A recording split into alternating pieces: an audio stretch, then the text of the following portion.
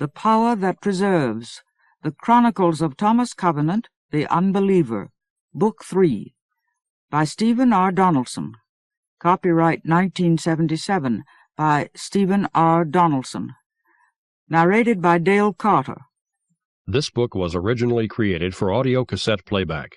Any announcements concerning cassettes do not apply to this recording. This version contains markers allowing direct access to major portions of the book. From the book jacket. Twice before, Thomas Covenant had been summoned to the land, the strange other world where magic worked. Twice he had been forced to join with the lords of Revelstone in their war against Lord Foul, the ancient enemy of the land.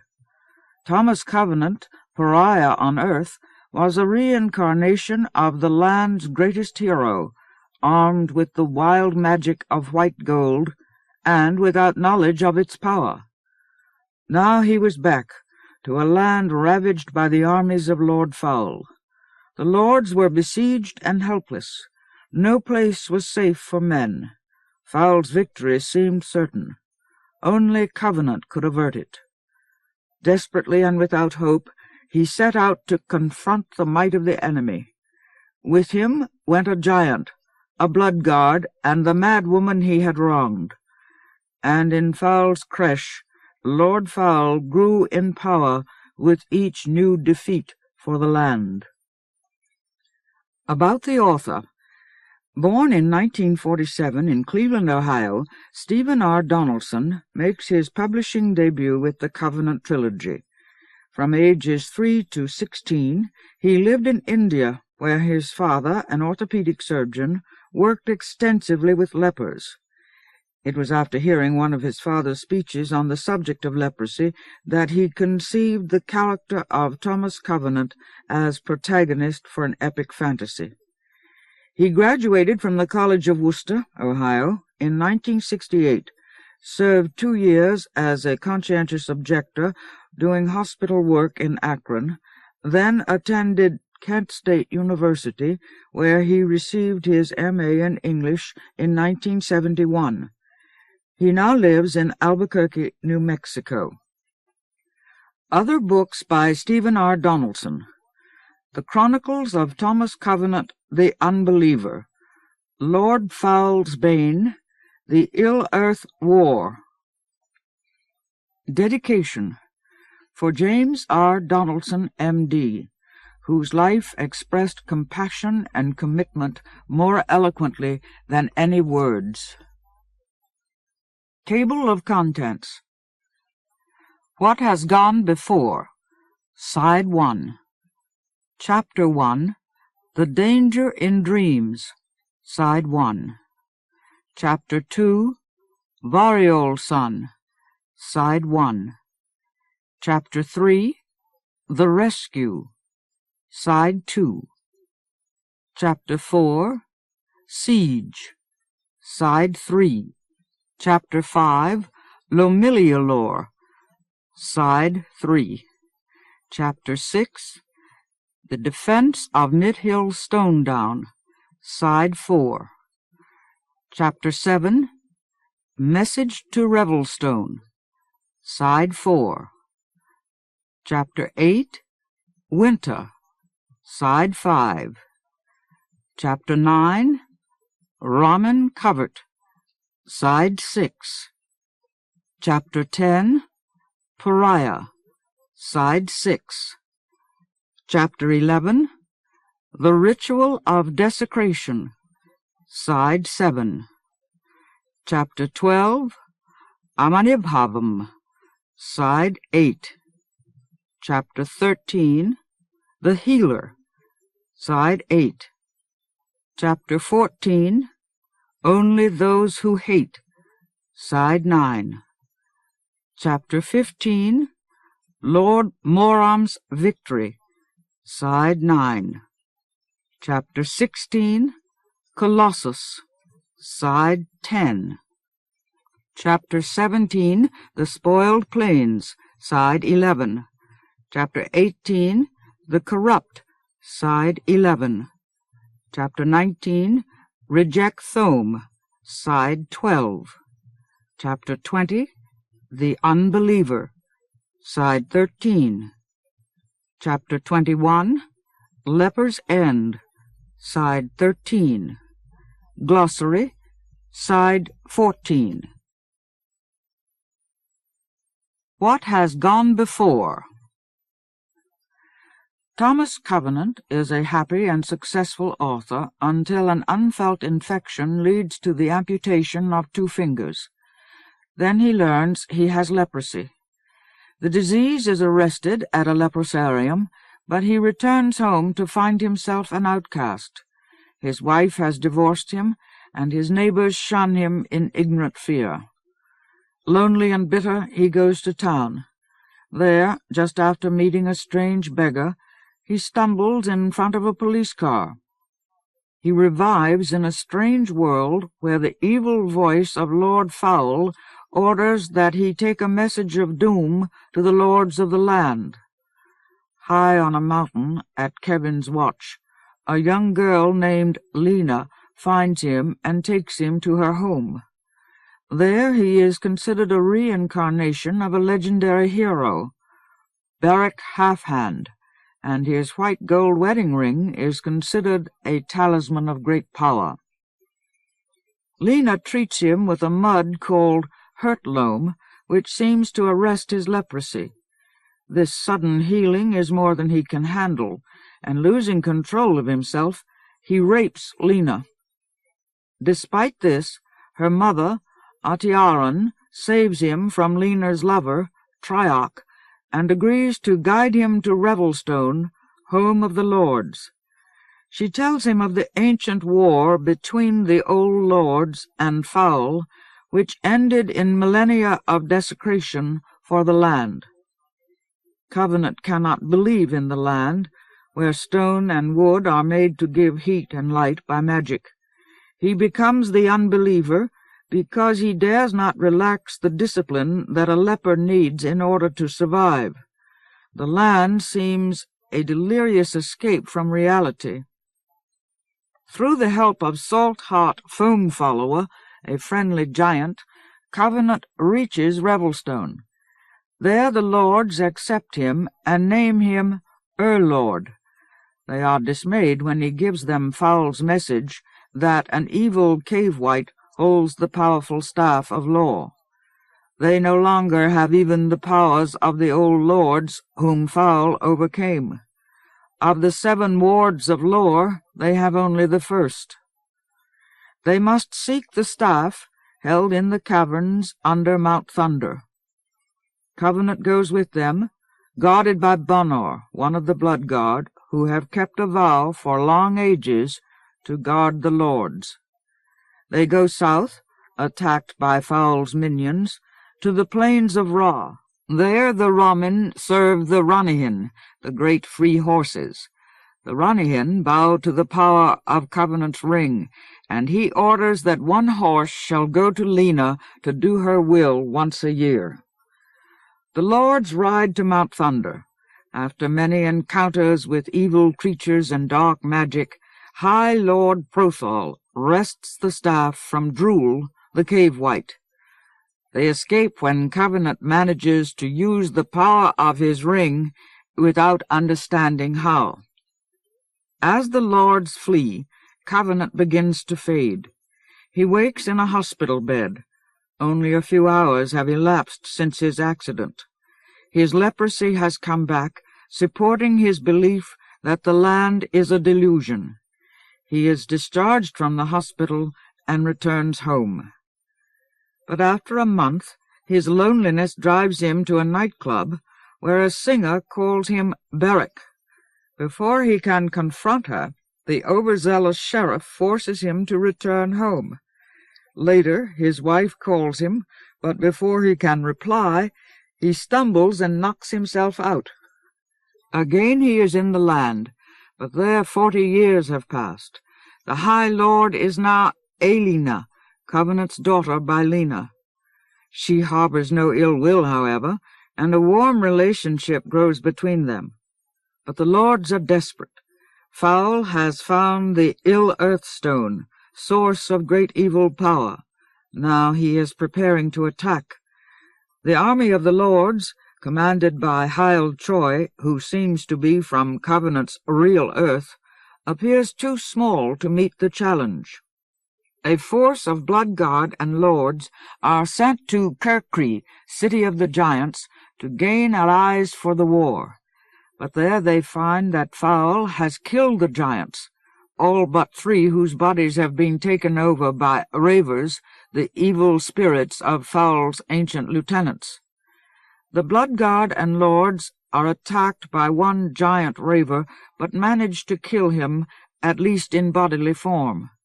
The blood guard unfortunately take the piece of the ill-earth stone the raver carried, intending to return it to the lords. Some of the other lords travel to Revelwood, a city in a vast tree where the lore is taught. From there, Hyle Troy takes his army south, accompanied by Lord Moram. In a desperate attempt, he meets the army of Lord Foul, commanded by another giant raver. Troy is forced to flee. Finally, he retreats to Garrotting Deep, where the last of the ancient sentient trees are guarded by Carroil Wildwood, a powerful forestall. Wildwood saves the last of Troy's army and destroys the enemy. He hangs the raver, forcing the evil spirit to suffer and leave the giant body. Meanwhile, Aelina has taken Covenant and their blood guard toward the mysterious Melanchurion Skyweir, a great mountain near Garrotting Deep. They are led by Amok, a strange servant of Kevin's lore, who can guide them to the ancient mysteries. They find a way into the heart of the mountain, where Amok ages and vanishes. Aelina, against the pleas of Covenant, drinks from the water Amok has shown her. In doing so, she gains the power of command. Arrogantly she summons the spirit of Lord Kevin and commands that he destroy Foul. But Foul overcomes Kevin's shade easily, and Kevin then turns against Aelina and the Staff of Law, eventually killing her. Covenant and Bonor escape down a river that flows out of the mountain. Covenant is sick with self-loathing and grief, blaming himself for Aelina's death. They meet Troy and Lord Moram near Garrotting Deep. Carroil Wildwood sends Moram home, but he turns Hyle Troy into a tree to become an apprenticed forestall, and Covenant again fades from the land. He recovers consciousness in his home. His leprosy is again in his body, his forehead is wounded from his fall, and his wife has long since hung up.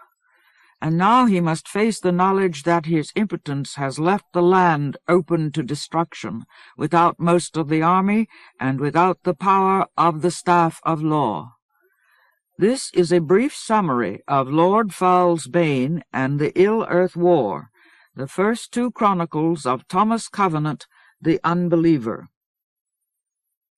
Be true, Unbeliever. Chapter 1. The Danger in Dreams. Thomas Covenant was talking in his sleep. At times he knew what he was doing. The broken pieces of his voice penetrated his stupor dimly, like flickers of innocence. But he could not rouse himself. The weight of his exhaustion was too great. He babbled, like millions of people before him, whole or ill, true or false. But in his case there was no one to hear. He would not have been more alone if he had been the last dreamer left alive. When the shrill demand of the phone cut through him, he woke up wailing. For a moment after he threw himself upright in bed, he could not distinguish between the phone and his own flat terror. Both echoed like torment through the fog in his head. Then the phone rang again. It pulled him sweating out of bed, compelled him to shamble like a derelict into the living room, forced him to pick up the receiver. His numb, disease-cold fingers fumbled over the black plastic, and when he finally gained a grip on it, he held it to the side of his head like a pistol. He had nothing to say to it, so he waited in blankness for the person at the other end of the line to speak. A woman's voice asked uncertainly, "Mr. Covenant? Thomas Covenant?" "Yes," he murmured, then stopped, vaguely surprised by all the things he had with that one word admitted to be true. "Ah, Mr. Covenant," the voice said. "Megan Roman calling." When he said nothing, she added with a touch of acerbity, "Your lawyer, remember?" But he did not remember. He knew nothing about lawyers. Numb mist confused all the links of his memory. Despite the metallic distortion of the connection, her voice sounded distantly familiar, but he could not identify it. She went on, "Mr. Covenant, I've been your lawyer for 2 years now. What's the matter with you? Are you all right?" The familiarity of her voice disturbed him. He did not want to remember who she was. Dully he murmured, "It doesn't have anything to do with me." "Are you kidding? I wouldn't have called if it didn't have to do with you." "I wouldn't have anything to do with it if it weren't your business." Irritation and discomfort scraped together in her tone. No, he did not want to remember. For his own benefit he strained to articulate. "The law doesn't have anything to do with me. She broke it. Anyway, it can't touch me." "You better believe it can touch you, and you better listen to me. I don't know what's wrong with you, but—" He interrupted her. He was too close to remembering her voice. "No," he said again, "it doesn't bind me. I'm outside, separate. It can't touch me. Law is—" He paused for a moment, groped through the fog for what he wanted to say. "Not the opposite of despite." Then, in spite of himself, he recognized her voice. Through the disembodied inaccuracy of the phone line, he identified her. Elena. A sickness of defeat took the resistance out of him. She was saying, "What you're talking about? I'm your lawyer, Megan Roman, and if you think the law can't touch you, you'd better listen to me. That's what I'm calling about." "Yes," he said hopelessly.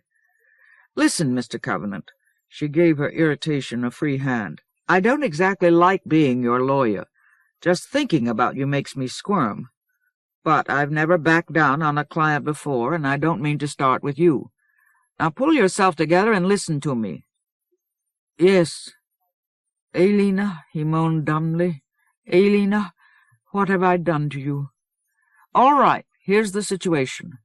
That unfortunate escapade of yours, Saturday night, has brought matters to a head. Did you have to go to a nightclub, Mr. Covenant? A nightclub, of all places?" "I didn't mean it." He could think of no other words for his contrition. "Well, it's done now. Sheriff Litton is up in arms. You've given him something he can use against you.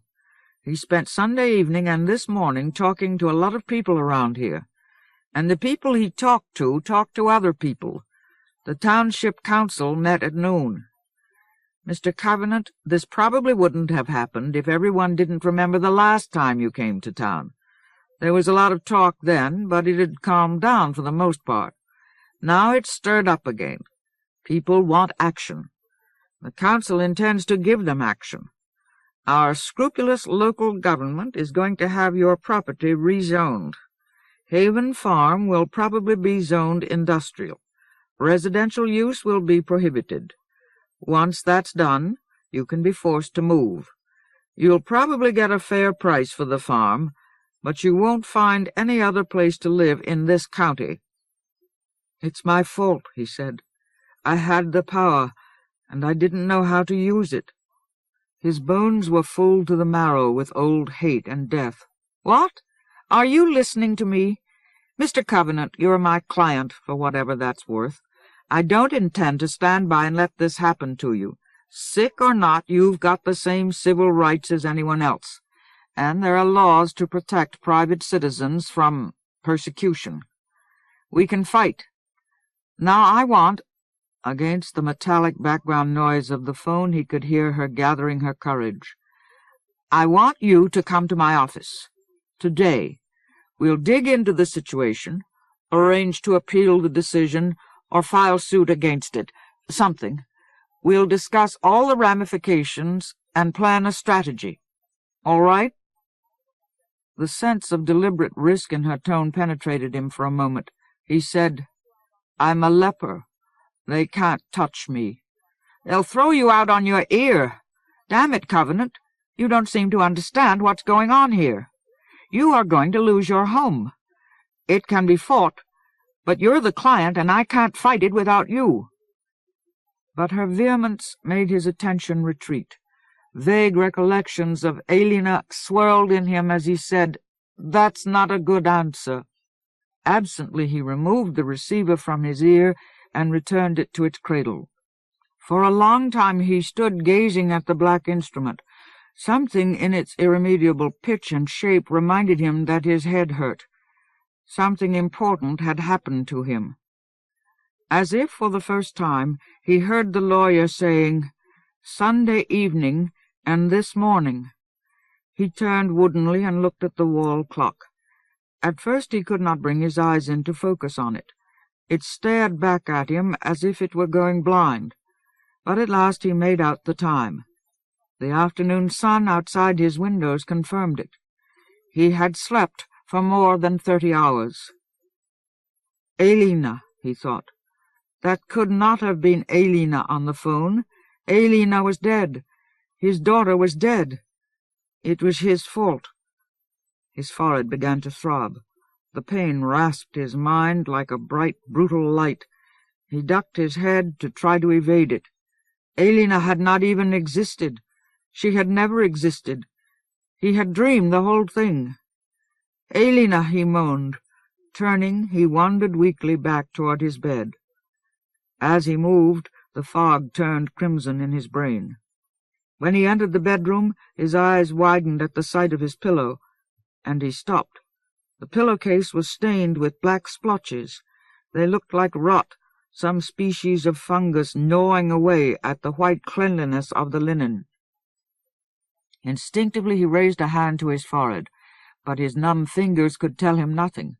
The illness that seemed to fill the whole inside of his skull began laughing.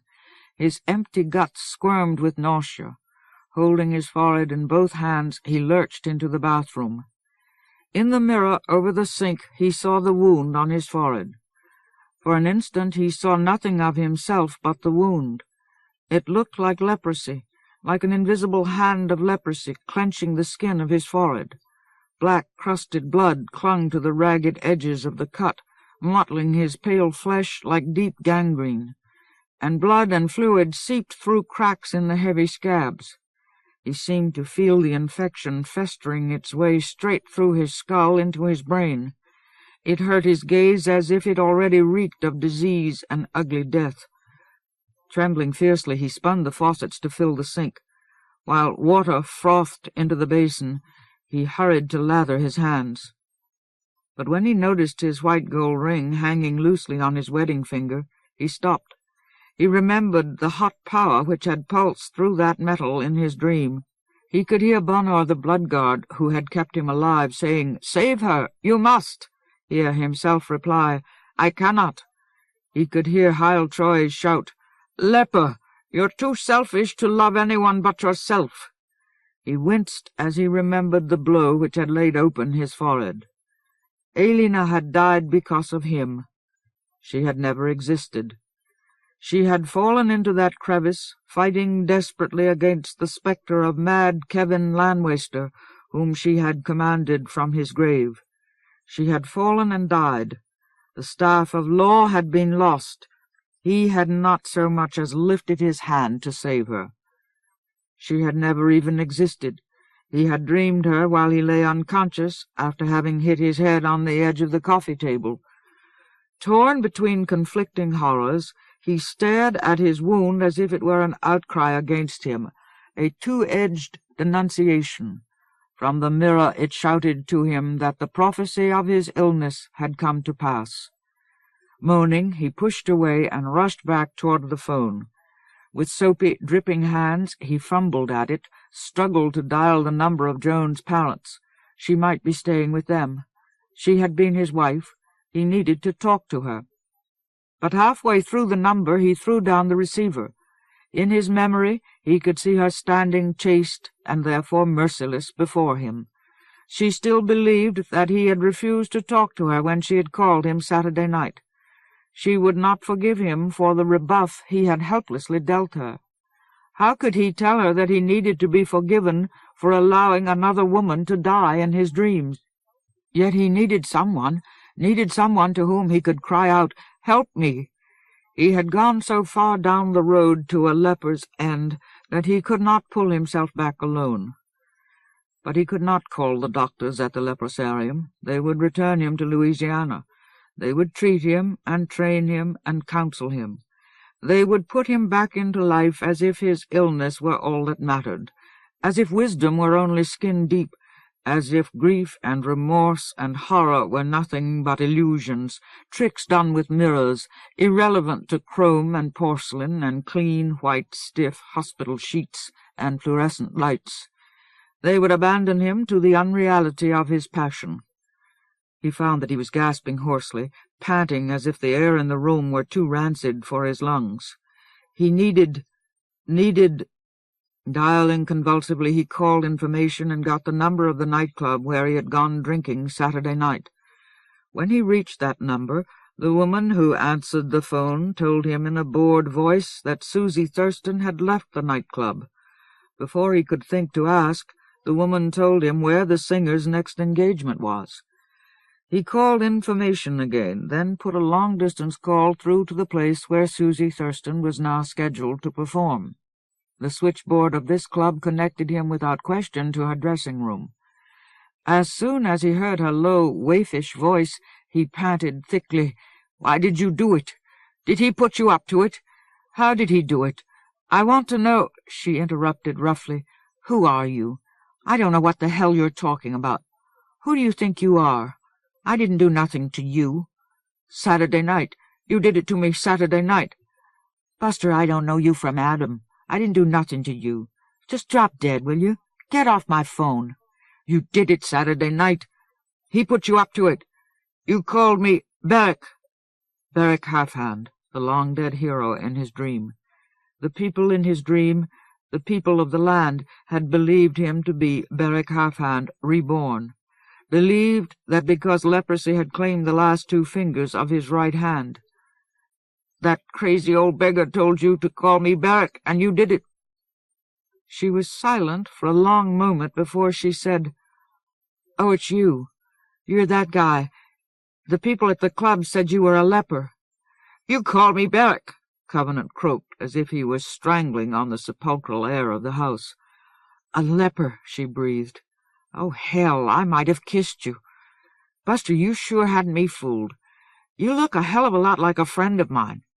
"Beric," Covenant groaned. "What?" "Beric. You heard me wrong. I said Barrett. Barrett Williams is a friend of mine. He and I go way back. I learned a lot from him, but he was 3/4 crocked all the time.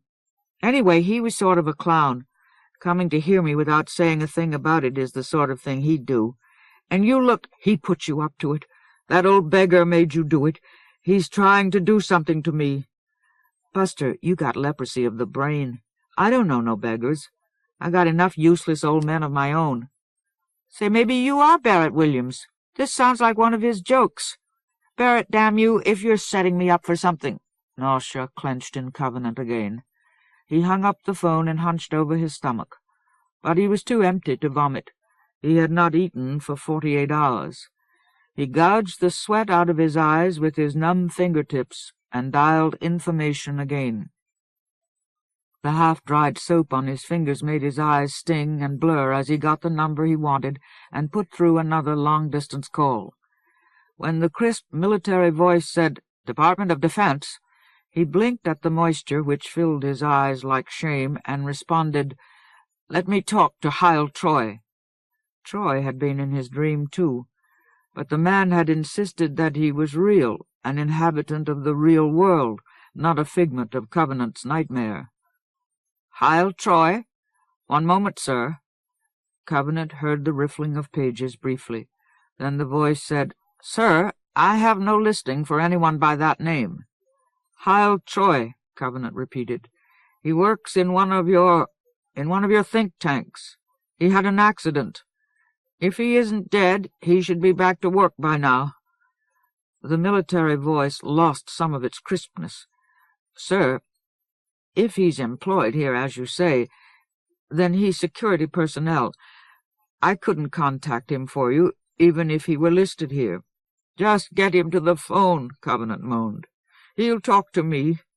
"What is your name, sir?" "He'll talk to me." "Perhaps he will. I still need to know your name." "Oh, hell!"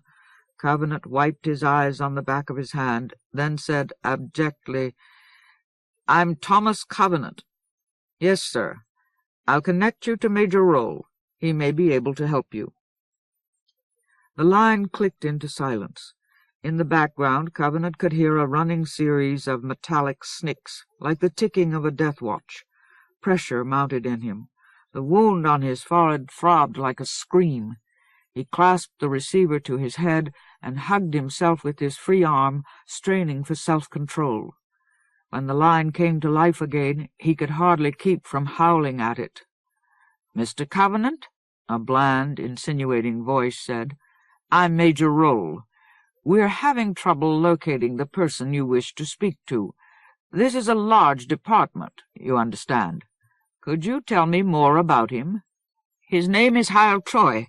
He works in one of your think tanks. He's blind." The words trembled between Covenant's lips as if he were freezing. "Blind, you say? Mr. Covenant, you mentioned an accident. Can you tell me what happened to this Hyle Troy? Just let me talk to him. Is he there or not?" The Major hesitated, then said, "Mr. Covenant, we have no blind men in this department. Could you give me the source of your information? I'm afraid you're the victim of—" Abruptly, Covenant was shouting, raging. "He fell out of a window and his apartment caught fire, and he was killed. He never even existed." With a savage heave, he tore the phone cord from its socket, then turned and hurled it at the clock on the living-room wall. The phone struck the clock and bounced to the floor as if it were impervious to injury, but the clock shattered and fell in pieces. "He's been dead for days. He never existed." In a paroxysm of fury, he lashed out and kicked the coffee table with one numb, booted foot. The table flipped over, broke the frame of Joan's picture as it jolted across the rug. He kicked it again, breaking one of its legs. Then he knocked over the sofa and leaped past it to the bookcases. One after another he heaved them to the floor. In moments, the neat leper's order of the room had degenerated into dangerous chaos. At once he rushed back to the bedroom. With stumbling fingers he tore the penknife out of his pocket, opened it, and used it to shred the blood-stained pillow. Then, while the feathers settled like guilty snow over the bed and bureaus, he thrust the knife back into his pocket and slammed out of the house. He went down into the woods behind Haven Farm at a run, hurrying toward the secluded hut which held his office. If he could not speak of his distress, perhaps he could write it down. As he flashed along the path, his fingers were already twitching to type out, "Help me! Help! Help! Help!" But when he reached the hut, he found that it looked as if he had already been there. Its door had been torn from its hinges, and inside the hulks of his typewriters lay battered amid the litter of his files and papers. The ruin was smeared with excrement, and the small rooms stank of urine. At first he stared at the wreckage as if he had caught himself in an act of amnesia. He could not remember having done this, but he knew he had not done it. It was vandalism, an attack on him like the burning of his stables days or weeks ago. The unexpected damage stunned him. For an odd instant he forgot what he had just done to his house. "I'm not a violent man," he thought dumbly. "I'm not." Then the constricted space of the hut seemed to spring at him from all the walls. A suffocating sensation clamped his chest. For the third time he ached to vomit and could not. Gasping between clenched teeth, he fled into the woods. He moved aimlessly at first, drove the inanition of his bones as fast as he could deep into the woodland with no aim except flight. But as sunset filled the hills, cluttered the trails with dusk, he bent his steps toward the town. The thought of people drew him like a lure. While he stumbled through the twilit spring evening, odd, irrational surges of hope jabbed his heart. At erratic intervals he thought that the mere sight of a forthright, unrecriminating face would steady him, bring the extremities of his plight back within his grasp. He feared to see such a face. The implicit judgment of its health would be beyond his endurance. Yet he jerked unevenly on through the woods like a moth fluttering in half-voluntary pursuit of immolation. He could not resist the cold siren of people, the allure and pain of his common mortal blood. "Help!" he winced as each cruel hope struck him. "Help me!"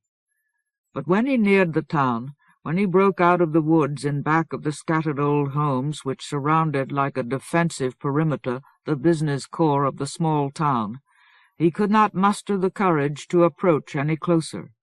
The bright-lit windows and porches and driveways seemed impassable. He would have to brave too much illumination, too much exposure, to reach any door, whether or not it would welcome him. Night was the only cover he had left for his terrible vulnerability. Whimpering in frustration and need, he tried to force himself forward. He moved from one house to house, searching for anyone, which might offer him some faint possibility of consolation. But the lights refused him. The sheer indecency of thrusting himself upon unwitting people in their homes joined his fear to keep him back. He could not impose on the men and women who lived in sanctuary behind the brightness. He could not carry the weight of any more victims. In this way, dodging and ducking around the outskirts of the community like a futile ghost, a ghoul impotent to horrify, he passed the houses, and then returned as he had come, made his scattered way back to Haven Farm like a dry leaf, brittle to the breaking point, and apt for fire. At acute times during the next 3 days he wanted to burn his house down, put it to the torch, make it the pyre or charnel of his uncleanness. And in many less savage moods he ached to simply slit his wrists, open his veins, and let the slow misery of his collapse drain away. But he could not muster the resolution for either act. Torn between horrors, he seemed to have lost the power of decision. The little strength of will that remained to him he spent in denying himself food and rest. He went without food because he had fasted once before, and that hunger had helped to carry him through a forest of self-deceptions to a realization of the appalling thing he had done to Lena, Alina's mother. Now he wanted to do the same. He wanted to cut through all excuses, justifications, digressions, defenses, and meet his condition on its darkest terms. If he failed to do this, then any conclusion he reached would be betrayed from birth, like Alina, by the inadequacy of his rectitude or comprehension. But he fought his bone-deep need for rest because he was afraid of what might happen to him if he slept. He had learned that the innocent did not sleep. Guilt began in dreams. Neither of these abnegations surpassed him. The nausea lurking constantly in the pit of his stomach helped him to keep from food, and the fever of his plight did not let him go. It held and rubbed him like a harness. He seemed to have the galls of it on his soul. Whenever the penury of his resources threatened him, he gusted out of his house like a lost wind, and scudded through the hills for miles up and down the wooded length of Writer's Creek. And when he could not rouse himself with exertion, he lay down across the broken furniture in his living room, so that if he dozed, he would be too uncomfortable to rest deeply enough for dreams. In the process, he did nothing to care for his illness, his VSE, the visual surveillance of extremities, on which his struggle against leprosy depended, and other self-protective habits he neglected as if they had lost all meaning for him. He did not take the medication which had at one time arrested the spreading of his disease. His forehead festered. Cold numbness gnawed its slow way up the nerves of his hands and feet. He accepted such things, ignored his danger. It was condign. He deserved it. Nevertheless, he fell into the same fey mood every evening. In the gloom of twilight, his need for people became unendurable. It drew him spitting and gnashing his teeth to the outer darkness beyond the home lights of the town. Night after night he tried to drive himself to the door of a home, any home, but he could not raise his courage high enough to accost the lights. People within a stone's throw of him remained as unattainable as if they occupied another world. Each night he was thrown back for companionship on the unrelieved aspect of his own weakness, and on the throbbing ache which filled his skull as the infection in his forehead grew. Elena had died because of him. She was his daughter, and he had loved her, yet he had trapped her into death. She had never even existed. He could find no answer to it. Then, Thursday night, the pattern of his decline was broken for him. In the process of his futile ghosting, he became aware of sounds on the dark breeze. A tone rose and fell like a voice in oratory, and between its stanzas he heard singing. Disembodied in the darkness, the voices had a tattered, mournful air, like an invitation to a gathering of damned souls, verses and chorus responding in dolor to each other. Elena had been a singer, daughter of a family of singers. Fumbling his way through the benighted outskirts of the town, he followed the reft sorrow of the music. It led him past the houses, around the town, down the road to the barren field which served as a parade ground whenever the town celebrated a patriotic occasion. A few people were still hurrying toward the field as if they were late, and Covenant avoided them by staying off the road. When he reached the parade ground, he found that a huge tent had been erected in its center. All the sides of the tent were rolled up so that the light of pressure lanterns shone vividly from under the canvas. People filled the tent. They were just sitting down on benches after singing, and during the movement several ushers guided the latecomers to the last empty seats. The benches faced in tight rows toward a wide platform at the front of the tent, where 3 men sat. They were behind a heavy pulpit, and behind them stood a makeshift altar, hastily hammered together out of pine boards and bleakly adorned by a few crooked candles and a dull, battered gold cross. As the people settled themselves on the benches, one of the men on the platform, a short, fleshy man, dressed in a black suit and a dull white shirt, got to his feet and stepped to the pulpit. In a sonorous, compelling voice, he said, "Let us pray." All the people bowed their heads. Covenant was on the verge of turning away in disgust, but the quiet confidence of the man's tones stayed him. He listened unwillingly as the man folded his hands on the pulpit and prayed gently. "Dear Jesus, our Lord and Savior, please look down on the souls that have come together here. Look into their hearts, Lord. See the pain and the hurt and the loneliness and the sorrow, yes, and the sin, and the hunger for you in their hearts. Comfort them, Lord. Help them, heal them. Teach them the peace and the miracle of prayer in thy true name. Amen." Together the people responded, "Amen." The man's voice tugged at Covenant. He heard something in it that sounded like sincerity, like simple compassion. He could not be sure. He seemed to have learned what little he knew about sincerity in dreams.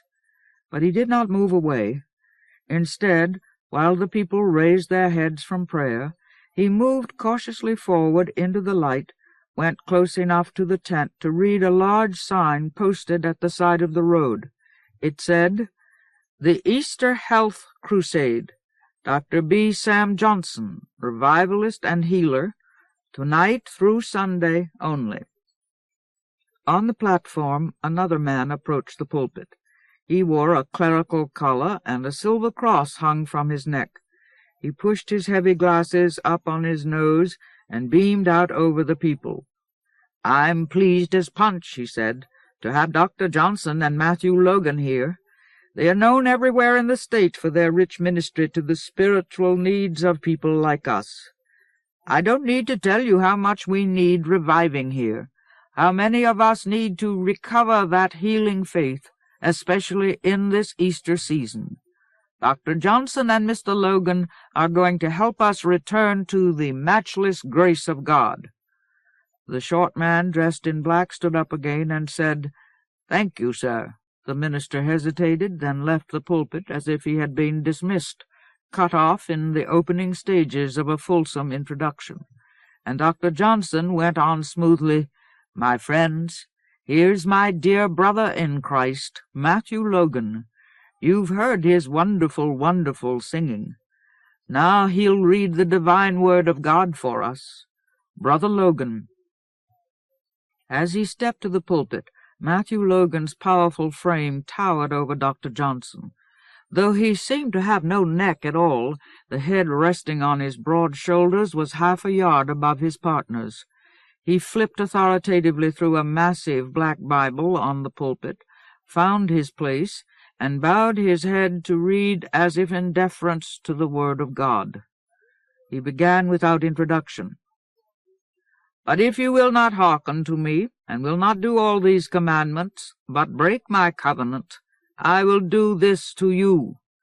I will appoint over you sudden terror, consumption, and fever that waste the eyes and cause life to pine away. And you shall sow your seed in vain, for your enemies shall eat it. Those who hate you shall rule over you, and you shall flee when none pursues you. I will make your heavens like iron, and your earth like brass, and your strength shall be spent in vain, for your land shall not yield its increase, and the trees of the land shall not yield their fruit. Then if you walk contrary to me, and will not hearken to me, I will bring more plagues upon you, sevenfold as many as your sins. And I will let loose the wild beasts among you, which shall rob you of your children, and destroy your cattle, and make you few in number, so that your ways shall become desolate. I also will walk contrary to you, and I will bring a sword upon you, and shall execute vengeance for the covenant. And if you gather within your cities, I will send pestilence among you, and you shall be delivered into the hand of the enemy." As Matthew Logan rolled out the words, Covenant felt their spell falling on him. The promise of punishment caught at his heart. It snared him as if it had been lying in ambush for his grey, gaunt soul.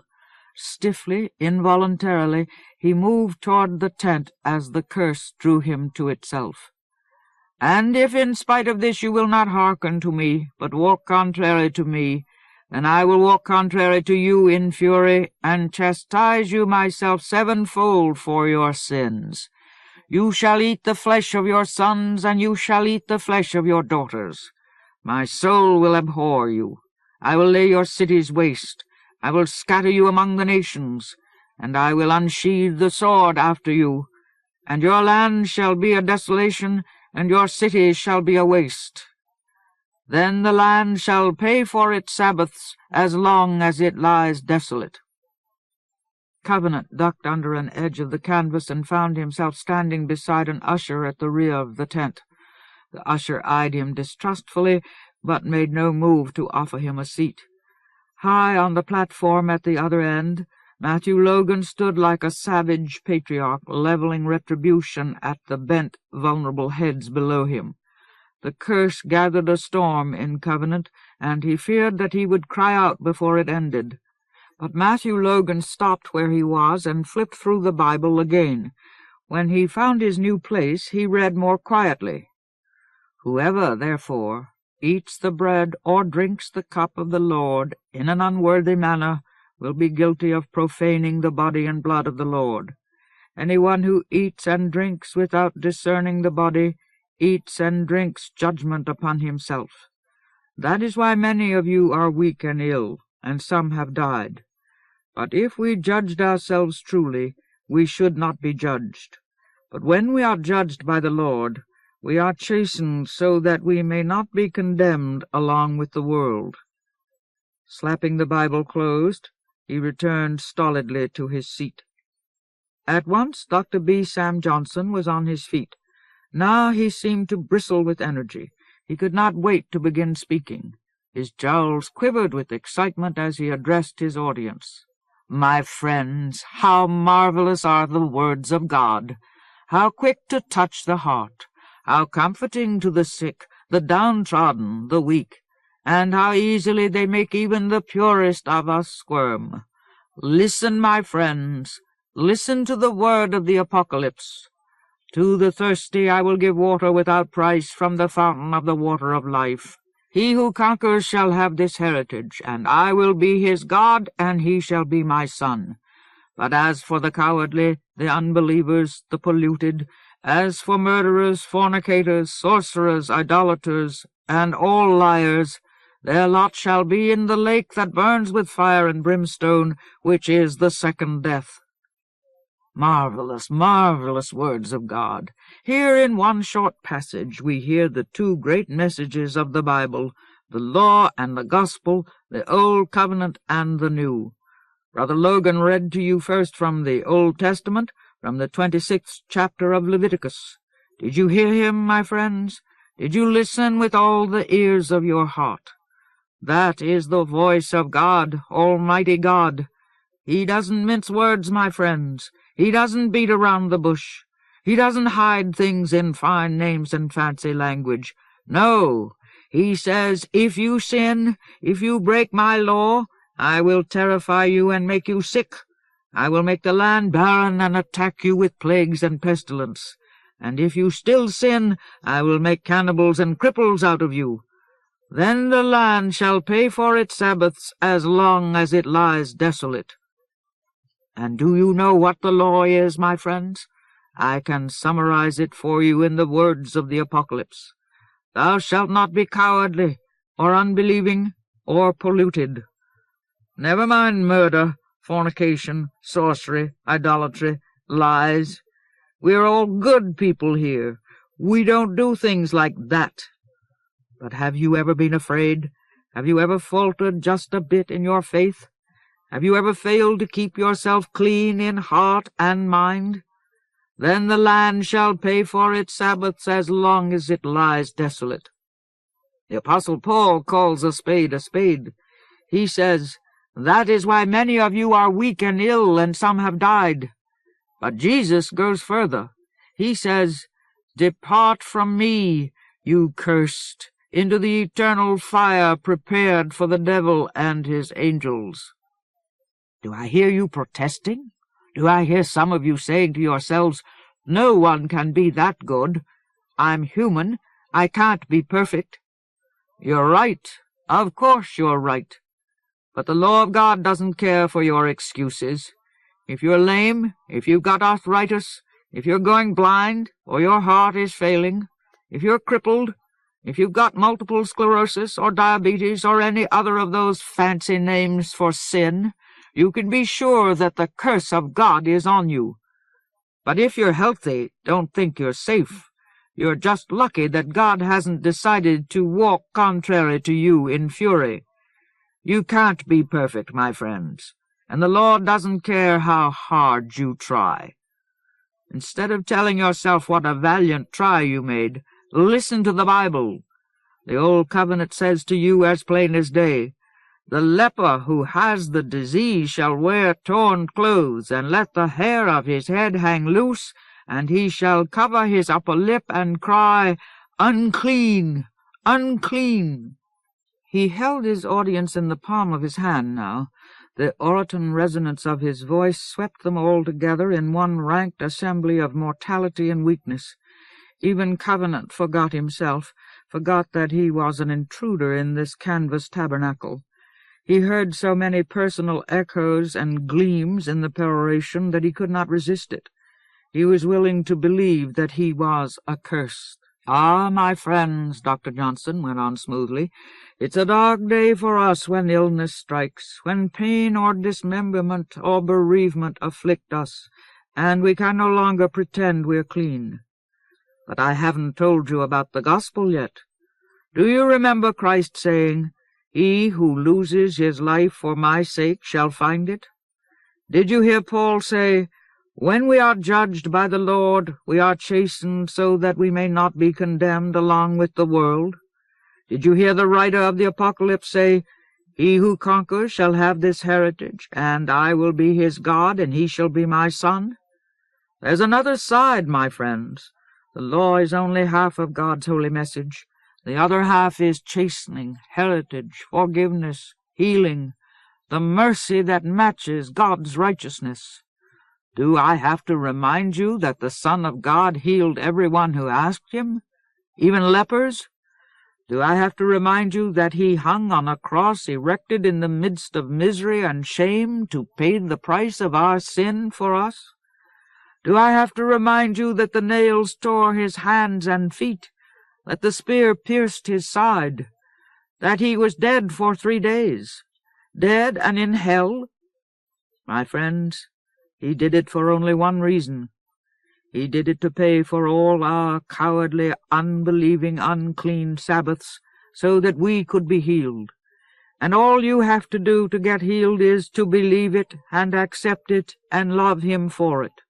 All you have to do is say with the man whose child was dying, 'I believe, help my unbelief.'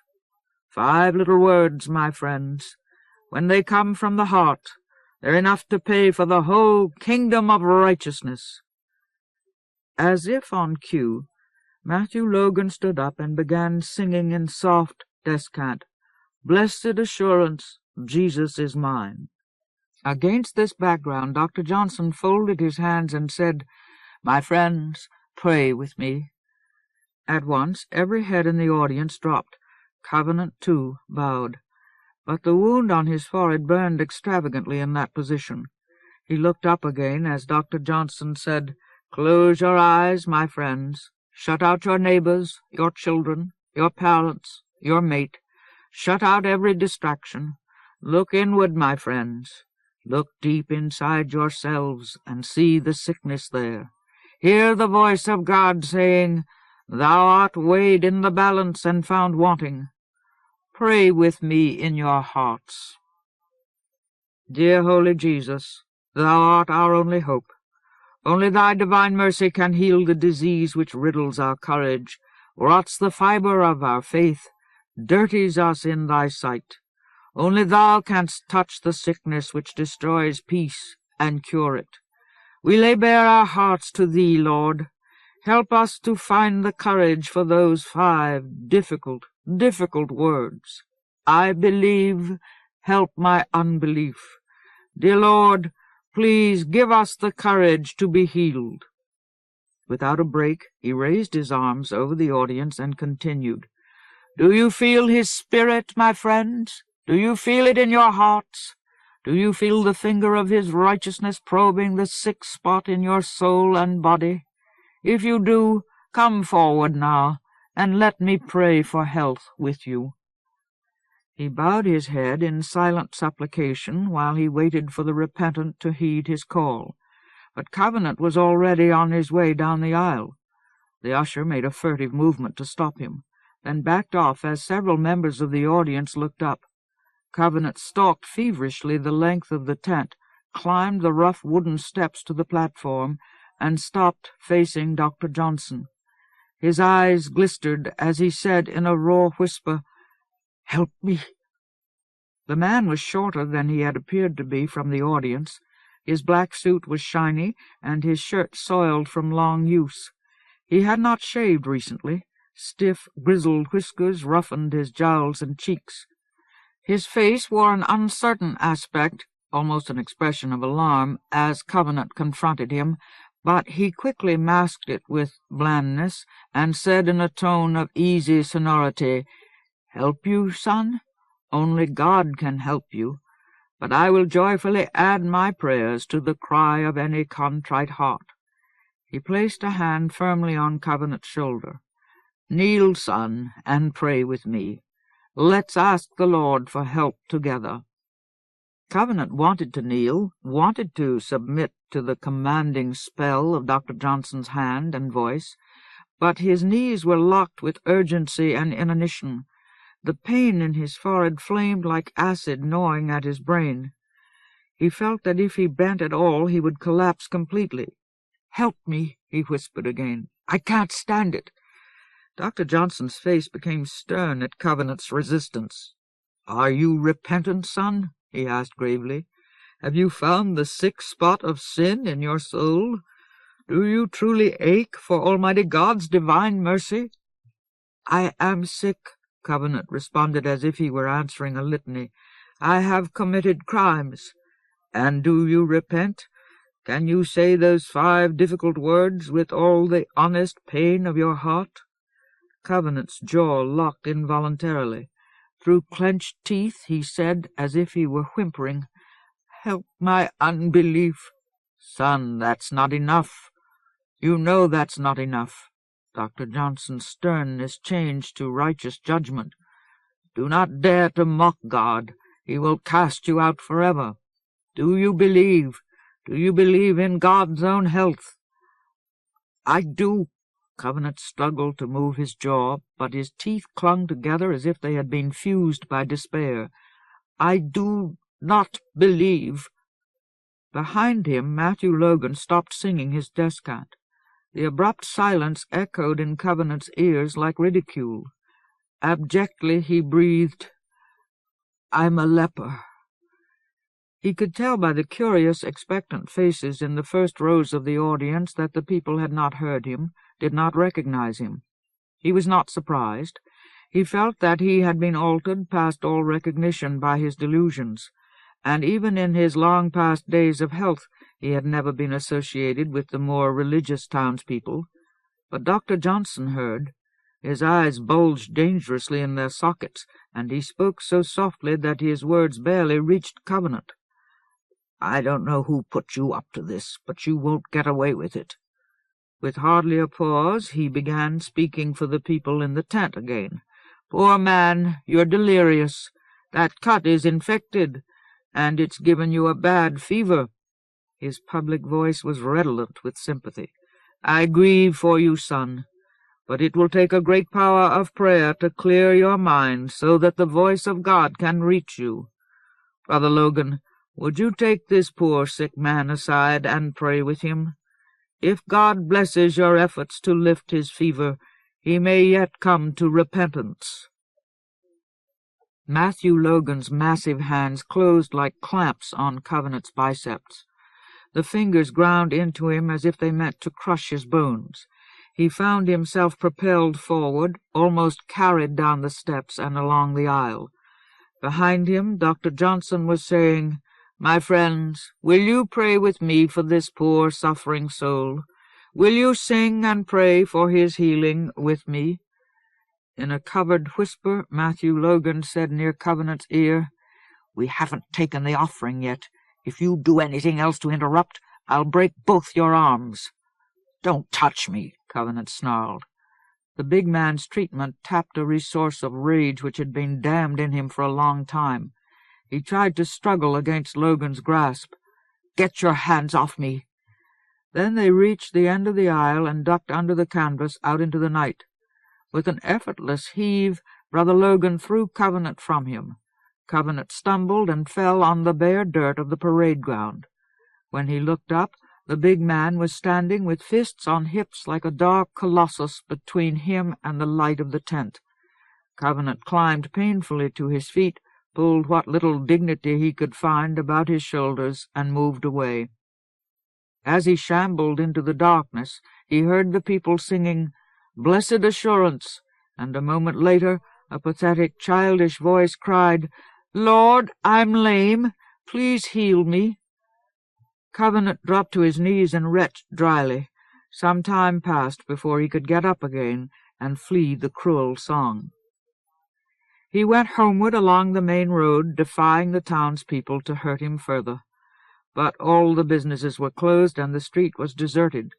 He walked like a flicker of darkness under the pale yellow street lamps, past the high, belittling giant heads on the columns of the courthouse, made his way unmolested out the end of town toward Haven Farm.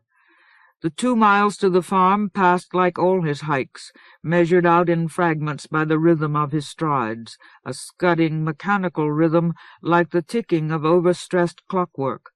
The mainspring of his movement had been wound too tight. It was turning too fast, rushing to collapse. But a change had taken place in the force which drove him. He had remembered hate.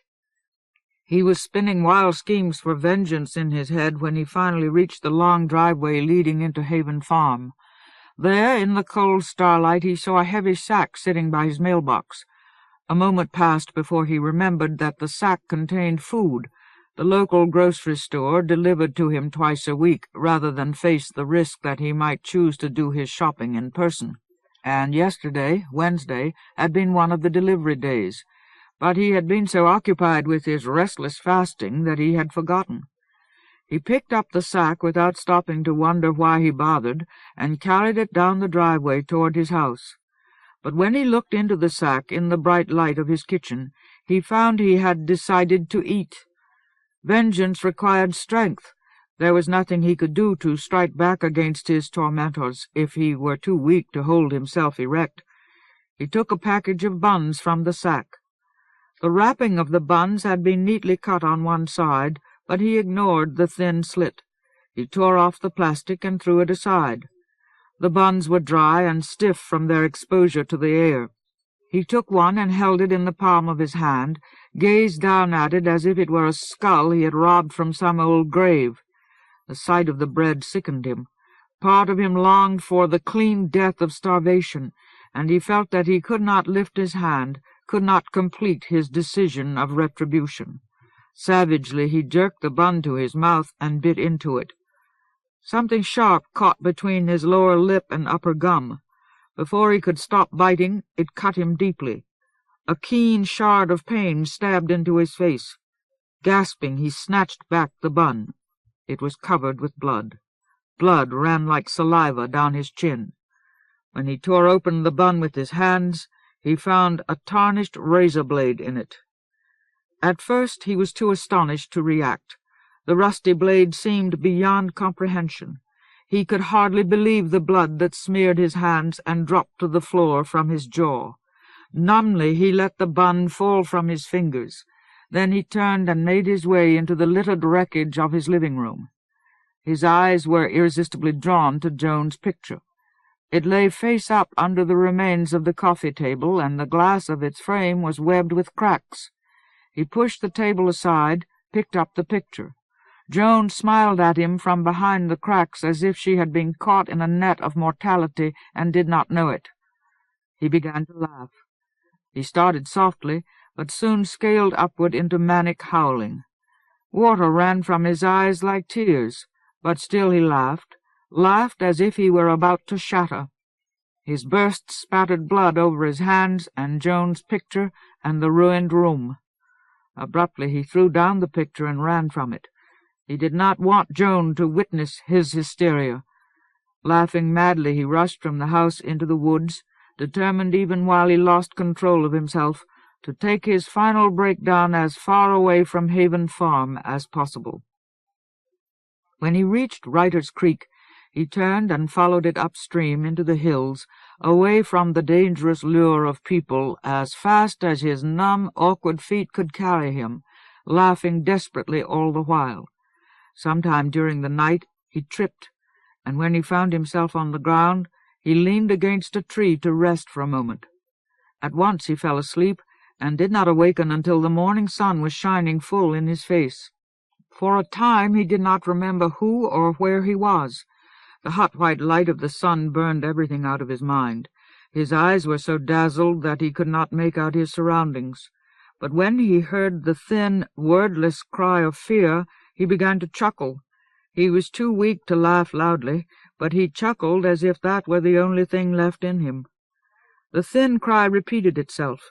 Inspired by it, he managed a fuller laugh and started to struggle to his feet, but the effort weakened him. He had to stop laughing to catch his breath. Then he heard the cry again, a child's shriek of terror. Supporting himself on the tree, he looked around, peering through his sun-blindness at the dim shapes of the woods. Gradually he became able to see. He was perched high on a hill in the woods. Most of the branches and bushes were bursting with green spring leaves. A few yards from him, Writer's Creek tumbled gaily down the rocky hillside and wandered like a playful silver trail away among the trees. Most of the hill below him was free of brush because of the rockiness of the soil. Nothing obscured his downward view. An odd splotch of color at the bottom of the hill caught his attention. With an effort he focused his eyes on it. It was cloth, a light blue dress worn by a child, a little girl perhaps 4 or 5 years old. She stood half-turned toward him, with her back pressed against the black, straight trunk of a tall tree. She seemed to be trying to push herself into the wood, but the indifferent trunk refused to admit her. She was screaming continuously now, and her cries begged at the anguish in his mind. As she yelled, she stared in unmasked terror at the ground 2 or 3 feet in front of her. For a moment, Covenant could not see what she was looking at, but then his ears discerned the low, buzzing noise, and he picked out the ominous brown shaking of the rattle. The timber rattler was coiled less than a yard from the girl's bare legs. Its head bobbed as if it were searching for the perfect place to strike. He recognized her terror now. Before the shout had a chance to burst past his blood-caked lips, he pushed himself away from the tree and started running down the hill. The slope seemed interminably long, and his legs were hardly strong enough to sustain him. At each downward plunge his muscles gave, and he almost fell to his knees. But the child's irrefusable fear held him up. He did not look at the snake. He fixed his eyes on her bare shins, concentrated himself on the importance of reaching her before the rattler's fangs jabbed into her flesh. The rest of her was blurred in his sight, as if she did not exist apart from her peril. With each shrill cry she begged him to hurry. But he was not watching his footing. Before he had covered half the distance, he tripped, pitched headlong down the hill, tumbled and bounced over the rough rocks. For an instant he protected himself with his arms, but then his head smacked against a broad facet of stone in the hillside. He seemed to fall into the stone as if he were burying his face in darkness. The hard surface of it broke over him like a wave. He could feel himself plunging deep into the rock's granite essence. "No," he cried. "No, not now." He fought it with every jot of his strength, but it surpassed him. He sank into it as if he were drowning in stone. Chapter 2. Variol-son. High Lord Moram sat in his private chambers deep in Revelstone.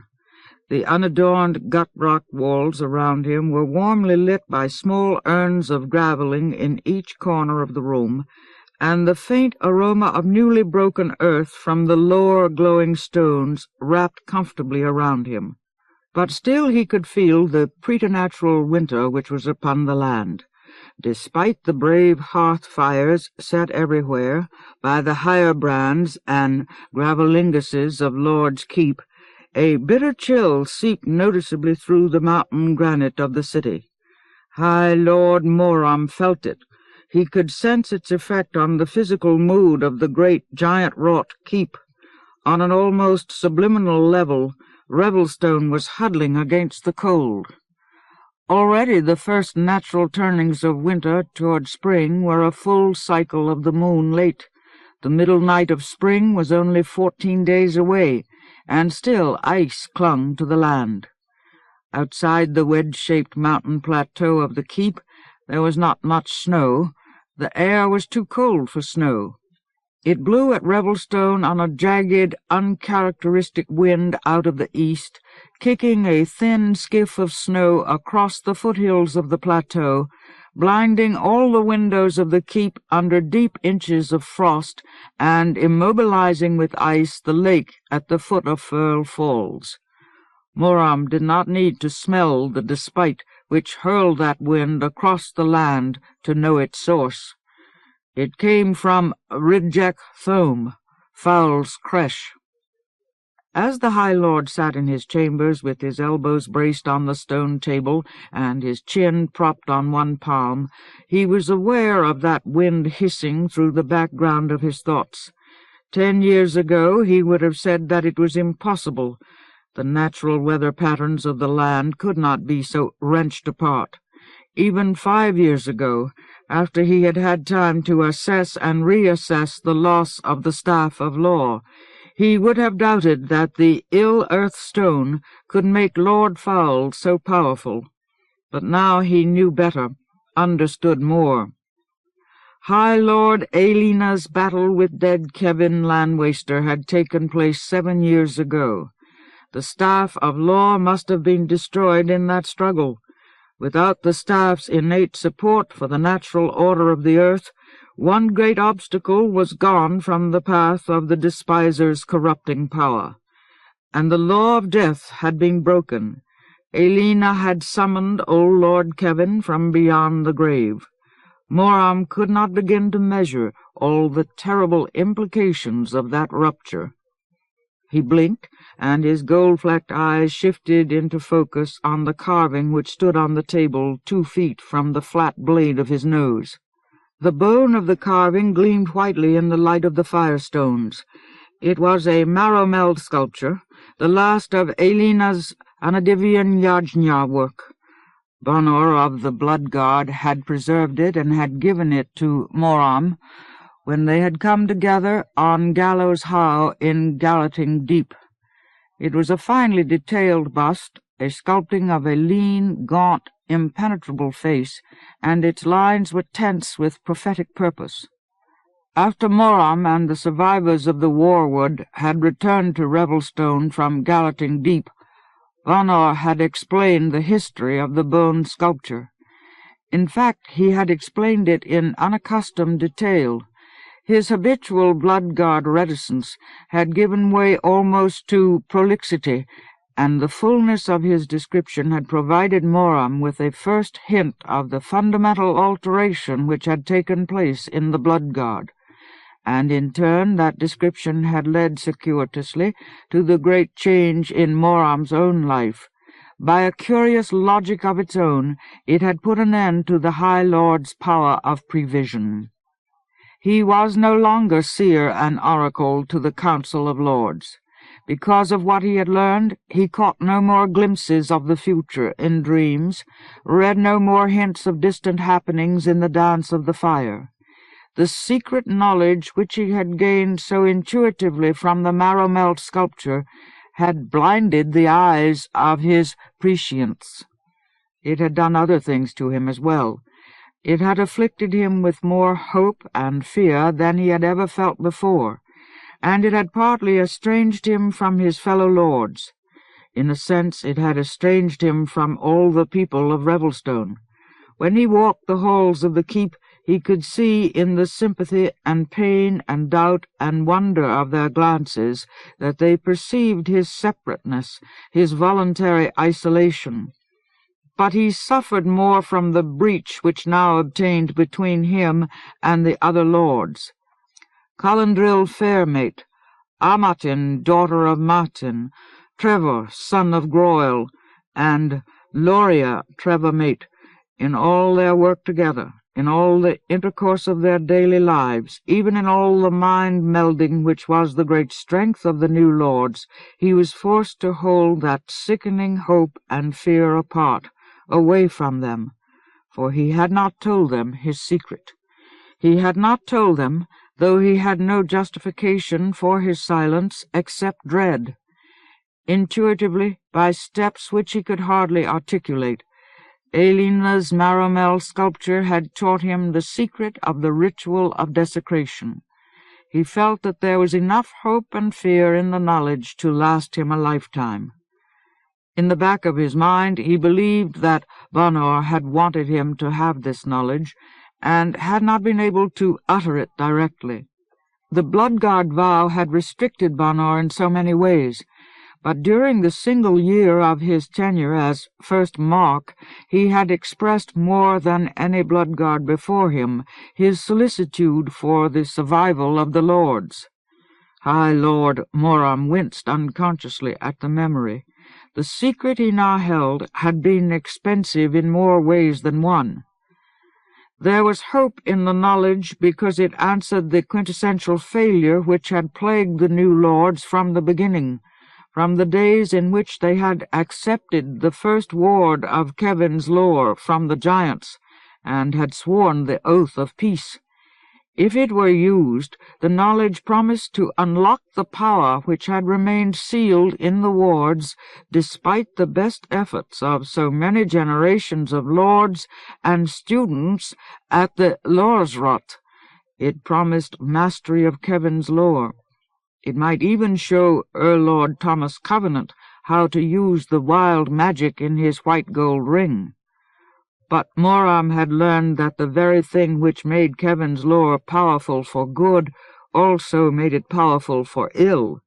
If Kevin, son of Lorik, had not had that particular capacity for power, he would not have been able to desecrate the land. If Moram shared his knowledge, any lord who wished to re-invoke the ritual would not be forced to rely upon an instinctive distrust of life. That knowledge violated the oath of peace. To his horror, Moram had come to perceive that the oath itself was the essential blindness, the incapacity which had prevented the new lords from penetrating to the heart of Kevin's lore. When the first new lords, and all the land with them, had taken the oath, articulated their highest ideal and deepest commitment by forswearing all violent, destructive passions, all human instincts for murder and ravage and contempt, when they had bound themselves with the oath, they had unwittingly numbed themselves to the basic vitality of the old lord's power. Therefore, High Lord Moram feared to share his secret. It was a strength which could only be used if the wielders denied the most basic promise of their lives. It was a weapon which could only be used by a person who had cast down all defenses against despair. And the temptation to use that weapon would be strong, perhaps irrefusable. Moram did not need oracular dreams to foresee the peril which Lord Foul the Despiser was preparing for the defenders of the land. He could feel it in the frigid winter wind, and he knew that Trothgard was already under attack. The siege of Revelwood was under way even while he sat in his private quarters, staring morosely at a maromeld sculpture. He could taste in his own mouth the desperation which had led High Lord Kevin to Kyril Threndor and the Ritual of Desecration. Power was dreadful and treacherous. When it was not great enough to accomplish its wielder's desires, it turned against the hands which held it. High Lord Aelina's fate only repeated the lesson of Kevin Landwaster. He had possessed far more power than the new lords could ever hope for, now that the staff of law was gone, and all his might had achieved nothing but his own ineluctable despair and the ruin of the land. Moram feared to share that danger by revealing his secret. He was appalled to think he was in such peril himself. Yet this withholding of knowledge ran against every grain of his character. He believed intensely that the refusal to share knowledge demeaned both the denier and the denied. By keeping the secret to himself, he prevented Calandril and Amatin and Trevor and Loria and every lore warden or student of the staff from finding within themselves the strength to refuse desecration. He placed himself falsely in the position of a judge who had weighed them and found them wanting. For this reason, 10 years ago, he had argued passionately against the council's decision to withhold from Heil Troy the knowledge of Elena's parentage. That decision had lessened Troy's control over his own fate. Yet how could he, Moram, bear the responsibility of sharing his secret if that sharing led to the land's destruction? Better that the evil should be done by the despiser than by a lord. When he heard the abrupt knock at his door, he said, "Enter at once." He was expecting a message, and he knew from the sound of the knock who his visitor was. He did not look up from his contemplation of the sculpture, as Warmark Quan strode into the chamber and presented himself at the table. But Quan remained silent, and Moram sensed that the old Warmark was waiting to meet his gaze. With an inward sigh, the High Lord raised his head. In Quan's age and sun-weathered face he read that the news was not what they had hoped it would be. Moram did not offer Quan a seat. He could see that the Warmark preferred to stand. They had sat together often enough in the past. After all the experiences they had shared, they were old comrades, though Quan, who was 20 years younger than Moram, looked 20 years older, and the High Lord frequently found Quan's blunt, soldierly candor soothing. Quan was a follower of the sword, who had no desire to know any secrets of the staff.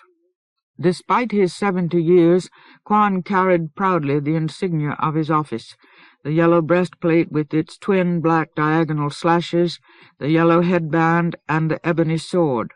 His gnarled hands hung at his sides as if they were ready to snatch up weapons at any moment, but his pale eyes were disquieted. Moram met the Warmark's gaze steadily and said, "Well, my friend?"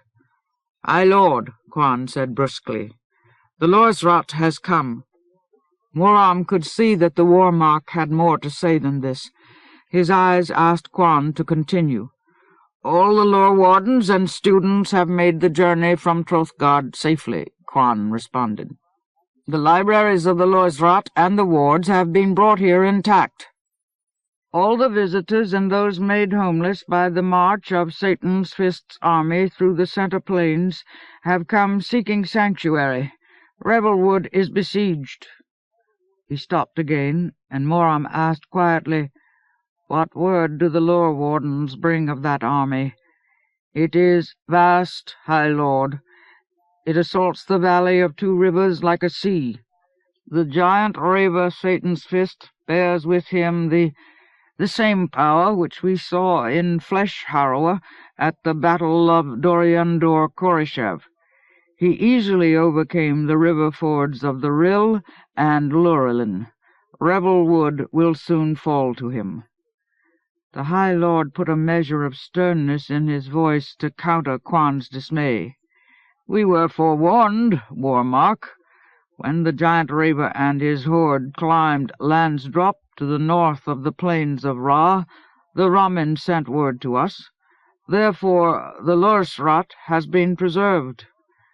Quan braced one hand on his sword and said, "Lord Calendril has remained in Revelwood." Moram winced in painful surprise. "He has remained to defend the Tree City. With him are 5 Eoad, commanded by Hiltmark Amarin, also Sword Elder Drinishok and Staff Elder Asuraka." After the first jolt of the news, the High Lord's gold-flecked irises concentrated dangerously. "Warmark, the council commanded that Revelwood should be defended only by those of the Lilienrill who could not bear to abandon it. The council commanded that the battle for the land should take place here," he slapped the table with his palm, "where we can exact the greatest possible price for our lives." "You and I are not at Revelwood," Quan replied bluntly. "Who there could command Lord Calendril to turn aside from his purpose? Amarin could not. You know this. They are bound together by the cost they bore at Doriandor Korishev. nor could she leave him alone, nor could she refuse the aid of the elders. His voice was sharp in Hiltmark Amarine's defense, but he stopped when Moram, with a distracted gesture, waved all questions of anger aside. They remained together in silence for a moment. The High Lord felt an aching anticipation of grief, but he forced it down. His eyes wandered back to the bust on the table. Softly he said, "Has this word been given to fair Colindril, mate?" Corrimony, the eldest of the Lorsrot, went to her at once.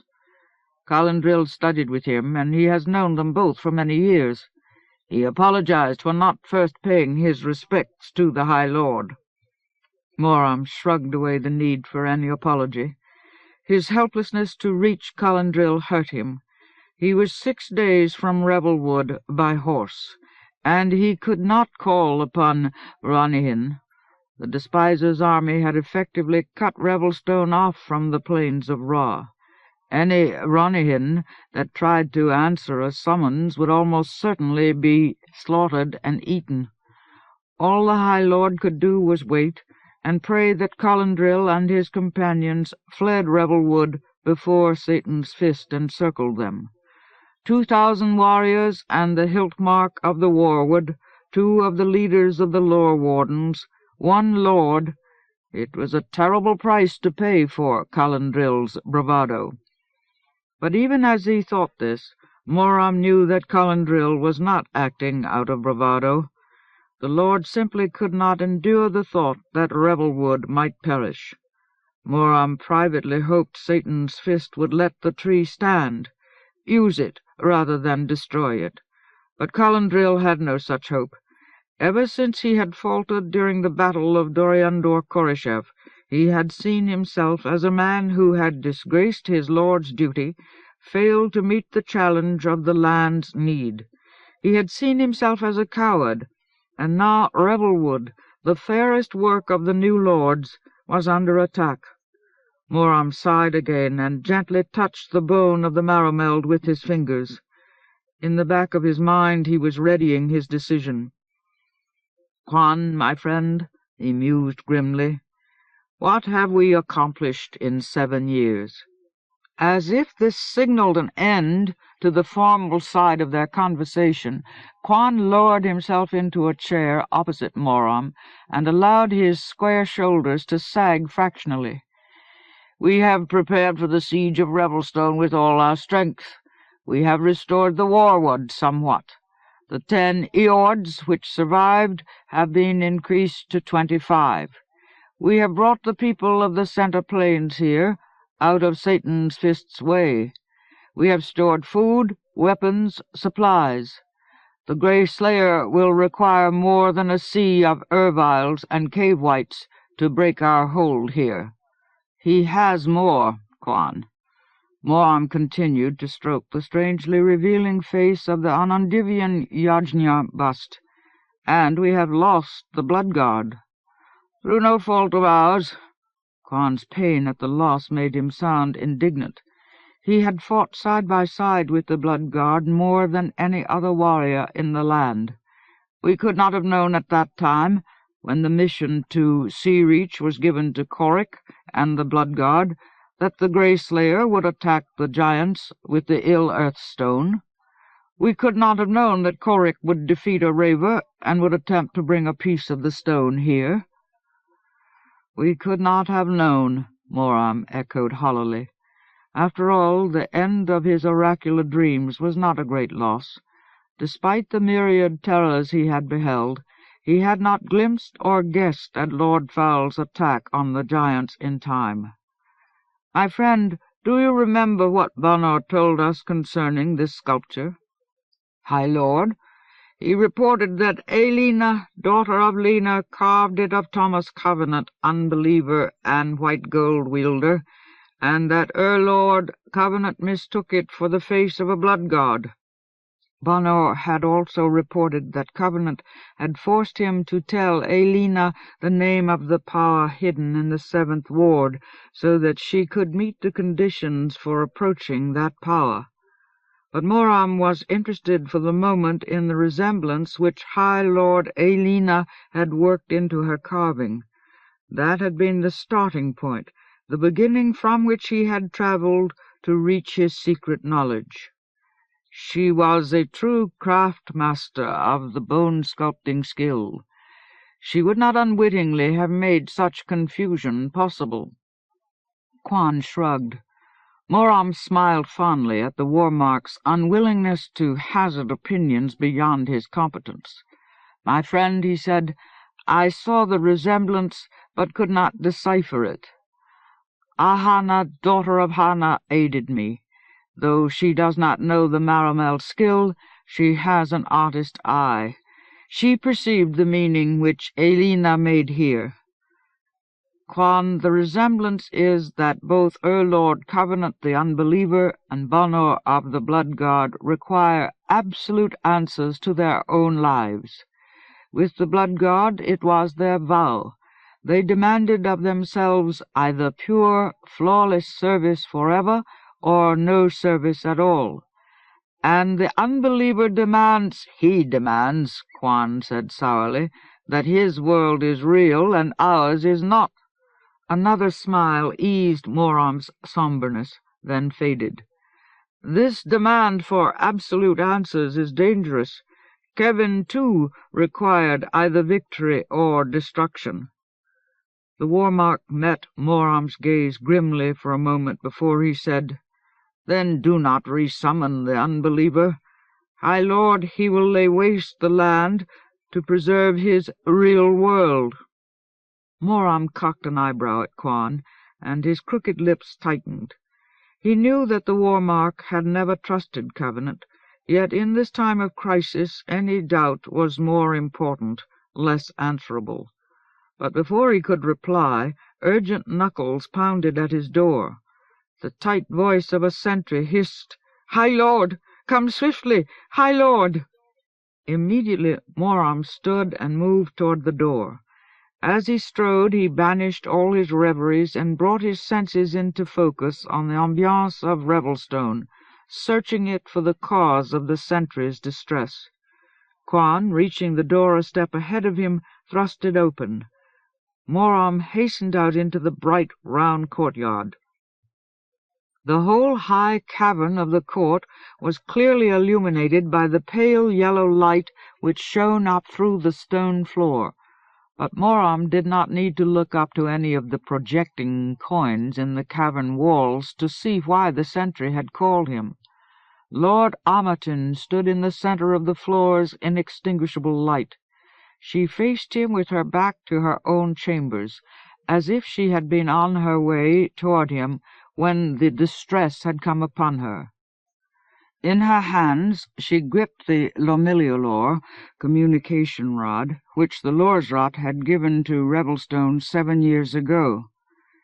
She looked like a dark shadow against the bright floor, and in her hands the high wood burned flamelessly, like a slit opening into a furnace. Small cold balls of sparks dropped in spurts from the wood. Moram understood instantly that she was receiving a message from whomever it was who held the other communication rod, the one at Revelwood. He snatched up his long iron-heeled staff from its tripod outside his door and strode across the courtyard to Amatin. He knew from experience that the sending or receiving of Lomillialor messages was an exhausting ordeal. Amatin would want his help. She was not physically strong and knew it. When word of the Despiser's army had reached the Lords, she had transferred to Cullendrill her responsibility for Revelwood, hers because of her passionate love for Lore, because she believed she lacked the sheer bodily toughness to endure prolonged strain. Yet hidden within her slight waifish frame and grave eyes was a capacity for knowledge, a devotion to study which no other lord could match. The High Lord had often thought that she was better equipped and less likely to uncover his secret than anyone else in the land. Now, silhouetted by the bright floor of the courtyard, she looked thin and frail, a mere image cast by the power in her hands. Her whole body trembled, and she held the Lomillialor rod at arm's length, as if to keep it as far from herself as possible without releasing it. She started to speak before Moram reached her. "Asuraka," she gasped. "Asuraka speaks." Her voice jutted like a branch in a high wind. "Satan's fist. Fire. Fire. The tree.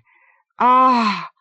As she panted the words, she stared at Moram in wide dismay, as if through him she could see flames chewing at the trunks of revelwood. Moram stopped within reach of the high wood and planted his staff like a command on the floor. Pitching his voice to penetrate her transfixion, he said, "Hold fast, Amatin, I hear." She ducked her head, trying to avoid what she saw, and words spattered past her lips as if someone had hurled a heavy boulder into the waters of her soul. "Fire! The bark burns! The wood burns! The stone! Leaves, roots, fibers are consumed! Calandril fights! Fights! Screams! The warriors scream! The south hall burns! Ah, my home!" Grimly, Moram clenched his fist around the center of the Lomillialor rod. The power of the message stung him, jolted him from head to foot, but he gripped the smooth wood and forced the strength of his will into it. Through it he reached Amatin, steadied her, and with her support he reversed the flow of power through the high wood for an instant. Against the flood of Asuraka's emotion he hissed toward her, "Flee!" The staff elder heard. Through Amatin's lips she cried back, "Flee? We cannot flee. Revelwood dies under us. We are surrounded. All the outer branches burn. 2 trunks are aflame to their tops. Screams! Screams! Lord Calandril stands in the Viacom and fights. The central trunks burn. The net of the Viacom burns. Calandril! Water!" Moram dashed his words at Asuraka through the communication rod. "Call the rivers! Flood the valley!" For a moment the pressure from Asuraka sagged, as if she had turned away from her rod. Moram breathed urgently. "Asuraka! Staff Elder!"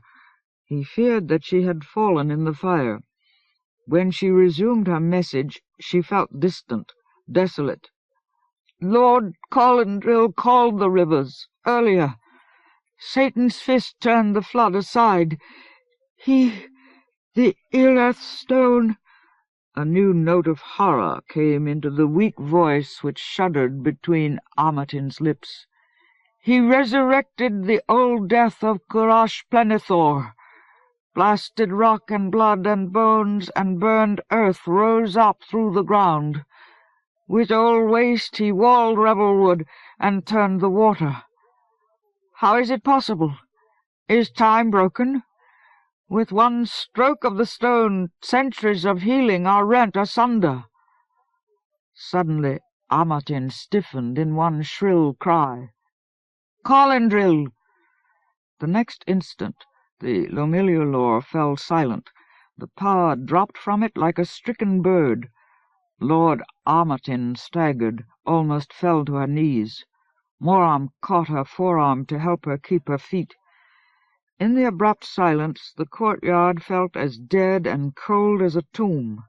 The atmosphere flocked with echoes of anguish like the noiseless beating of black wings. Moram's knuckles, where he gripped his staff, were strained and white. Then Amatin shuddered, took hold of herself. The High Lord stepped back and made himself aware of the other people in the court. He could feel their presences. Quan stood a few paces behind him, and several sentries were scattered around the rim of the shining floor. A handful of spectators watched fearfully from the railed coigns in the walls of the cavity. But the High Lord turned from them all to his left, where Coromini, the eldest of the Lorsrat, stood with fair Calandril mate. The eldest held each of Fair's shoulders with an old wrinkled hand. Tears glistened under his heavy eyelids, and his long white beard quivered in grief. but Fair's bluff face was as blank and pale as bone sculpture. "Is he dead, then, High Lord?"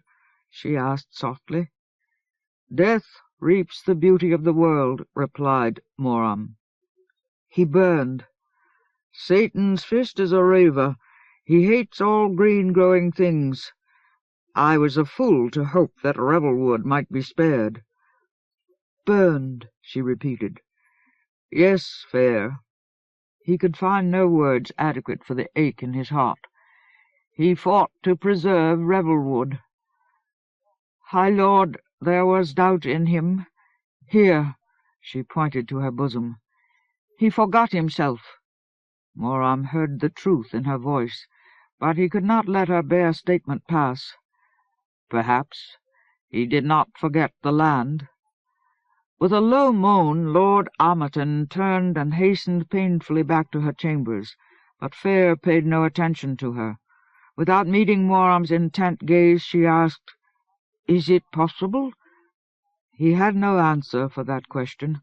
Instead, he replied as if she had repeated Asuraka's cry. "The law of death had been broken. Who can say what is possible now?"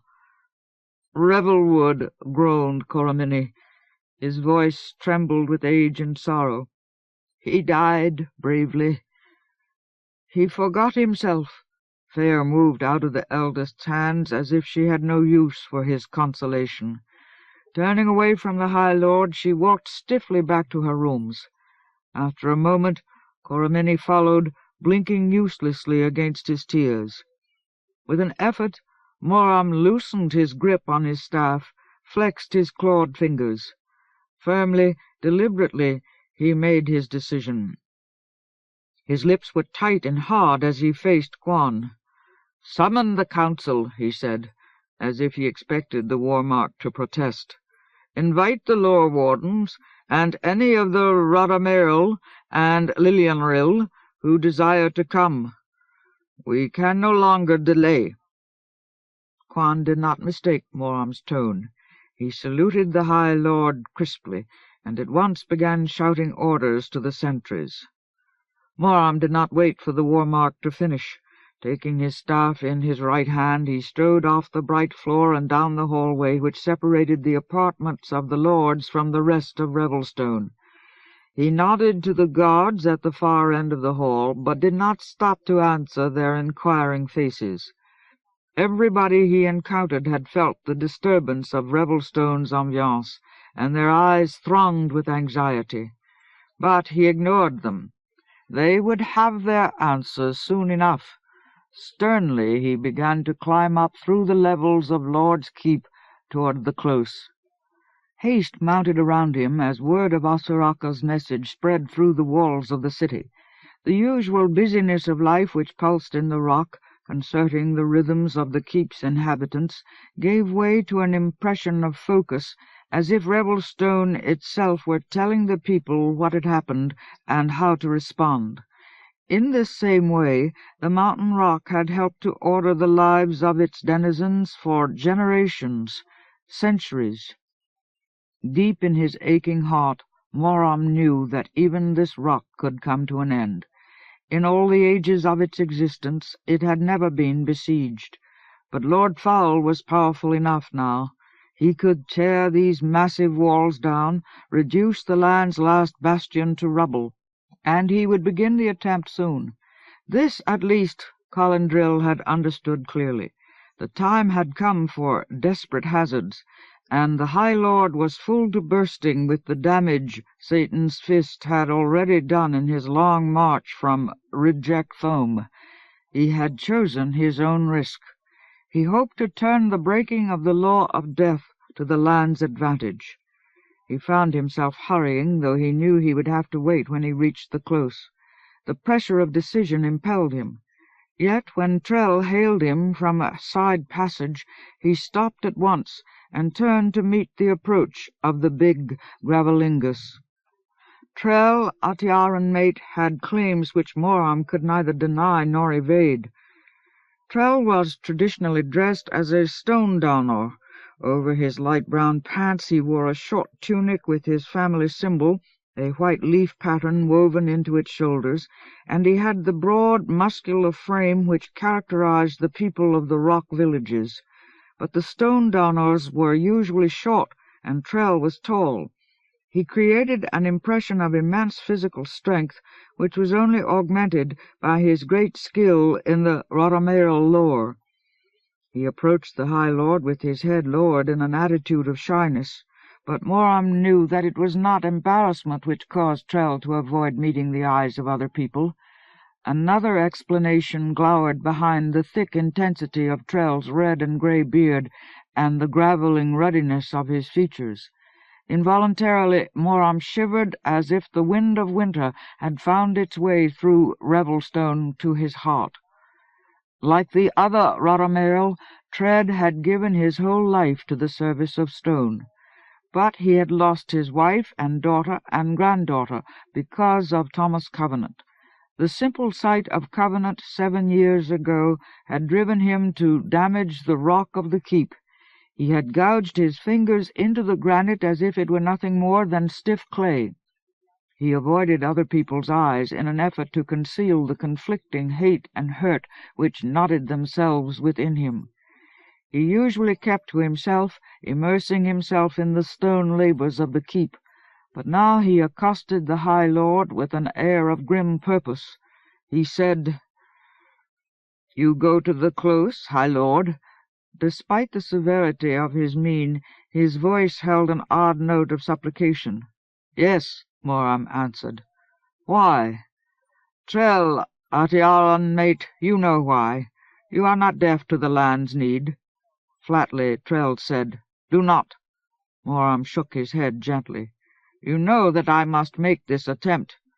Trell pushed this statement aside with a jerk of his shoulders and repeated, "Do not."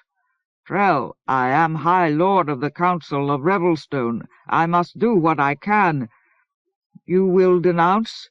You will denounce the fall of Elena, my daughter's daughter." "Denounce?" Trell's assertion surprised the High Lord. He cocked an eyebrow and waited for the Gravelingus to explain. "Yes," Trell averred.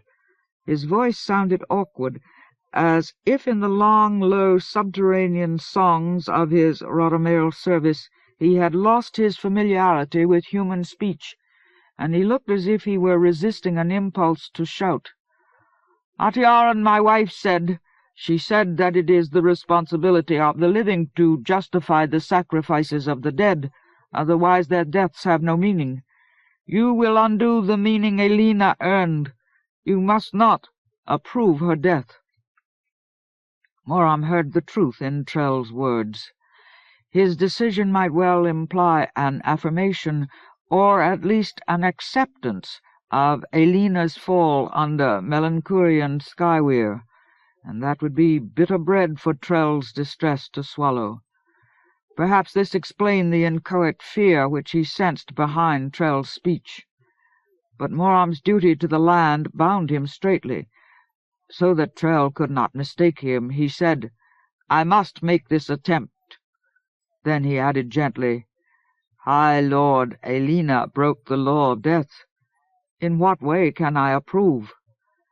Trell's gaze moved around the walls, avoiding the face of the High Lord, and his heavy hands clutched his hips as if to prevent themselves from striking out, as if he did not trust what his hands might do if he failed to hold them down.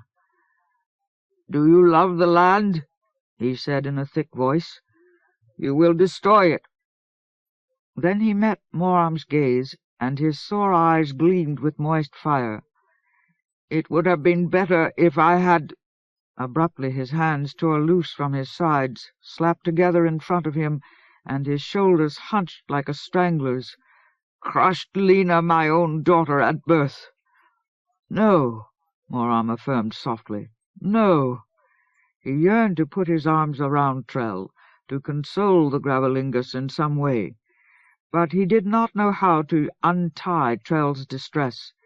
He was unable to loosen his own secret dilemma. "Hold peace, Trell," he murmured. "Remember the oath." He could think of nothing else to say. "Peace?" Trell echoed in ridicule or grief. He no longer seemed to see the High Lord. But Aaron believed in peace. There is no peace.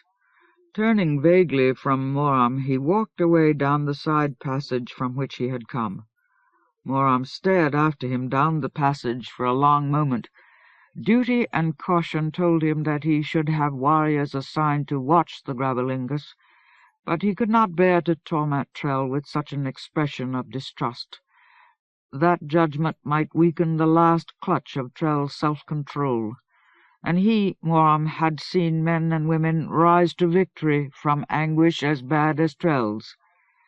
Yet the Gravelingus had not looked like a man who could wrest new wholeness out of the ruins of his old life. Moram was taking a grave risk by not acting in some way. As he started again toward the close, the weight of his responsibilities bore heavily on him. He did not feel equal to the multitude of dooms he carried. The lords possessed nothing of their own with which to fight the long, cruel winter that fettered the land. He strode down a long torch-lit corridor, climbed a spiral stairway, and approached one of the lords' private entrances to the close. Outside the door he paused to gauge the number of people who had already gathered for the council, and after a moment he heard Lord Armiton coming up the stair behind him. He waited for her. When she reached the landing where he stood, he saw that her eyes were red-rimmed, her forlorn mouth aggravated by tension. He was tempted to speak to her now, but he decided instead to deal with her feelings before the council. If he were ever to reveal his secret knowledge, he would first have to prepare the ground for it. With a quiet, sympathetic smile, he opened the door for her and followed her into the close. From the door he and Armiton went down the steps to the Lord's table, which stood below the level of the tiered galleries in the high, round council hall. The hall was lit by 4 huge, lower-burning Lilienrill torches set into the walls above the galleries, and by an open pit of gravelling in the base of the close, below and within the wide sea of the table.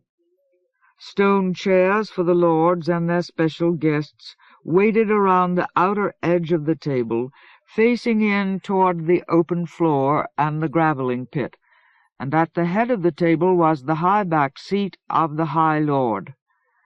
On the floor of the close, beside the gravelling pit, was a round stone table with a short silver sword stabbed halfway to the hilt in its centre.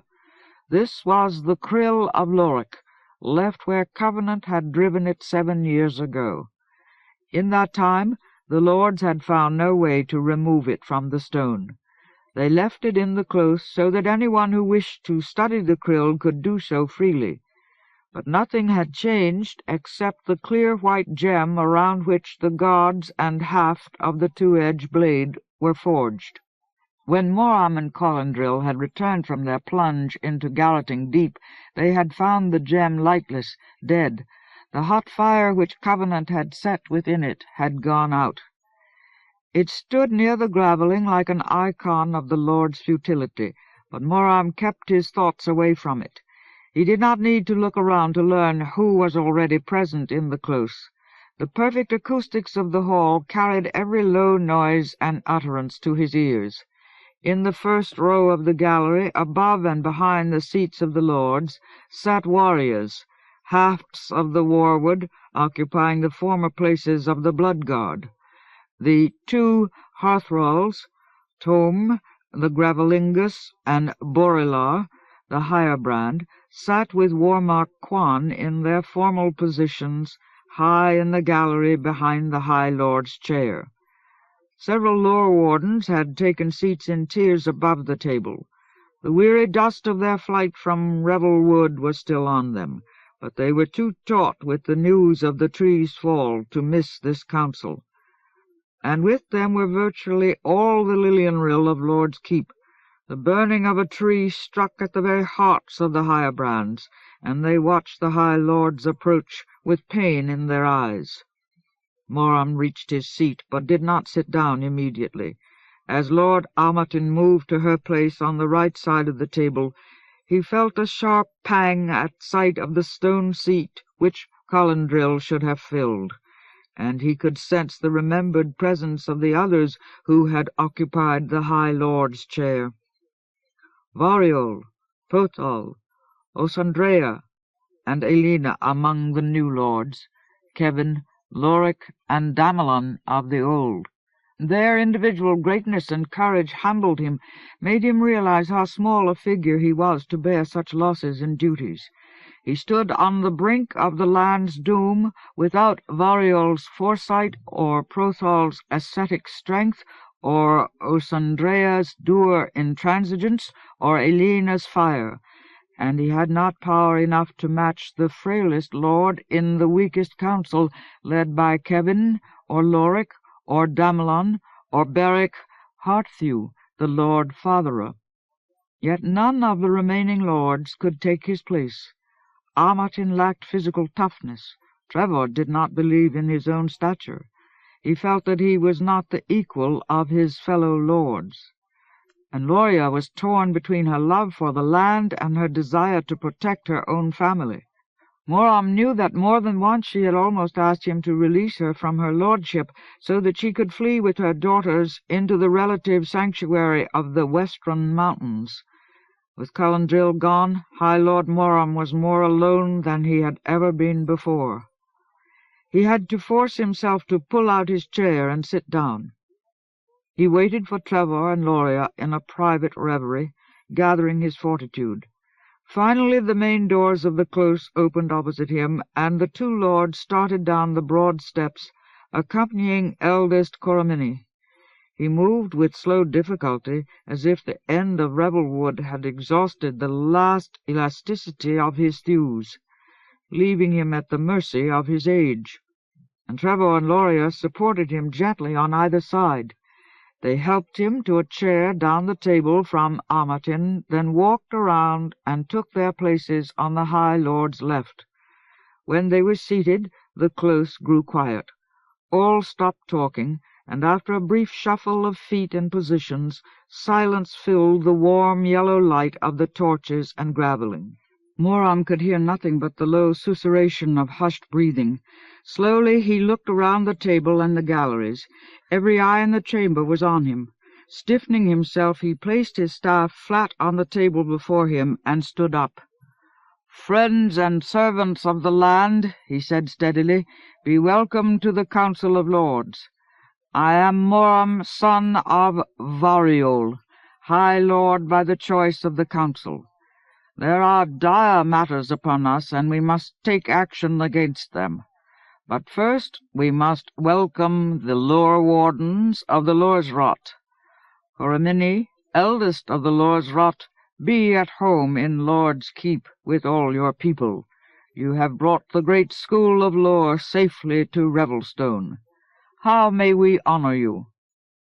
Coromini rose infirmly to his feet, as if to meet the High Lord's salutation, but the diffusion of his gaze showed that his mind was elsewhere. "Fair," he began in a tremulous old voice, "Fair begs me to apologize for the absence of Calandril, her husband. He will be unable to attend the council." Dislocation gathered in his tone while he spoke, and his voice trailed off as if he had forgotten what he meant to say. Slowly his thoughts slipped out of contact with his situation. As he stood before the council, the power of the lore which had preserved him for so long from the effects of age seemed to fail within him. After a moment he sat down, murmuring aimlessly to himself, wandering in his mind like a man striving to comprehend a language he no longer knew.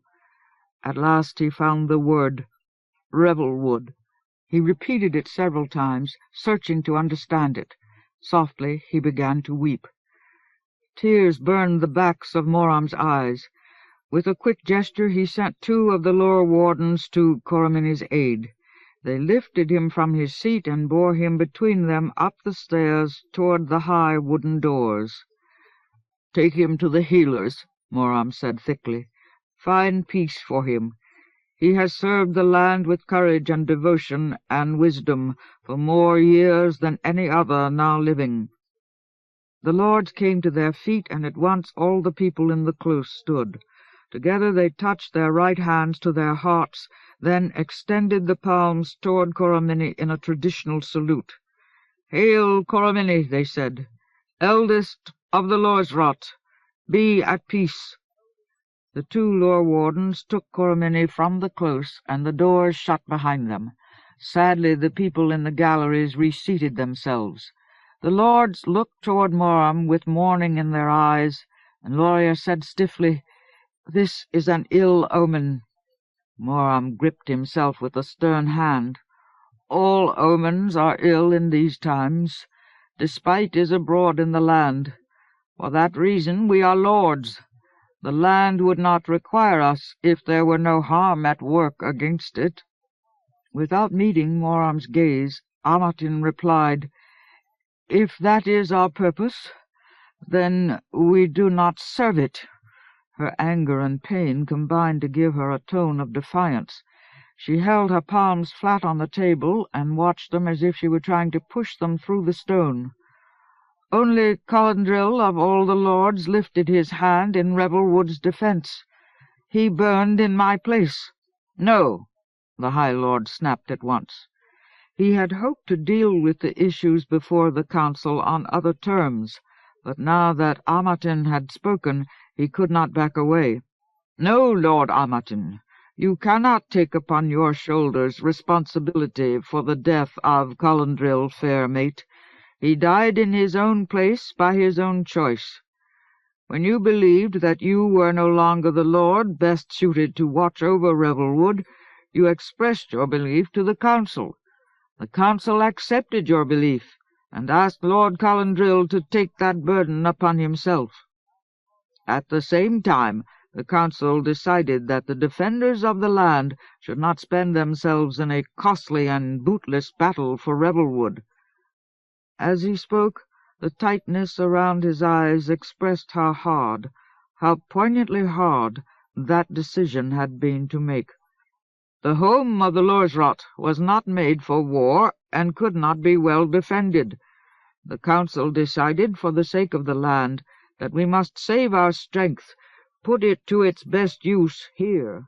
Colindril chose— The authority of Moram's tone faltered for an instant. "Lord Colindril, fair mate, chose otherwise. There is no blame for you in this." He saw the protest in her eyes and hastened to answer her. He did not want to hear her thought uttered aloud.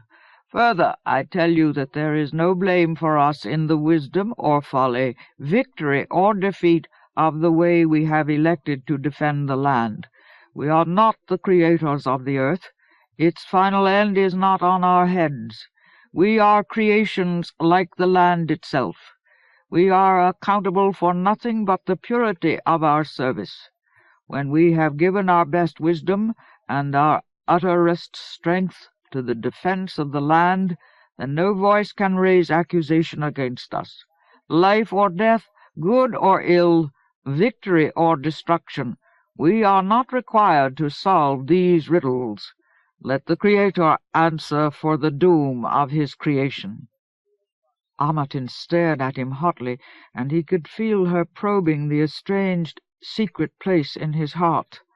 Speaking barely above a whisper, she said, "Do you blame Colindril, then? There is no best wisdom in his death." The misdirection of her effort to understand him pained the High Lord, but he answered her openly. "You are not deaf to me, Lord Amatin. I loved Colindril, fair mate, like a brother. I have no wisdom or strength or willingness to blame him." "You are the High Lord. What does your wisdom teach you?" "I am the High Lord," Moram affirmed simply. "I have no time for blame." Abruptly Loria joined the probing. "And if there is no Creator? Or if the creation is untended?" "Then who is there to reproach us? We provide the meaning of our own lives. If we serve the land purely to the furthest limits of our abilities, what more can we ask of ourselves?" Trevor answered, "Victory, High Lord. If we fail, the land itself reproaches us. It will be made waste. We are its last preservers." The force of this thrust smote Moram. He found that he still lacked the courage to retort nakedly, "Better failure than desecration." Instead, he turned the thrust with a wry smile and said, "The last, Lord Trevor? No. The Haruchai yet live within their mountain fastness. In their way they know the name of the earth power more surely than any lord. Ramen and Ranihan yet live. Many people of the south and north plains yet live. Many of the unfettered yet live. Caroil Wildwood, Forestall of Garroting Deep, has not passed away. And somewhere beyond the sunburnt sea is the homeland of the giants, yes, and of the Elohim and Brothair, of whom the giants sang. They will resist Lord Foul's hold upon the earth." "But the land, High Lord, the land will be lost. The Despiser will rack it from end to end." At once Moram breathed intensely. "By the Seven, not while one flicker of love or faith remains alive." His eyes burned into Trevor's until the Lord's protest receded. Then he turned to Loria, but in her he could see the discomfortable fear for her daughters at work, and he refrained from touching her torn feelings. Instead, he looked toward Amartin and was relieved to see that much of her anger had fallen away. She regarded him with an expression of hope. She had found something in him that she needed. Softly she said, "High Lord, you have discovered a way in which we may act against this doom." The High Lord tightened his hold upon himself. "There is a way." Raising his head, he addressed all the people in the close. "My friends, Satan's fist, Reva, has burned Revelwood. Trothgard is now in his hands. Soon he will begin to march upon us. Scant days remain before the siege of Revelstone begins. We can no longer delay." The gold in his eyes flared as he said, "We must attempt to summon the Unbeliever." At this a stark silence filled the close. Moram could feel waves of surprise and excitement and dread pouring down on him from the galleries. Warmok Kwan's passionate objection struck across his shoulders.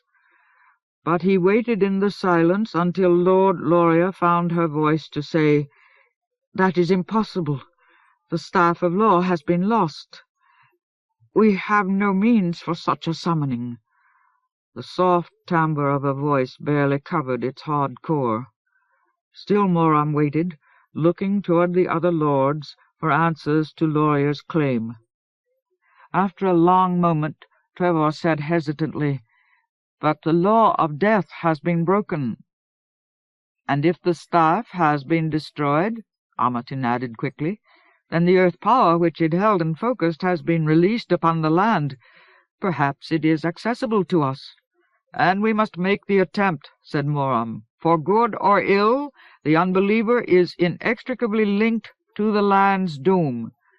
If he is not here, he cannot defend the land." "Or destroy it," Kwan rasped. Before Moram could respond, Hathral Borilar was on his feet. He said in a rush, "The Unbeliever will save the land." Kwan growled, "This is odd confidence, Hathral."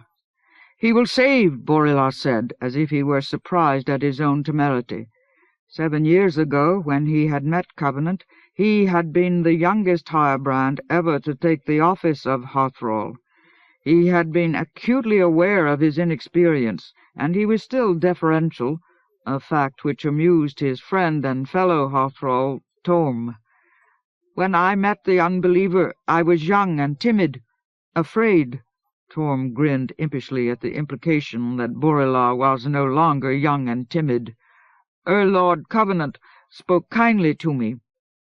He sat down again, blushing in embarrassment, but no one except Torm smiled, and Torm's smile was always irrepressible.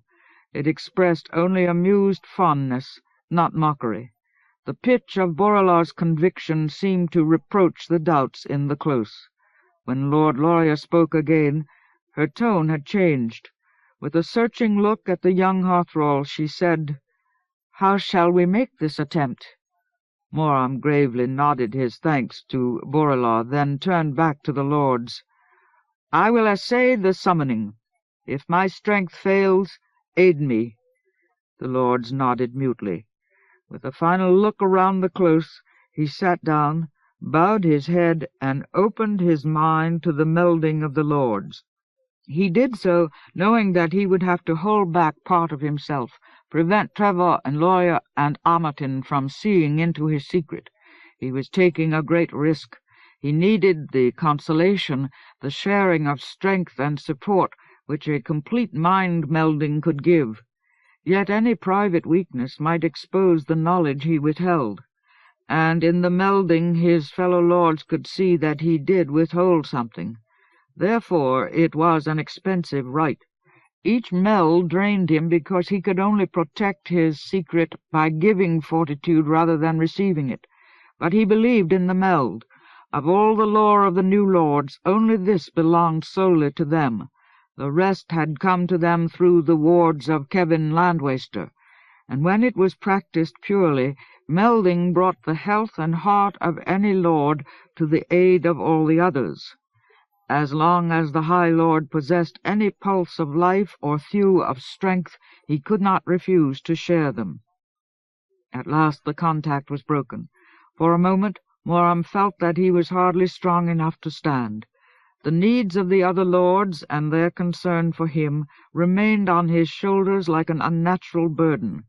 But he understood himself well enough to know that in some ways he did not have the ability to surrender. Instead, he had an instinct for absolute exertions which frightened him whenever he thought of the ritual of desecration. After a momentary rest, he rose to his feet and took up his staff. Bearing it like a standard, he walked around the table to the stairs and started down toward the open floor around the graveling pit. As Moram reached the floor, Torm came down out of the gallery to join him. The Gravelingus's eyes were bright with humor, and he grinned as he said, "You will need far sight to behold the Unbeliever." Then he winked as if this were a jest. "The gulf between worlds is dark, and darkness withers the heart.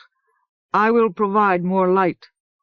The High Lord smiled his thanks, and the Hothrall stepped briskly to one side of the graveling pit.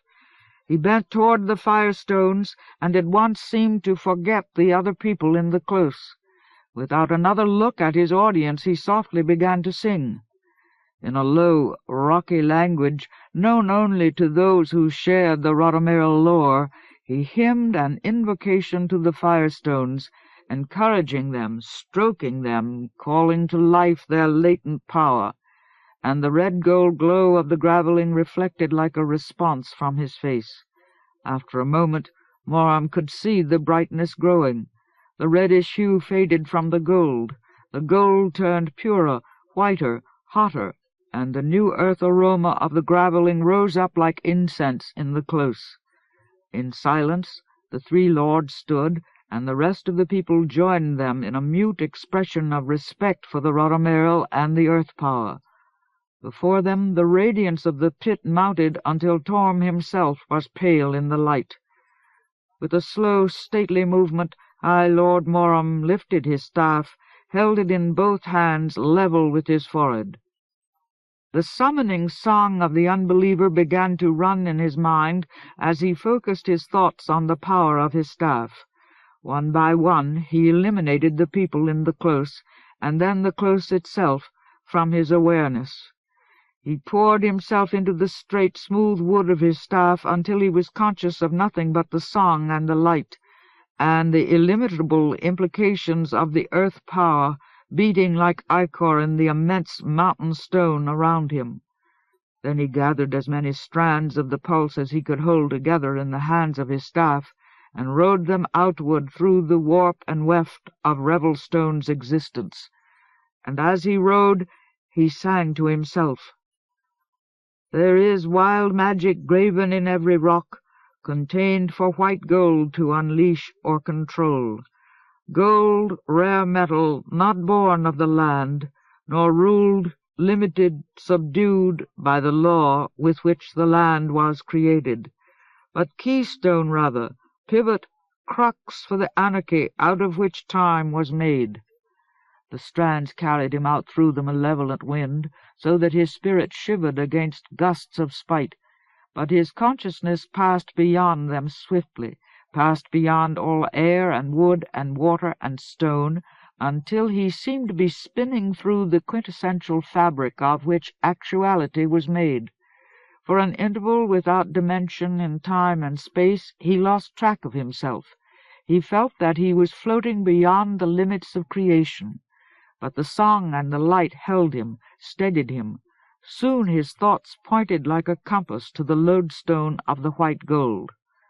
Then he caught a glimpse of Thomas Covenant's ring. It was unmistakable. The Unbeliever's presence covered the chaste circlet like an aura, bound it, sealed up its power, and the aura itself ached with anguish. High Lord Moram reached toward that presence and began to sing. Be true, Unbeliever, answer the call. Life is the giver, death ends all. The promise is truth, and banes disperse with promise kept, but soul's deep curse on broken faith and faithless thrall, for doom of darkness covers all. Be true, Unbeliever, answer the call. Be true. He caught hold of Covenant with his song and started back toward the close. The efficacy of the song took much of the burden from him, left him free to return swiftly to himself. As he opened his eyes to the dazzling light, he almost fell to his knees. Sudden exhaustion washed over him. He felt severely attenuated, as if his soul had been stretched to cover too great a distance. For a time he stood strengthless, even forgetting to sing, but the other lords had taken up the song for him, and in the place of his power their staffs vitalized the summoning. When his eyes regained their sight, he beheld Thomas Covenant, Unbeliever, and white gold wielder, standing half substantial in the light before him. But the apparition came no closer, did not incarnate itself. Covenant remained on the verge of physical presence. He refused to cross over. In a voice that barely existed, he cried, Not now! Let me go! The sight of the Unbeliever's suffering shocked Moram. Covenant was starving. He desperately needed rest. He had a deep and seriously untended wound on his forehead. His whole body was bruised and battered as if he had been stoned, and one side of his mouth was caked with ugly blood. But as bad as his physical injuries were, they paled beside his psychic distress. Appalled resistance oozed from him like the sweat of pain, and a fierce fire of will held him unincarnate. As he fought the completion of his summoning, he reminded Moram forcibly of Dukkha, the poor Wainhim, upon which Lord Foul had practiced so many torments with the ill-earth stone. He resisted as if the lords were coercing him into a vat of acid and virulent horror. "Covenant!" Moram groaned. "Oh, Covenant!" In his fatigue he feared that he would not be able to hold back his weeping. "You are in hell! Your world is a hell!" Covenant flinched. The High Lord's voice seemed to buffet him physically. But an instant later he demanded again, "Send me back! She needs me!" "We need you also," murmured Moram. He felt frail, sinewless, as if he lacked the thews and ligaments to keep himself erect. He understood now why he had been able to summon Covenant without the staff of law, and that understanding was like a hole of grief knocked in the side of his being. He seemed to feel himself spilling away. "She needs me," Covenant repeated. The effort of speech made blood trickle from his mouth. "Moram, can't you hear me?" That appeal touched something in Moram. He was the High Lord. He could not, must not, fall short of the demands placed upon him. He forced himself to meet Covenant's feverish gaze. "I hear you, Unbeliever," he said. His voice became stronger as he spoke. "I am Moram, son of Variol, High Lord by the choice of the Council. We need you also. I have summoned you to help us face the land's last need. The prophecy which Lord Foul the Despiser gave you to pronounce upon the land has come to pass. If we fall, we will have the command of life and death in his hand, and the universe will be a hell forever. Lord Covenant, help us! It is I, Moram, son of Variol, who beseech you." The words struck Covenant in flurries. He staggered and quailed under the sound of Moram's voice, but his aghast resistance did not falter. When he regained his balance, he shouted again, "She needs me, I tell you. That rattlesnake is going to bite her. If you take me now, I can't help her." In the back of his mind, Moram marveled that Covenant could so grimly deny the summoning without employing the power of his ring. Yet that capacity for refusal accorded with Moram's secret knowledge. Hope and fear struggled in the High Lord, and he had difficulty keeping his voice steady. "Covenant, my friend, please hear me.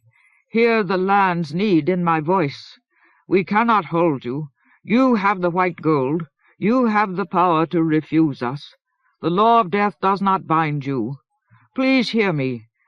I will not require much time. After I have spoken, if you still choose to depart, I will recant the summoning. I will tell you how to make use of your white gold to deny us." Again Covenant recoiled from the assault of sound, but when he had recovered, he did not repeat his demand. Instead, he said harshly, "Talk fast. This is my only chance. The only chance to get out of a delusion is at the beginning. I've got to help her." High Lord Moram clenched himself, mustered all his love and fear for the land, put it into his voice. "Lord, 7 years have passed since we stood together on Gallows How. In that time we have recovered from some of our losses, but since the staff of law was lost, the Despiser has been much more free. He has built a new army as vast as the sea and has marched against us. Already he has destroyed Revelwood. Satan's fist Raver has burned Revelwood and slain Lord Colindril. In a very few days the siege of Lord's Keep will begin. But that does not complete the tale of our trouble. 7 years ago we might have held Revelstone against any foe for seasons together. Even without the staff of law we might have defended ourselves well. But, my friend, hear me. We have lost the Blood Guard." Covenant cowered as if he were being pounded by a rockfall, but Moram did not stop. "When Corric of the Blood Guard led his mission to the giants of Sea Reach, great evils claimed the lives of the lords Hiram and Shitra. Without them—" Moram hesitated. He remembered Covenant's friendship with the giant Salt-Heart Foam-Follower. He could not bear to torment Covenant by telling him of the giant's bloody fate. Without them to advise him, Corric and 2 comrades captured a fragment of the ill-earthed stone. He did not recognize his danger. The 3 Blood Guard bore the fragment with them, thinking to carry it to Lord's Keep. But the ill-earthed stone is a terrible wrong in the land. The 3 Blood Guard were not forewarned, and the stone enslaved them. Under its power they bore their fragment to Foul's Creche. They believed that they would fight the Despiser, but he made them his own." Again Moram forbore to tell the whole story. He could not say to Covenant that the Blood Guard vow had been subtly betrayed by the breaking of the law of death, or that the fine metal of the Blood Guard rectitude had been crucially tarnished when Covenant had forced Bonor to reveal the name of the power of command. "Then he—" Moram still winced whenever he remembered what had happened. "He sent the 3 to attack Revelstone. Corric, Syl, and Dor marched here with green fire in their eyes and corruption in their hearts. They killed many farmers and warriors before we comprehended what had been done to them. Then first Mark Bonor and Terrell and Runnick of the Blood Guard went to do battle with the three. They slew Corrick and Sil and Dor, their comrades, and brought their bodies to the keep. In that way we found— Moram swallowed thickly. We found that Lord Foul had cut off the last 2 fingers from the right hand of each of the 3. Covenant cried out in pain, but Moram drove his point home hoarsely. He damaged each blood god to resemble you. Stop, Covenant groaned. Stop, I can't stand it. Still the High Lord continued. When first Mark Bonor saw how Corrick and his comrades had been corrupted despite their vow, he and all the Blood Guard abandoned their service. They returned to the mountain home of the Harchai. He said that they had been conquered by corruption and could no longer serve any vow. My friend, without them, without the staff of law, without any immense army or dure-handed allies, we will surely fall. Only the wild magic can now come between us and Lord Foul's hunger.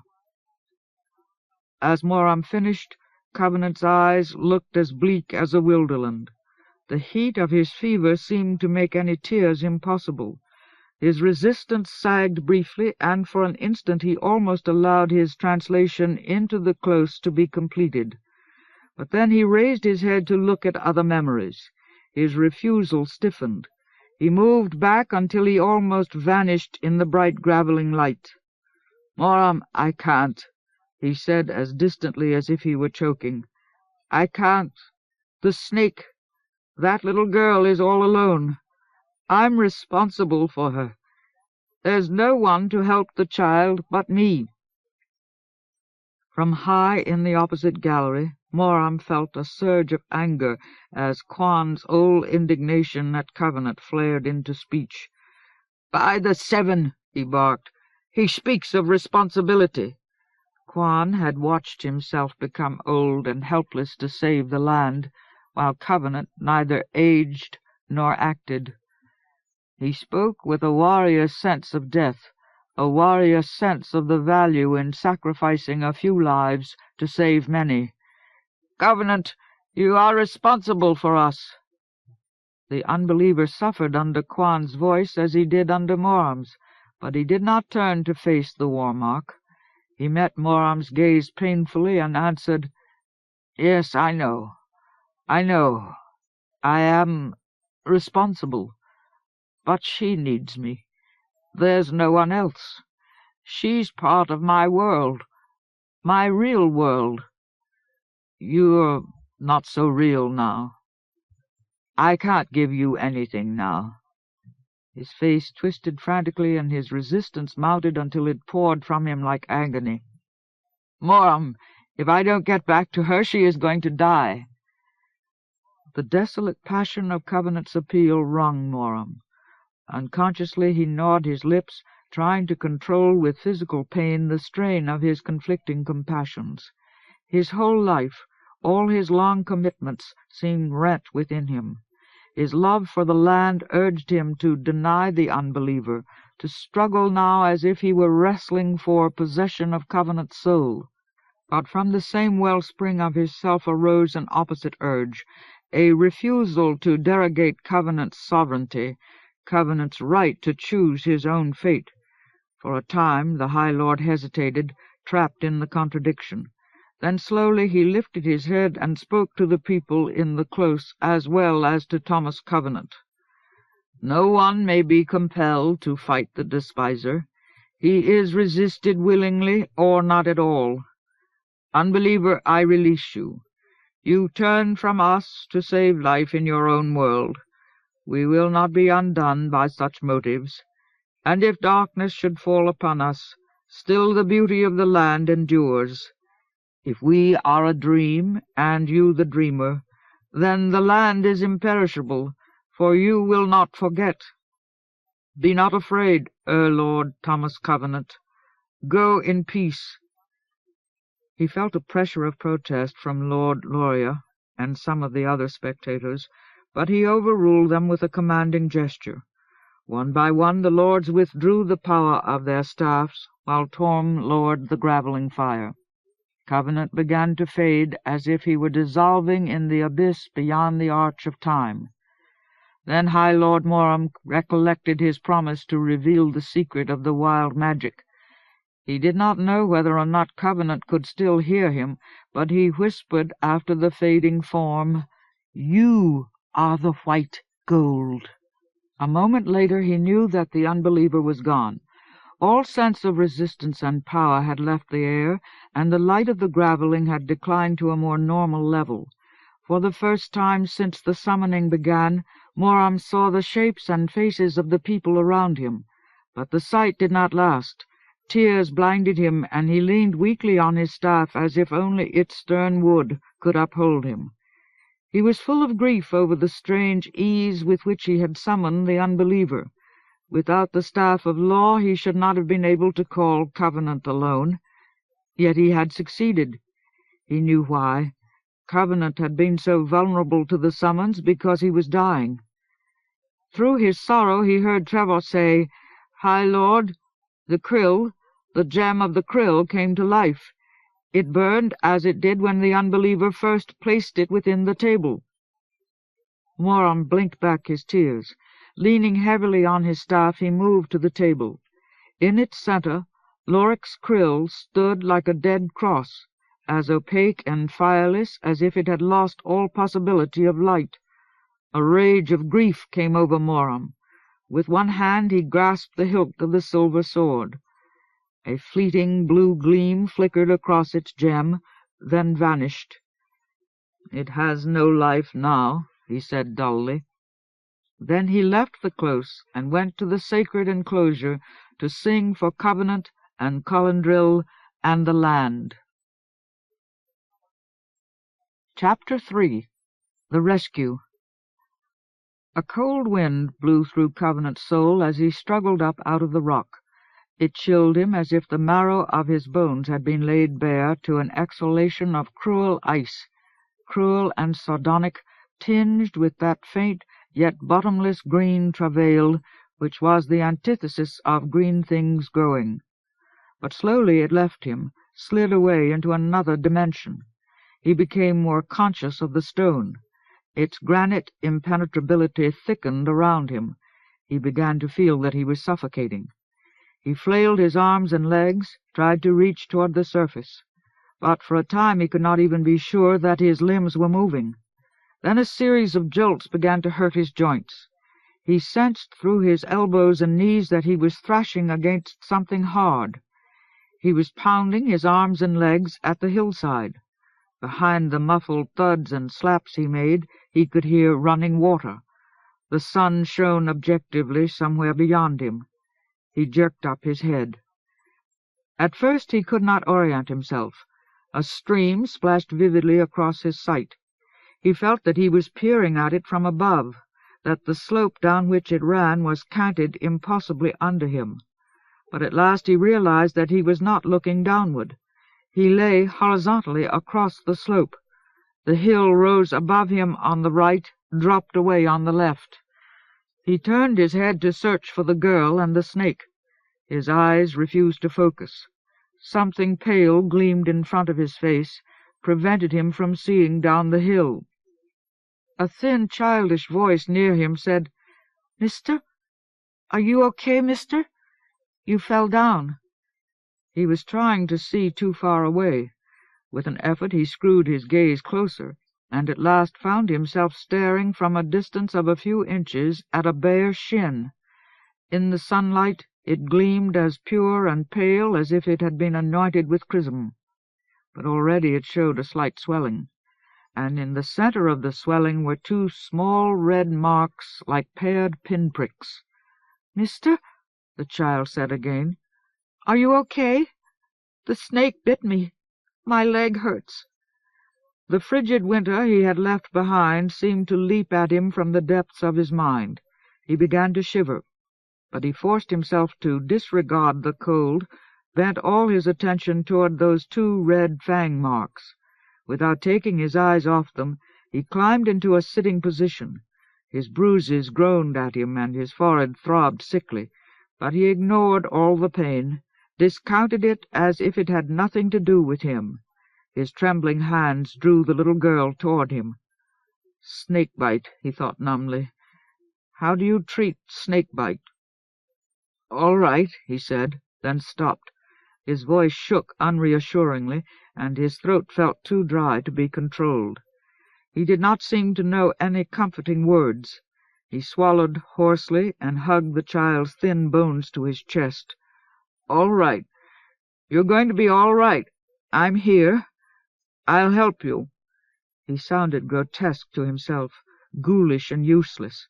The cut in his lip and gum interfered with his articulation, but he ignored that too. He could not afford the energy to worry about such things. A haze of fever parched his thoughts, and he needed all his strength to fight it, recollect the treatment for snake-bite. He stared at the fang marks until he remembered. "Stop the circulation," he said to himself, as if he were stupid. "Cut! Get out the poison!" Jerking himself into movement, he fumbled for his penknife. When he got it out, he dropped it on the ground beside him, and hunted through the debris which littered his brain for something which he could use as a tourniquet. His belt would not do. He had no way to fasten it tightly enough. The child's dress had no belt. Her shoelaces did not look long enough. "My leg hurts," she said plaintively. "I want my mommy." "Where is she?" muttered Covenant. "That way." She pointed vaguely downstream. "A long way. Daddy spanked me, and I snuck away." Covenant clutched the girl with one arm to keep her from moving, and thus hastened the spread of the venom. With his free hand he tore at the lace of his left boot, but it was badly frayed and snapped in his hand. "Hellfire!" he groaned in chagrin. He was taking too long. Trembling, he started on the right bootlace. After a moment he succeeded in removing it intact. "All right," he said unclearly. "I've got to do something about that bite. First, I have to tie off your leg, so the poison won't spread. Then I have to cut your leg a little. That way the poison can get out, and it won't hurt you so much." He strove to sound calm. "Are you brave today?" She replied solemnly, "Daddy spanked me, and I didn't cry. I ran away." He heard no trace of her earlier terror. "Good girl," he mumbled. He could not delay any longer. The swelling over her skin had increased noticeably, and a faint blackish hue had started to stain her pale flesh. He wrapped his bootlace around her wounded leg above the knee. "Stand on your other leg, so this one can relax." When she obeyed, he pulled the lace tight until she let out a low gasp of pain. Then he tied it off. "Good girl," he said again. "You are very brave today." With uncertain hands he picked up his penknife and opened it. For a time he quailed at the prospect of cutting her. He was shivering too badly. The sun's warmth went nowhere near the chill in his bones, but the livid fang marks compelled him. Gently he lifted the child and seated her on his lap. With his left hand he raised her leg until its swelling was only 10 or 12 inches from his face. His penknife he gripped inadequately with the 2 fingers and thumb of his right hand. "If you don't look, you might not even feel it," he said, and hoped he was not lying. She acted as if the mere presence of an adult banished all her fears. "I'm not afraid," she replied proudly. "I'm brave today." But when Covenant turned so that his right shoulder came between her face and the sight of her leg, she caught her hands in his shirt and pressed her face against him. In the back of his mind he could hear Moram saying, "We have lost the blood god, lost the blood god, lost." "Oh, Bonor," he moaned silently. Was it that bad? He clenched his teeth until his jaws ached, and the wound on his forehead pounded. The pain steadied him. It held him like a spike driven through his brain, affixing him to the task of the fang marks. With an abrupt movement he slashed twice, cut an X across the swelling between the two red marks. The child let out a low cry and went rigid, clinging to him fervidly. For an instant he stared in horror at the violent red blood which welled out of the cuts and ran across the pale leg. Then he dropped the knife as if it had burned him. Gripping her leg in both hands, he bent his mouth to the fang marks and sucked. The strain of stretching his lips tight over her shin made his mouth wound sting, and his blood mingled with hers as it trickled across the darkening stain of the swelling. But he ignored that as well. With all his strength he sucked at the cuts. When he stopped to breathe, he rubbed the child's leg, trying to squeeze all her blood toward the cuts. Then he sucked again. A nauseating dizziness caught hold of his head and made it spin. He stopped, afraid that he would faint. "All right," he panted. "I'm finished. You're going to be all right." After a moment he realized that the child was whimpering softly into the back of his shoulder. Quickly he turned, put his arms around her, hugged her to him. "You're going to be all right," he repeated thickly. "I'll take you to your mommy now." He did not believe that he had the strength to stand, much less to carry her any distance at all. But he knew that she still needed treatment. He could hardly have removed all the venom, and the cuts he had inflicted would have to be tended. She could not afford his weakness. With an effort that almost undid him, he lurched painfully to his feet and stood listing on the hillside as if he were about to capsize. The child sniffled miserably in his arms. He could not bear to look at her, for fear that she would meet his gaze with reproach. He stared down the hill while he struggled to scourge or beg himself into a condition of fortitude. Through her tears the child said, "Your mouth's bleeding." "Yes, I know," he mumbled, but that pain was no worse than the ache in his forehead or the hurt of his bruises. And all of it was only pain. It was temporary. It would soon fall under the pall of his leprosy. The ice in his bones made him feel that the numbness of his hands and feet was already spreading. Pain was no excuse for weakness. Slowly he unlocked one knee, let his weight start forward. Like a poorly articulated puppet, he lumbered woodenly down the hillside. By the time he reached the tree, it stood black and straight like a signpost indicating the place where the child had been bitten. He had almost fallen 3 times. His boots were trying to trip him. Without laces to hold them to his feet, they cluttered every step he took. For a moment he leaned against the tree, trying to steady himself. Then he kicked off his boots. He did not need them. His feet were too numb to feel the damage of hiking barefoot. "You ready?" he breathed. "Here we go." But he was not sure he made any sound. In the fever which clouded his thoughts, he found himself thinking that life was poorly designed. Burdens were placed on the wrong people. For some obscure reason, he believed that in Bonor's place he could have found some other answer to Corac's corruption, and Bonor would have been equal many times over to the physical task of saving this child. Then he remembered that Moram had not told him any news of the giants in connection with Corac's mission. Sparked by the association, a vision of Gallows Howe cut through his haze. He saw again a giant dangling from the gibbet of the forestall. What had happened to the giants? Gaping mutely as if the woods and the stream and the little girl in his arms astonished him, he pushed away from the black tree and began shambling along Writer's Creek in the general direction of the town. As he moved, he forced open his caked lips to cry aloud, "Help!" The child had said that her parents were a long way away, but he did not know what distances meant to her. He did not know whether or not her parents were anywhere near the creek. He did not even know how far he was from Haven Farm. The whole previous night was a blank hurt in his mind. But the banks of the stream offered him the most accessible route toward town, and he could think of nothing to do but move in that direction. The girl's pain was increasing. Her leg was blacker every time he looked at it, and she winced and whimpered at every jolt of his stiff stride. At intervals she moaned for her parents, and every moan made him gasp out, like the jab of a goad, "Help!" But his voice seemed to have no authority, no carrying power.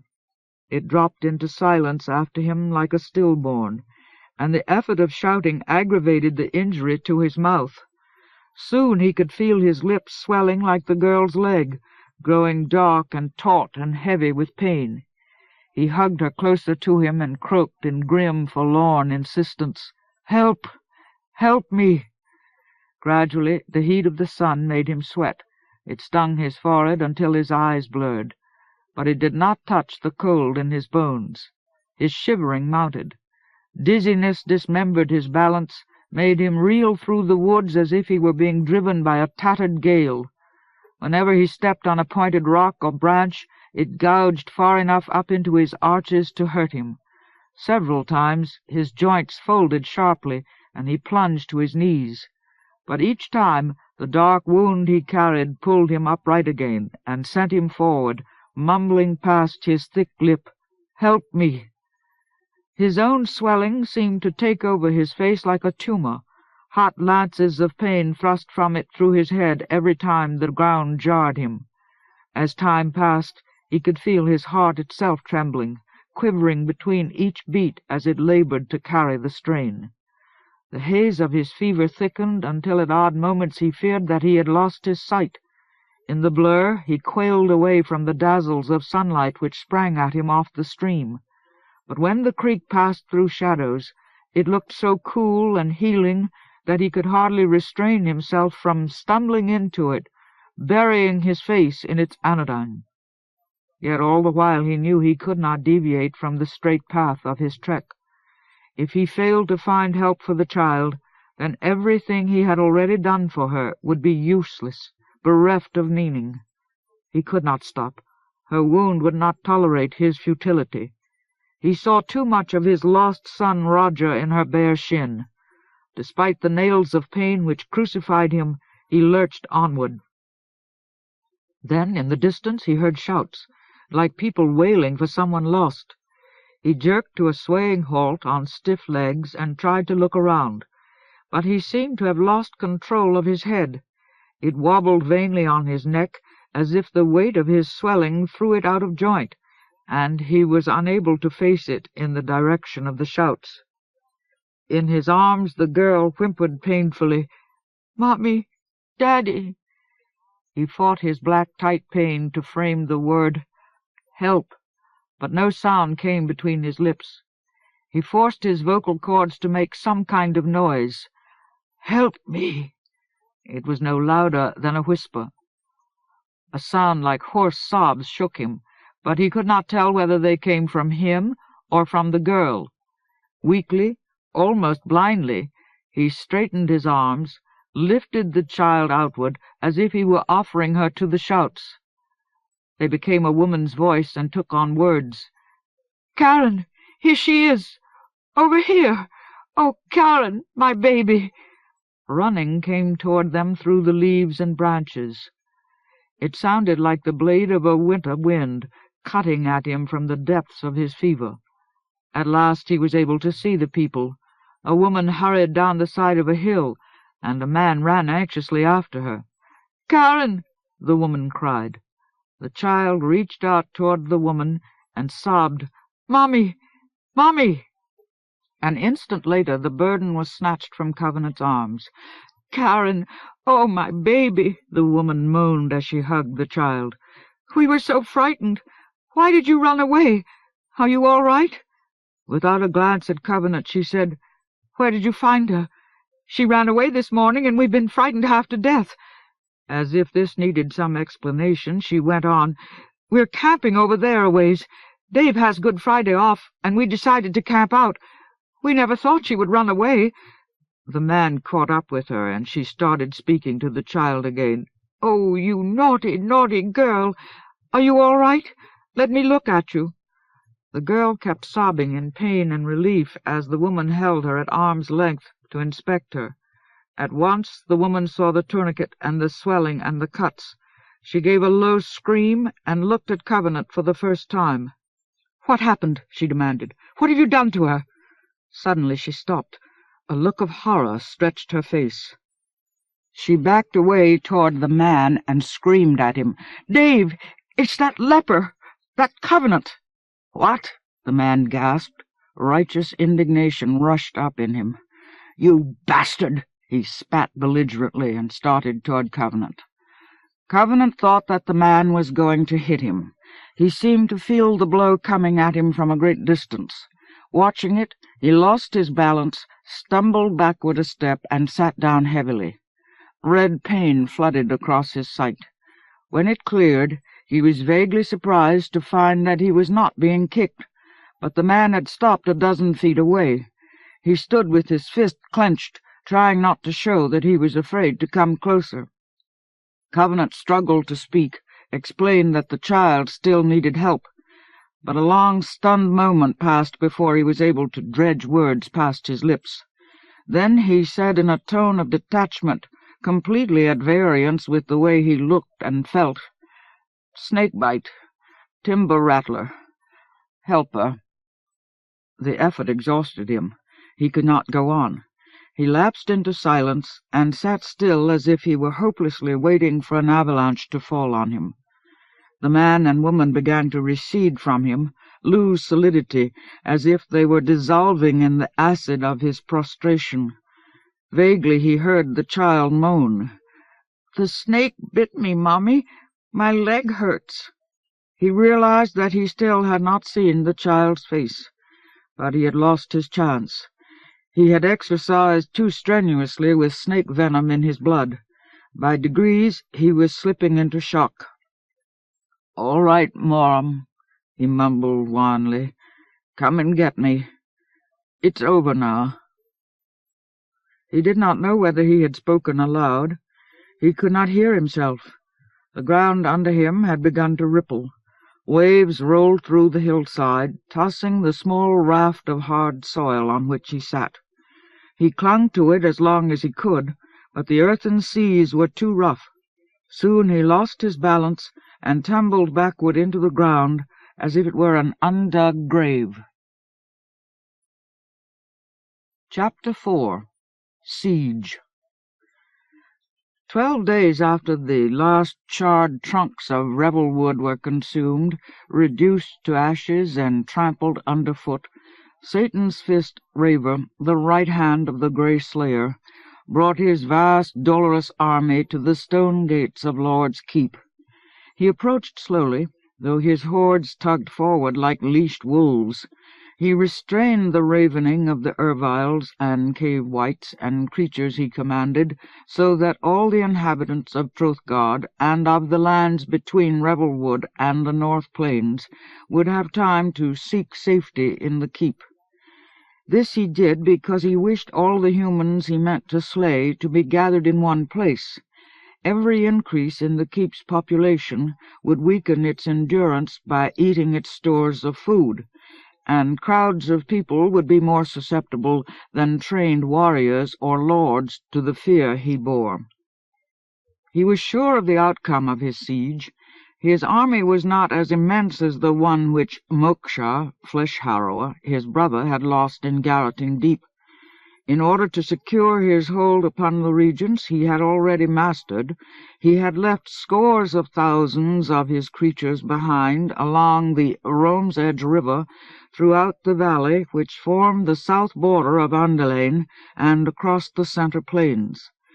But the Despiser had lost little more than a third of his forces in that earlier war, and instead of wolves and Creesh and unwieldy griffins, Satan's fist had with him more of the lore-cunning, Roynish, black, eyeless Erviles, and more of the atrocious creatures which Lord Foul had raised up from the great swamp, Life-Swallower, from Sarngrave Flat, from the spoiled plains, and the bosque of the Ruin-Wash, raised up and demented with the power of the ill-earthed stone.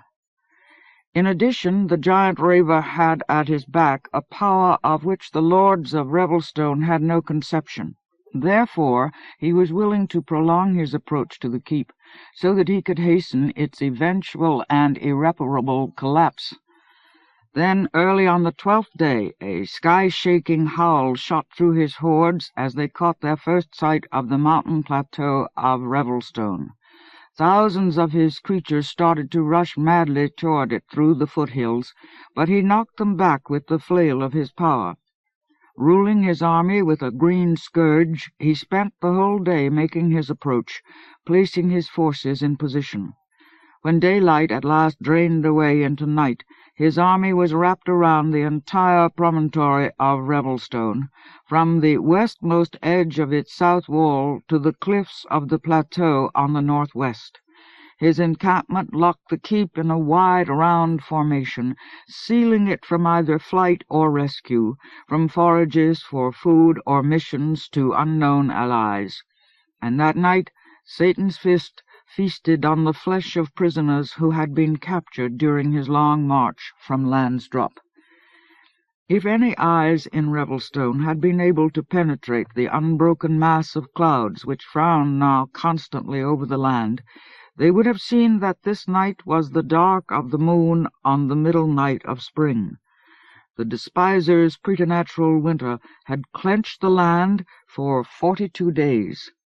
Satan's fist had followed precisely the design which his master had given him for his march through the upper land. The next morning he went to face the watchtower which fronted the long walls of Revelstone at their wedge point. He paid no attention to the intricate giantish labor which had produced the pattern of coins and oriels, and walks and battlements in the smooth cliff walls. That part of him which could have responded to the sight had long ago been extinguished by the occupying raver. Without a second glance at the walls, or at the warriors who sentried the crenellated parapets, he strode around the promontory until he stood before the great stone gates in the base of the tower on its southeast side, the only entrance into Lord's Keep. He was not surprised to find that the gates were open.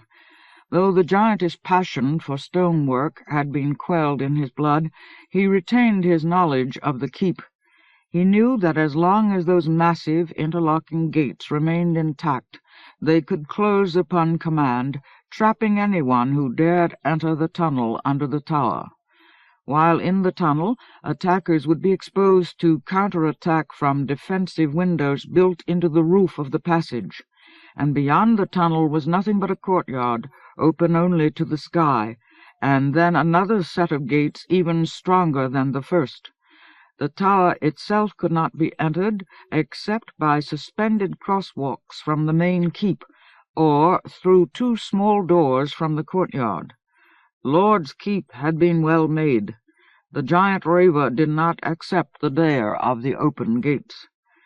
Instead, he placed himself just close enough to the tower to taunt skilled archers, and shouted up at the stone walls in a voice that vibrated with malice and glee. "Hail, lords! Worthy lords! Show yourselves, lordlings! Leave off cowering in your useless warrens, and speak with me. Behold, I come courteously to accept your surrender." There was no answer. The tower, only half as high as the main keep behind it, stood with its windows and battlements as silent as if it were uninhabited. A whimpering growl passed among the army as the creatures begged for a chance to charge through the open gates. "Hear me, little lords," he shouted. "See the toils of my strength wrapped around you. I hold your last lives in the palm of my hand.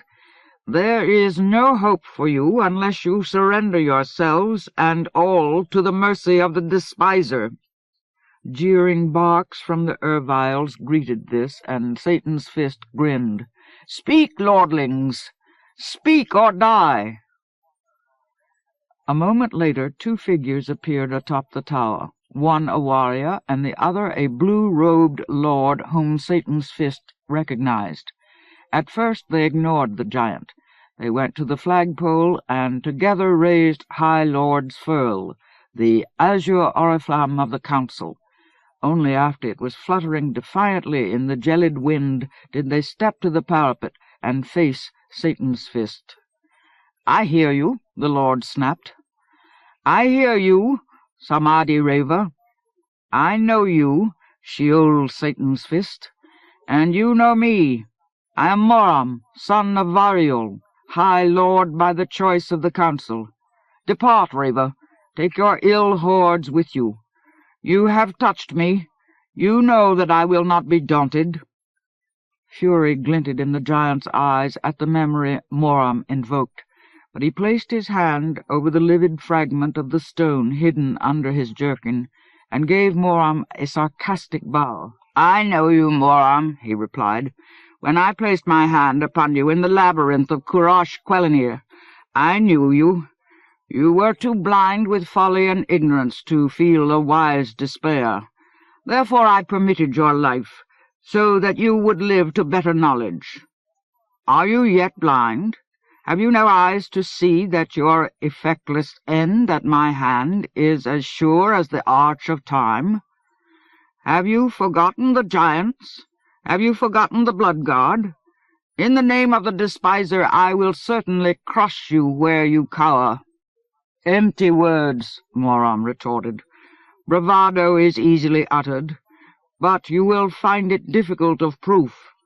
Melanchurian Abatha, Raver, begone. Return to your forsaken master before the Creator forgets restraint and wreaks a timeless vengeance upon you." The giant laughed harshly. "Do not comfort yourself with lies, lordling. The arch of time will be broken if the Creator seeks to strike through it, and then Lord Foul the Despiser, Satan's heart and soul-crusher, corruption and render will be unloosed upon the universe. If the Creator dares to lift his hand, my brothers and I will feast upon his very soul. Surrender, fool! Learn to be daunted while grovelling may still preserve your life. Perhaps you will be permitted to serve me as my hand-slave." "Never!" High Lord Moram cried boldly. "We will never bow to you while one pulse of faith still beats in the land. The earth power is yet strong to resist you. We will seek it until we have found the means to cast down you and your master and all his works. Your victories are hollow while one soul remains with breath enough to cry out against you." Raising his staff, he whirled it so that blue fire danced in the air about his head. "Begone, Samadhi Raver, Melanchurian Abatha, Durok minus Mil Kabal. We will never surrender."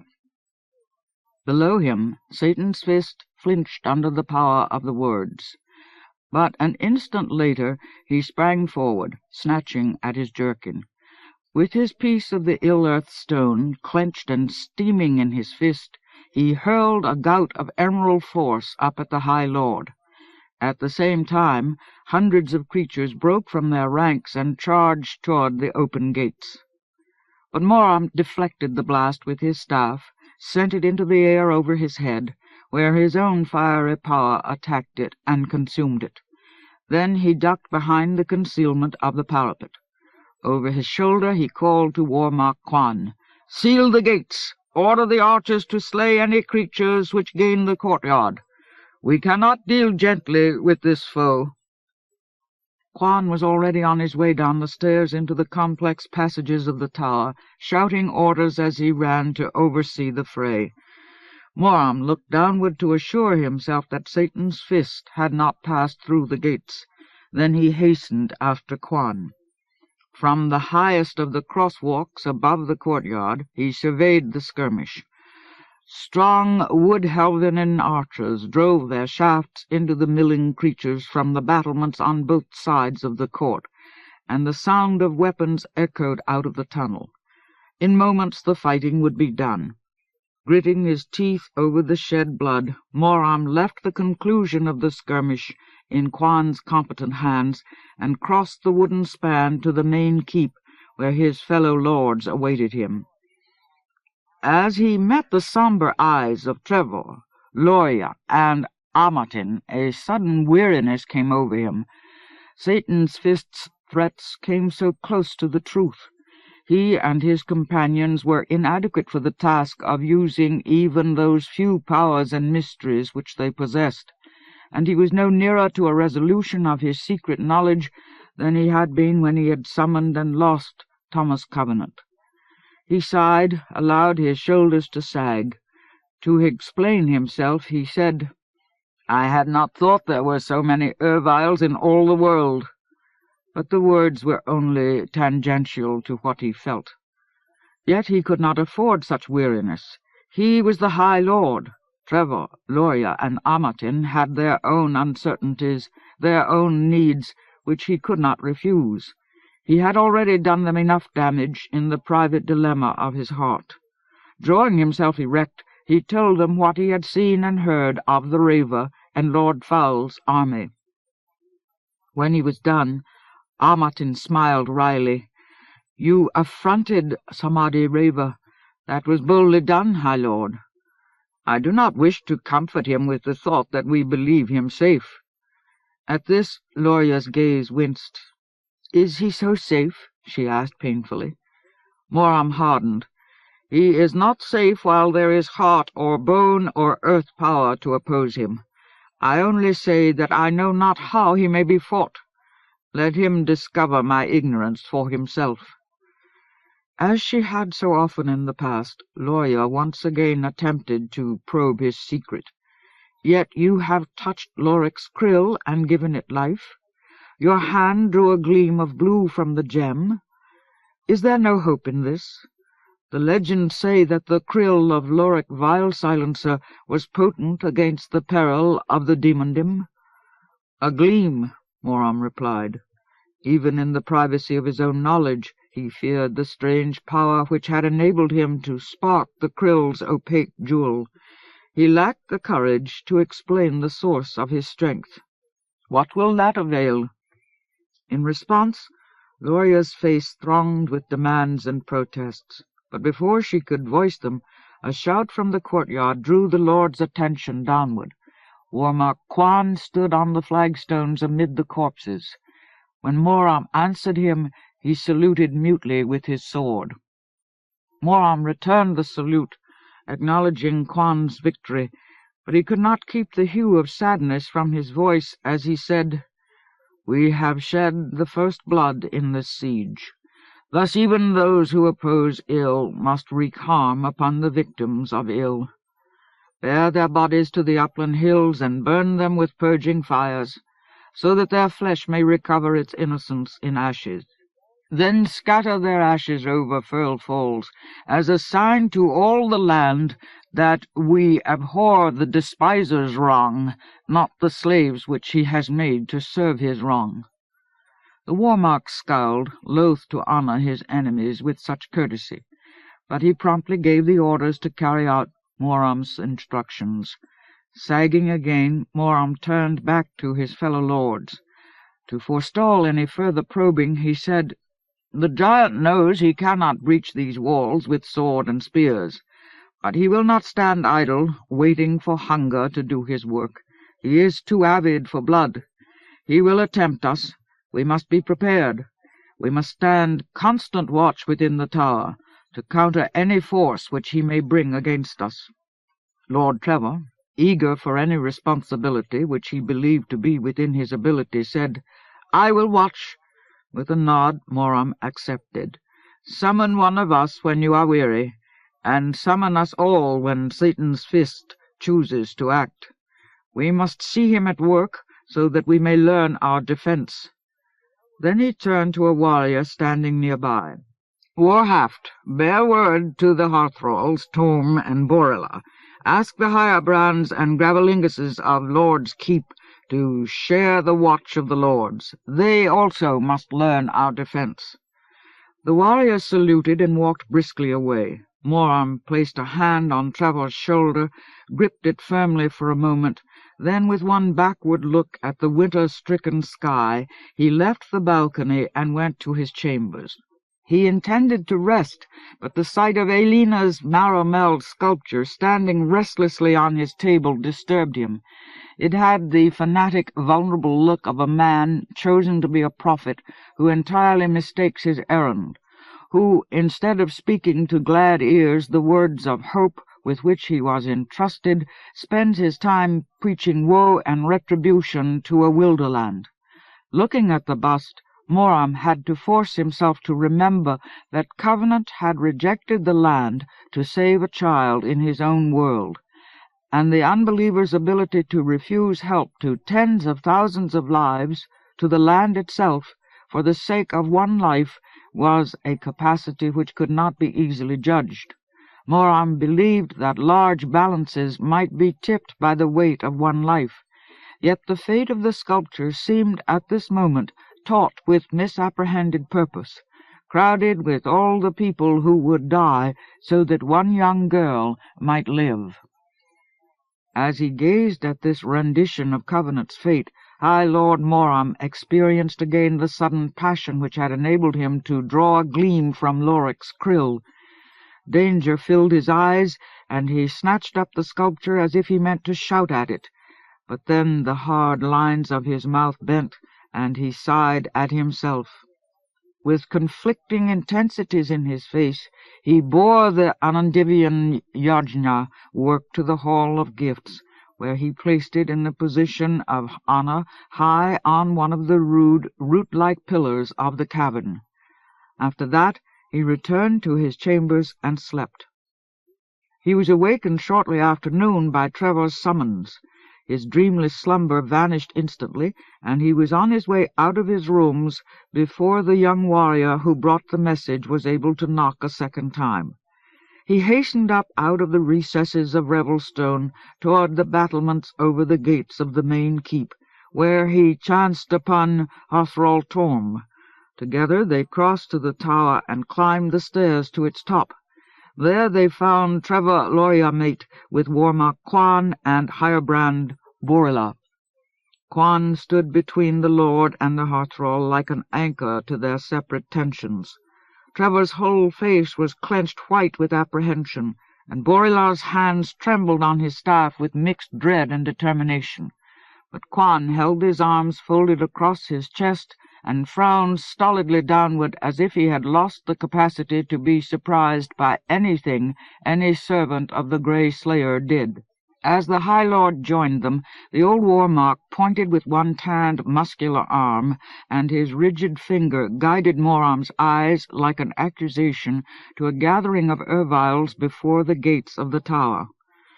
The Erviles were within arrow reach, but a line of red-eyed cave-whites bearing wooden shields protected them by intercepting the occasional shafts which Quan's warriors loosed from the windows of the tower. Behind this cover the Erviles were building. They worked with deft speed, and their construction quickly took shape in their midst. Soon Moram saw that they were making a catapult. Despite the freezing ire of Foul's wind, his hands began to sweat on his staff.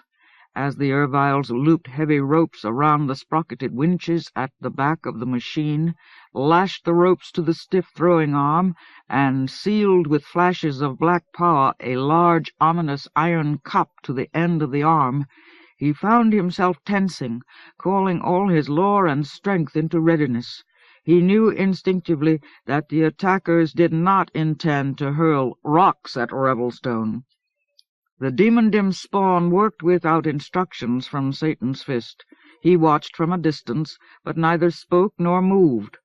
A score of them clambered over the catapult, adjusting, tightening, sealing it, and High Lord Moram marveled grimly that they could build so well without eyes. But they showed no need for eyes. Noses were as discerning as vision.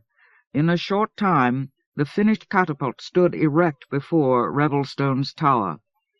Then barking shouts chorused through the encampment, and 100 Erviles ran forward to the machine. On either side a score of them formed wedges to concentrate their power and placed themselves so that their lore-masters stood at the winches. Using their iron staves, the two lore-masters began turning the sprockets, thus tightening the ropes and slowly bending the catapult's arm backward. The catapult dwarfed the creatures, but by focusing their strength in wedges, they were able to crank the winches and bend the arm. And while this was being done, the other Erviles came together and made an immense wedge behind the catapult.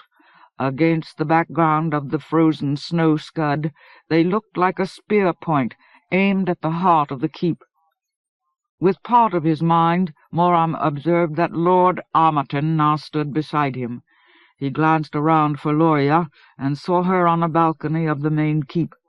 He waved his approval to her. If any holocaust struck the watchtower, all the lords would not be lost. Then he cocked an eyebrow at Quan, and when the war mark nodded to indicate that the warriors were ready for any sudden orders, High Lord Moram returned his attention to the Erviles. As the arm of the catapult was drawn back, Gravelinga Storm knelt at the parapet, spreading his arms and pressing his palms against the slow curve of the wall.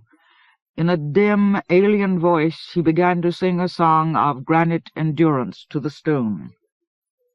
Then the arm reached its fullest arc. Quivering as if it were about to splinter, it strained toward the tower. At once it was locked into place with iron hooks.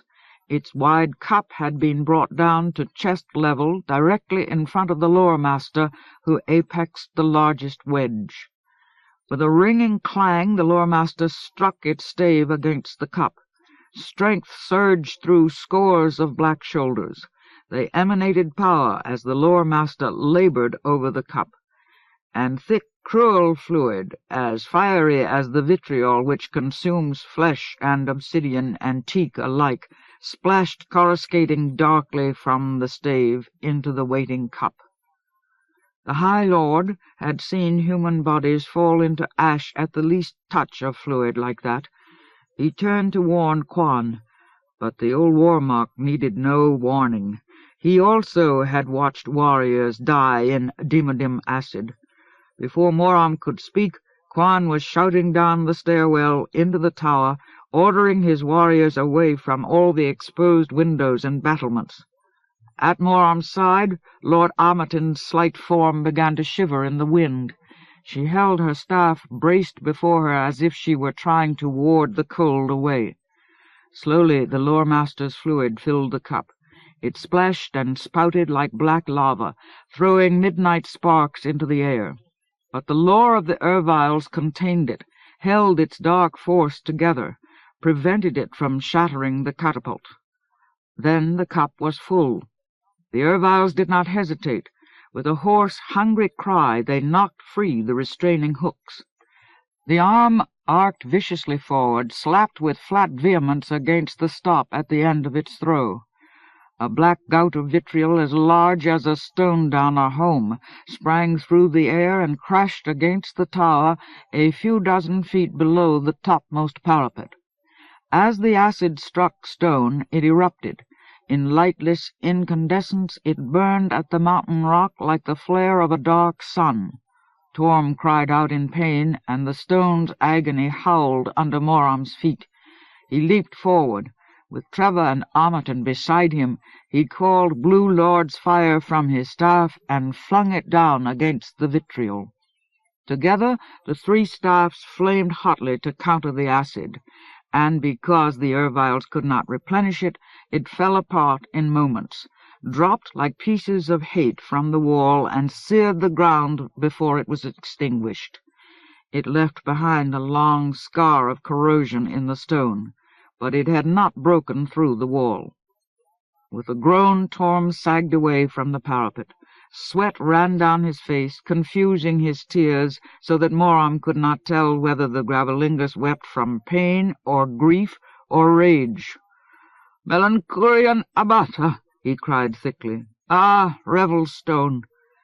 The Erviles were already cranking their catapult into position for another throw. For an instant Moram felt stunned and helpless.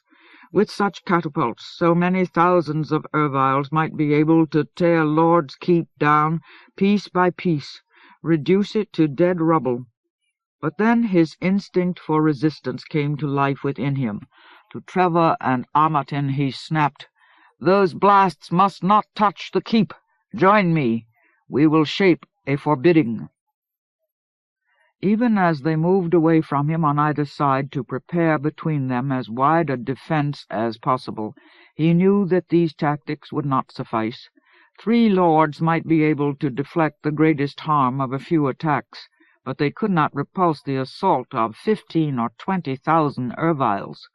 "Torm!" he commanded sharply. "Borila!" At once Hothrol Torm began calling for more Gravelinguses, but Borila hesitated, searching around him uncertainly, as if the urgency of the situation interfered with his thinking, hid his own lore from him. "Calmly, Hirebrand," Moram said to steady him. "The catapults are of wood." Abruptly Borila spun and dashed away.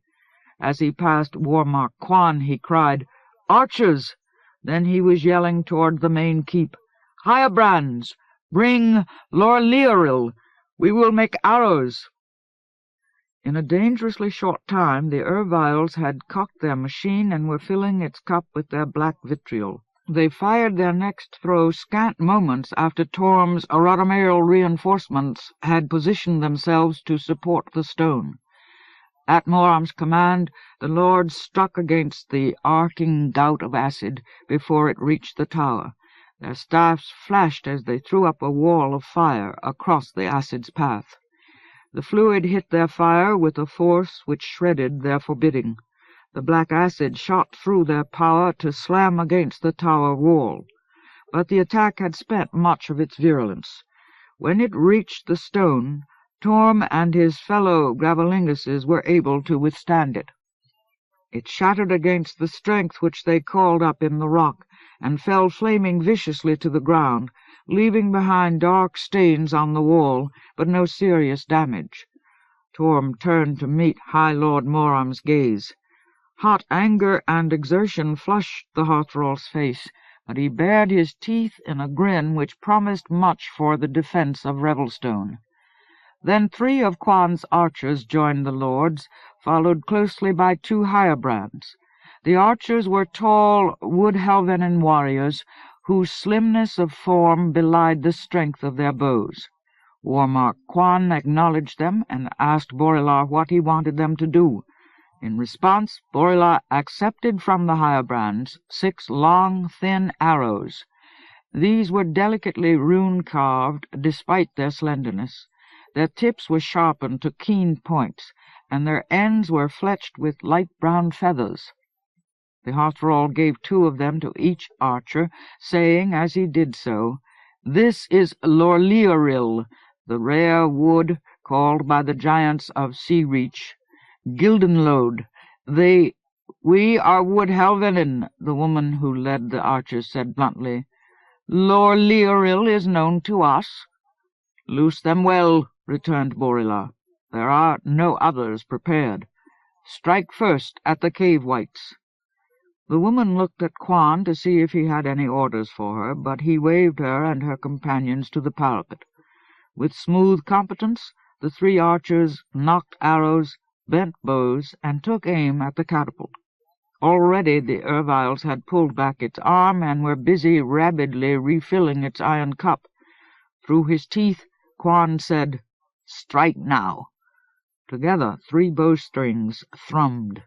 Immediately the defending cave-whites jerked up their shields, caught the arrows out of the air. The instant the arrows bit wood, they exploded into flame. The force of their impact spread fire over the shields, threw blazing shreds and splinters down onto the cave-whites. Yelping in surprise and pain, the dull-witted, gangling creatures dropped their shields and jumped away from the fire. At once the archers struck again. Their shafts sped through the air and hit the catapult's throwing arm just below the cup. The Lomillialor detonated instantly, setting the black acid afire. In sudden conflagration, the fluid's power smashed the catapult, scattered blazing wood in all directions. A score of Erviles and several cave-whites fell, and the rest went scrambling beyond arrow range, leaving the pieces of the machine to burn themselves out. With a fierce grin, the wood-Helvenin woman turned to Borila and said, "The Lilienrill make door shafts, Hothrol." Variol strove to appear dispassionate, as if he were accustomed to such success, but he had to swallow twice before he could find his voice to say, "So it would appear." High Lord Moram placed a hand of praise on the Hothrol's shoulder. "Hirebrand, is there more Lomillialor which may be formed into such arrows?" Variol nodded like a veteran. "There is more. All the Gildenload keels and rudders which were made for the giants before, that wood may be reshaped." "Ask the Hirebrands to begin at once," said Moram quietly. Smiling broadly, Torm moved to stand beside Variol. "Hothrol, you have outdone me," he said in a teasing tone. "The Ritual will not rest until they have found a way to match this triumph of yours." At this, Variol's dispassion broke into a look of wide pleasure. Arm in arm, he and Torm left the tower, followed by the other Hirebrands and Gravelinguses. After bowing under a few curt words of praise from Quan, the archers left also. He and the three lords were left alone on the tower, gazing somberly into each other's eyes. Finally, Quan spoke the thought that was in all their faces. "It is a small victory. Larger catapults may strike from beyond the reach of arrows. Larger wedges may make power enough to breach the walls. If several catapults are brought to the attack together, we will be sorely pressed to resist even the first throws." "And the ill-earth stone has not yet spoken against us," Moram murmured. He could still feel the force which had rent his defence tingling in his wrists and elbows. As an afterthought he added, "Except in the voice of this cruel wind and winter." For a moment he melded his mind with Trevor and Armiton, sharing his strength with them, and reminding them of their own resources. Then, with a sigh, Lord Armiton said, "I am of wood Helven in blood. I will assist Hothrol Variol in the making of these shafts. It will be slow work, and many of the Lilienrill have other tasks." "And I will go to Torm," Trevor said. "I have no lord to match the Ritual, but it may be that a counter to this Demodim bane can be found in the Firestones." Moram approved silently, put his arm around the two lords, and hugged them. "I will stand watch," he said, "and summon Loria when I am weary."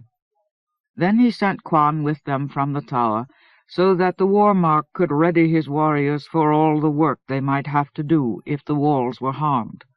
Alone the High Lord stood and faced the dark encampment of Satan's Fist's hordes, stood below the snapping furl, which was already ragged in the sharp wind, planted the iron heel of his staff on the stone, and faced the encircling enemy as if his were the hand which held the outcome of the siege. In the grey dimness toward evening, the Erviles built another catapult. Beyond the reach of arrows they constructed a stronger machine, one capable of throwing their power across the additional ground. But High Lord Moram summoned no aid. When the black spew of corrosion was launched, it had farther to travel. It was beyond the command of its makers for a longer time. Moram's blue power lashed out at it as it reached the top of its arc. A fervid lightning of Lord's fire bolted into the vitriol, weakened its momentum, caused it to fall short. Splashing angrily, effectlessly, it crashed to the earth, and burned a morbid hole like a charnel pit in the frozen dirt. The Erviles withdrew, returned to the Garrus watchfires which burned throughout the army for the sake of the mistborn creatures that needed light. After a time, Moram rubbed the strain from his forehead and called Lord Loria to take his place. During the blind night, 3 more catapults were built in the safety of distance, then brought forward to attack Revelstone. None of them assaulted the tower. 2 of them threw at the walls of the main keep from the north, 1 from the south, but each time the defenders were able to react quickly. The lore master's exertion of power as they cocked the machines radiated a palpable impression up at the battlements, and this emanation warned the keep of each new assault. Archers waiting with Lomillialor arrows raced to respond. They gained light to aim with by driving arrows into the ground near the catapults. In the sudden revealing fires, they destroyed 2 of the new threats as they had destroyed the first, but the third remained beyond bowshot and attacked the south wall from a position out of Loria's reach. Yet this assault was defeated also. In a moment of inspiration, the haft commanding the archers ordered them to direct their shafts at the acid as it arced toward the keep. The archers fired a dozen shafts in rapid succession into the gout of fluid, and succeeded in breaking it apart, so that it spattered against the stone in weaker pieces, and did little harm. Fortunately, there were no more attacks that night. All the new Gildenlode arrows had been used, and the process of making more was slow and difficult. Throughout the next day also there were no attacks, though the sentries could see Ervile's building catapults in the distance. No move was made against Revelstone until deep in the chattering darkness of midnight. Then alarms rang through the keep, calling all its defenders from their work or rest. In the wind-torn light of arrows aflame like torches in the frozen earth, the lords and hirebrands and gravelinguses and warriors and lore wardens saw 10 catapults being cranked into position beyond the range of the archers. Orders hummed through the stone of the keep. Men and women dashed to take their places. In moments, a lord or a team of defenders stood opposite each catapult. As the cups were filled, Revelstone braced itself for the onslaught of power. At the flash of a dank green signal from Satan's fist, the 10 catapults threw. The defense outlined Revelstone in light, cast so much bright orange, yellow, and blue fire from the walls that the whole plateau blazed in the darkness like a conflagration of defiance. Working together from the tower, Moram and Amerton threw bolts of power which cast down 2 of the vitriol attacks. From the plateau atop Revelstone, the lords Trevor and Loria used their advantage of height to help them each deflect 1 cupful of corrosion into the ground. 2 of the remaining attacks were torn apart by Hothrol Borilar's arrows. Using a piece of oar-crest given to them by Hothrol Torm and a Lomillialor rod obtained from Lord Amerton, teams of lore wardens erected barriers which consumed most of the virulence in 2 assaults, prevented them from doing any irrecoverable damage. Gravelinguses met the last 2 throws of the Erviles. With 1 partner, Torm had positioned himself on a balcony directly in front of 1 catapult. They stood on either side of a stone vat of graveling, and sang a deep Ritual song, which slowly brought their mortal flesh into harmony with the mounting radiance of the firestones. While the Erviles filled the cup of the machine, Torm and his companion thrust their arms into the graveling, pushed their lore-preserved hands deep among the firestones near the sides of the vat. There they waited in the golden heat, singing their earthish song, until the catapult threw, and the vitriol sprang toward them. In the last instant they heaved a double armful of graveling up at the black gout. The 2 powers collided scant feet above their heads, and the force of the impact knocked them flat on the balcony. The wet corrosion of the acid turned the graveling instantly to cinders, but in turn the rhodomeal might of the firestones burned away the acid before the least drop of it touched Torm or Revelstone. The other pair of gravelinguses were not so successful. They mistimed their countering heave, and as a result their graveling only stopped half the vitriol. Both men died in fluid fire, which destroyed a wide section of the balcony. But instead of striking again, launching more attacks to wear down the defences of the keep, the Erviles abandoned their catapults and withdrew, apparently satisfied with what they had learned about Revelstone's metal. High Lord Moram watched them go with surprise in his face and cold dread in his heart. Surely the Erviles had not been intimidated by the defence. If Satan's fist chose now to change his tactics, it was because he had measured the weakness of Revelstone and knew a better way to capitalize on it. The next morning Moram saw the commencement of Satan Fist's new strategy, but for 2 days after that he did not comprehend it. The ravers' hordes moved closer to Revelstone, placed themselves hardly 100 yards from the walls, and faced the plateau as if they expected its defenders to leap willingly into their jaws. The Erviles moved among the slavering creatures and cave wights, and formed scores of wedges which seemed to point toward the very heart of Revelstone. And behind them Satan's Fist stood in a broad piece of open ground, openly wielding his stone for the first time. But he launched no physical onslaught, offered the keep no opportunity to strike or be stricken. Instead, his creatures dropped to their hands and knees and glared hungrily at Revelstone like crouching prayers.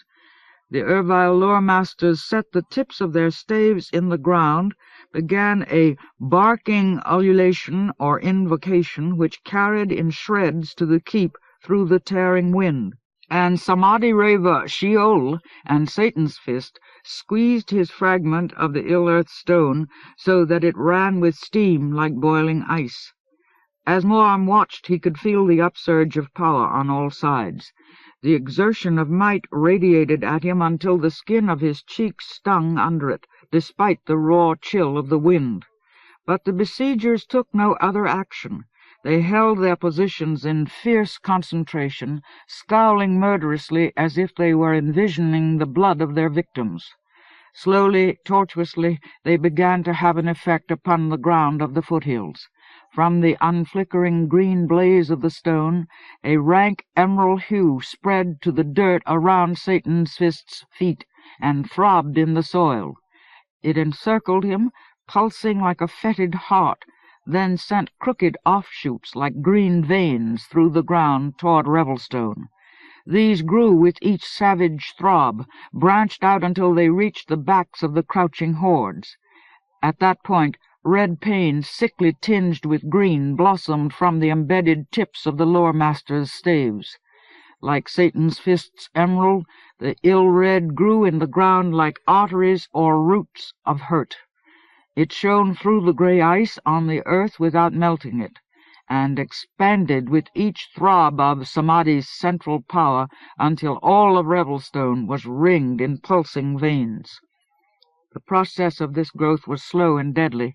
By nightfall the red-green harm was not far past the feet of the Erviles, and after a long lurid darkness, dawn found the veins just halfway to the walls.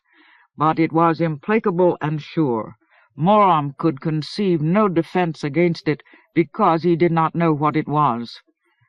During the next 2 days the dread of it spread over Lord's Keep. People began to talk in whispers. Men and women hurried from place to place as if they feared that the city stone were turning against them. Children whimpered inexplicably and winced at the sight of well-known faces. A thick atmosphere of fear and incomprehension hovered in Revelstone like the spread wings of an alighting vulture. Yet Moram did not grasp what was being done to the city until the evening of the 3rd day. Then by chance he approached Warmark Quan, unseen and unheard, and at the touch of his hand on Quan's shoulder the Warmark reeled away in panic, clawing at his sword. When his eyes finally recognized the High Lord, his face filled with a gray ash of misery, and he trembled like an overwhelmed novice. With a groan of insight, Moram understood Revelstone's plight. Dread of the unknown was only the surface of the peril. As he threw his arms around Quan's trembling, he saw that the red-green veins of power in the ground were not a physical danger.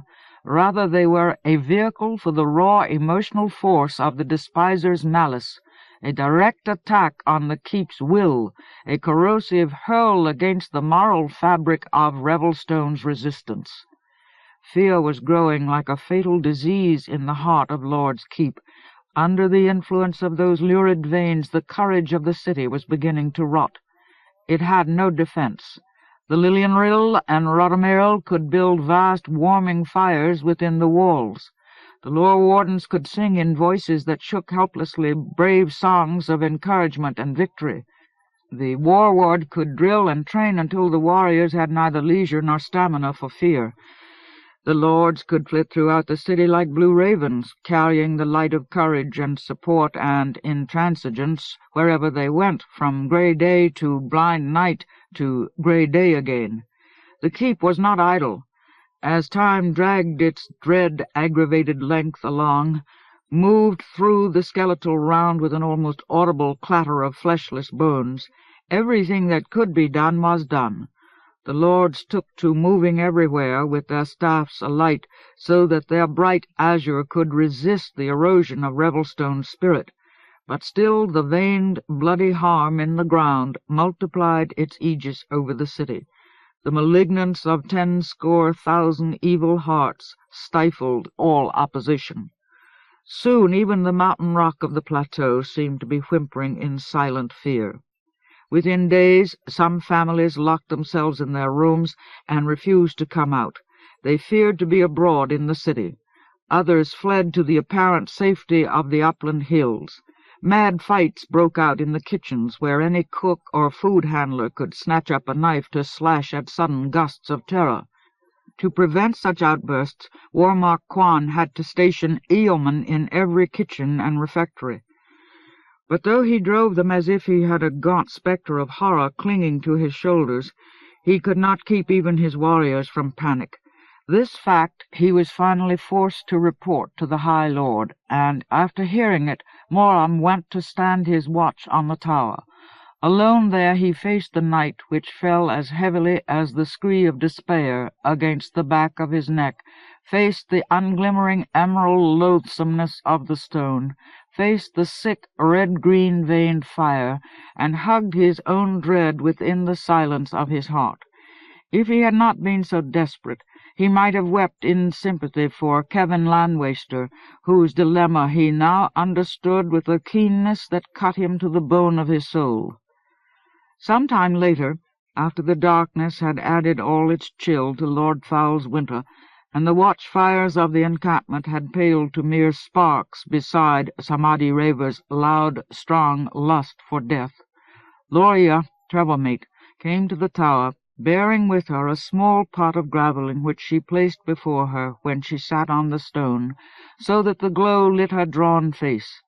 The uplift of her visage cast her eyes into shadow, but still Moram could see that they were raw with tears.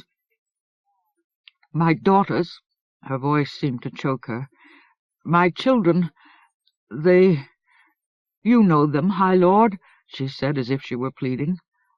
"Are they not children to make a parent proud?" "Be proud," Moram replied gently. "Parents and children are a pride to each other." "You know them, High Lord," she insisted. "My joy in them has been large enough to be pain. High Lord, they will no longer eat. They fear the food. They see poison in the food. This evil maddens them." "We are all maddened, Loria. We must endure." "How endure? Without hope? High Lord, it were better if I had not borne children." Gently, quietly, Moram answered a different question. "We cannot march out to fight this evil. If we leave these walls, we are ended. There is no other hold for us. We must endure." In a voice suffused with weeping, Loria said, "High Lord, summon the Unbeliever." "Ah, Sister Loria, that I cannot do. You know I cannot. You know that I chose rightly when I released Thomas Covenant to the demands of his own world. Whatever other follies have twisted the true course of my life, that choice was not folly." "Moram," she beseeched thickly. "No. Loria, think what you ask. The Unbeliever desired to save a life in his world. But time moves in other ways there. 47 years have passed since he came first to Revelstone, yet in that time he has not aged even 3 cycles of the moon. Perhaps only moments have gone by for him since his last summoning. If he were called again now, perhaps he would still be prevented from saving the young child who needs him." At the mention of a child, sudden anger twisted Loria's face. "Summon him," she hissed. What are his nameless children to me? By the seven, Moram, summon—" "No," Moram interrupted her, but his voice did not lose its gentleness. "I will not. He must have the freedom of his own fate. It is his right. We have no right to take it from him. No, even the land's utterest need does not justify such an act. He holds the white gold. Let him come to the land if he wills. I will not gainsay the one true bravery of my unwise life." Loria's anger collapsed as swiftly as it had come. Wringing her hands over the graveling, as if even the hope of warmth had gone out of them, she moaned.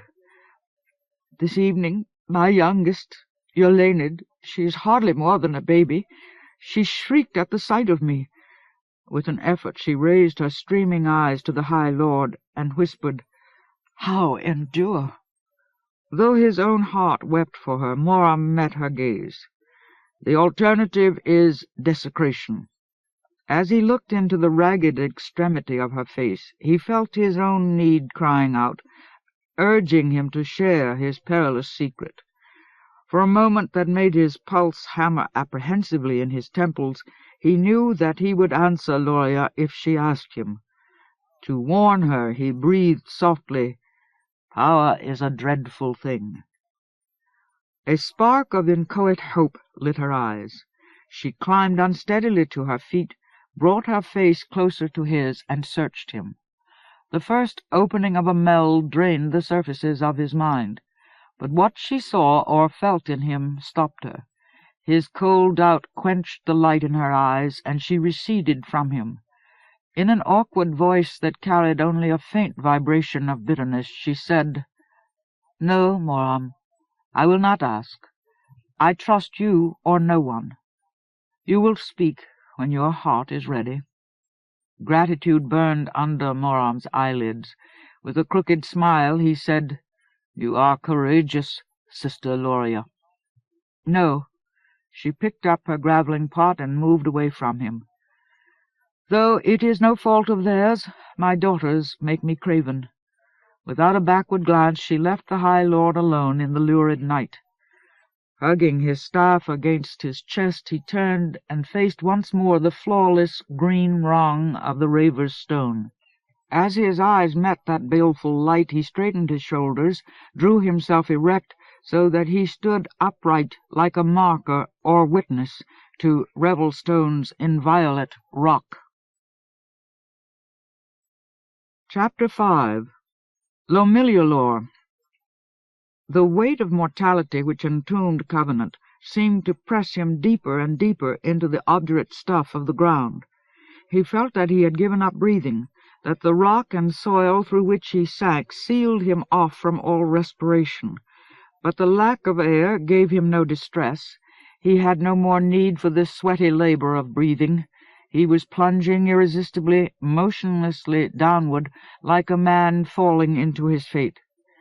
Around him the black earth changed slowly to mist and cold.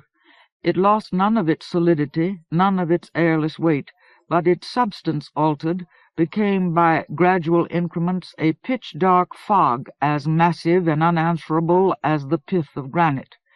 With it the cold increased. Cold and winter and mist wound about him like cerements. He had no sense of duration, but at some point he became aware of a chill breeze in the mist. It eased some of the pressure on him, loosened his cerements. Then an abrupt rift appeared some distance away. Through the gap he saw a fathomless night sky, unredeemed by any stars, and from the rift shone a slice of green light as cold and compelling as the cruelest emerald. The cloud rift rode the breeze until it crossed over him. As it passed, he saw standing behind the heavy clouds a full moon livid with green force, an emerald orb radiating ill through the heavens.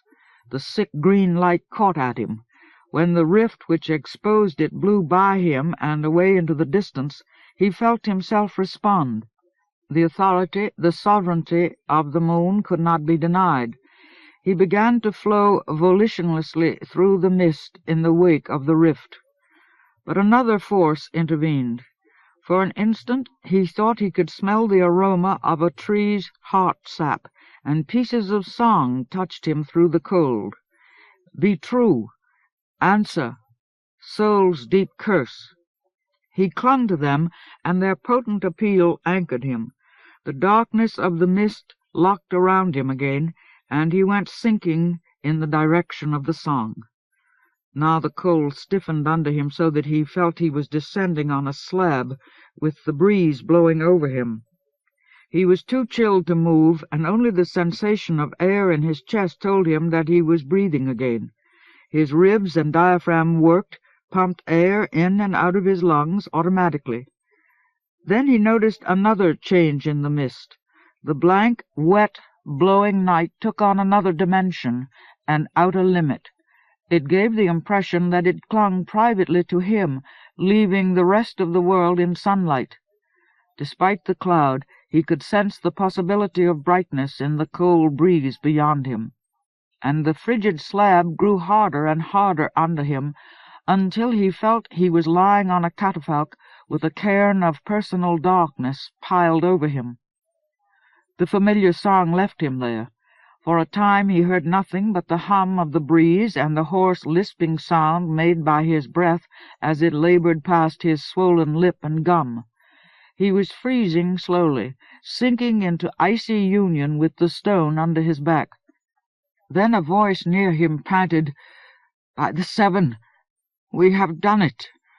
The speaker sounded spent with weariness and oddly echoless, forlorn. Only the hum of the wind supported his claim to existence. Without it he might have been speaking alone in the uncomprehended ether between the stars. A light voice full of glad relief answered, "Yes, my friend, your lore serves us well. We have not striven in vain these 3 days." "My lore and your strength, and the Lomillialor of High Lord Moram. But see him. He is injured and ill." "Have I not told you that he also suffers?" The light voice sounded familiar to Covenant. It brought the sunshine closer, contracted the mist until it was wholly within him, and he could feel cold brightness on his face. "You have told me," said the forlorn man, "and I have told you that I should have killed him when he was within my grasp, but all my acts go astray. Behold, even now the Unbeliever comes dying to my call." The second speaker replied in a tone of gentle reproof, "My friend, you—" But the first cut him off. "This is an ill-blown place. We cannot help him here." Covenant felt hands grip his shoulders. He made an effort to open his eyes. At first he could see nothing. The sunlight washed everything out of his sight. But then something came between him and the sun. In its shadow he blinked at the blur which marred all his perceptions. "He awakens," the first voice said. "Will he know me?" "Perhaps not. You are no longer young, my friend." "Better if he does not," the man muttered. "He will believe that I seek to succeed where I once failed. Such a man will understand retribution." "You wrong him. I have known him more closely. Do you not see the greatness of his need for mercy?" "I see it, and I also know him. I have lived with Thomas Covenant in my ears for 47 years. He receives mercy even now, whether or not he comprehends it." "We have summoned him from his rightful world. Do you call this mercy?" In a hard voice the first speaker said, "I call it mercy." After a moment the second sighed. "Yes, and we could not have chosen otherwise. Without him, the land dies." "Mercy?" Covenant croaked. His mouth throbbed miserably. "Yes," the man bending over him averred. "We give you a new chance to resist the ill which you have allowed upon the land." Gradually Covenant saw that the man had the square face and broad shoulders of a Stonedowner. His features were lost in shadow, but woven into the shoulders of his thick fur-lined cloak was a curious pattern of crossed lightning, a pattern Covenant had seen somewhere before, but he was still too bemused with fog and shock to trace the memory. He tried to sit up. The man helped him, braced him in that position. For a moment his gaze wandered. He found that he was on a circular stone platform edged by a low wall. He could see nothing but sky beyond the parapet. The cold blue void held his eyes as if it were beckoning to him. It appealed to his emptiness. He had to wrestle his gaze into focus on the Stonedowner. From this angle the sun illuminated the man's face. With his grey-black hair and weathered cheeks, he appeared to be in his mid-60s, but age was not his dominant feature. His visage created a self-contradictory impression. He had a hard, bitter mouth which had eaten sour bread for so long that it had forgotten the taste of sweetness, but his eyes were couched in fine lines of supplication, as if he had spent years looking skyward and begging the sun not to blind him. He was a man who had been hurt and had not easily borne the cost. As if the words had just penetrated through his haze, Covenant heard the man say, "Should have killed him." A man wearing a pattern of crossed lightning on his shoulders had once tried to kill Covenant, and had been prevented by a Tiaran trailmate. She had invoked the oath of peace. "Trioc!" Covenant breathed hoarsely. "Trioc!" The man did not flinch from Covenant's aching gaze. "I promised that we would meet again." "Hell fire," Covenant groaned to himself. "Hell and blood." Trioc had been in love with Lena, daughter of Atiaran, before Covenant had ever met her. He struggled to get to his feet. In the raw cold his battered muscles could not raise him. He almost fainted at the exertion. But Trioc helped him, and someone else lifted him from behind. He stood wavering, clinging helplessly to Trioc's support, and looked out beyond the parapet. The stone platform stood in empty air as if it were afloat in the sky, riding the hum of the breeze. In the direction Covenant faced he could see straight to the farthest horizon, and that horizon was nothing but a sea of grey clouds, a waving, thick mass of blankness like a shroud over the earth. He wobbled a step closer to the parapet, and saw that the deep flood covered everything below him. The platform stood a few 100 feet above the clouds, as if it were the only thing in the world on which the sun still shone. But a promontory of mountains jutted out of the grey sea on his left, and when he peered over his shoulder past the man who supported him from behind, he found another promontory towering over him on that side. A flat cliff face met his view, and on either side of it a mountain range strode away into the clouds. He was on Kevin's watch again, standing atop a stone shaft which joined that cliff face somewhere out of sight below him. For a moment he was too surprised to be dizzy. He had not expected this. He had expected to be recalled to Revelstone. Who in the land beside the lords had the power to summon him? When he had known Trioc, the man had been a cattle-herd, not a wielder of lore. Who but the Despiser could make such a summons possible? Then the sight of the long fall caught up with him, and vertigo took the last strength from his legs. Without the hands which held him, he would have toppled over the parapet. "Steady, my friend," Trioc's companion said reassuringly. "I will not release you. I have not forgotten your dislike of heights." He turned Covenant away from the wall, supporting him easily. Covenant's head rolled loosely on his neck, but when the watch stopped reeling around him, he forced himself to look toward Trioc. "How?" he mumbled thickly. "Who? Where did you get the power?" Trioc's lips bent in a hard smile. To his companion he said, "Did I not say that he would understand retribution? He believes that even now I would break my oath for him." Then he directed the bitterness of his mouth at Covenant. "Unbeliever, you have earned retribution. The loss of High Lord Elena has caused—" "Peace, my friend," the other man said. "He has pain enough for the present. Tell him no sad stories now. We must bear him to a place where we may succor him." Again Triarch looked at Covenant's injuries. "Yes," he sighed wearily. "Pardon me, Unbeliever. I have spent 47 years with people who cannot forget you. Be at rest. We will preserve you from harm as best we may, and we will answer your questions. But first we must leave this place. We are exposed here. The Grey Slayer has many eyes, and some of them may have seen the power which summoned you." He slid a smooth wooden rod under his cloak, then said to his companion, "Rock brother, can you bear the Unbeliever down this stair? I have rope if you desire it." His companion laughed quietly. "My friend, I am a giant. I have not lost my footing on stone since the first sea voyage of my manhood. Thomas Covenant will be secure with me." A giant? Covenant thought dumbly. For the first time he noticed the size of the hands which supported him. They were twice as big as his. They turned him lightly, lifted him into the air as if he were weightless. He found himself looking up into the face of Salt-Heart Foam-Follower.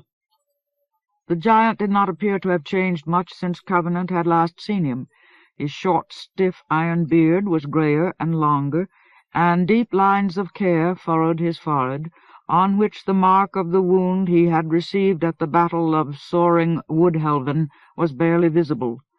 But his deep-set eyes still flashed like enthusiastic gems from under the massive fortification of his brows, and his lips curled wryly around a smile of welcome.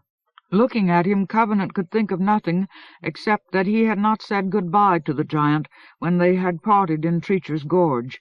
Foam-Follower had befriended him, and he had not even returned that friendship to the extent of one farewell. Shame pushed his eyes from Foam-Follower's face. He glanced down the giant's gnarled, oak-like frame. There he saw that Foam-Follower's heavy leather jerkin and leggings were tattered and rent, and under many of the tears were battle-scars, both old and new. The newest ones hurt him as if they had been cut into his own flesh. "Foam-Follower," he croaked, "I'm sorry."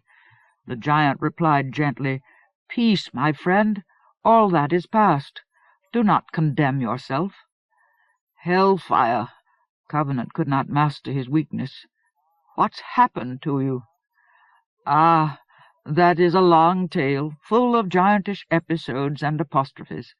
I will save it until we have taken you to a place where we may aid you. You are ill enough to bandy stories with death itself." "You've been hurt," Covenant went on, but the intensity in Foam-Follower's eyes stopped him. In mock sternness the giant commanded, "Be silent, Unbeliever. I will listen to no sad stories in this place."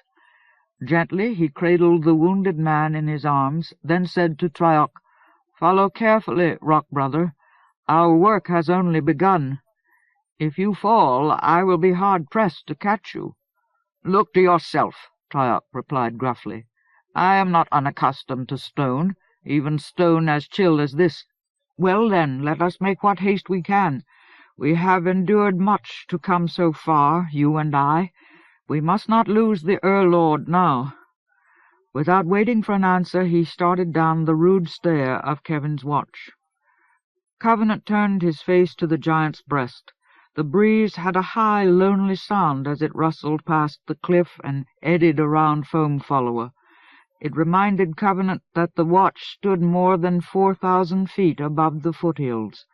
But Foam-Follower's heart beat with forthright confidence, and his arms felt unbreakable. At each downward step a slight jolt passed through him, as if that foot had locked itself to the stair stone. And Covenant no longer possessed even strength enough for fear. He rode numbly in the giant's hold until the hum of the wind increased and Foam-Follower dropped one step at a time into the cold sea of clouds. In moments the sunlight was gone as if it had been irretrievably lost. The wind took on a raw, dry, cutting edge, too chilled to be softened by moisture. Covenant and Foam-Follower descended through dim, vistaless air as icy as polar mist, cloud as thick and thetic as a fist clenched around the world. Under its pressure, Covenant felt icicles crawling up his spine toward the last warmth of life left in him. Then they reached the ledge at the base of Kevin's watch. The precipice loomed darkly beside them as Foam Follower turned to the right and moved out along the ledge. But he stepped securely, as if he had no conception of falling, and shortly he left the exposed cliff face, began to clamber along the trail into the mountains. After that, the last tension faded from the background of Covenant's mind. His weakness opened in him like a funereal lily, and the mist drew him into a wan, slumberous daze. For some time he lost track of where Foam Follower was going. He seemed to feel himself bleeding away into the grey air. Tranquillity like the peace of ice surrounded his heart. He no longer understood what Foam Follower was talking about when the giant whispered urgently, "Triarch, he fails. We must aid him now or not at all." "Yes," Triarch agreed. He called commandingly, "Bring blankets and graveling. He must have warmth." "That will not suffice. He is ill and injured. He must have healing." Triarch snapped, "I see him. I am not blind." "Then what can we do? I am helpless here. The giants have no lore for cold. We suffer little from it." "Rub his limbs. Put your strength into him. I must think." Something rough began to batter Covenant, but the ice in him was impervious to it. Vaguely he wondered why Foam Follower and Triarch would not let him sleep. "Is there no hurt loam here?" asked the giant. "At one time there was," Triarch responded distantly. Lena healed him in this same place, when he first came to the land. But I am not a Radameal. I do not feel the secret flavors and powers of the earth, and it is said that the hurt loam has retreated, that it has hidden itself to escape the ill which is upon the land, or that this winter has slain it. We cannot succor him in that way. We must help him. His very bones freeze." Covenant felt himself being shifted, felt blankets being wrapped around him. In the background of his haze he thought he saw the kind yellow light of graveling. That pleased him. He could rest better if the grey fog did not dominate everything. After a moment Triarch said uncertainly, "It is possible that the power of the High Wood can help him." "Then begin," the giant urged. "I am no Hirebrand. I have no Lomillialor lore. I have only studied this matter in the Lorsrot for a year, after High Lord Moram gave the Lomillialor to me. I cannot control its power." "Nevertheless, you must make the attempt." Triarch protested. "The High Wood test of truth may quench the last flicker within him. Hale and whole he might fail such testing. Without it he will surely die." Triarch snarled under his breath, then said grimly, Yes, Rock Brother, you outsee me. Keep life within him. I must prepare." In a mood of sadness, Covenant saw that the yellow light was receding into grey around him. He did not know how he could bear to lose it. Raw, reviling fog had no right to outweigh graveling in the balance of the land. And there was no more hurt loam. "No more hurt loam," he repeated with an unexpected pang. His sorrow turned to anger. "By hell, Foul," he grated mutely, "you can't do this. I won't let you." The hate for which he had been groping a night and a world earlier began to return to him. With the strength of anger, he pried his eyes open. Triarch was standing over him. The Stonedowner held his Lomillialor rod as if he meant to drive it like a spike between Covenant's eyes. In his hands the white wood shone hotly, and steam plumed from it into the chill air. A smell of wood-sap joined the loamy odor of the graveling. Muttering words that Covenant could not understand, Triarch brought the rod down until its end touched the infected fever in his forehead. At first he felt nothing from the contact. The Lomillialor pulsed effectlessly on his wound as if he were immune to it. But then he was touched from another direction. An exquisite ache of heat cut through the ice in his left palm, spreading from the ring he wore. It sliced into him, then moved up through his wrist. It hurt him as if it were flaying cold and flesh off his bones, but the pain gave him a kind of savage pleasure. Soon his whole left arm was livid with excruciation, and under the heat his bruises reawoke, came back from the dead. When the hold of the ice had been broken that far, it began to give way in other places. Warmth from the blankets reached toward his battered ribs. The joints of his legs throbbed as if they had been kicked into consciousness. In moments his forehead remembered its anguish. Then Tryock transferred the tip of the high wood from his forehead to the tight black swelling of his lip. At once agony erupted within him, and he plunged into it as if it were solace. He returned to consciousness slowly, but when he opened his eyes he knew that he had become steadier. His wounds were not healed. Both his forehead and mouth ached like goads embedded in his flesh, and his body moaned with bruises. But the ice no longer gnawed his bones. The swelling of his lip was reduced, and his sight had improved, as if the lenses of his eyes had been cleaned. Yet he felt a private grief at the numbness which clung to his hands and feet. His dead nerves had not yet rediscovered the health which he had learned to expect from the land. But he was alive. He was in the land. He had seen Foam Follower. He set aside the distress of his nerves for another time, and looked around him. He lay in a small sheer valley nestled among the mountains behind Kevin's watch. While he had been unconscious, the enshrouding sea of clouds had receded a few hundred feet, and now light snow filled the air like murmuring. Already an inch of it blanketed him. Something in the timbre of the snow gave him the impression that the time was late afternoon, but he was not concerned about time. He had been in this valley once before, with Lena. The memory of it contrasted starkly with what he saw. It had been a quiet, grassy place, girdled with pines like tall sentinels guarding its quietude, and a sprightly brook flowing down its center. But now only bare, wasted earth showed through the thickening snow. The pines had been stripped naked and splintered by more winter than they could survive, and instead of water, a wheel of ice ran through the valley like a scar already old. Covenant wondered painfully how long this weather would last. The implications of that question made him shiver, and he fought his tired frame into a sitting position so that he could lean closer to the pot of graveling. As he did so, he saw 3 figures sitting around another pot a short distance away. One of them observed his movement and spoke to the others. At once Tryock stood and strode toward Covenant. He squatted near the Unbeliever and studied him gravely before saying, "You have been grievously ill.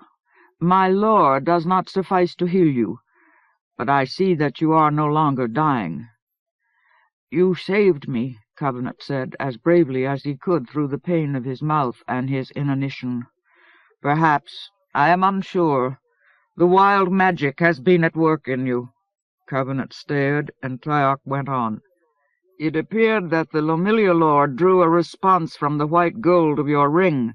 With that power you surpass any test of truth I might give." "My ring," Covenant thought dully, but he was not ready to deal with that idea, and he set it aside also. "You saved me," he repeated. "There are things I need to know." "Let them be. You must eat now. You have not taken food for many days." He looked around through the snow, then said, "Salt-hot Foam Follower brings you aliantha." Covenant heard heavy feet moving across the frozen ground. A moment later Foam Follower knelt with a quiet smile beside him. Both his hands were full of Viridian treasure berries.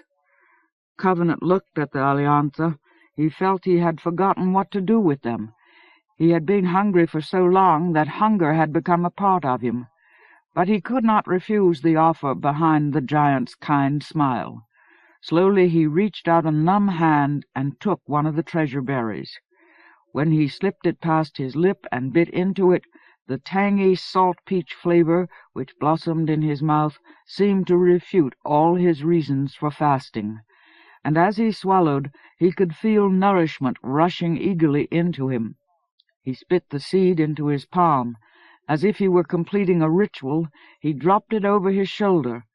Then he began to eat rapidly, wolfishly. He did not stop until Foam Follower's hands were empty. Sighing as if he longed for more, he sowed the last seed behind him. The giant nodded approval and seated himself in a more relaxed position near the graveling. Trioc followed his example. When they were both looking at him, Covenant said softly, "I won't forget this." He could not think of any other way to express his thanks. Trioc frowned sharply. He asked Foam Follower, "Does he threaten us now?" The giant's cavernous eyes searched Covenant's face. He smiled wanly as he replied, "The Unbeliever has a mournful turn of speech. He does not threaten. He does not threaten us." Covenant felt a surge of grim gratitude for Foam Follower's understanding. He tried to smile in return, but the tightness of his lip prevented him. He winced at the effort, then pulled his blankets more closely around him. He sensed a depth of cold answers behind the questions he needed to ask. But he did not know how to ask them. Trioc's bitter mouth and Foam Follower's scars intruded between him and his summoners. He feared that he was to blame for the tales they might tell him if he asked. Yet he had to know the answers, had to know where he stood. The first outlines of purpose were taking shape within him. He could not forget how this valley had looked when he had first seen it, and Moram had pleaded with him for help. Lamely he began, "I didn't expect to turn up here. I thought Moram was going to call me back. But even he doesn't have the staff of law. How did you do it?" Trioc answered in stiff tones. "Moram, son of Variol, seer and oracle to the Council of Lords, came to Mithil Stonedown before the last war, the battle against Flesh-Harrower Raver. At that time he gave to me the Lomillialor rod which I have used today, and for the past 3 days. Because of his gift, I journeyed to the Lorsrot to study the uses of the High Wood. There I learned of High Lord Elina's fall. He paused for a moment to lash down his passion, then went on. "In the years which followed, I waited for the reason of High Lord Moram's gift to be made plain. During that time I fought with my people against the marauders of the Grey Slayer. Then the giant Salt-Heart Foam Follower joined us, and we fought together through the South Plains. While winter increased upon the land, we attacked and ran, and attacked again, doing what damage we could to our vast foe. But at last word came to us that Revelwood had fallen, that great Revelstone itself was besieged. We left our battles and returned to Mithil Stonedown and Kevin's Watch. With the Lomillialor of High Lord Moram and the strength of Salt-Heart Foam Follower and the lore I brought from the Lorsrot, we labored for 3 days, and in the end brought you to the land. It was not easily done." Trioc's flint voice sparked visions of desperation in Covenant's mind. To resist them, control them until he was ready for them, he asked, "But how? I thought only the staff of law." "Much has been broken by the fall of High Lord Elina," Trioc retorted. "The land has not yet tasted all the consequences of that evil. But the staff made possible certain expressions of power, and limited others. Now that limit is gone. Do you not feel the malice of this winter?" Covenant nodded with an ache in his eyes. His responsibility for Elina's end stung him, goaded him to ask another kind of question. "That doesn't tell me why you did it. After Lena and Elina and Atjaran, He could not bring himself to be more specific. "And everything. You've got less reason than anyone in the world to want me back. Even Trell. Maybe Foam Follower here can forget, but you can't. If you were thinking it any louder, I could taste it." Bitterness clenched Triarch's jaws, but his reply was sharp and ready, as if he had whetted it many times. "Yet Foam Follower is persuasive. The land is persuasive. The importance which the Lore Wardens see in you is persuasive. And Lena, daughter of Atiaran, still lives in Mithil Stonedown. In her last years, Atiaran Trellmate said often that it is the duty of the living to make meaningful the sacrifices of the dead. But I wish to find meaning for the sacrifices of those who live. After the harm which you wrought upon Lena, she hid herself so that the harm would not be known, so that you would be left free to bear your prophecy to the lords. That sacrifice requires meaning, Unbeliever." In spite of himself, in spite of his own expectations of hostility and recrimination, Covenant believed Triarch. Elena had warned him. She had described the size of Triarch's capabilities. Now he wondered where Triarch found his strength. The man had been an unambitious cattle herd. The girl he loved had been raped, and her bastard daughter had grown up to love the rapist. Yet because of them he had gone to the Loresrot, studied dangerous lore for which he had no desire or affinity. He had become a guerrilla fighter for the land, and now he had summoned Covenant at the command of the land's need and his own harsh sense of mercy. Thickly, Covenant muttered, "You've kept your oath." He was thinking, "I owe you for this too, Foul." Abruptly, Triarch got to his feet. The lines around his eyes dominated his face as he scrutinized Covenant. In a low voice he said, "What will you do?" "Ask me later." Covenant was ashamed that he could not match Triarch's gaze. "I'm not ready yet." Instinctively he clasped his right hand over his ring, hiding it from consideration. "There is time," murmured Foam Follower. "You have a great need for rest." Triarch said, "Choose soon. We must be on our way at dawn." Then he moved brusquely away through the mounting snow toward his two companions by the second pot of graveling. "He is a good man," Foam Follower said softly. "Trust him." "Oh, I trust him," Covenant thought. "How can I help it?" Despite the warmth of his blankets, he began to shiver again. As he leaned still closer to the glowing firestones, he noticed the look of concern on Foam Follower's face. To forestall any expression of anxiety which would remind him how little he deserved the giant's concern, he said hastily, "I still don't know what's happened to you. The giants I don't know what happened to them. And you've been outrageously hacked upon." In an effort to probe Foam Follower, he went on, "I'll tell you something funny. I was afraid of what you might do. After all that business in Treacher's Gorge, I was afraid you might go back to your people and convince them to stop fighting, give it up. What do you think? Have I finally succeeded in telling you a story you can laugh at?" But he saw poignantly that he had not. Foam Follower bowed his head, covered his face with one hand. For a moment the muscles of his shoulders tensed as if with his fingers he were squeezing the bones of his countenance into an attitude which he could not achieve in any other way. "Joy is in the ears that hear," he said in a voice muffled by his hand. "My ears have been too full of the noise of killing."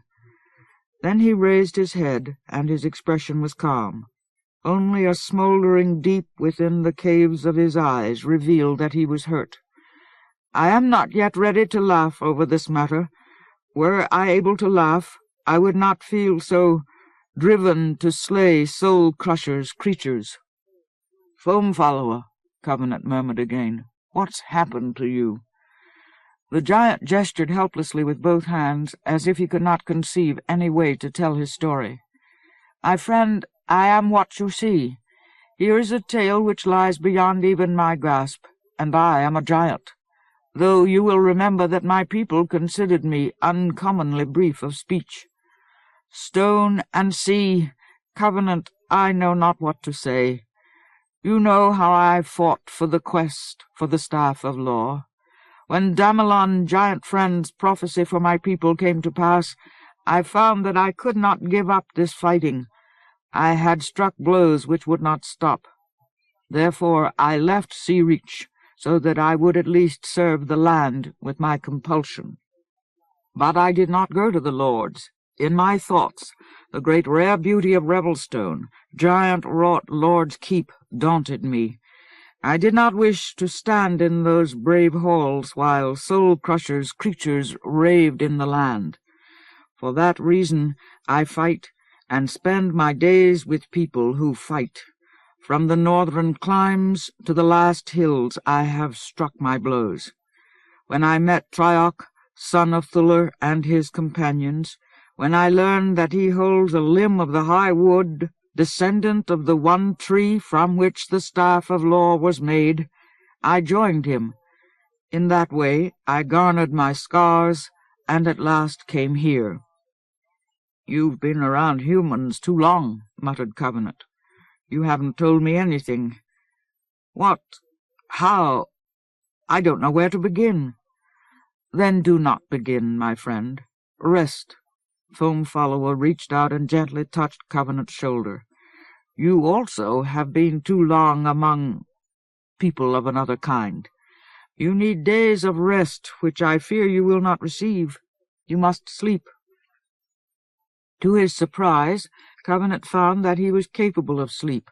Warm drowsiness seeped into him from the blankets, and the graveling light spread outward from the Aliantha in his blood.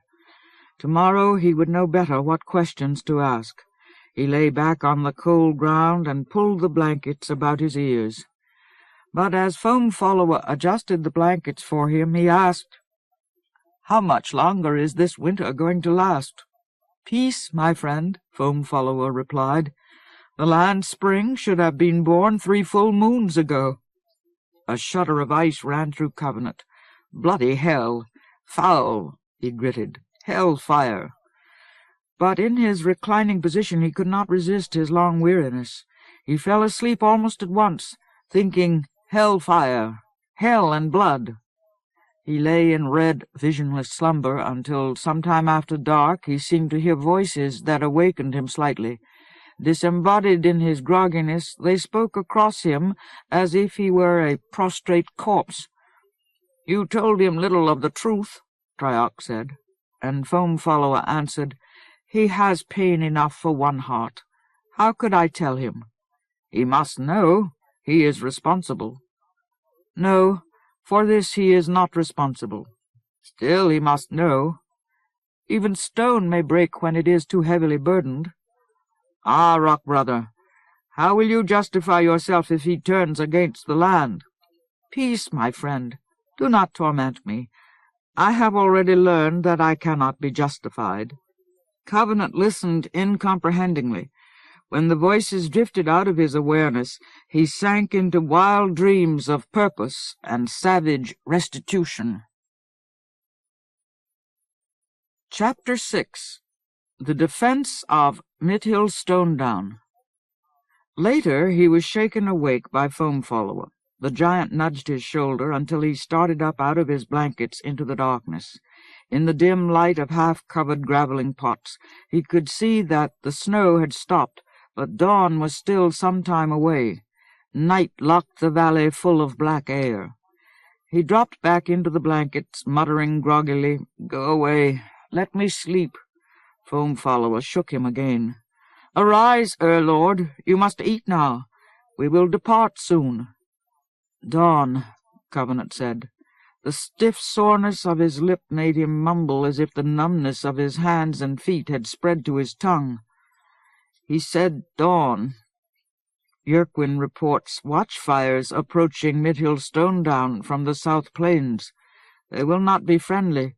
Few people of the south dare show light at night, and someone climbs toward us from the Stonedown itself. We will not remain here. Arise." He lifted Covenant into a sitting position, then thrust a flask and bowl into his hands. "Eat." Sleepily Covenant drank from the stone flask, and found that it contained water as icy as melted snow. The chill draught jolted him toward wakefulness. Shivering, he turned to the bowl. It contained unleavened bread and treasure berries. He began to eat quickly to appease the cold water in his stomach. Between bites he asked, "If, whatever they are, marauders are coming, aren't we safe here?" "Perhaps, but the Stonedowners will fight for their homes. They are Trioch's people. We must aid them."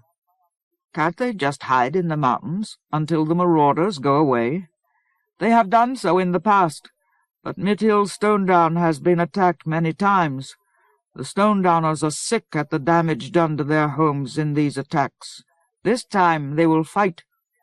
Covenant emptied the bowl and forced himself to drink deeply from the flask.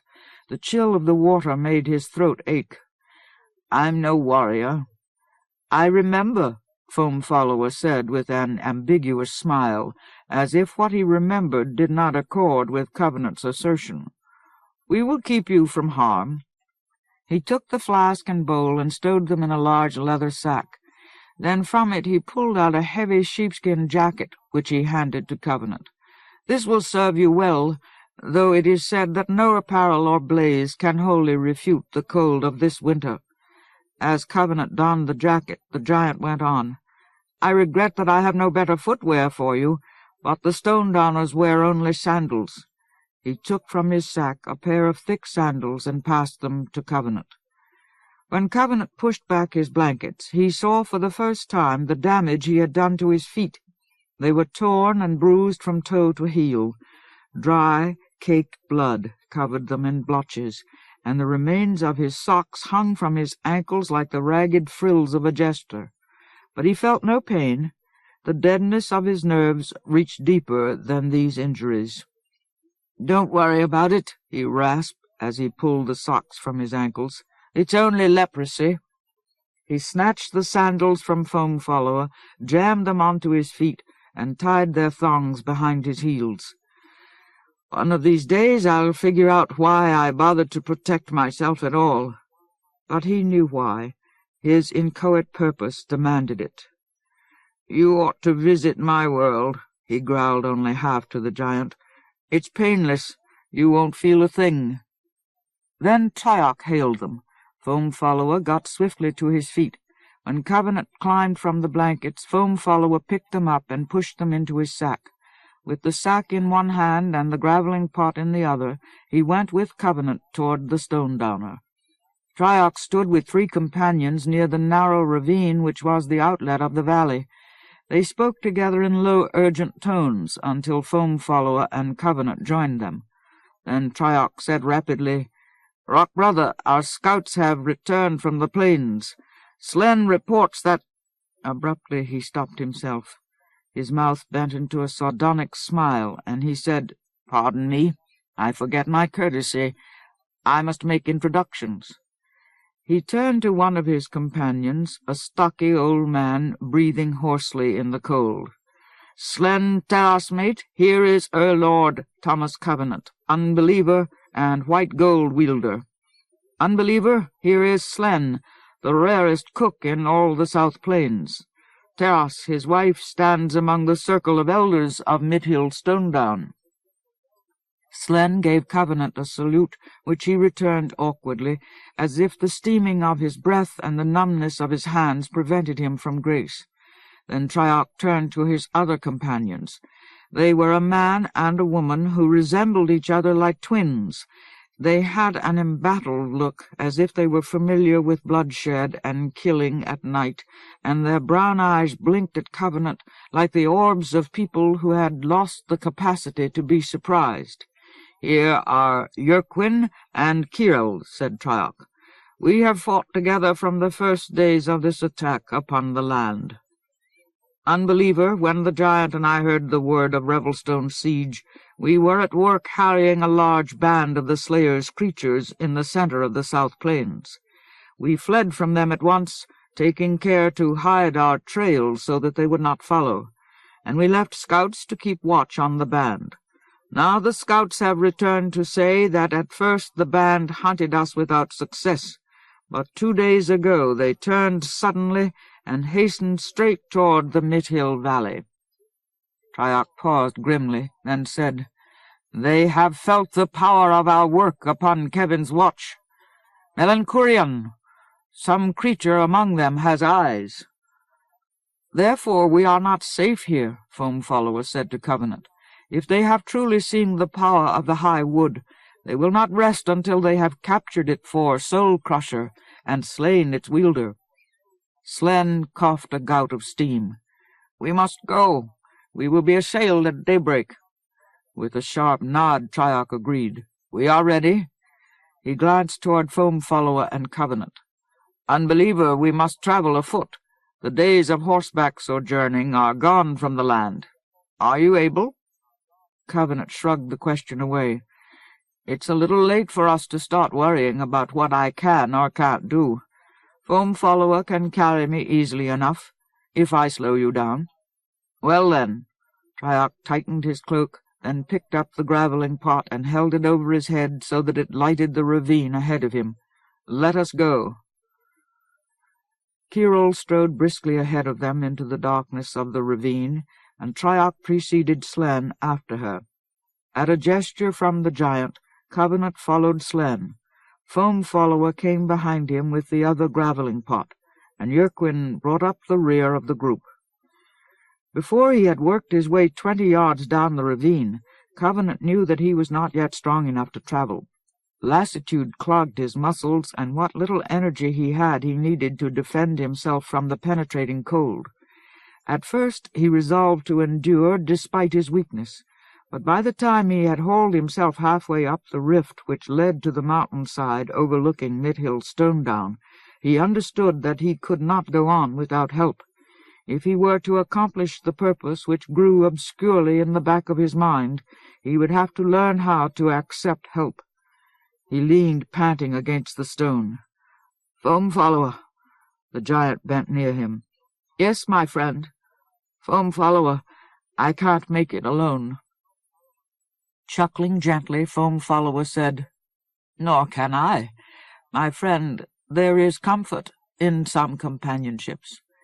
He lifted Covenant effortlessly into his arms, carried him in a half-sitting position so that Covenant could see ahead.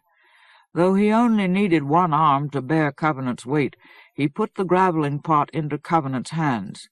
The warm light revealed that Foam Follower was grinning as he said, "This is hazardous for me. It is possible that being of use may become a dangerous habit." Gruffly, Covenant muttered, "That sounds like something I might say." Foam Follower's grin broadened, but Triarch threw back a warning scowl, and the giant made no other response. Moments later, Triarch covered his graveling pot. At a nod from Foam Follower, Covenant did the same. The giant placed the urn in his sack. Without any light to give them away, the group climbed out of the rift onto the exposed mountainside high above the Mithil valley. Under the heavy darkness, they could see nothing below them but the distant watchfires smoldering like sparks in coal-black tinder. Covenant could not gauge how far away the fires were, but Foam Follower said tightly, "It is a large band. They will gain the Stonedown by dawn, as Slen said." "Then we must make haste," snapped Triarch. He swung away to the left, moving swiftly along the unlit ledge. The giant followed at once, and his long strides easily matched Triarch's trotting pace. Soon they had left the ledge, crossed from it to more gradual slopes as their trail worked downward into the valley. Slowly, Covenant could feel the air thickening. With the warmth of the graveling pot resting against his chest, he began to feel stronger. He made an effort to remember what this trail had looked like in the spring, but no memories came. He could not escape the impression of bare bleakness which shone through the night at him. He sensed that if he could have seen the unrelieved rock faces of the mountains, or the imposed lifelessness of the foothills, or the blasted tree trunks, or the Mithil river writhing in ice, he would have been dismayed. He was not yet ready for dismay. Ahead of him, Triarch began to run. Foam Follower's jogging shook other thoughts out of Covenant's mind, and he began to concentrate in earnest on the gloomy night. By squinting grotesquely, he found that he could adjust his sight somewhat to the dark. Apparently his eyes were remembering their land-born penetration. As Foam Follower hurried him down the trail, he made out the high loom of the mountains on his left and the depth of the valley on his right. After a while he caught vague, pale glimpses of the ice-gnarled river. Then the trail neared the end of the valley and swung down in a wide arc toward the Mithil. When Foam Follower had completed the turn, Covenant saw the first dim lightening of dawn behind the eastern peaks. Their pace became more urgent. As dawn leaked into the air, Covenant could see shadowy clouts of snow jumping from under the beat of Triarch's feet. Foam Follower's strong respiration filled his ears, and behind it, at odd intervals, he heard the river straining in sharp creaks and groans against the weight of its own freezing. He began to feel a need to get down from the giant's arms, either to separate himself from this urgency or to run toward it on his own. Then Kyril slowed abruptly and stopped. Triarch and Foam Follower caught up with her, found her with another Stonedowner woman. The woman whispered quickly, "Triarch, the people are ready. Enemies approach. They are many, but the scouts saw no cave-whites or Erviles. How shall we fight them?" As she spoke, Covenant dropped to the ground. He stamped his feet to speed the circulation in his knees and stepped close to Triarch so that he could hear what was said. "Someone among them has eyes," Triarch responded. "They hunt the high wood." "So say the elders." "We will use it to lure them. I will remain on this side of the Stonedown, away from them, so that they must search all the homes to find me. The houses will disrupt their formations, come between them. The Stonedown itself and surprise will aid us. Tell the people to conceal themselves on this side, behind the walls, in the outer houses. Go." The woman turned and ran toward the Stonedown. Triarch followed her more slowly, giving instructions to Kyril and Yerquin as he moved. With Foam Follower at his side, Covenant hurried after them, trying to figure out how to keep himself alive when the fighting started. Triarch seemed sure that the marauders were after the Lomillialor, but Covenant had other ideas. He was prepared to believe that this band of foul creatures had come for him and the white gold. He panted his way up a long hill behind Triarch, and when they topped it, he found himself overlooking the crouched stone shapes of the village. In the unhailed dawn he made out the rough, circular configuration of the Stonedown. Its irregular houses, most of them flat-roofed and single-storied, stood facing inward around its open center, the gathering place for its people. In the distance, near the mouth of the valley, were the fires of the marauders. They moved swiftly, as if they had the scent of prey in their nostrils. Triarch stopped for a moment to peer through the gloom toward them. Then he said to Foam Follower, "If this also goes astray, I leave the high wood and the Unbeliever in your care. You must do what I cannot." "It must not go astray," Foam Follower replied. "We cannot allow it. What is there that I could do in your stead?" Triarch jerked his head toward Covenant. "Forgive him." Without waiting for an answer, he started at a lope down the hill. Covenant rushed to catch up with him, but his dead feet slipped so uncertainly through the snow that he could not move fast enough. He did not overtake Triarch until they were almost at the bottom of the hill. There Covenant grabbed his arm, stopped him, and panted steamily into his face. "Don't forgive me. Don't do any more violence to yourself for me. Just give me a weapon so I can defend myself." Triarch struck Covenant's hand away. "A weapon, Unbeliever?" he barked. "Use your ring." But a moment later he controlled himself, fought down his bitterness. Softly he said, "Covenant, perhaps one day we will come to comprehend each other, you and I." Reaching into his cloak, he drew out a stone dagger with a long blade and handed it to Covenant gravely, as if they were comrades. Then he hastened away to join the people scurrying toward their positions on the outskirts of the village. Covenant regarded the knife as if it were a secret asp. For a moment he was uncertain what to do with it. Now that he had a weapon, he could not imagine using it. He had had other knives, the implications of which were ambiguous. He looked questioningly up at Foam Follower, but the giant's attention was elsewhere. He was staring intently toward the approach of the fires, and his eyes held a hot, enthusiastic gleam, as if they reflected or remembered slaughter. Covenant winced inwardly. He passed the knife back and forth between his hands, almost threw it away, then abruptly opened his jacket and slid the blade under his belt. "Now what?" he demanded, trying to distract Foam Follower's stare. "Do we just stand here, or should we start running around in circles?" The giant looked down sharply, and his face darkened. "They fight for their homes," he said dangerously. "If you cannot aid, at least forbear to ridicule." With a commanding gesture he strode away between the nearest houses. Groaning at the giant's unfamiliar ire, Covenant followed him into the Stonedown. Most of the people had stopped moving now and were stealthily crouched behind the houses around that side of the village. They seemed to ignore Covenant, and he went by them after Foam Follower, as if he were on his way to bait their trap for the marauders. Foam Follower halted at the back of one of the inner houses. It was flat-roofed, like most of the buildings around it, and its stone eaves reached as high as the giant's throat. When Covenant joined him, he picked up the Unbeliever and tossed him lightly onto the roof. Covenant landed face down in the snow.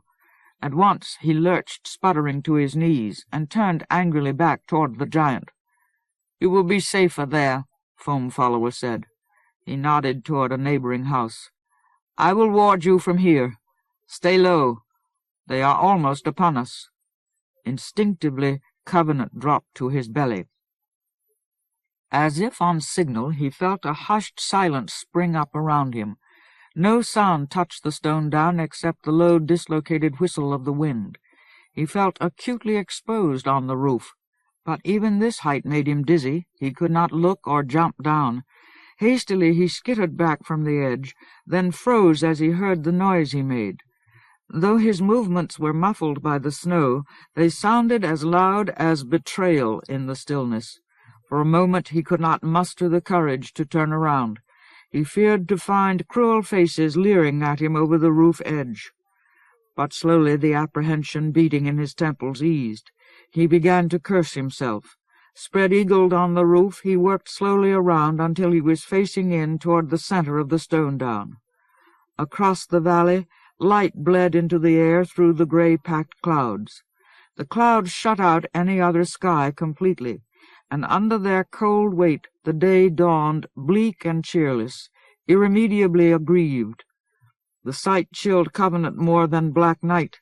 He could see now more clearly than he had from Kevin's watch that this shrouded, constant gloom was unnatural, wrong, the pall of Lord Foul's maddest malice, and he was aghast at the power it implied.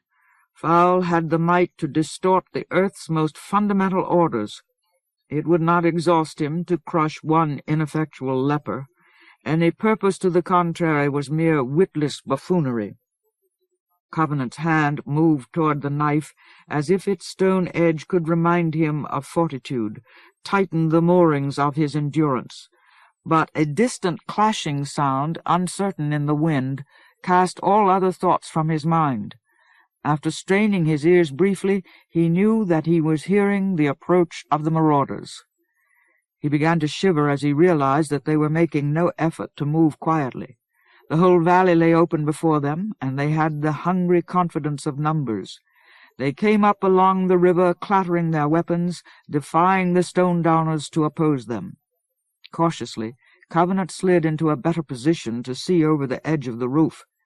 His muscles trembled, but he locked his jaws, pressed himself flat in the snow, and peered through the dim air toward the center of the village with an intensity of concentration that made his head ache. Soon he heard guttural shouts and the clang of iron on stone as the marauders rushed to search the first houses. Still he could see nothing. The roof line of the village blocked his view. He tried to keep his breathing low so that exhaled vapor would not obscure his sight or reveal his position. When he turned his head to look in other directions, he found that he was clenching fistfuls of snow, squeezing them into ice. He opened his hands, forced his fingers to unclaw themselves, then braced his palms flat on the stone so that he would be ready to move. The loud approach spread out over the far side of the village and began to move inward, working roughly parallel to the river. Instead of trying to surround and trap the Stonedowners, the marauders were performing a slow sweep of the village. Disdaining surprise, they maneuvered so that the people would be forced to flee toward the narrow end of the valley.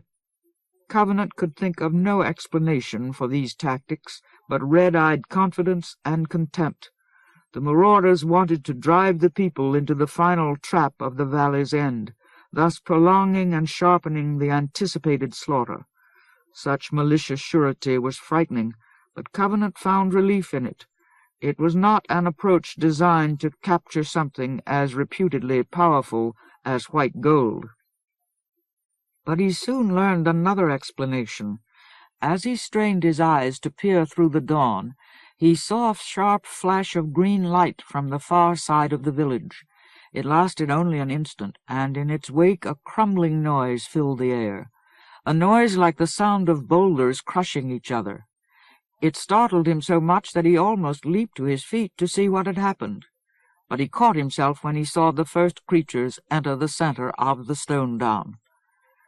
Most of them were vaguely human in outline, but their features were tormented, grotesquely arranged, as if some potent fist had clenched them at birth, twisting them beyond all recognition. Eyes were out of place, malformed. Noses and mouths bulged in skin that was contorted like clay which had been squeezed between strong fingers. And in some cases all the flesh of face and scalp oozed fluid as if the entire head were a running sore. And the rest of their forms were no healthier. Some had backs bent at demented angles, others bore extra arms or legs, still others wore their heads between their shoulder blades or in the center of their chests. But one quality they shared: they all reeked of perversion, as if it were the very life-blood of their existence, and a hatred of everything hale or well curdled their sight. Naked except for food sacks and bands to hold weapons, they came snarling and spitting into the open core of Mithil Stonedown. There they stopped until the shouts of their fellows told them that the first half of the village was under their control. Then a tall figure with a knuckled face and 3 massive arms barked a command to the marauders behind her. In response, a group moved into the open circle, bringing with it 3 prodigious creatures unlike the others. These 3 were as blind and hairless as if they had been spawned from erviles, but they had neither ears nor noses. Their small heads sat necklessely on their immense shoulders. At the bottom of trunks as big as hogsheads, their short legs protruded like braces, and their heavy arms were long enough to reach the ground. From shoulder to fingertip, the inner surfaces of their arms were covered with suckers. Together they seemed to ripple in Covenant's sight, as if within them they carried so much ill might that his unwarped eyes could not discern their limits. On command, the marauders led the 3 to a house at the edge of the circle. They were positioned around the building, and at once they moved close to the walls, spread their arms to their fullest extent, gripped the flat rock with their suckers. Hoarse, growling power began to mount between them. Their might reached around the house and tightened slowly like a noose. Covenant watched them in blank dismay. He understood the marauders' tactics now. The band attacked as it did to protect these three. With the stink of Atta, their power increased, tightened, growled, until he could see a hawser of green force running through them around the house, squeezing it in implacable fury. He thought that he should shout to the Stonedowners, warn them of the danger, but he was dry-mouthed and frozen with horror. He hardly knew that he had risen to his hands and knees to gain a better view of what was happening. Moments passed. Tension crackled in the air as the stone of the house began to scream silently under the stress. Covenant gaped at it as if the mute rock were crying out to him for help. Then the noose exploded in a flash of green force. The house crumbled inward, fell into itself until all its rooms and furnishings were buried in rubble. Its three destroyers stepped back and searched blindly around them for more stone to crush. Abruptly, a woman screamed, a raw shout of courage. Covenant heard her running between the houses. He leaped to his feet and saw a fleet, white-haired woman dash past the eaves of his roof with a long knife clenched in both hands. In an instant she had raced beyond him toward the center of the Stonedown. At once he went after her. With 2 quick steps he threw himself like a bundle of disjointed limbs toward the next roof. He landed off balance, fell, and slid through the snow almost to the edge of the house, but he picked himself up and moved back to get a running start toward the next roof. From that position he saw the woman rush into the open circle. Her scream had alerted the marauders, but they were not ready for the speed with which she launched herself at them. As she sprang, she stabbed the long knife with all her strength, drove it hilt-deep into the breast of the 3-armed creature which had been commanding the assault. The next instant, another creature grabbed her by the hair and flung her back. She lost her knife, fell out of Covenant's sight in front of one of the houses. The marauders moved after her, swords upraised. Covenant leaped for the next roof. He kept his balance as he landed this time, ran across the stone, and leaped again. Then he fell skidding on the roof of the house which blocked the woman from his sight. He had too much momentum now. He could not stop. In a cloud of snow he toppled over the edge and slammed heavily to the ground beside the woman. The impact stunned him, but his sudden appearance had surprised the attackers, and the nearest creature recoiled several steps, waving its sword defensively as if Covenant were a group of warriors. In the interval he shook red mist from his eyes and got gasping to his feet. The marauders whirled their weapons, dropped into fighting crouches. But when they saw that they were threatened by only one half-stunned man, some of them spat hoarse curses at him, and others began to laugh malevolently. Sheathing their weapons, several of them moved forward with an exaggerated display of caution to capture Covenant and the old woman. At this, other creatures jeered harshly, and more came into the circle to see what was happening. Covenant's gaze dashed in all directions, hunting for a way of escape. But he could find nothing. He and the woman were alone against more than a score of the mistborn creatures. The marauders' breathing did not steam in the cold air. Though they wore nothing to protect their flesh from the cold, they seemed horribly comfortable in the preternatural winter. They approached as if they meant to eat Covenant and the woman alive. The woman hissed at them in revulsion, but he paid no attention to her. All of him was concentrated on escape. An odd memory tugged at the back of his mind. He remembered a time when Moram had made even powerless white gold useful. As the creatures crept hooting toward him, he suddenly brandished his ring and sprang forward a step, shouting, "Get back, you bloody bastards, or I'll blast you where you stand." Either his shout or the sight of his ring startled them. They jumped back a few paces, grabbing at their weapons. In that instant, Covenant snatched up the woman's hand and fled. Pulling her after him, he raced to the corner of the house, swung sharply around it, and sped as fast as he could away from the open ground. He lost his hold on the woman almost at once. He could not grip her securely with his half-fingerless hand. But she was running on her own now. In a moment she caught up with him and took hold of his arm, helped him make the next turn. Roaring with fury, the marauders started in pursuit, but when they entered the lane between the houses, Foam Follower dove from a rooftop and crashed headlong into them like a battering ram. Constricted by the houses on either side, they could not evade him. He hit them squarely, breaking the ones nearest him and bowling the others back into the center of the Stonedown. Then Trioc, Kirill, and Yerquin led a dozen Stonedowners into the village across the roofs. Amid the confusion caused by the giant's attack, the defenders fell onto the marauders like a rain of swords and javelins. Other people ran forward to engage the creatures that were still hunting among the houses. In moments, fighting raged throughout the Stonedown. But Covenant did not stop. Drawing the woman with him, he fled until he was past the last buildings. There he lengthened his stride, intending to run as far as he could up the valley. But Slen intercepted him. Panting hoarsely, Slen snapped at the woman. "Fool! You have lost sense altogether." Then he tugged at Covenant. "Come! Come!" Covenant and the woman followed him away from the river along an unmarked path into the foothills. A few hundred yards above the village they came to a jumble of boulders, the ancient remains of a rockfall from the mountains. Slen took a cunning way in among the boulders and soon reached a large hidden cave. Several Stonedowners stood on guard at the cave mouth, and within it the children and the ill or infirm huddled around graveling bowls.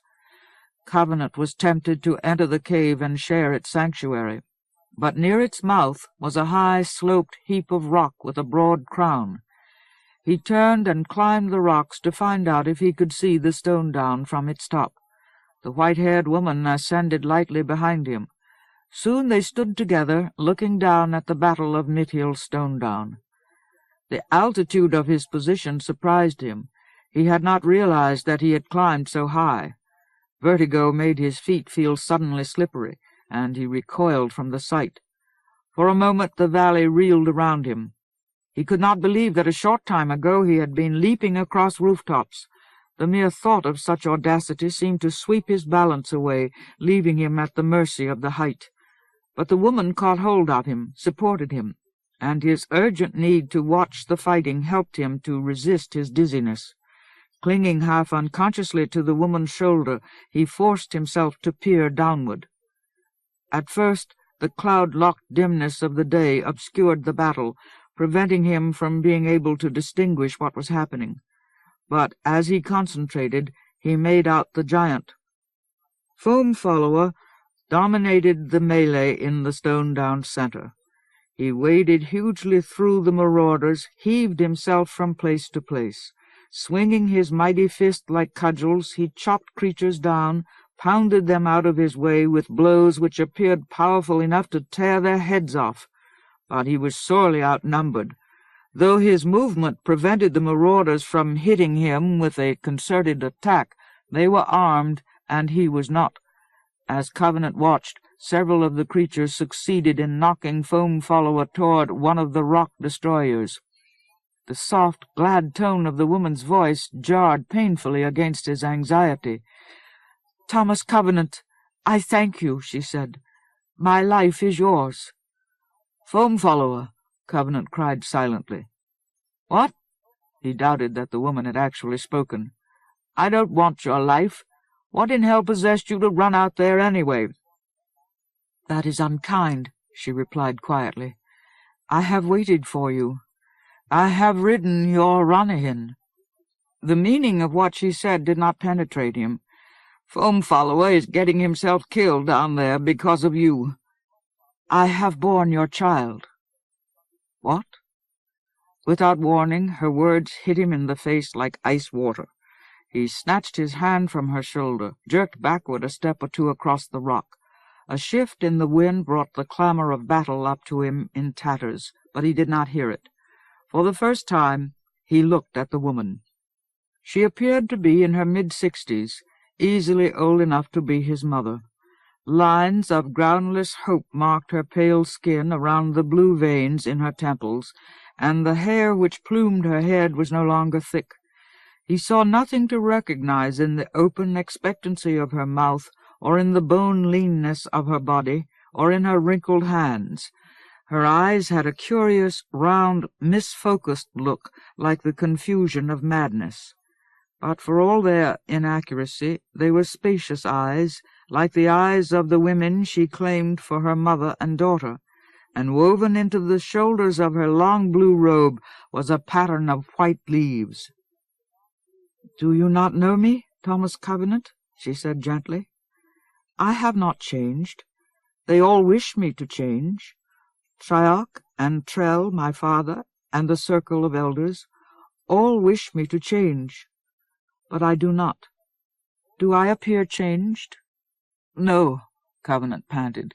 With sour nausea in his mouth, he understood that he was looking at Lena, the woman he had violated with his lust, mother of the woman he had violated with his love, recipient of the Ronihin boon he had instigated when he had violated the great horses with his false bargains.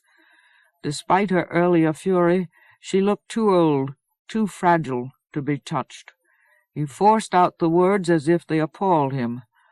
"No change." She smiled with relief. "I am glad. I have striven to hold true. The Unbeliever deserves no less." "Deserves," Covenant croaked helplessly. The battle noises from Mithil Stonedown taunted him again. Hell fire. He coerced himself to meet her gaze, and slowly her smile turned to a look of concern. She moved forward, reached out to him. He wanted to back away, but he held still as her fingertips lightly touched his lip, then stroked a cool line around the wound on his forehead. "You have been harmed," she said. "Does the despiser dare to assault you in your own world?" He felt that he had to warn her away from him. The misfocus of her gaze showed that she was endangered by him. Rapidly he whispered, "Atiaran's judgment is coming true. The land is being destroyed, and it's my fault." Her fingers caressed him as if they were trying to smooth a frown from his brow. "You will save the land. You are the Unbeliever, the new Beric half-hand of our age." "I can't save anything. I can't even help those people down there. Foamfollower is my friend, and I can't help him. Trioc has learned anything I can do, and I can't—" "Were I a giant," she interrupted with sudden vehemence, "I would require no aid in such a battle. And Trioc," she faltered unexpectedly, as if she had stumbled over an unwonted perception of what Trioc meant to her. "He is a cattle herd, content. He wishes— but I am unchanged. He—" Covenant stared at the distress which strained her face. For an instant her eyes seemed to be on the verge of seeing clearly, and her forehead tightened under the imminence of cruel facts. "Covenant?" she whispered painfully. "Unbeliever?" "Yes, I know," Covenant mumbled in spite of himself. He would consider himself lucky if he got killed. As tenderly as he could, he reached out and drew her into his arms. At once she embraced him, clung convulsively to him while a crisis within her crested, receded. But even as he gave her what comfort he could with his arms, he was looking back toward the Stonedown. The shouts and cries and clatter of the fighting outweighed his own torn emotions, his conflicting sympathy for and horror of Lena. When she stepped back from him, he had to force himself to meet the happiness which sparkled in her mistaken eyes. "I am so glad. My eyes rejoice to behold you. I have desired to be worthy. Ah, you must meet our daughter. She will make you proud." "Elena," Covenant groaned thickly. "They haven't told her. She doesn't understand. Hell fire." For a moment he ached under his helplessness, his inability to speak. But then a hoarse shout from the Stonedown rescued him. Looking down, he saw people standing in the center of the village with their swords and spears upraised. Beyond them, the surviving marauders fled for their lives toward the open plains. A handful of the defenders gave savage pursuit, harried the creatures to prevent as many as possible from escaping. Immediately Covenant started down the rocks. He heard Lena shout word of the victory to Slen and the other people at the mouth of the cave, but he did not wait for her or them. He ran down out of the foothills as if he too were fleeing from Lena or from his fear for Foam Follower, he did not know which. As swiftly as he could, without slipping in the snow, he hurried toward Mithil Stonedown.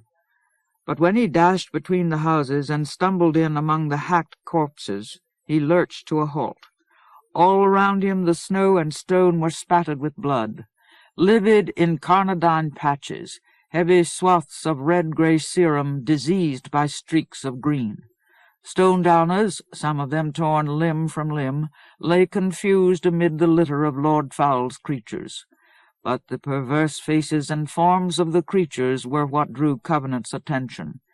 Even in death they stank of the abomination which had been practiced upon them by their Maker, and they appalled him more than Erviles or Creesh or discolored moons. They were so entirely the victims of Foul's contempt. The sight and smell of them made his guts heave. He dropped to his knees in the disfigured snow and vomited as if he were desperate to purge himself of his kinship with these creatures. Lena caught up with him there. When she saw him, she gave a low cry and flung her arms around him. "What is wrong?" she moaned. "Oh, beloved, you are ill." Her use of the word beloved stung him like acid flung from the far side of Elena's lost grave. It drove him reeling to his feet. Lena tried to help him, but he pushed her hands away. Into the concern of her face he cried, "Don't touch me! Don't!" Jerking brokenly, his hands gestured at the bodies around him. "They're lepers like me. This is what Foul wants to do to everything." His mouth twisted around the words as if they shared the gall of his nausea.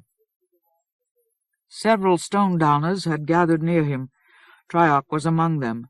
His hands were red, and blood ran from a cut along the line of his jaw, but when he spoke he only sounded bitterer, harder. "It boots nothing to say that they have been made to be what they are. Still they shed blood, they ravage, they destroy. They must be prevented." "They're like me." Covenant turned panting toward Trioc as if he meant to hurl himself at the Stonedowner's throat. But when he looked up he saw Foam Follower standing behind Trioc. The giant had survived a fearsome struggle. The muscles of his arms quivered with exhaustion. His leather jerkin hung from his shoulders in shreds, and all across his chest were garish red sores, wounds inflicted by the suckers of the rock-destroyer. But a sated look glazed his deep-set eyes, and the vestiges of a fierce grin clung to his lips. Covenant struggled for breath in the bloody air of the Stonedown. The sight of Foam Follower triggered a reaction he could not control. "Get your people together," he rasped at Trioc. "I've decided what I'm going to do." The hardness of Trioc's mouth did not relent, but his eyes softened as he searched Covenant's gaze. "Such choices can wait a little longer," he replied stiffly. "We have other duties. We must cleanse Mithil Stonedown, rid our homes of this stain." Then he turned and walked away. Soon all the people who were whole or strong enough were at work. First they buried their fallen friends and kindred in honorable rocky cairns high in the eastern slopes of the valley. And when that grim task was done, they gathered together all the creature corpses and carted this hacked and broken rubble downriver across the bridge to the west bank of the Mithil. There they built a pyre like a huge warning blaze to any marauders in the South Plains, and burned the dead creatures until even the bones were reduced to white ash. Then they returned to the Stonedown. With clean snow they scrubbed it from rim to center until all the blood and gore had been washed from the houses and swept from the ground of the village. Covenant did not help them. After his recent exertions he was too weak for such labor, but he felt cold, upright, and passionate, ballasted by the new granite of his purpose. He went with Lena, Slen, and the circle of elders to the banks of the river, and there helped treat the injuries of the Stonedowners. He cleaned and bound wounds, removed slivers of broken weapons, amputated mangled fingers and toes. When even the elders faltered, he took the blue-hot blade and used it to clean the sores which covered Foam Follower's chest and back. His fingers trembled at the task, and his half-hand slipped on the knife's handle, but he pressed fire into the giant's oaken muscles until all the sucker wounds had been seared. Foam Follower took a deep breath that shuddered with pain and said, "Thank you, my friend. That is a grateful fire. You have made it somewhat like the Ka'amora." But Covenant threw down the blade without answering and went to plunge his shaking hands into the icy waters of the Mithil. All the while a deep rage mounted within him, grew up his soul like slow vines reaching toward savagery. Later, when all the wounded had been given treatment, Slen and the elders cooked a meal for the whole village. Sitting in the new cleanliness of the open center, the people ate hot, savory stew with unleavened bread, cheese, and dried fruit. Covenant joined them. Throughout the meal Lena tended him like a servant, but he kept his eyes down, stared at the ground to avoid her face and all other faces. He did not wish to be distracted from the process taking place within him. With cold determination he ate every scrap of food offered to him. He needed nourishment for his purpose. After the meal, Triarch made new arrangements for the protection of the Stonedown. He sent scouts back out to the plains, designed tentative plans against another attack, asked for volunteers to carry word of the rock-destroying creatures to the Stonedown's nearest neighbors, 30 leagues away. Then at last he turned to the matter of Covenant's decision. Yerquin and Kiril sat down on either side of Triarch as he faced the village. Before he began, he glanced at Foam Follower, who stood nearby. Obliquely, Covenant observed that in place of his ruined jerkin, Foam Follower now wore an armless sheepskin cloak. It did not close across his chest, but it covered his shoulders and back like a vest. He nodded in response to Triarch's mute question, and Triarch said, "Well then, let us delay no longer." In a rough, sardonic tone he added, "We have had rest enough. My friends, here is Lord Thomas Covenant, Unbeliever and White Gold wielder. For good or ill, the giant and I have brought him to the land. You know the lore which has been abroad in the land since that day 47 years ago when the Unbeliever first came to Mithil Stonedown from Kevin's watch. You see that he comes in the semblance of Beric Halfhand, Hearthew, and Lord Foul, and bears with him the talisman of the wild magic which destroys peace. You have heard the ancient song. And with the one word of truth or treachery, he will save or damn the earth, because he is mad and sane, cold and passionate, lost and found. He is among us now, so that he may fulfill all his prophecies. My friends, a blessing in the apparel of disease may still right wrongs, and treachers in any other garb remain accursed. I know not whether we have wrought life or death for the land in this matter, but many brave hearts have held hope in the name of the Unbeliever. The lore wardens of the Lorsrot saw omens of good in the darkest deeds which cling to Covenant's name, and it was said among them that High Lord Moram does not falter in his trust. Each of you must choose your own faith. I choose to support the High Lord's trust. I also, said Foam Follower quietly. I have known both Moram, son of Variol, and Thomas Covenant. Omen's hell, Covenant muttered to himself. Rape and betrayal. He sensed that Lena was gathering herself to make some kind of avowal. To prevent her, he pushed glaring to his feet. That's not all, he grated. Tamarantha, and Protol, and Moram, and who knows how many others thought that I was chosen for this by the Creator or whoever's responsible in the end. Take consolation in that if you can. Never mind that it's just another way of saying I chose myself. The idea itself isn't so crazy. Creators are the most helpless people alive. They have to work through unsufferable. They have to work through tools as blunt and misbegotten and useless as myself. Believe me, it's easier just to burn the world down, reduce it to innocent or clean or at least dead ash, which may be what I'm doing. How else could I— With an effort he stopped himself. He had already iterated often enough the fundamental unbelief with which he viewed the land. He had no reason to repeat that it was a delusion spawned by his abysmal incapacity for life. He had gone beyond the need for such assertions. Now he had to face their consequences. To begin, he broached a tangent of what was in his heart. "Did any of you see a break in the clouds sometime, maybe a couple nights ago?" Tyok stiffened. "We saw," he said gruffly. "Did you see the moon? It was full. It was green." Covenant spat. His vehemence cracked his swollen lip, and a trickle of blood started down his chin. He scrubbed the blood away with his numb fingers, steadied himself on the stone visage of his purpose. Ignoring the stares of the Stonedowners, he went on. Never mind that. Listen, I'll tell you what we're going to do. I'll tell you what you're going to do." He met Tyok's gaze. Tyok's lips were white with tension, but his eyes crouched in their sockets as if they ached to flinch away from what they beheld. Covenant scowled into them. "You're going to find some way to let Moram know I'm here."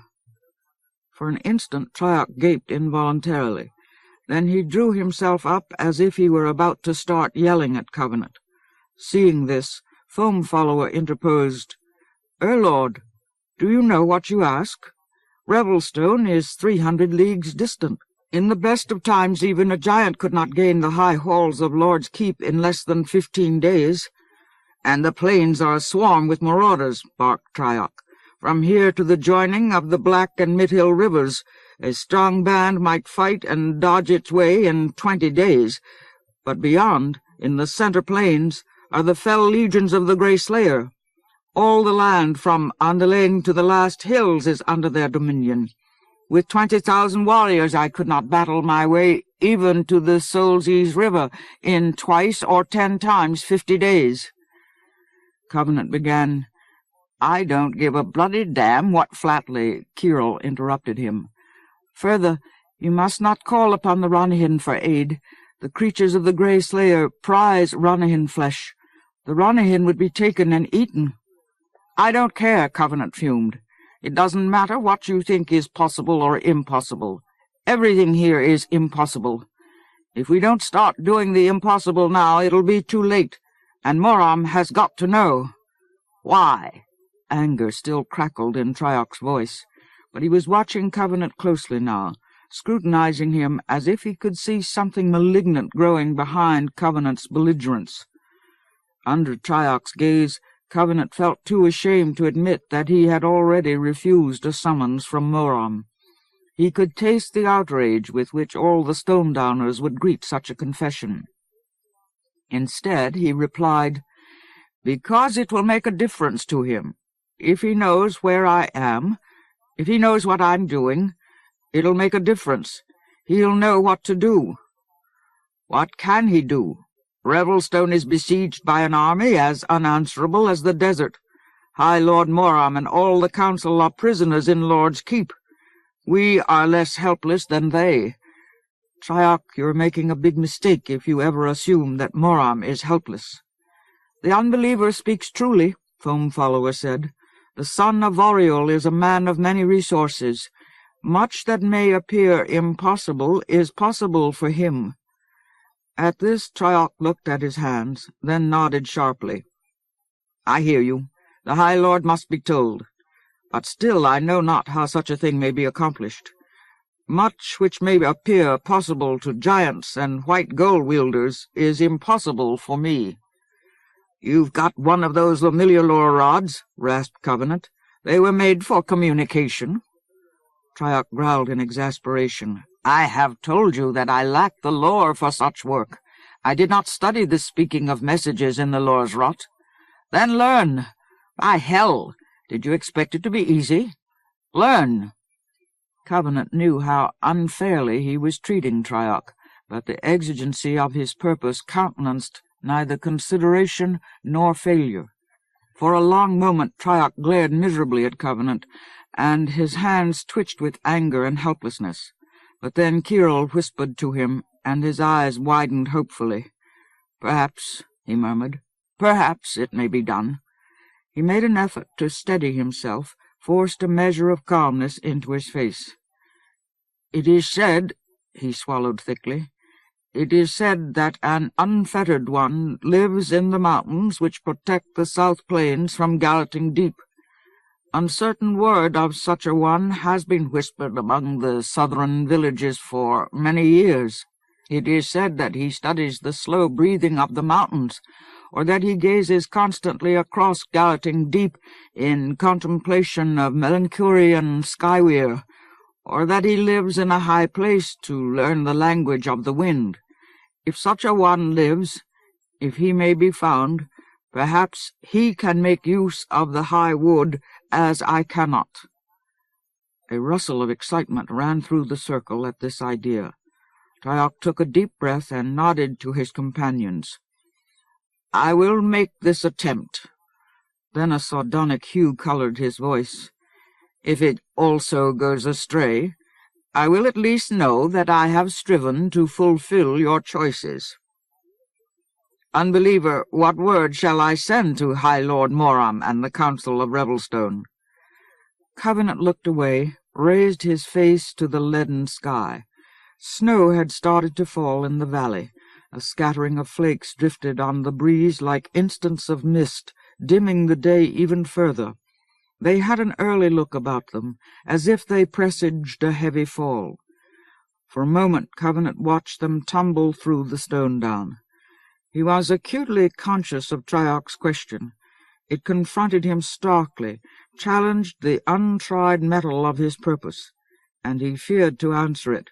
He feared to hear himself say things which were so insane. When he returned his gaze to the waiting Stonedowners, he replied obliquely, seeking fuel for his courage, "Foam Follower, what happened to your people?" "My friend? Tell me what happened to the giants." Foam Follower squirmed at Covenant's scowl. Lord, there is no need for such stories now. They are long in the telling, and would better suit another time. The present is full." "Tell me," Covenant hissed. "Bloody hell, Foam Follower, I want to know it all. I need everything, every damned despicable thing that foul—" Without warning, Triarch interrupted him. "The giants have returned to their home beyond the Sunbirth Sea." Covenant whirled toward Triarch. The lie in his words was so palpable that it left Covenant gasping, and around him the Stonedowners gaped at Triarch. But Triarch met Covenant's aghast stare without flinching. The cut along his jaw emphasized his determination. In a hard, steady voice that cut through Covenant's superficial ire to the rage growing within him, Triarch said, "We have sworn the oath of peace. Do not ask us to feed your hate. The land will not be served by such passions." "It's all I've got," Covenant answered thickly. "Don't you understand? I don't have anything else. Nothing. All by itself. It has got to be enough." Gravely, almost sorrowfully, Triarch said, "Such a foe cannot be fought with hate. I know. I have felt it in my heart.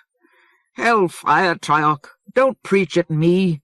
I'm sick to death of being victimized. I'm sick of walking meekly, or at least quietly, and just putting my head on the block. I am going to fight this." "Why?" Triarch asked in a restrained voice. "What will you fight for?" "Are you deaf as well as blind?" Covenant wrapped his arms around his chest to steady himself. "I hate foul. I've had all I can stand of. No, I am neither deaf nor blind. I see and hear that you intend to fight. What will you fight for? There is matter enough to occupy your hate in your own world. You are in the land now. What will you fight for? Hell and blood, Covenant shouted silently. How much of me do you want? But Triarch's question threw him back upon himself. He could have replied, I hate Foul because of what he's doing to the land. But that sounded like a disclaimer of responsibility, and he was too angry to deny his own convictions. He was too angry also to give Triarch any comforting answer. In a brittle voice he said, I'm going to do it for myself, so that I can at least believe in me before I lose my mind altogether. This response silenced Triarch, and after a moment Foam Follower asked painfully, My friend, what will you do with your passion? Snow slowly thickened in the air.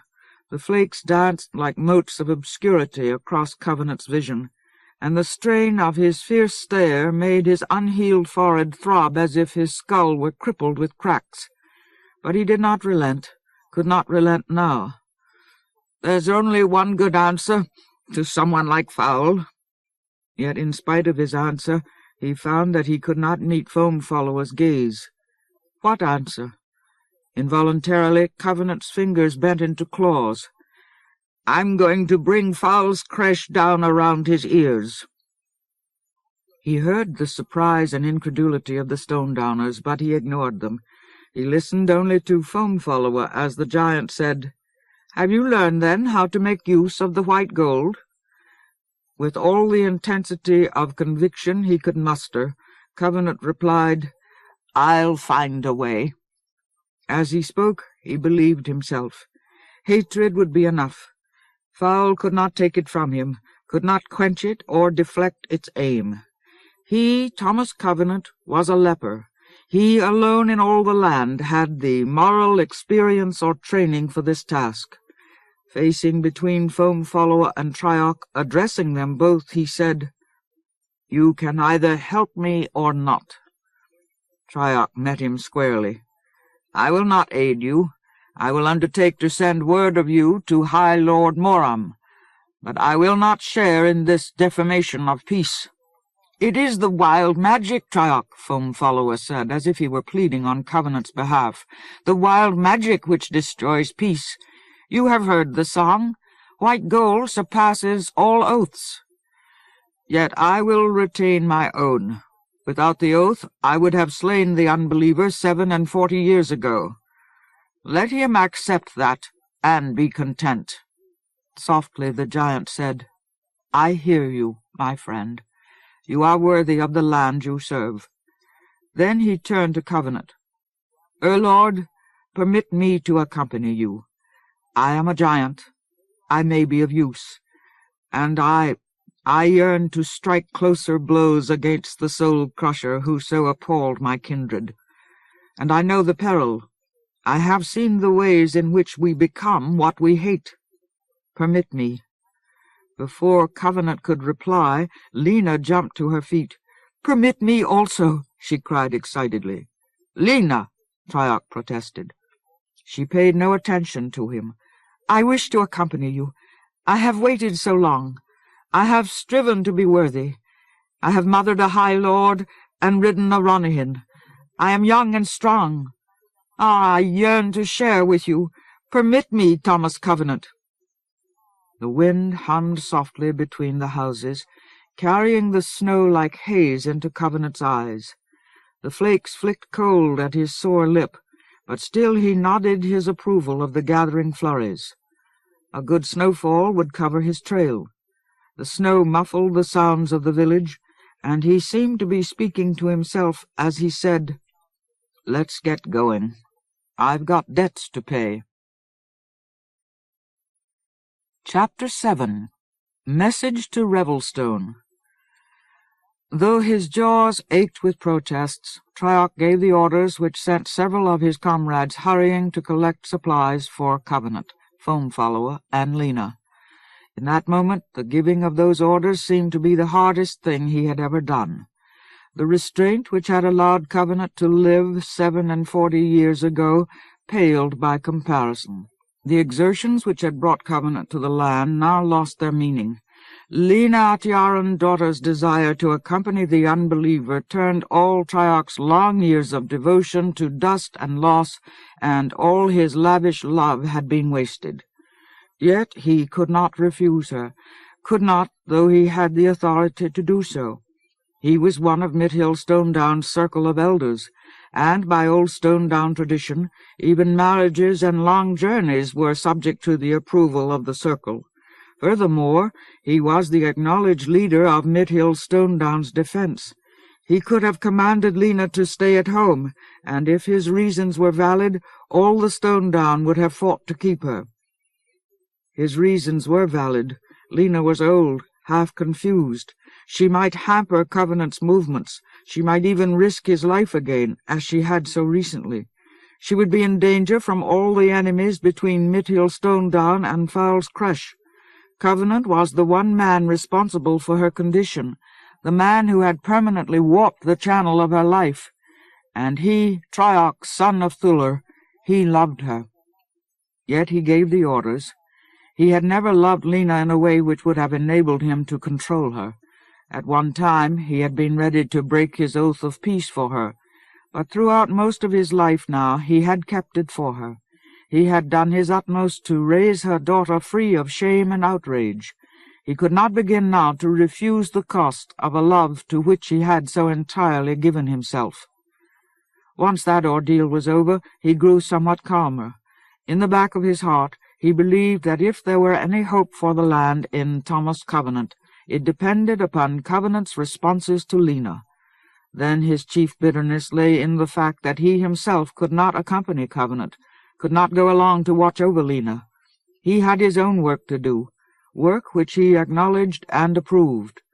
Through the yearning clench of his jaws, he told himself that he would have to rely on Saltheart Foamfollower. With a brusque movement, he pushed the grey snow out of his eyes and looked toward the giant. Foamfollower met his gaze, came over to him, and said, "Be easy at heart, my friend. You know that I am not an inconsiderable ally. I will do all I can for both." "Take great care," Triarch breathed through his teeth. "The eyes which saw our work upon Kevin's watch are yet open. We did not close them in this battle." Foamfollower studied this thought for a moment, then said, "If that is true, then it is you who must take the greatest care. You bear your high wood into the hazard of the South Plains." Triarch shrugged. "High wood or white gold, we must all tread cunningly. I can send none of my people with you." With a nod of approval the giant said, "I would refuse if they were offered. You will need every sword. The mountains where you will seek this unfettered one are many leagues distant, and you will be required to fight much of your way." The clench of Triarch's teeth made his voice rasp harshly. "I take none but Kirel and Yerquin with me." Foamfollower started to protest, but Triarch cut him off. "I need the speed of few companions, and Mithil Stonedown stands now in its gravest peril. For the first time we have given open battle to the marauders. With the power we revealed on Kevin's watch and the strength of our victory here, we have declared beyond question that we are not mere vagabond warriors seeking refuge in lifeless homes. We have defended our Stonedown. We are an unbeaten people. Therefore the enemy will return against us with a host to dwarf this last band. No, Rock Brother," he concluded grimly, "every war-ready hand must remain to hold what we have won, lest our foes break upon the Stonedown like a wave, and leave not one home standing." After a moment Foamfollower sighed. "I hear you. Ah, Triarch, these are grave times indeed. I will rest easier when my friend Moram, son of Variol, has received word of what we do." "You believe I will succeed?" "Who can if you cannot? You are hardy and knowledgeable, familiar with plains and mountains and marauders. You have accepted the need, though your feet yearn to follow other paths. Those who pursue their heart's desire risk more subtle failures and treacheries. In some ways it is well to leave your soul's wish in other hands." He spoke musingly, as if in his thoughts he were comparing Triarch's position with his own. "You can accomplish this message purely." "I reap one other blessing also," Triarch returned through a mouthful of involuntary gall. "The burden of mercy falls on your shoulders. Perhaps you will bear it more easily." Foam Follower sighed again, then smiled gently. "Ah, my friend, I know nothing of mercy. My own need for it is too great." The sight of Foam Follower's smiling regret made Triarch wish that he could protest against what the giant said, but he understood only too well the complex loss and rue which weighed on Foam Follower. Instead, he returned the best smile he could manage and saluted Foam Follower from the bottom of his heart. Then he turned away to make his own preparations for travel. In a short time he packed blankets, an extra cloak, a small stoneware pot of graveling, supplies of dried meat, cheese, and fruit, and a knife to replace the one he had given Covenant, in a knapsack. He took only a few moments to whet his sword and to secure his Lomillialor rod in the tunic belt under his cloak. Yet when he returned to the open center of the Stonedown, he found Covenant, Foam Follower, and Lena ready to depart. Lena carried her own few belongings in a pack like his.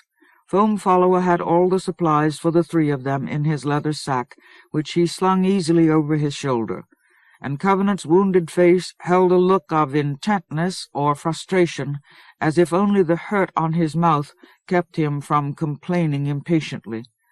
In that look, Triarch caught a glimpse of how fragile Covenant's avowed hatred was. It did not appear to be a sustaining passion. Triarch shivered. A foreboding distrust told him that Thomas Covenant's resolve or passion would not suffice. But he clenched the thought to himself as he returned Foam Follower's final salute. There was nothing he could say, and a moment later the giant and his two companions had disappeared northward between the houses. Their footmarks filled with snow and faded from sight until Mithil Stonedown seemed to retain no record of their passing. Gruffly, Triarch said to Yerquin and Kirill, "We also must depart. We must leave this valley while the snow holds." His two friends nodded without question. Their faces were empty of expression. They looked like people from whom combat had drained all other considerations, carried their short javelins as if the killing of enemies were their sole interest. From them Triarch drew a kind of serenity. He was no high wood wielder to them, no bearer of burdens which would have bent the back of a lord. He was only a man fighting as best he could for the land, without pretensions to wisdom or prophecy. This was a proper role for a cattle herd in times of war, and he welcomed it. Girded by the readiness of his companions, he went to the other elders and spent a short time discussing with them Mithil Stonedown's precautions against future attacks. Then he left his home to them and went out in the snow again, as if it were the duty of his life. Flanked by Kirill and Yerquin, he left the village by the northward road and crossed without stealth the stone bridge to the western side of the valley. He wanted to make good time while the snow cover lasted, so he stayed on the easiest route until he neared the end of the horn of mountains which formed the Mithil Valley's western wall. At that point he moved off the road and started up into the foothills that clung around the tip of the horn. He intended to skirt the peaks west and south almost as far as Doom's Retreat, then swing northwest toward the isolated wedge of mountains which defended the South Plains from Garroting Deep. He could not take the straight march westward. In the open plains he would certainly encounter marauders, and when he did he would have to flee wherever they chased him. So he chose the rugged terrain of the foothills. The higher ground would give him both a vantage from which to watch for enemies and a cover in which to hide from them. Yet, as he plodded upward through the snow, he feared the choice he had made. In the foothills he would need 20 days to reach those mountains beyond Doom's Retreat. 20 days would be lost before he could begin to search for the unfettered one. In that time, Covenant and his companions might travel all the way to Landsdrop or beyond. Then any message which the High Lord might receive would be too late. Covenant would be beyond any hand but the Grey Slayers. With that dread in his heart, he began the arduous work of rounding the promontory. He and his comrades had reached the first lee beyond the Horn when the snowfall ended late that afternoon. There he ordered a halt. Instead of running the risk of being seen, brown against the grey slush of the snow, he made camp and let the long weariness which had been his constant companion since he first began fighting lull him to sleep. Some time after nightfall, Yerquin awakened him. They moved on again, chewing strips of dried meat to keep some warmth in their bones, and washing the salt from their throats with mouthfuls of the unsavory snow. In the cloud-locked darkness they made slow progress, and every league took them farther from the hills they knew most intimately. After a tortuous and unsuccessful effort to scale one bluff slope, Triarch cursed the dreary clasp of the sky and turned to descend toward easier ground nearer the plains. For most of the night they traveled the lower hillsides, but when they felt dawn crouching near, they climbed again to regain their vantage. They pushed upward until they gained a high ridge from which they could see a long stretch of the way they had come. There they stopped. During the grey seepage of day into the air, they opened their smokeless gravelling pots and cooked one hot meal. When they were done, they waited until the wind had obliterated all their tracks. Then they set watches, slept. They followed this pattern for 2 more days, down out of the foothills at dusk, long, dark night trek, back toward higher ground at dawn for one hot meal and sleep. And during these 3 days they saw no sign of any life, human or animal, friend or foe, anywhere. They were alone in the cold grey world and the forlorn wind. Trudging as if they were half crippled by the snow, they pressed themselves through the chapped solitude toward Doom's retreat. Aside from the unpredictably crisp or muffled noises of their own movement, they heard nothing but the overstressed cracklings of the ice and the scrapings of the wind, fractured in their ears by the rumpled hills.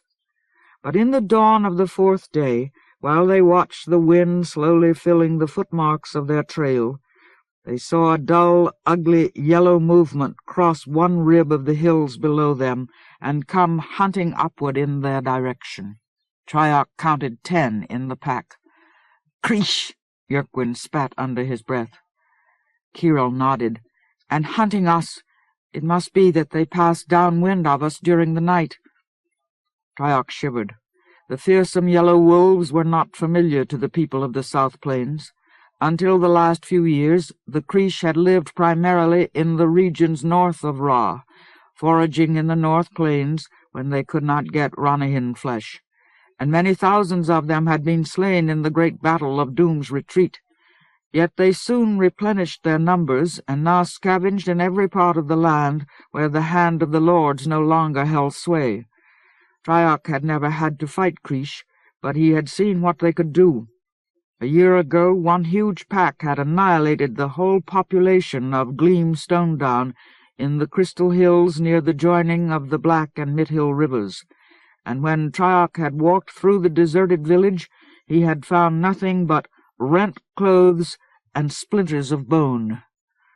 "Kurian," he breathed as he gauged the speed of the yellow wolves. "We must climb swiftly." As his companions slung their packs, he searched the terrain ahead for an escape or refuge. But despite their roughness, the hills and slopes showed nothing which the wolves might find impassable, and Triarch knew of no defensible caves or valleys this far from Mithil Stonedown. He turned upward. With Kirill and Yerquin behind him, he started along a ridge of foothills toward the mountains. In the lee of the ridge, the snow was not thick. They made good speed as they climbed and scrambled toward the nearest mountain flank, but it rose sheerly out of the hill slope ahead, preventing escape in that direction. When the western valley beside the ridge rose up toward the mountain, Triarch swung to the right and ran downward. traversed the valley, lunged through the piled snow toward the higher ground on the far side. Before he and his companions reached the top, the leading Creesh crested the ridge behind them and gave out a ferocious howl. The sound hit Triarch between his shoulder blades like the flick of a flail. He stopped, whirled to see the wolves rushing like yellow death along the ridge hardly 500 yards from him. The sight made the skin of his scalp crawl, and his cold-stiff cheeks twitched as if he were trying to bare his teeth in fear. Without a word he turned and attacked the climb again, threw himself through the snow until his pulse pounded, and he seemed to be surrounded by his own gasping. When he gained the ridge top, he paused long enough to steady his gaze, then scanned the terrain ahead. Beyond this rib of the foothills, all the ground in a wide half-circle reaching to the very edge of the mountains fell steeply away into a deep valley. The valley was roughly conical in shape, open to the plains only through a sheer ravine on its north side. It offered no hope to Triarch's searching eyes. But clinging to the mountain edge beyond a narrow ledge along the lip of the valley was a broken pile of boulders, the remains of an old rockfall. Triarch's attention leaped to see if the boulders could be reached along the ledge. "Go," Kirel muttered urgently. "I will hold him here." "2 javelins and 1 sword," Triarch panted in response. "Then they will outweigh us 7 to 2. I prefer you alive." Pointing, he said, "We must cross that ledge to the rocks. There we can strike at the Creesh from above. Come." He started forward again, driving his tired legs as fast as he could, and Kirel and Yerquin followed on his heels. When they reached the rough ground where the ridge blended into the cliff, they clambered through it toward the ledge. At the ledge, Triarch hesitated. The lip of the valley was packed in snow, and he could not tell how much solid rock was hidden under it. But the Creesh were howling up the hill behind him. He had no time to scrape the snow clear. Gritting his teeth, he pressed himself against the cliff and started outward. His feet felt the slickness of the ledge. Ice covered the rock under the snow. But he had become accustomed to ice in the course of this preternatural winter. He moved with small, unabrupt steps, did not let himself slip. In moments, Kirel and Yerquin were on the ledge as well, and he was halfway to his destination. Suddenly, a muffled boom like the snapping of old bones echoed off the cliff. The ledge jerked. Triarch scrambled for handholds in the rock and found none. He and his comrades were too far from safety at either end of the ledge. An instant later, it fell under their weight. Plunging like stones in an avalanche, they tumbled helplessly down the steep side of the valley. Triarch tucked his head and knees together and rolled as best he could. The snow protected him from the impacts of the fall, but it also gave way under him, prevented him from stopping or slowing himself. He could do nothing but hug himself and fall. Dislodged by the collapse of the ledge, more snow slid into the valley with him, adding its weight to his momentum as if it were hurling him at the bottom. In wild vertigo he lost all sense of how far he had fallen or how far he was from the bottom. When he hit level ground, the force of the jolt slammed his breath away, left him stunned while snow piled over him. For a time he lay smothered under the snow, but as the dizziness relaxed in his head, he began to recover. He thrust himself to his hands and knees.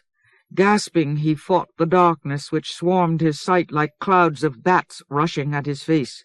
"Kirel!" he croaked. "Yerquin!" With an effort he made out Kirel's legs protruding from the snow a short distance away. Beyond her, Yerquin lay on his back. A bloody gash on his temple marked the blank pallor of his face. Neither of them moved. Abruptly Triarch heard the scrabbling of claws.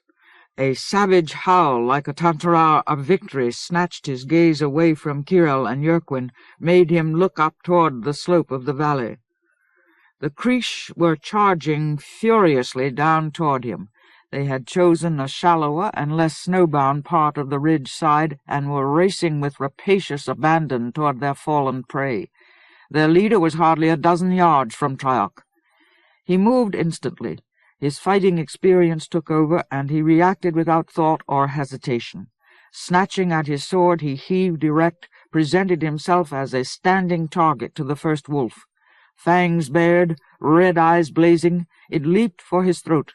He ducked under it, twisted, and wrenched his sword into its belly. It sailed past him and crashed into the snow, lay still as if it were impaled on the red trail of its blood. But its momentum had torn his sword from his cold hand. He had no chance to retrieve his weapon. Already the next wolf was gathering to spring at him. He dove out from under its leap, rolled heels overhead, snapped to his feet, holding his Lomillialor rod in his hands. The rod was not made to be a weapon. Its shapers in the Lorsrot had wrought that piece of high wood for other purposes, but its power could be made to burn, and Triarch had no other defense. Crying the invocation in a curious tongue, understood only by the Lillian Rill, he swung the high wood over his head and chopped it down on the skull of the nearest wolf. At the impact, the rod burst into flame like a pitch-soaked brand, and all the wolf's fur caught fire as swiftly as tinder. The flame of the rod lapsed immediately, but Triarch shouted to it and hacked at a creesh bounding at his chest. Again the power flared. The wolf fell dead in screaming flames. Another and another Triarch slew, but each blast, each unwonted exertion of the high wood's might drained his strength. With 4 creesh sizzling in the snow around him, his breath came in ragged heaves. Gaps of exhaustion veered across his sight, and fatigue clogged his limbs like iron fetters. The 5 remaining wolves circled him viciously. He could not face them all at once. Their yellow fur bristled in violent smears across his sight. Their red and horrid eyes flashed at him above their wet chops and imminent fangs. For an instant his fighting instincts faltered. Then a weight of compact fury struck him from behind, slammed him face down in the trampled snow. The force of the blow stunned him, and the weight on his back pinned him. He could do nothing but hunch his shoulders against the rending poised over the back of his neck. But the weight did not move. It lay as inert as death across his shoulder-blades. His fingers still clutched the Lomillialor. With a convulsive heave he rolled to one side, tipped the heavy fur off him. It smeared him with blood that ran, still pulsing, from the javelin which pierced it just behind its foreleg. Another javelined creesh lay a few paces away. The last 3 wolves dodged and feinted around Kyril. She stood over Yerquin, whirling her sword and cursing. Triarch lurched to his feet. At the same time, Yerquin moved, struggled to get his legs under him. Despite the wound on his temple, his hands pulled instinctively at his sword. The sight of him made the wolves hesitate. In that instant, Triarch snatched a javelin from the nearest corpse and hurled it with the strength of triumph into the ribs of another creesh. Yerquin was unsteady on his feet, but with one lumbering hack of his sword he managed to disable a wolf. It lurched away from him on 3 legs, but he caught up with it and cleft its skull. The last creesh was already in full flight. It did not run yipping with its tail between its legs, like a thrashed cur. It shot straight toward the narrow outlet of the valley, as if it knew where allies were and intended to summon them. "Kill!" Triarch gasped. She moved instantly. Ripping her javelin free of the nearest wolf, she balanced the short shaft across her palm, took 3 quick steps, and lofted it after the running creesh. The javelin arched so high that Triarch feared it would fall short, then plunged sharply downward and caught the wolf in the back. The beast collapsed in a rolling heap, flopped several times across the snow, throwing blood in all directions, quivered, and lay still. Triarch realized dimly that he was breathing in rough sobs. He was so spent that he could hardly retain his grip on the Lomillialor. When Kyril came over to him, he put his arms around her, as much to gain strength from her as to express his gratitude and comradeship. She returned the clasp briefly, as if his gesture embarrassed her. Then they moved toward Yerquin. Mutely they inspected and tended Yerquin's wound. Under other circumstances, Triarch would not have considered the hurt dangerous. It was clean and shallow, and the bone was unharmed. But Yerquin still needed time to rest and heal, and Triarch had no time. The plight of his message was now more urgent than ever. He said nothing about this. While Kirill cooked a meal, he retrieved their weapons, then buried all the creesh and the blood of battle under mounds of grey snow.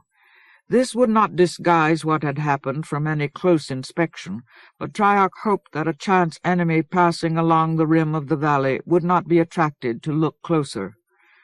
When he was done, he ate slowly, gathering his strength, and his eyes jumped around the valley as if he expected erviles or worse to rise up suddenly from the ground against him. But then his mouth locked into its habitual dour lines. He made no concessions to Yerquin's injury. He told his companions flatly that he had decided to leave the foothills and risk cutting straight west toward the mountains, where he hoped to find the unfettered one. For such a risk, the only possibility of success lay in speed. With their supplies repacked and their weapons cleaned, they left the valley through its narrow northward outlet at a lope. They traveled during the day now for the sake of speed. Half dragging Yerquin behind them, Triarch and Kirill trotted doggedly due west, across the coal-blasted flatland toward the eastmost outcropping of the mountains. As they moved, Triarch prayed for snow to cover their trail. By the end of the next day they caught their first glimpses of the great storm which brooded for more than a score of leagues in every direction over the approaches to Doom's retreat. North of that defile through the mountains, the parched ancient heat of the southern wastes met the Grey Slayer's winter, and the result was an immense storm, rotating against the mountain walls which blocked it on the south and west. Its outer edges concealed the forces which raged within, but even from the distance of a day's hard travelling, Triarch caught hints of hurricane conditions, cycling winds that ripped along the ground as if they meant to lay bare the bones of the earth, snow as thick as night, gelid air cold enough to freeze blood in the warmest places of the heart. It lay directly across his path. Yet he led Kirill and Yerquin toward it for another day, hurried in the direction of the storm's core until its outer winds were tugging at his garments, and its first snows were packing wetly against his windward side. Yerquin was in grim condition. Blood oozed like exhaustion through the overstrained scabs of his wound, and the tough fibre of his stamina was frayed and loosening like a breaking rope. But Triarch did not turn aside. He could not attempt to skirt the storm, could not swing north toward the middle of the South Plains to go around. During the first night after the battle with the Creesh, he had seen watchfires northeast of him. They were following him. He had studied them the next night, and had perceived that they were moving straight toward him, gaining ground at an alarming rate. Some enemy had felt his exertion of the Lomillialor. Some enemy knew his scent now, and pursued him like mounting furor. "We cannot outrun them," Kirill observed grimly, as they huddled together under the lip of the storm to rest and eat. Triarch said nothing. He could hear Covenant rasping, "If we don't start doing the impossible, doing the impossible." A moment later she sniffed the wind. "And I do not like the taste of this weather. There is a blizzard here, a blast roy enough to strike the flesh from our limbs." "The impossible," Triarch repeated to himself. He should have said to the Unbeliever, "I was born to tend cattle. I am not a man who does impossible things." He was tired and old and unwise. He should have taken Lena and led his people toward safety deep in the southern range, should have chosen to renew the ancient exile rather than allow one extravagant stranger to bend all Mithil Stonedown to the shape of his terrible purpose.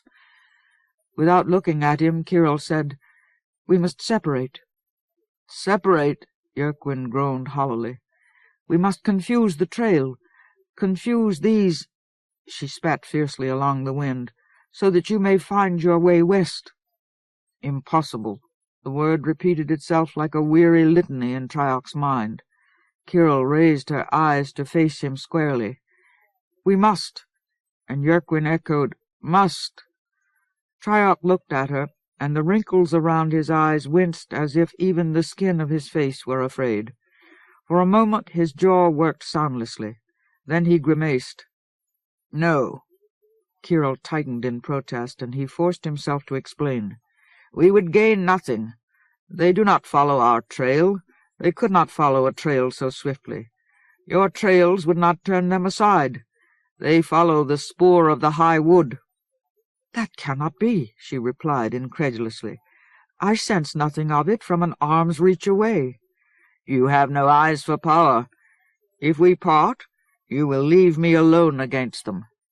"Separate," Yerquin groaned again. "No," anger filled Triarch's mouth. "I need you." "I slow you," the injured man returned emptily, fatally. His face looked pale and slack, frost-rimed, defeated. "Come." Triarch surged to his feet, quickly gathered his supplies, and threw his pack over his shoulders, then stalked away across the wind in the direction of the storm's heart. He did not look behind him, but after a moment Kyril caught up with him on the right, and Yerquin came shambling after him on the left.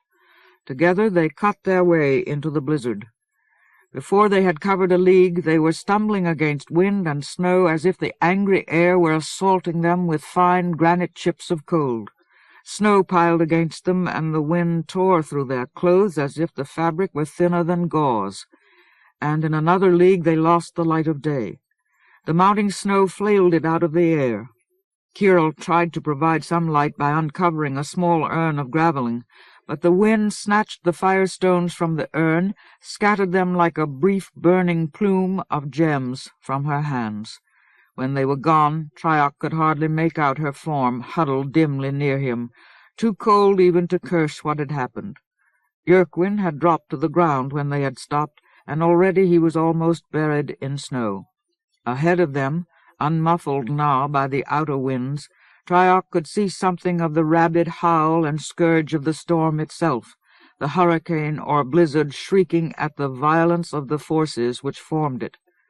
Its fury slammed against his senses like the crumbling of a mountain. Peering at it, he knew that there was nothing erect within it, no beast or man or giant or tree or stone. The maelstroming winds had long since leveled everything which had dared raise its head above the battered line of the ground. Triarch had to protect his eyes with his hands. Impossible was a pale word to describe the task of walking through that storm, but it was his only defense against pursuit. With all the strength he could muster, he lifted Yerquin and helped the injured man lurch onward.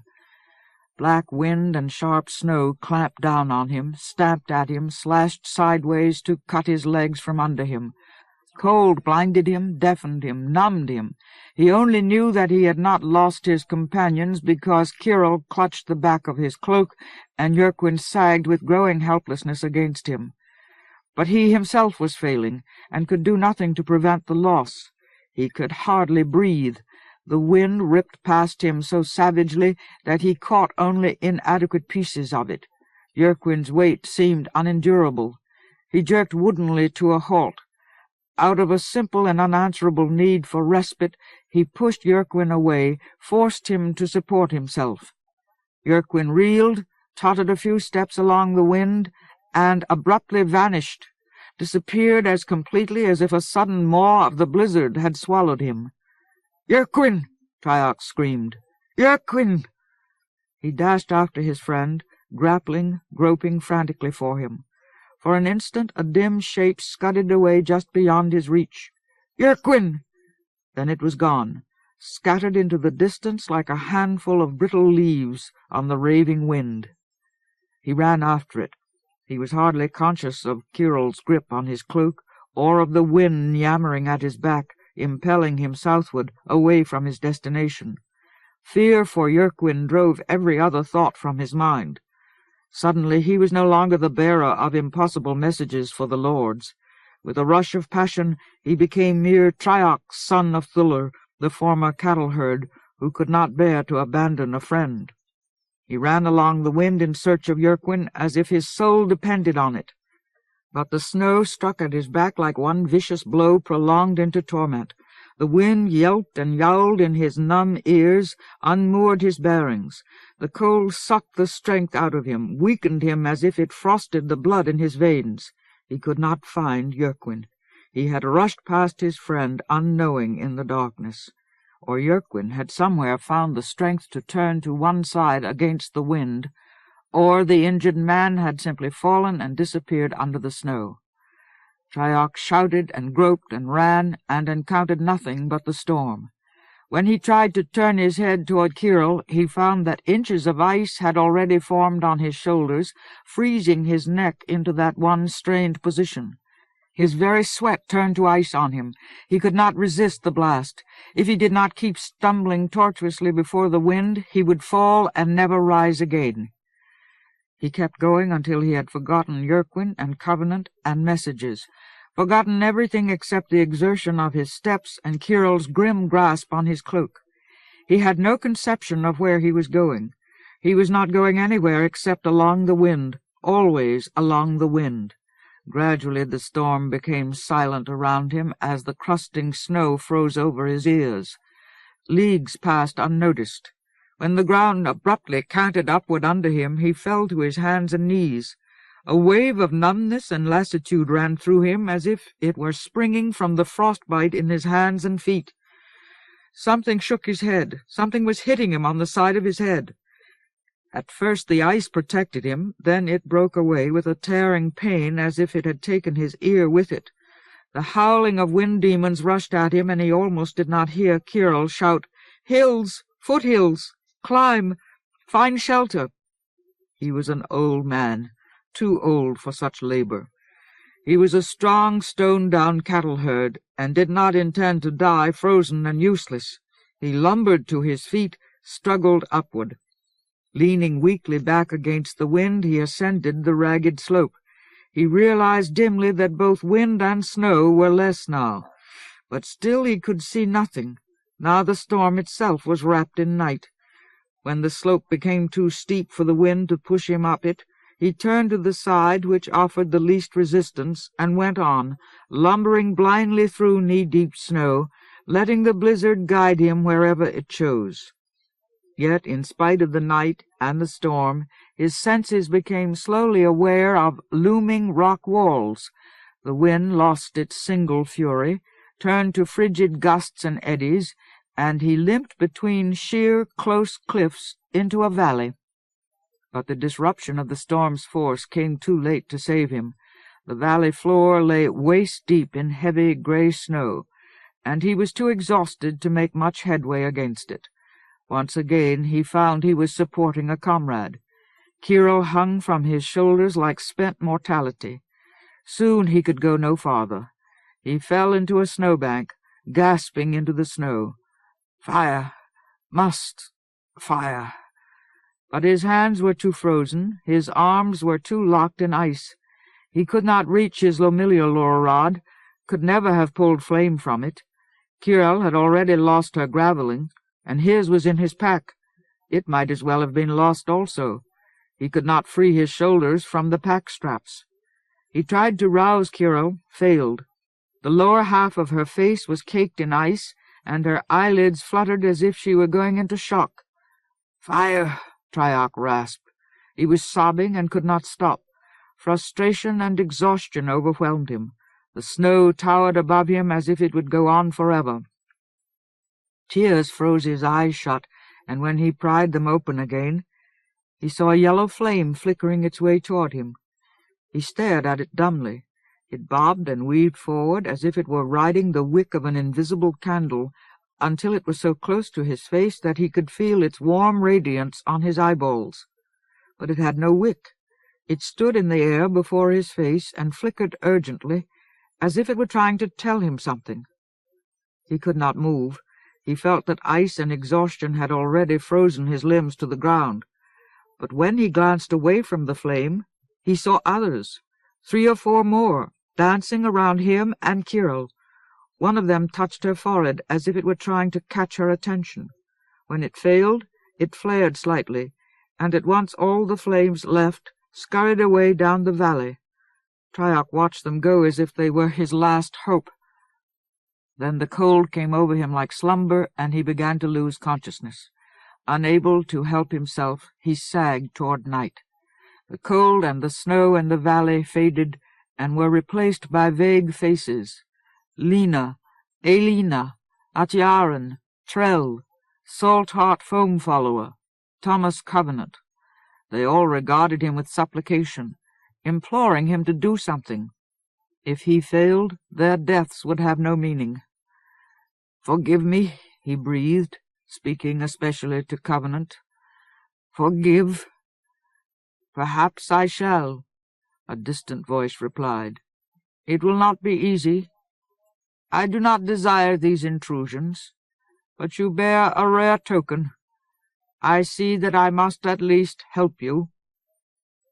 Struggling, Triarch turned his sight outward again.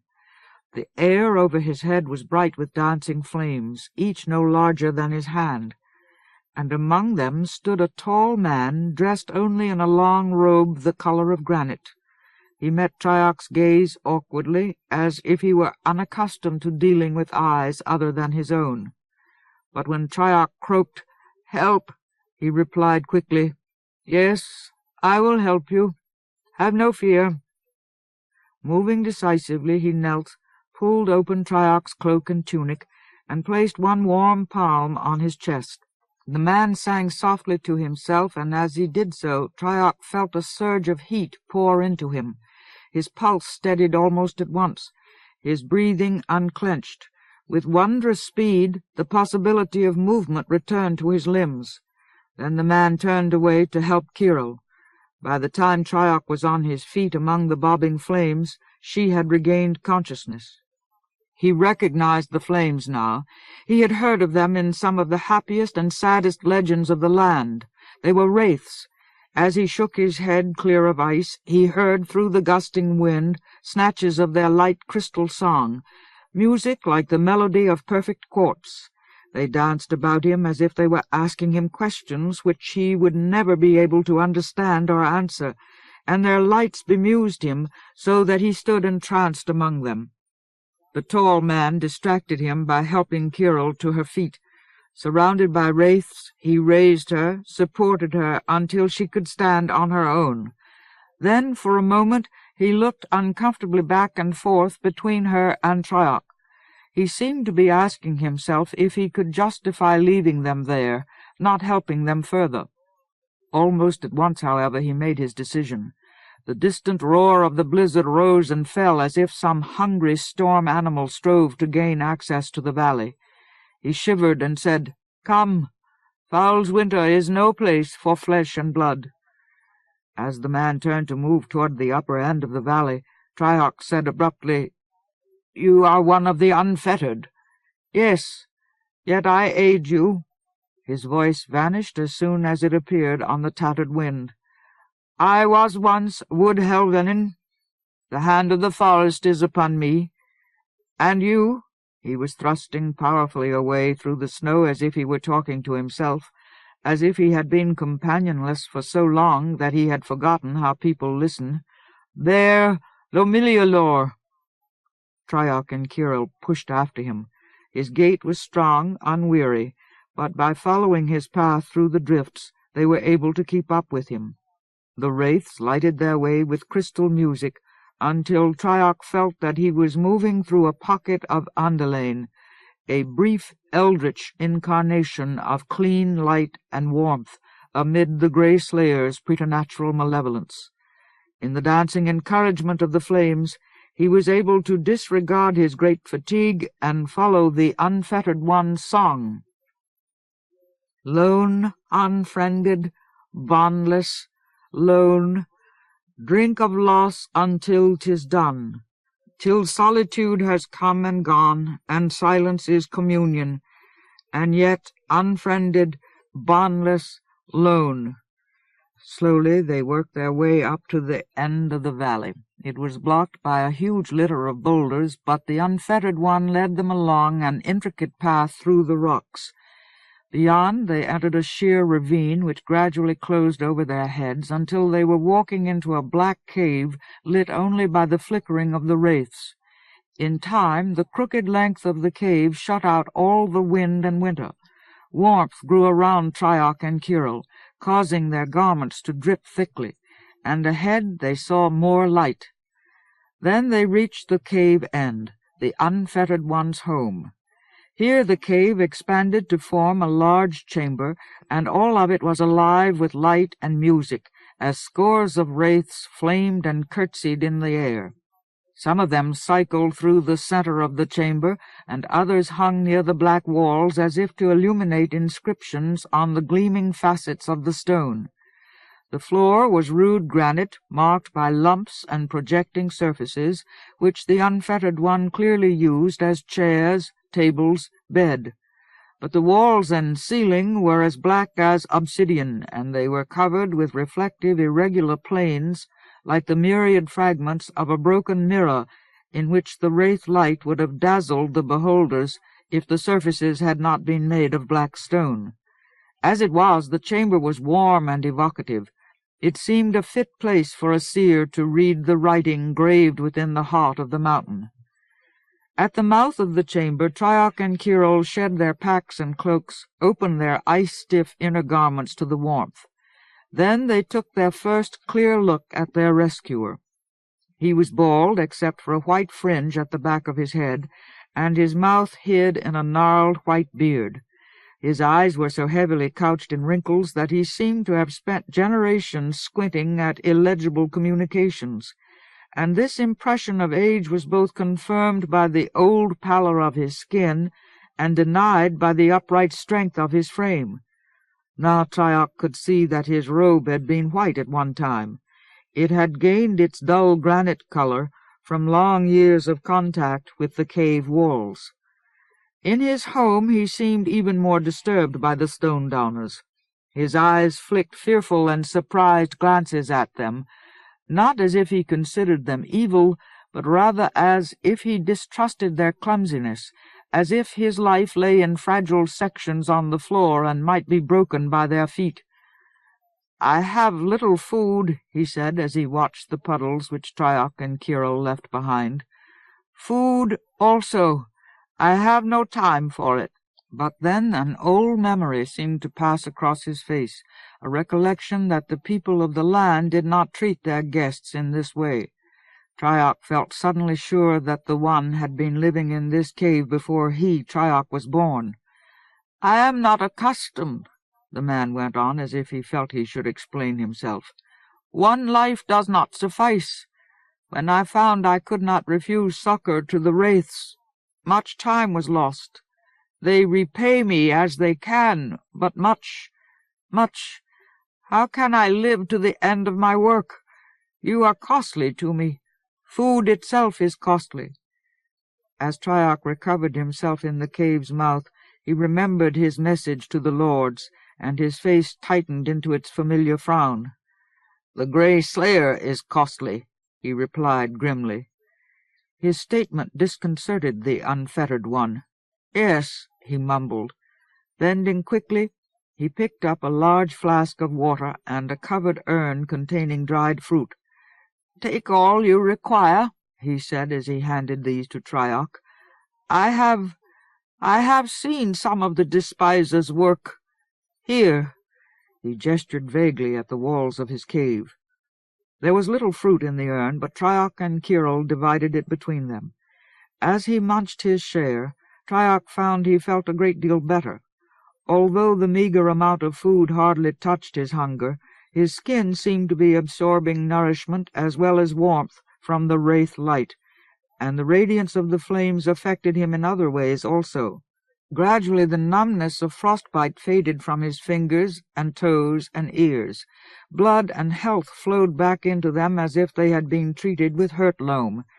Even the habitual sourness which galled his mouth seemed to decline. But his mission remained clear to him. When he was sure that Kyril had regained her stability, he asked her to go a short way out of the tunnel to stand guard. She responded tightly, "Will pursuit come even here?" Who can say? The unfettered one did not appear to be listening, so Triarch went on. But we must have this one's aid, and I fear he will not be persuaded easily. We must not be surprised here with the message unattempted. Kyril nodded, approving his caution, though she clearly believed that no pursuit could have followed them through the blizzard. Without delay she collected her cloak and weapons, and moved away down the cave until she was out of sight beyond the first bend. The unfettered one watched her go with a question in his face. "She will stand guard while we talk," Triarch answered. "Do we require guarding? There are no ill creatures in these mountains, in this winter. The animals do not intrude." "Foes pursue me," said Triarch. "I bear my own ill, and the land's need." But there he faltered and fell silent. For the first time he realized the immensity of his situation. He was face to face with an unfettered one and wraiths. In this cave, accompanied by dancing flames, the one studied secret lores which might have amazed even the lords. Awe crowded forward in Triarch. His own audacity daunted him. "Unfettered one," he mumbled, "lore servant, I do not intrude willingly. You are beyond me. Only the greatness of the need drives—" "I have saved your life," the one said brusquely. "I know nothing of other needs." "Then I must tell you." Triarch gathered himself and began. "The Grey Slayer is abroad in the land," the tall man forestalled him. "I know my work. I was given the rights of unfettering when Tamarantha was staff elder of the Lorsrot, and know nothing else, except for the intrusion of the wraiths, except, which I could not refuse, I have devoted my meagre flesh here, so that I might work my work and see what no eyes have seen before. I know nothing else, no, not even how the wraiths came to be driven from Andalain, though they speak of Erviles and such talk intrudes." Triarch was amazed. He had not known that Tamarantha Variol-mate had ever been staff elder of the Lorsrot, but such a time must have been decades before Prothal became High Lord at Revelstone. This unfettered one must have been out of touch with all the land for the past 4 or 5 score years. Thickly, awfully, Triarch said, "Unfettered one, what is your work?" A grimace of distaste for explanations touched the man's face. "Words, I do not speak of it. Words falter." Abruptly he moved to the wall and touched one of the stone facets gently, as if he were caressing it. "Stone is alive. Do you see it? You are Stonedowner. Do you see it? Yes, alive. Alive and alert. Attentive. Everything which transpires upon or within the earth is seen, beheld, by the earth rock." As he spoke, enthusiasm came over him. Despite his awkwardness, he could not stop once he had begun. His head leaned close to the stone until he was peering deeply into its flat blackness. "But the process, the action of this seeing is slow. Lives like mine are futilely swift. Time is consumed as the seeing spreads from the outer surfaces inward, and this time varies. Some veins pass their perception into the mountain roots in millennia. Others require millennia of millennia." Here, he gestured around him without moving from where he stood, "can be seen the entire ancient history of the land, or one whose work is to see. In these myriad facets are a myriad perceptions of all that has occurred. All. It is my work to see, and to discover the order, and to preserve, so that the whole life of the land may be known." As he spoke, a tremor of passion shook the unfettered one's breathing. "Since the coming of the wraiths, I have studied the fate of the one forest. I have seen it since the first seed grew to become the great tree. I have seen its awakening, its awareness, the peaceful communion of its land-spanning consciousness. I have seen forestalls born and slain. I have seen the Colossus of the Fall exercise its interdict.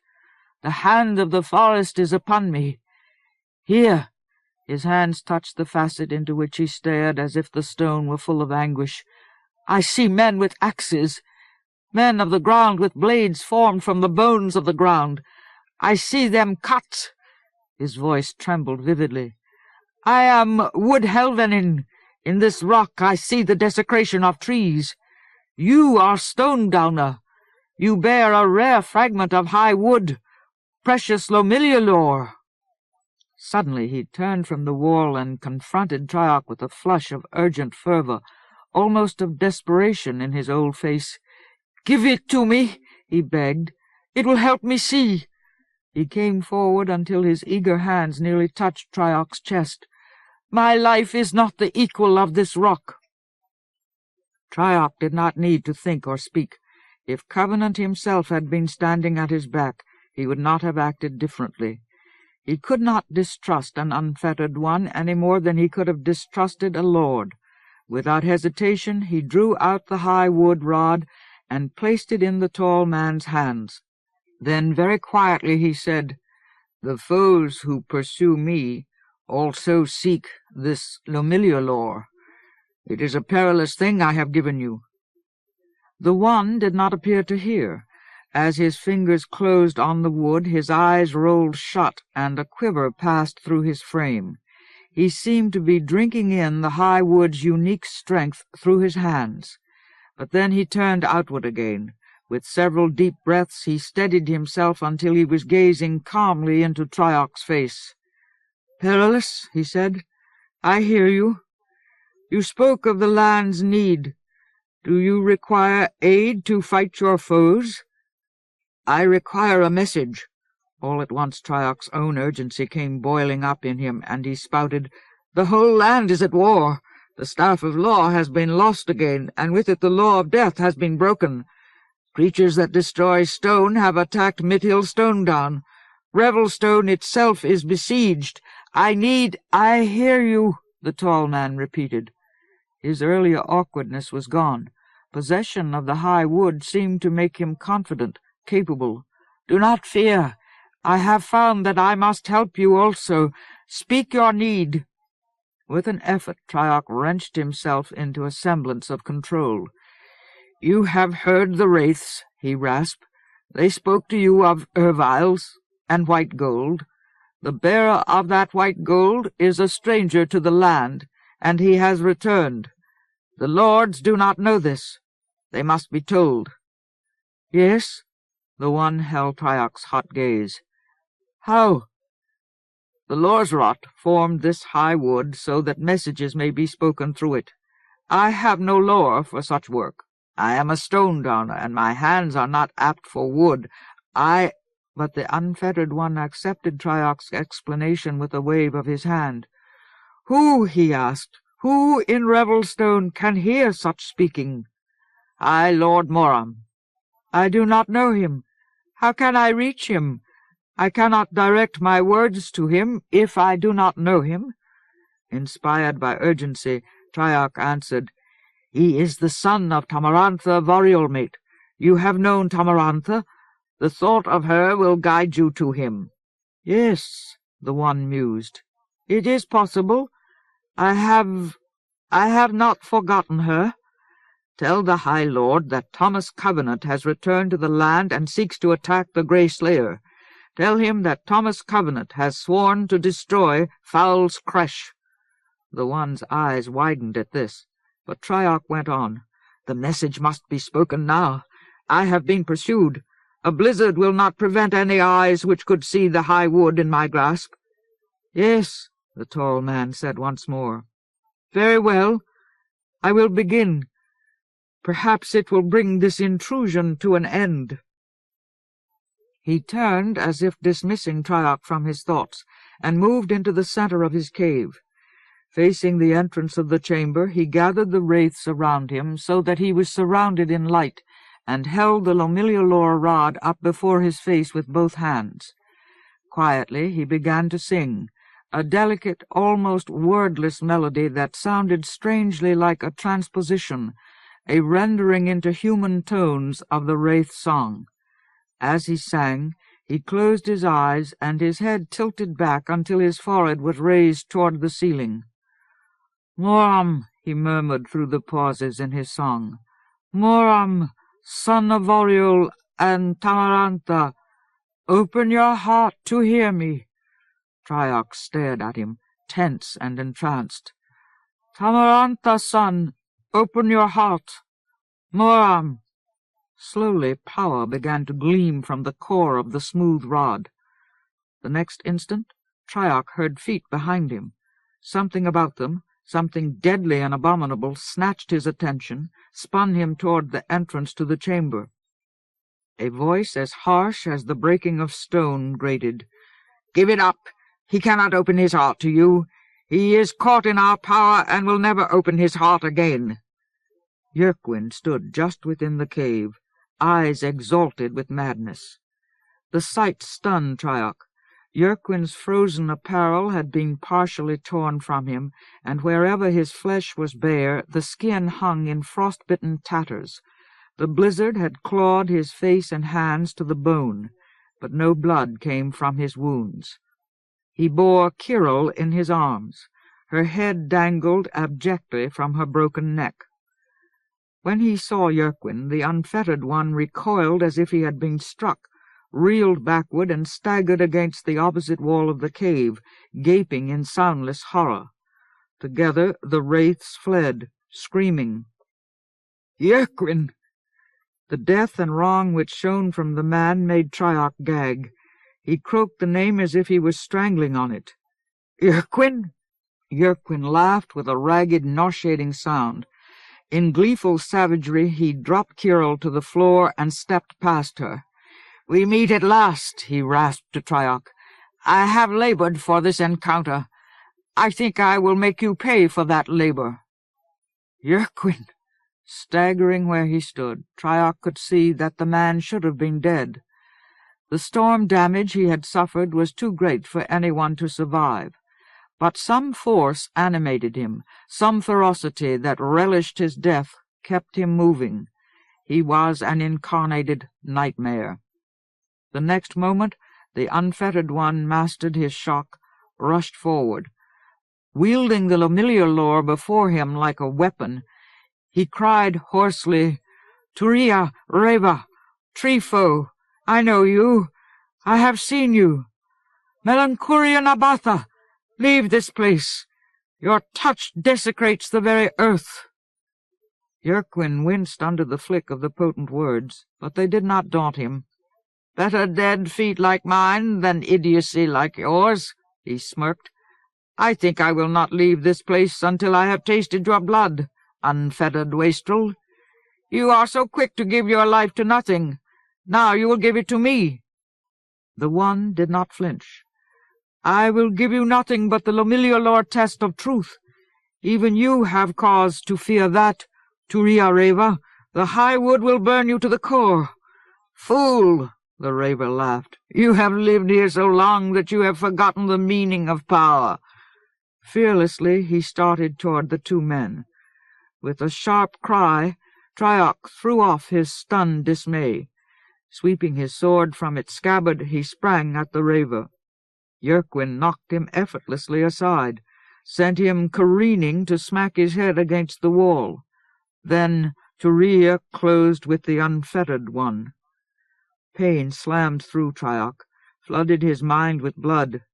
Gelid agony shrieked in his chest where the Raver had struck him. But for one moment he resisted unconsciousness, lurched to his feet. In torment he saw Turia and the unfettered one fighting back and forth, both grasping the high wood. Then the Raver howled triumphantly. Bolts of sick red-green power shot up through the unfettered one's arms and shattered his chest. When Triarch plunged into darkness, the Raver had already started to dismember his victim. He was laughing all the while. Chapter 8. Winter. With snow swirling around him like palpable mist, Thomas Covenant left Mithil's Stonedown in the company of Saltheart Foamfollower and Lena, daughter of Atiaran. The sensation of purpose ran high in him. He felt that all his complex rages had at last found an effective focus, and he strode impatiently northward along the snow-clogged road as if he were no longer conscious of his still unhealed forehead and lip, or of the damaged condition of his feet, or of fatigue. He walked leaning ahead into the wind like a fanatic. But he was not well, could not pretend for any length of time that he was well. Snowflakes hurried around him like subtle grey chips of Lord Foul's malice, seeking to drain the heat of his life. And he felt burdened by Lena. The mother of Elena, his daughter, stepped proudly at his side, as if his companionship honoured her. Before he had travelled half a league toward the mouth of the valley, his knees were trembling, and his breath scraped unevenly past his sore lip. He was forced to stop and rest. Foamfollower and Lena regarded him gravely, concernedly, but his former resolution to accept help had deserted him. He was too angry to be carried like a child. He rejected with a grimace the tacit offer in Foamfollower's eyes. The giant also was not well. His wounds gave him pain, and he appeared to understand the impulse behind Covenant's refusal. Quietly he asked, "My friend, do you know the way?" He hesitated as if he were searching for a short name. "The way to Rejecthome, Foul's Creche?" "I'm leaving that to you." Foamfollower frowned. "I know the way. I have it graven in my heart past all forgetting. But if we are separated, I don't have a chance if we're separated," Covenant muttered mordantly. He wished that he could leave the sound of leprosy out of his voice, but the malady was too rife in him to be stifled. "Separated? Who speaks of separation?" Lena protested before Foamfollower could reply. "Do not utter such things, giant. We will not be separated. I have preserved. I will not part from him. You are old, giant. You do not remember the giving of life to life in love, or you would not speak of separation." In some way her words twisted the deep knife of Foamfollower's hurt. "Old? Yes." Yet after a moment he forced a wry grin onto his lips. "And you are altogether too young for me, fair Lena." Covenant winced for them both. "Have mercy on me," he groaned. "Have mercy." He started forward again, but almost at once he tripped on a snow-hidden roughness in the road. Lena and Foamfollower caught him from either side and upheld him. He looked back and forth between them. "Treasure berries. I need Alianta."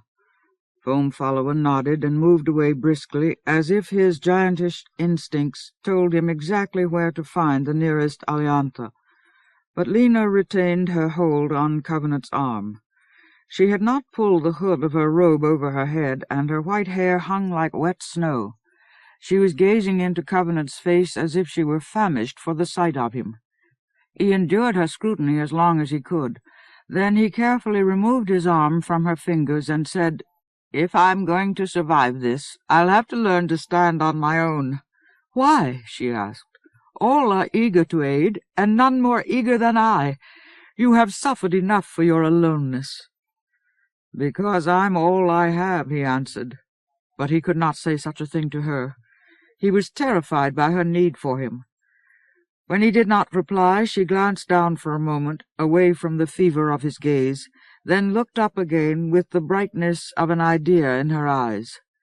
"Summon the Ranihin." "The Ranihin? They will come to you. They come to me at your command. It has hardly been 40 days since they last came. They come each year on—" She faltered, looked around at the snow with a memory of fear in her face. "On the middle night of spring." Her voice fell until Covenant could hardly hear her. "This year the winter cold in my heart would not go away. The land forgot spring. Forgot. Sunlight abandoned us. I feared. feared that the Ranahin would never come again, that all my dreams were folly. But the stallion came. Sweat and snow froze in his coat, and ice hung from his muzzle. His breath steamed as he asked me to mount him, but I thanked him from the bottom of my heart and sent him home. He brought back such thoughts of you that I could not ride." Her eyes had left his face, and now she fell silent as if she had forgotten why she was speaking. But when she raised her head, Covenant saw that her old face was full of tears. "Oh, my dear one," she said softly, "you are weak and in pain. Summon the Ranahin and ride them as you deserve." "No, Lena." He could not accept the kind of help the Ranahin would give him. He reached out and awkwardly brushed at her tears. His fingers felt nothing. "I made a bad bargain with them. I've made nothing but bad bargains." "Bad?" she asked, as if he amazed her. "You are Thomas Covenant the Unbeliever. How could any doing of yours be bad?"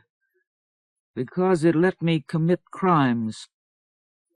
But he could not say that aloud either. He reacted instead as if she had struck the touchstone of his fury. "Listen, I don't know who you think I am these days. Maybe you've still got Beric Halfhand on the brain. But I'm not him. I'm not any kind of hero. I'm nothing but a broken-down leper, and I'm doing this because I've had it up to here with being pushed around.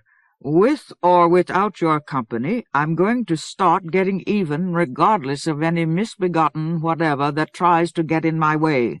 I'm going to do it my own way. If you don't want to walk, you can go home." Before she had a chance to respond, he turned away from her in shame and found Foam Follower standing sadly beside him. "And that's another thing," he went on almost without pause. "I have also had it with your confounded misery. Either tell me the truth about what's happened to you, or stop sniveling." He emphasized his last two words by grabbing treasure berries from the giant's open hands. "Hell and blood! I'm sick to death of this whole thing." Glaring up at the giant's face, he jammed Aliantha into his mouth, chewed them with an air of helpless belligerence. "Ah, my friend," Foam Follower breathed, "this way that you have found for yourself is a cataract. I have felt it in myself. It will bear you to the edge in a rush and hurl you into abysses from which there is no recovery." Lena's hands touched Covenant's arm again, but he threw them off. He could not face her. Still glaring at Foam Follower, he said, "You haven't told me the truth." Then he turned and stalked away through the snow. In his rage he could not forgive himself for being so unable to distinguish between hate and grief. Treasure berries, supplied by both Foam Follower and Lena, kept him going through most of the afternoon. But his pace remained slow and ragged. Finally his strength gave out when Foam Follower guided him off the road and eastward into the foothills beyond the mouth of the valley. By then he was too exhausted to worry about the fact that the snowfall was ending. He simply lumbered into the lee of a hill and lay down to sleep. Later, in half-conscious moments, he discovered that the giant was carrying him, but he was too tired to care. He awoke some time after dawn, with a pleasant sensation of warmth on his face and a smell of cooking in his nostrils. When he opened his eyes, he saw Foam Follower crouched over a graveling pot a few feet away, preparing a meal. They were in a small ravine. The leaden skies clamped over them like a coffin lid, but the air was free of snow. Beside him, Lena lay deep in weary slumber. Softly, Foam Follower said, "She is no longer young, and we walked until near dawn. Let her sleep." With a short gesture around the ravine, he went on, "We will not be easily discovered here. We should remain until nightfall. It is better for us to travel at night." He smiled faintly. "More rest will not harm you." "I don't want to rest," Covenant muttered, though he felt dull with fatigue. "I want to keep moving." "Rest," Foam Follower commanded. "You will be able to travel more swiftly when your health has improved." Covenant acquiesced involuntarily. He lacked the energy to argue. While he waited for the meal, he inspected himself. Inwardly he felt steadier. Some of his self-possession had returned. The swelling of his lip had receded, and his forehead no longer seemed feverish. The infection in his battered feet did not appear to be spreading. But his hands and feet were as numb as if they were being gradually gnawed off his limbs by frostbite. The backs of his knuckles and the tops of his arches retained some sensitivity, but the essential deadness was anchored in his bones. At first he tried to believe that the cause actually was frostbite, but he knew better. His sight told him clearly that it was not ice which deadened him. His leprosy was spreading. Under Lord Foul's dominion, under the grey malignant winter, the land no longer had the power to give him health. Dream health. He knew that it had always been a lie, that leprosy was incurable because dead nerves could not be regenerated, that the previous impossible aliveness of his fingers and toes was the one incontrovertible proof that the land was a dream, a delusion.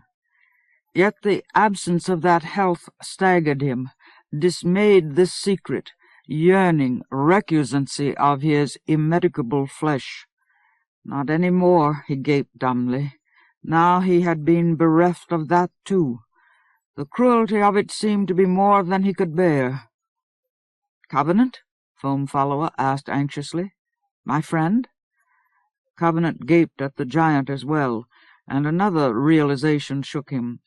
Foam Follower was closed to him. Except for the restless grief which crouched behind the giant's eyes, Covenant could see nothing of his inner condition, could not see whether his companion was well or ill, right or wrong. His land-born sight or penetration had been truncated, crippled. He might as well have been back in his own blind, impervious, superficial world. "Covenant?" Foam Follower repeated. For a time the fact surpassed Covenant's comprehension. He tested. Yes, he could see the interminable corruption eating its ill way toward his wrists, toward his heart. He could smell the potential gangrene in his feet. He could feel the vestiges of poison in his lip, the residual fever in his forehead. He could see hints of Lena's age, Foam Follower's sorrow. He could taste the malevolence which hurled this winter across the land. That he could perceive without question, and he had surely seen the ill in the marauders at Mithil Stonedown. But that was no feat. Their wrong was written on them so legibly that even a child could read it. Everything else was essentially closed to him. He could not discern Foam Follower's spirit, or Lena's confusion, or the snow's falseness. The stubbornness, which should have been apparent in the rocky hillsides above him, was invisible. Even this rare gift which the land had twice given him was half denied him now. "Foam Follower," he could hardly refrain from moaning. "It's not coming back. I can't. This winter, it's not coming back. Softly, my friend, I hear you." A wry smile bent his lips. "I have seen what effect this winter has upon you. Perhaps I should be grateful that you cannot behold its effect upon me." "What effect?" Covenant croaked.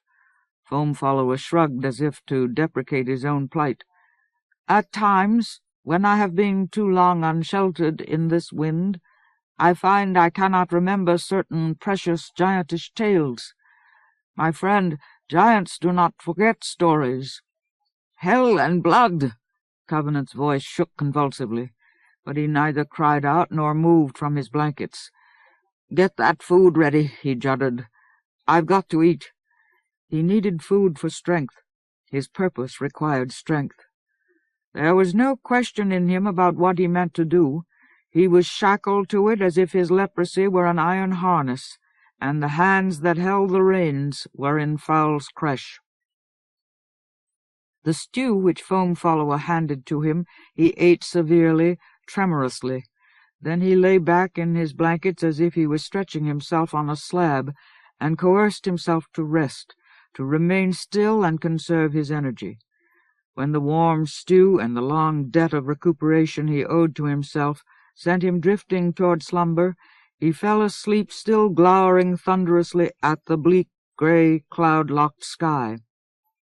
He awoke again toward noon, and found Lena yet asleep, but she was nestling against him now, smiling faintly at her dreams.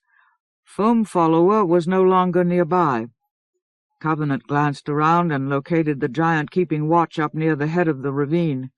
He waved when Covenant looked toward him. Covenant responded by carefully extricating himself from Lena, climbing out of his blankets. He tied his sandals securely onto his numb feet, tightened his jacket, and went to join the giant. From Foam-follower's position he found that he could see over the rims of the ravine into its natural approaches. After a moment he asked quietly, "How far did we get?" His breath steamed as if his mouth were full of smoke. "We have rounded the northmost point of this promontory," Foam-follower replied. Nodding back over his left shoulder, he continued, "Kevin's watch is behind us.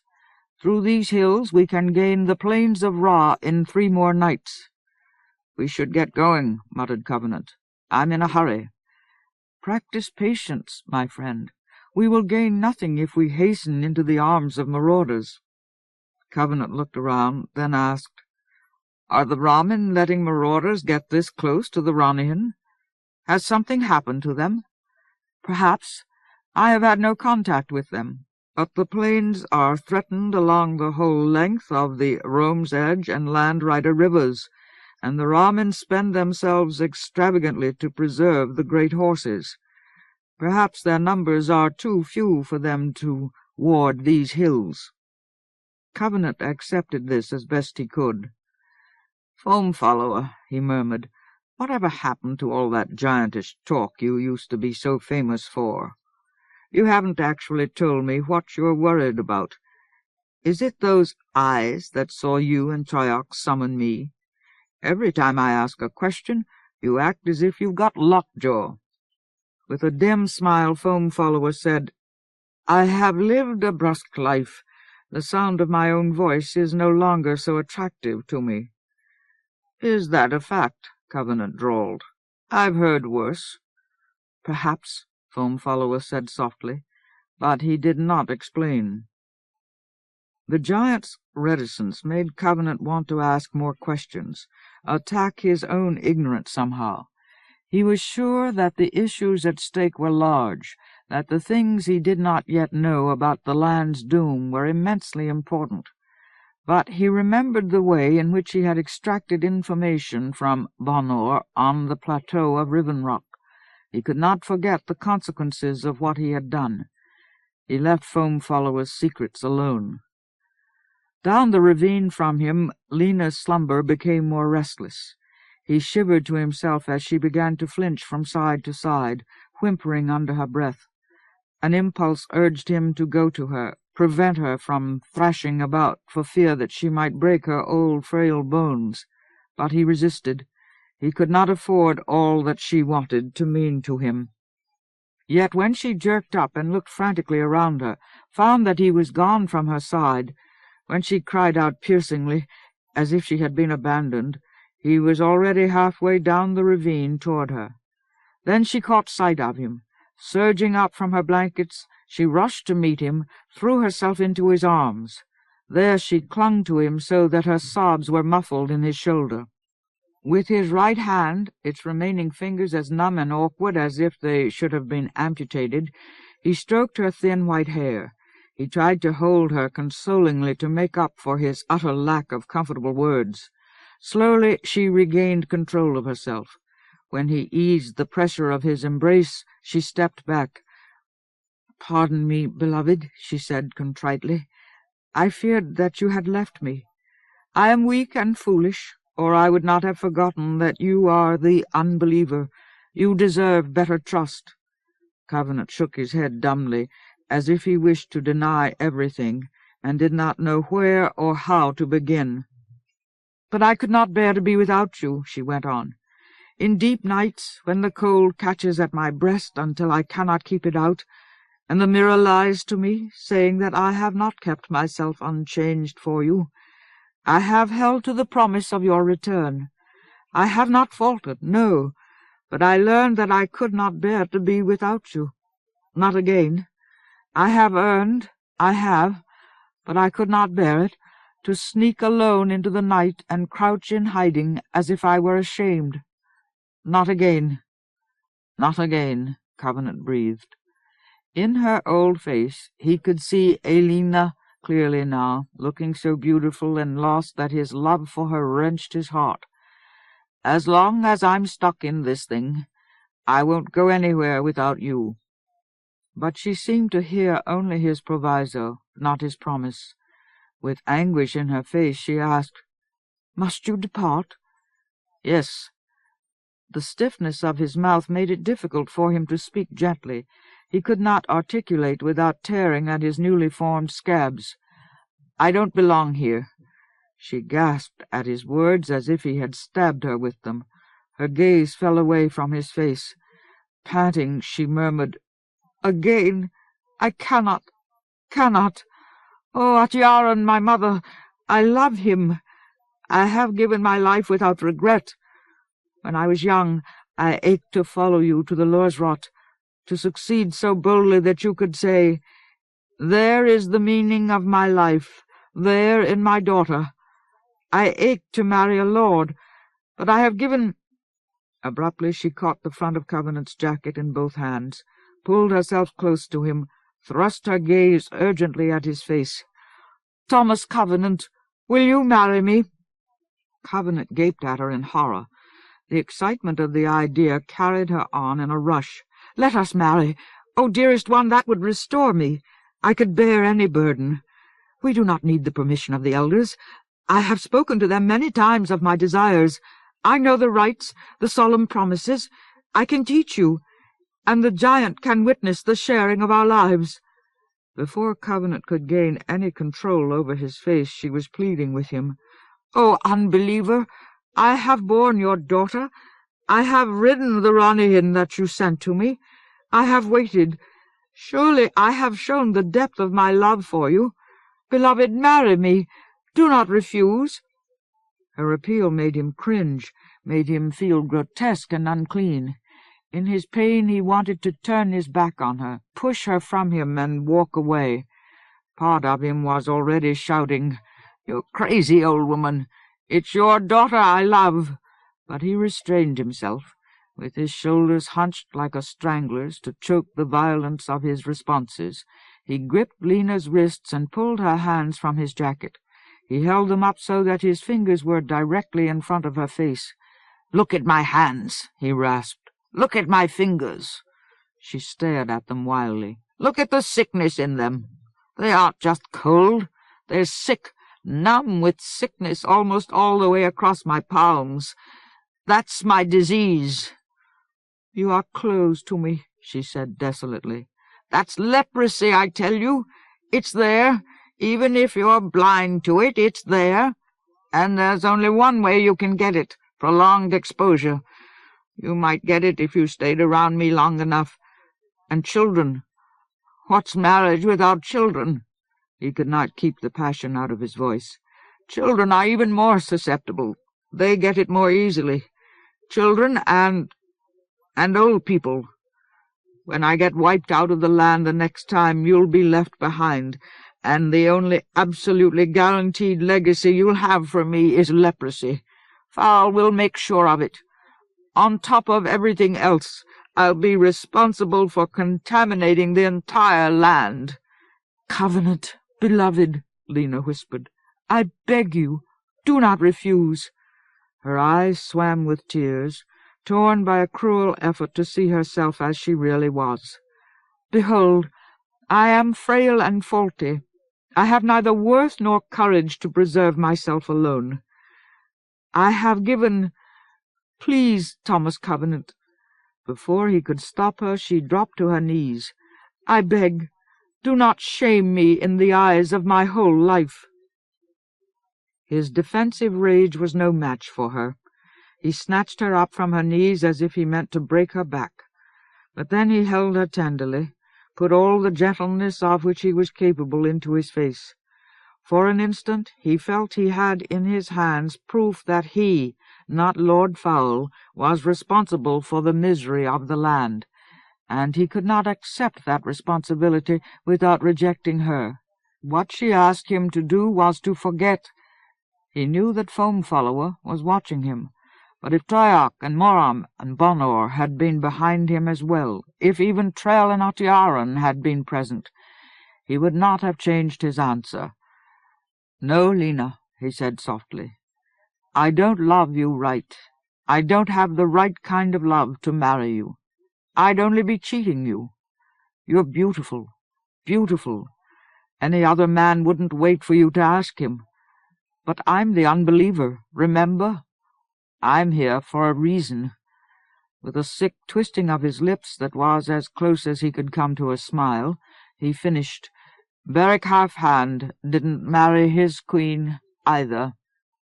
His words filled him with disgust.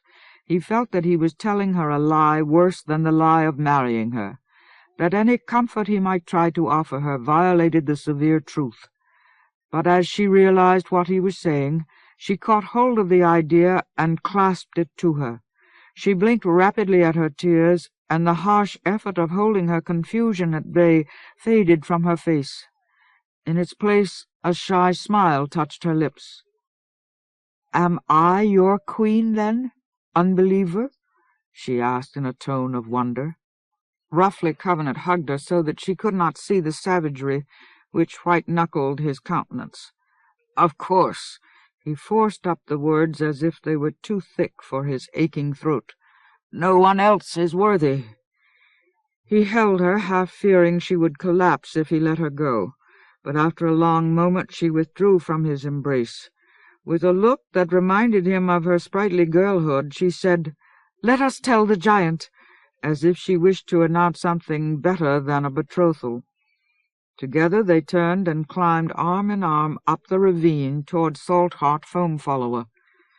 When they reached him, they found that his buttressed visage was still wet with weeping. Grey ice sheened his face, hung like beads from his stiff beard. His hands were gripped and straining across his knees. "Foam Follower," Lena said in surprise, "this is a moment of happiness. Why do you weep?" His hands jerked up to scrub away the ice, and when it was gone he smiled at her with wonderful fondness. "You are too beautiful, my queen," he told her gently. "You surpass me."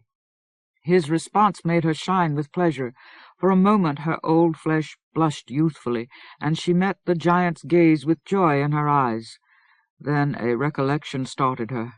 "But I am remiss. I have been asleep, and you have not eaten. I must cook for you." Turning lightly, she scampered down the ravine toward Foam Follower's supplies. The giant glanced up at the chill sky, then looked at Covenant's gaunt face. His cavernous eyes glinted sharply, as if he understood what Covenant had been through. As gently as he had spoken to Lena, he asked, "Do you now believe in the land?" "I'm the Unbeliever. I don't change." "Do you not?" "I am going to—" Covenant's shoulders hunched. "Exterminate Lord Foul the Bloody Despiser. Isn't that enough for you?" "Oh, it is enough for me," Foam Follower said with sudden vehemence. "I require nothing more. But it does not suffice for you. What do you believe? What is your faith?" "I don't know." Foam Follower looked away again at the weather. His heavy brows hid his eyes, but his smile seemed sad, almost hopeless. "Therefore I am afraid." Covenant nodded grimly, as if in agreement. Nevertheless, if Lord Foul had appeared before him at that moment, he, Thomas Covenant, Unbeliever and leper, would have tried to tear the despiser's heart out with his bare hands. He needed to know how to use the white, wild magic gold. But there were no answers in the meal Lena cooked for him and Foam Follower, or in the grey remainder of the afternoon, which he spent huddled over the firestones, with Lena resting drowsily against him, or in the dank, suffering twilight that finally brought his waiting to an end. When Foam Follower led the way eastward out of the ravine, Covenant felt that he understood nothing but the wind which blew through him, like scorn for the impotence of sunlight and warmth, and after that he had no more time to think about it, All his attention was occupied with the work of stumbling numbly through the benighted hills. Travelling was difficult for him. His body's struggle to recover from injury and inanition drained his strength. The bitter cold drained his strength. He could not see where to place his feet, could not avoid tripping, falling, bruising himself on insensate dirt and rock.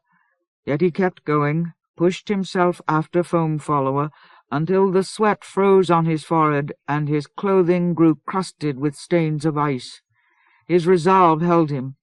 In time he even became dimly grateful that his feet were numb, so that he could not feel the damage he was doing to himself. He had no sense of duration or progress. He measured out the time in rest halts, an aliantha unexpectedly handed to him out of the darkness by Foam Follower. Such things sustained him. But eventually he stopped rubbing the ice from his nose and lips, from his forehead and his fanatical beard. He allowed the grey cold to hang like a mask on his features, as if he were becoming a creature of winter, and he stumbled on in the giant's wake. When Foam Follower stopped at last, shortly before dawn, Covenant simply dropped to the snow and fell asleep. Later the giant woke him for breakfast, and he found Lena sleeping beside him, curled against the cold. Her lips were faintly tinged with blue, and she shivered from time to time, unable to get warm. Her years showed clearly now in the lines of her face and in the frail, open-mouthed rise and fall of her breathing. Covenant roused her carefully, made her eat hot food until her lips lost their cold hue, and the veins in her temples became less prominent. Then, despite her protests, he put her down in blankets and lay beside her until she went back to sleep. Some time later he roused himself to finish his own breakfast. Calculating backward, he guessed that the giant had been without rest for at least the last 3 days and nights, so he said abruptly, "I'll let you know when I can't stay awake any more," took the graveling pot and moved off to find a sheltered place where he could keep watch. There he sat and watched daylight ooze into the air like seepage through the scab of an old wound. He awoke late in the afternoon to find Foam Follower sitting beside him and Lena preparing a meal a short distance away. He jerked erect, cursing inwardly, but his companions did not appear to have suffered from his dereliction. Foam Follower met his gaze with a smile and said, "Do not be alarmed. We have been safe enough, though I was greatly weary and slept until midday. There is a deer run north of us, and some of the tracks are fresh. Deer would not remain here in the presence of marauder spoor." Covenant nodded. His breath steamed heavily in the cold. "Foam Follower," he muttered, "I am incredibly tired of being so bloody mortal." But that night he found the going easier. In spite of the encroaching numbness of his hands and feet, some of his strength had returned, and as Foam Follower led him and Lena eastward, the mountains moved away from them on the south, easing the ruggedness of the hills. As a result, he was better able to keep up the pace. Yet the relaxation of the terrain caused another problem. Since they were less protected from the wind, they often had to walk straight into the teeth of Lord Foul's winter. In that wind, Covenant's inmost clothing seemed to turn to ice, and he moved as if he were scraping his chest raw like a penitent. Still, he had enough stamina left at the end of the night's march to take the first watch. The giant had chosen to camp in a small hollow sheltered on the east by a low hill, and after they had eaten, Foam Follower and Lena lay down to sleep, while Covenant took a position under a dead, gnarled juniper just below the crown of the knoll. From there he looked down at his companions, resting as if they trusted him completely. He was determined not to fail them again. Yet he knew, could not help knowing, that he was poorly equipped for such duty. The wintry truncation of his senses nagged at him as if it implied disaster, as if his inability to see, smell, hear peril would necessarily give rise to peril. And he was not mistaken. Though he was awake, almost alert, though the day had begun, filling the air with its grey, cold sludge, Though the attack came from the east, upwind from him, he felt nothing until too late. He had just finished a circuit of the hilltop, scanning the terrain around the hollow, and had returned to sit in the thin shelter of the juniper, when at last he became aware of danger. Something imminent ran along the wind. The atmosphere over the hollow became suddenly intense. The next instant dark figures rose up out of the snow around Foam Follower and Lena. As he tried to shout a warning, the figures attacked. He sprang to his feet, raced down into the hollow. Below him, Foam Follower surged to his knees, throwing dark brown people aside. With a low cry of anger, Lena struggled against the weight of the attackers, who pinned her in her blankets. But before Covenant could get to her, someone hit him from behind, knocked him headlong into the snow. He rolled, got his feet under him, but immediately arms caught him around the chest above the elbows. His own arms were trapped. He fought, threw himself from side to side, but his captor was far too strong. He could not break the grip.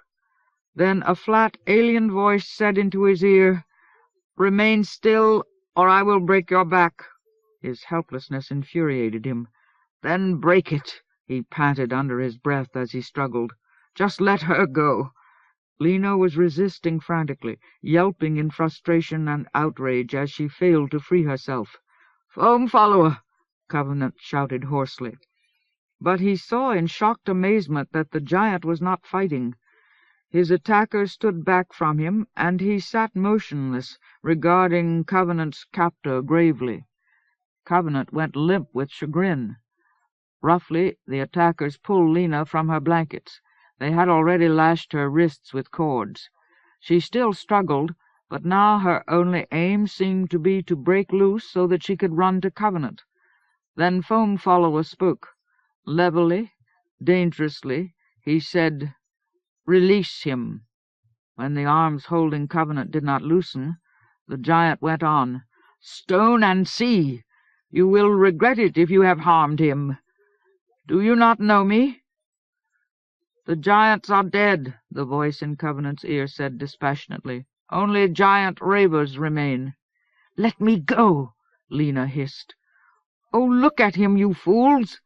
Melanchorianabatha! Is he a raver?" But Covenant could not tell whether she referred to Foam Follower or himself. His captor ignored her. "We have seen. I have seen the Grieve. I have made that journey to behold the work of ravers." A shadow tightened in Foam Follower's eyes, but his voice did not flicker. "Distrust me, then. Look at him, as Lena, daughter of Otiaran, suggests. He is Thomas Covenant." Abruptly the strong arm spun Covenant. He found himself facing a compact man with flat eyes and a magisterial mien. The man wore nothing but a thin, short vellum robe, as if he were impervious to the cold. In some ways he had changed. His eyebrows were stark white against his brown skin. His hair had aged to a mottled gray, and deep lines ran like the erosion of time down his cheeks, past the corners of his mouth, but still Covenant recognized him. He was Bonor of the Bloodguard. Chapter 9. Ramen Covert. The sight of him stunned Covenant. Lithe, loam-colored forms, some wearing light robes shaded to match the gray-white snow, moved closer to him as if to verify his identity.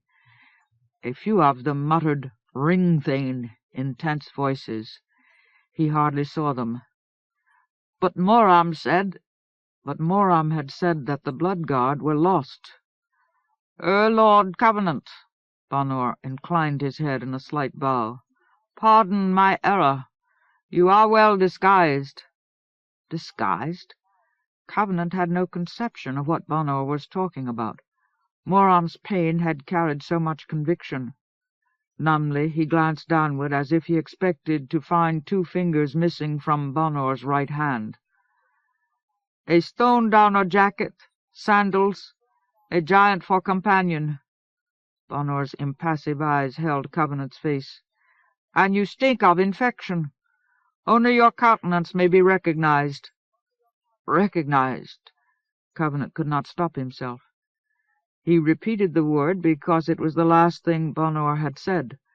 Fighting for self-control, he croaked, "Why aren't you with the Lords? The vow was corrupted. We no longer serve the Lords." Covenant gaped at this answer as if it were nonsense. Confusion befogged his comprehension. Had Moram said anything like this? He found that his knees were trembling as if the ground under him had shifted. "No longer serve the Lords," he repeated blankly. He did not know what the words meant.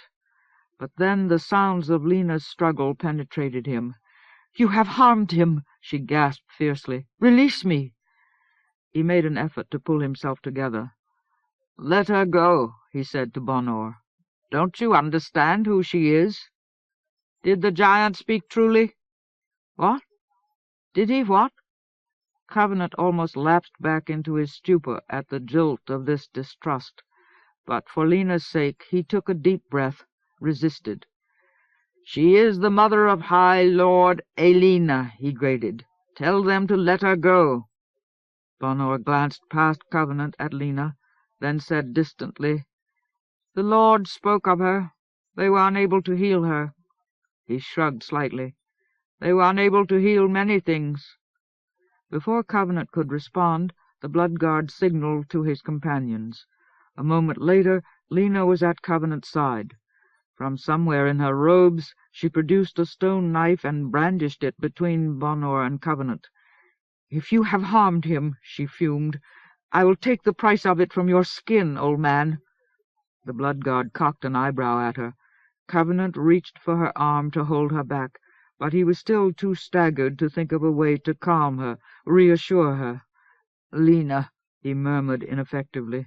"Lena." When Foam Follower joined them, Covenant's eyes appealed to the giant for help. "Ah, my queen," Foam Follower said softly, "remember your oath of peace." "Peace!" Lena snapped in a brittle voice. "Speak to them of peace. They attack the Unbeliever." "Yet they are not our enemies. They are the Ramen." She jerked incredulously to face the giant. "Ramen? The tenders of the Ranihin?" Covenant stared as well. Ramen? He had unconsciously assumed that Bonor's companions were other Blood Guard. The Ramen had always secretly hated the Blood Guard because so many Ranihin had died while bearing the Blood Guard in battle. Ramen and Blood Guard? The ground seemed to lurch palpably under him. Nothing was as he believed it to be. Everything in the land would either astound or appall him, if only he were told the truth. "Yes," Foam Follower replied to Lena. And now Covenant recognized the Ramen for himself. 8 of them, men and women, stood around him. They were lean, swift people, with the keen faces of hunters, and skin so deeply tanned from their years in the open air that even this winter could not pale them.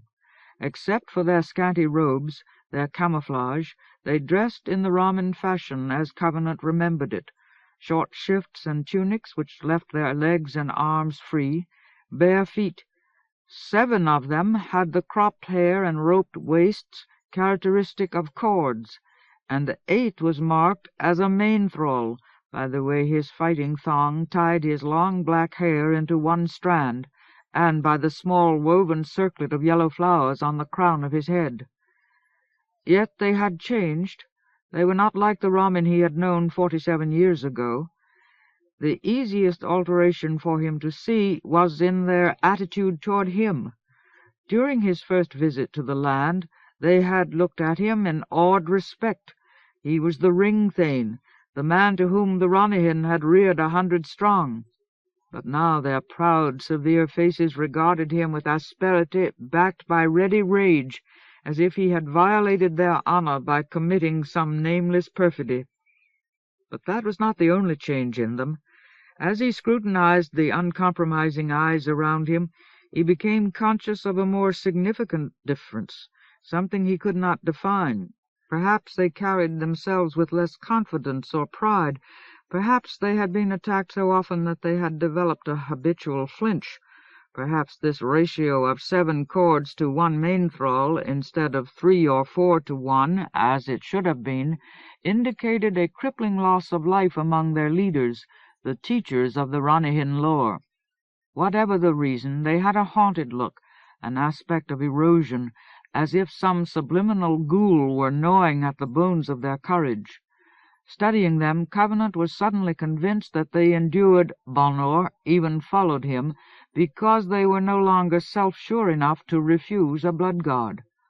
After a moment he became aware that Lena was speaking more in confusion than in anger now. "Why did you attack us? Can you not recognize the Unbeliever? Do you not remember the Rock Brothers of the land? Can you not see that I have ridden Ranihin?" "Ridden," spat the main thrall. "My queen," Foam Follower said softly, "the Ramen do not ride." "As for giants," the man went on, "they betray." "Betray?" Covenant's pulse pounded in his temples, as if he were too close to an abyss hidden in the snow. "Twice now giants have led Fangthane's rending armies north of the plains of Ra. These Rock Brothers have sent fangs and claws in scores of thousands to tear the flesh of Ranihin. Behold!" With a swift tug he snatched his cord from his hair and grasped it taut like a garrote. "Every Ramen cord is black with blood." His knuckles tightened as if he were about to leap at the giant. "Manholm is abandoned. Ramen and Ranihin are scattered. Giants!" He spat again as if the very taste of the word disgusted him. "Yet you know me," Foam Follower said to Bonor. "You know that I am not one of the 3 who fell to the Ravers." Bonor shrugged noncommittally. "2 of the 3 are dead. Who can say where those Ravers have gone?" "I am a giant, Bonor," Foam Follower insisted in a tone of supplication, as if that fact were the only proof of his fidelity. "It was I who first brought Thomas Covenant to Revelstone." Bonor was unmoved. "Then how is it that you are alive?" At this Foam Follower's eyes glinted painfully. In a thin tone he said, "I was absent from Kirkree when my kindred brought their years in Sea Reach to an end." The blood guard cocked an eyebrow but did not relent. After a moment Covenant realized that the resolution of this impasse was in his hands. He was in no condition to deal with such problems, but he knew he had to say something. With an effort he turned to Bonor. "You can't claim you don't remember me. You probably have nightmares about me, even if you don't ever sleep." "I know you, Lord Covenant." As he spoke, Bonor's nostrils flared as if they were offended by the smell of illness. "You know me, too," Covenant said with mounting urgency to the main thrall. "Your people call me Ringthane. The Ranihin reared to me." The main thrall looked away from Covenant's demanding gaze, and for an instant the haunted look filled his face like an ongoing tragedy. "Of the Ringthane we do not speak," he said quietly. "The Ranihin have chosen. It is not our place to question the choices of the Ranihin." "Then back off!" Covenant did not intend to shout, but he was too full of undefined fears to contain himself. "Leave us alone. Hell fire! We've got enough trouble as it is." His tone brought back the main thrall's pride. Severely the man asked, "Why have you come?" "I haven't come. I don't want to be here at all." "What is your purpose?" In a voice full of mordant inflections, Covenant said, "I intend to pay a little visit to Foul's creche." His words jolted the cords, and their breath hissed through their teeth. The main thrall's hands twitched on his weapon. A flare of savage desire widened Bonor's eyes momentarily, but his flat dispassion returned at once. He shared a clear glance with the main thrall, then said, "Lord, you and your companions must accompany us. We will take you to a place where more Ramen may give thought to you." "Are we your prisoners?" Covenant glowered. "Lord, no hand will be raised against you in my presence, but these matters must be given consideration." Covenant glared hard into Bonor's expressionlessness, then turned to Foam Follower. "What do you think?" "I do not like this treatment," Lena interjected. "Salt-Hot Foam Follower is a true friend of the land. Atyar and my mother spoke of all giants with gladness. And you are the Unbeliever, the bearer of white gold. They show disrespect. Let us leave them and go our way." Foam Follower replied to them both. "The Ramen are not blind.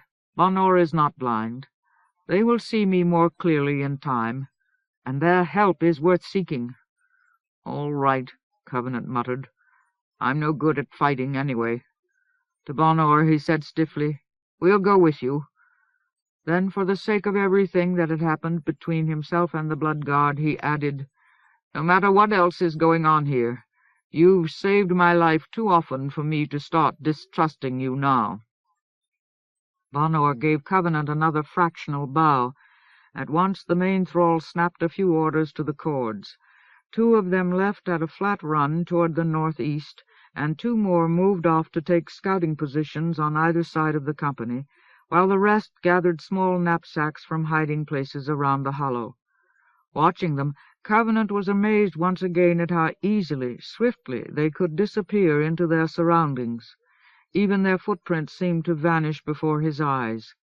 By the time Foam Follower had packed his leather sack, they had effaced all signs of their presence from the hollow.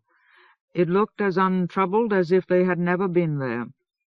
Before long, Covenant found himself trudging between Lena and Foam Follower in the same general direction taken by the 2 runners. The main thrall and Bonor strode briskly ahead of them, and the 3 remaining cords marched at their backs like guards. They seemed to be moving openly, as if they had no fear of enemies, but twice when he looked back, Covenant saw the cords erasing the traces of their passage from the gray drifts and the cold ground. The presence of those 3 ready garottes behind him only aggravated his confusion. Despite his long experience with hostility, he was not prepared for such distrust from the Ramen. Clearly, important events had taken place, events of which he had no conception. His ignorance afflicted him with a powerful sense that the fate of the land was moving toward a crisis, a fundamental concatenation in which his own role was beclouded, obscure. The facts were being kept from him. This feeling cast the whole harsh edifice of his purpose into doubt, as if it were erected on slow quicksand. He needed to ask questions, to get answers, but the unspoken threat of those Ramen ropes disconcerted him. And Bonor, he could not frame his questions, even to himself. And he was tired. He had already traveled all night, had not slept since the previous afternoon. Only 4 days had passed since his summoning. As he labored to keep up the pace, he found that he lacked the strength of concentration to think. Lena was in no better condition. Although she was healthier than he, she was old and not hardened to walking. Gradually he became as worried about her as he was weary himself. When she began to droop against him, he told Bonor flatly that he would have to rest. They slept until mid-afternoon, then traveled late into the night before camping again, and the next morning they were on their way before dawn. But Covenant and Lena did better now. The food which the Ramen gave them was hot and nourishing, and soon after gray, dim day had shambled into the laden air, they reached the edge of the hills, came in sight of the plains of Ra. At this point they swung northward, staying in the rumbled terrain of the hill's edge, rather than venturing into the bleak, winter-bitten openness of the plains. But still they found the going easier. In time, Covenant recovered enough to begin asking questions. As usual, he had trouble talking to Bonor. The Blood Guard's unbreachable dispassion daunted him, often made him malicious or angry through simple frustration. Such reticence seemed outrageously immune from judgment, the antithesis of leprosy. Now all the Blood Guard had abandoned the Lords, Revelstone, deaf refusal. Lord's Keep would fall without them, and yet Bonor was here, living and working with the Ramen. When Covenant tried to ask questions, he felt that he no longer knew the man to whom he spoke. Bonor met his first tentative inquiries by introducing Covenant to the Ramen, main thrall Calm, and his cords, Wayne, Lal, and Pule, and by assuring him that they would reach their destination by evening the next day. He explained that this band of Ramen was a scouting patrol responsible for detecting marauders along the western marge of Ra. They had found Covenant and his companions by chance rather than design. When Covenant asked about Rue, the main thrall who had brought word of Flesh-Harrower's army to Revelstone 7 years ago, Bonor replied flatly that she had died soon after her return home. But after that, Covenant had to wrestle for what he wanted to know. At last he could find no graceful way to frame his question. "You left the Lords," he rasped awkwardly. "Why are you here?" "The vow was broken. How could we remain?" "They need you. They couldn't need you more." Lord, I say to you that the vow was broken. Many things were broken. You were present. We could not. Lord, I am old now. I, Bonor, first mark of the blood god. I require sleep and hot food. Though I was bred for mountains, this cold penetrates my bones. I am no fit server for Revelstone, no, nor for the Lords, though they do not equal High Lord Kevin, who went before them. Then why are you here? Why didn't you just go home and forget it?" Foam Follower winced at Covenant's tone, but Bonor replied evenly, "That was my purpose when I departed Lord's Keep. But I found I could not forget. I had ridden too many Ranihin. At night I saw them. In my dreams they ran like clear skies and cleanliness. Have you not beheld them? Without vows or defiance of death, they surpassed the faith of the blood god. Therefore I returned." "Just because you were addicted to Ranihin? You let the Lords and Revelstone and all go to hell and blood. But you came here because you couldn't give up riding Ranihin?" "I do not ride." Covenant stared at him. "I have come to share the work of the Ramen. A few of the Haruchai, I know not how many, a few felt as I did. We had known Kevin in the youth of his glory and could not forget. Terrell is here, and Runnick. There are others. We teach our skills to the Ramen and learn from them the tending of the great horses. Perhaps we will learn to make peace with our failure before we die." "Make peace," Covenant groaned. "Bonor!" The very simplicity of the blood god's explanation dismayed him. So all those centuries of untainted and sleepless service came to this. He asked Bonor no more questions. He was afraid of the answers. For the rest of that day he fell out of touch with his purpose. Despite the concern and companionship of Foam Follower and Lena, he walked between them in morose separateness. Bonor's words had numbed his heart, and he slept that night on his back with his eyes upward, as if he did not believe that he would ever see the sun again. But the next morning he remembered. Shortly after dawn, main thrall Kam's party met another cord. The man was on his way to the edge of the plains, and in his hands he carried 2 small bouquets of yellow flowers. The grey wind made their frail petals flutter pathetically. After saluting main thrall Kam, he strode out into the open, shouted shrilly against the wind in a language Covenant could not understand. He repeated his shout, then waited with his hands extended as if he were offering flowers to the wind. Shortly, out of the shelter of a frozen gully came 2 Ranihin, a stallion and a mare. The stallion's chest was scored with fresh claw marks, and the mare had a broken, hollow look, as if she had just lost her foal. Both were as gaunt as skeletons. Hunger had carved the pride from their shoulders and haunches, exposed their ribs, given their emaciated muscles an abject starkness. They hardly seemed able to hold up their heads, but they nickered to the cord. With a stumbling gait they trotted forward and began at once to eat the flowers he offered to them. In 3 bites the food was gone. He hugged them quickly, then turned away with tears in his eyes. Without a word, Main-Thrall Calm gave the cord the bedraggled circlet from his hair, so that each of the Ronihin could have one more bite. "That is Aman-Nibhavim, the healing grass of Ra," he explained stiffly to Covenant. "It is a hardy grass, not so easily daunted by this winter as the render might wish. It will keep life in them for another day." As he spoke, he glared redly into Covenant's face, as if the misery of these two horses were the Unbeliever's doing. With a brusque nod toward the cord feeding the Ronihin, he went on. "He walked 10 leagues today to bring even this much food to them." The haunted erosion filled his face. He looked like the victim of a curse. Painfully he turned and strode away again northward along the edges of the plains. Covenant remembered. He had no trouble remembering his purpose now. When he followed the main thrall, he walked as if he were fighting the deadness of his feet with outrage. In the course of that day he saw a few more Ronihin. 2 were uninjured, but all were gaunt, weak, humble. All had gone a long way down the road toward starvation. The sight of them wore heavily upon Lena. There was no confusion in the way she perceived them, no distortion or inaccuracy. Such vision consumed her.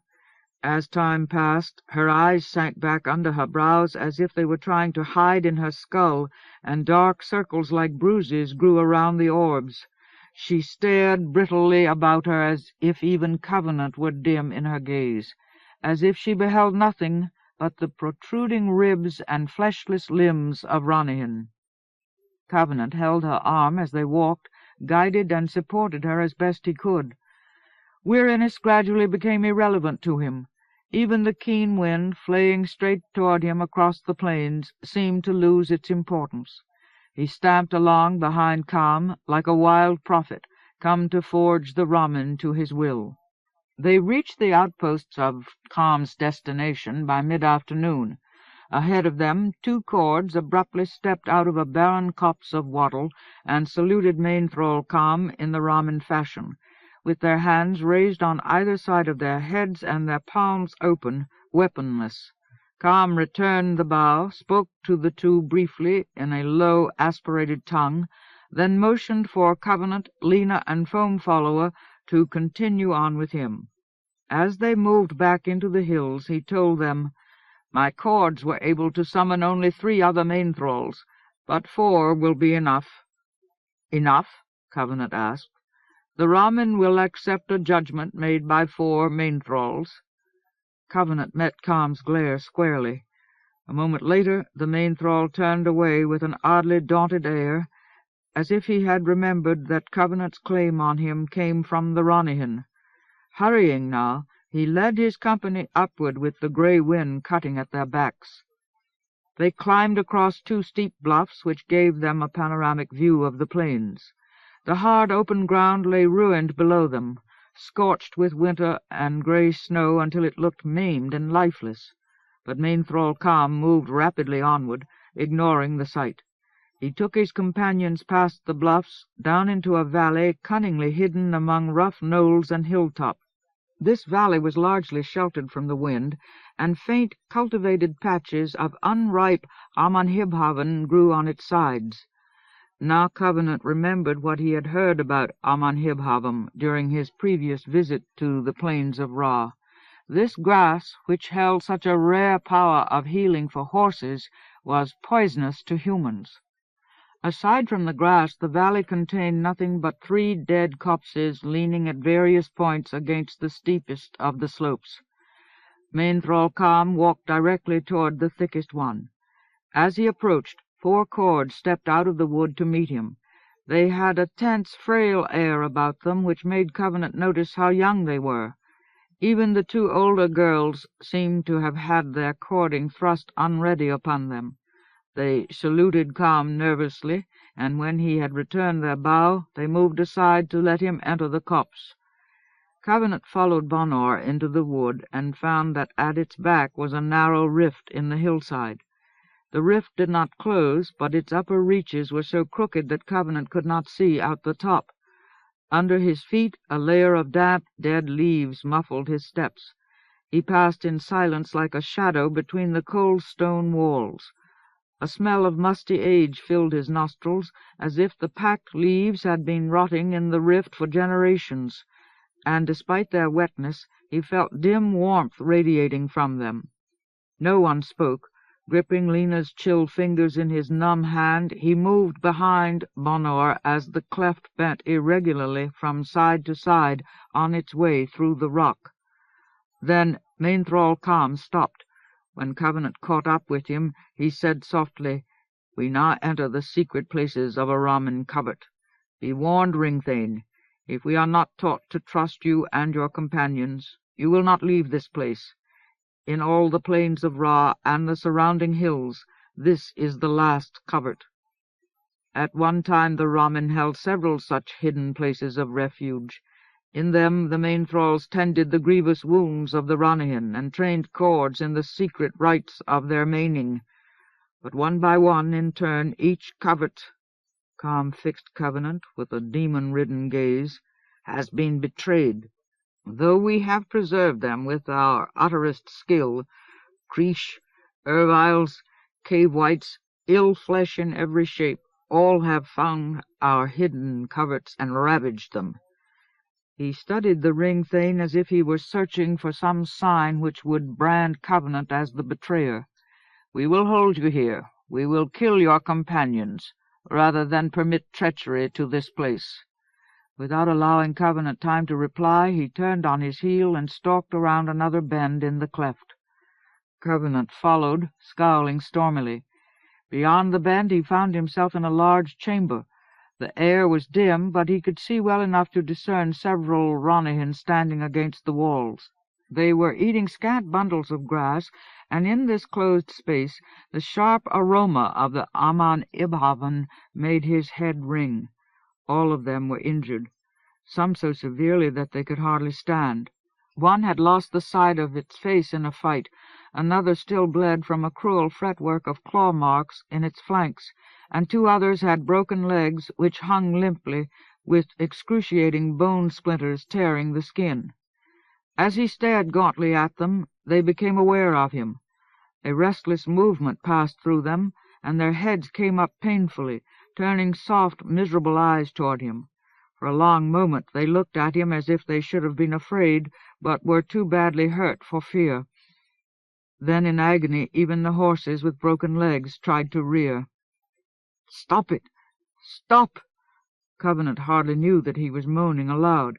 His hands flinched in front of his face, trying to ward off an abominable vision. "I can't stand it!"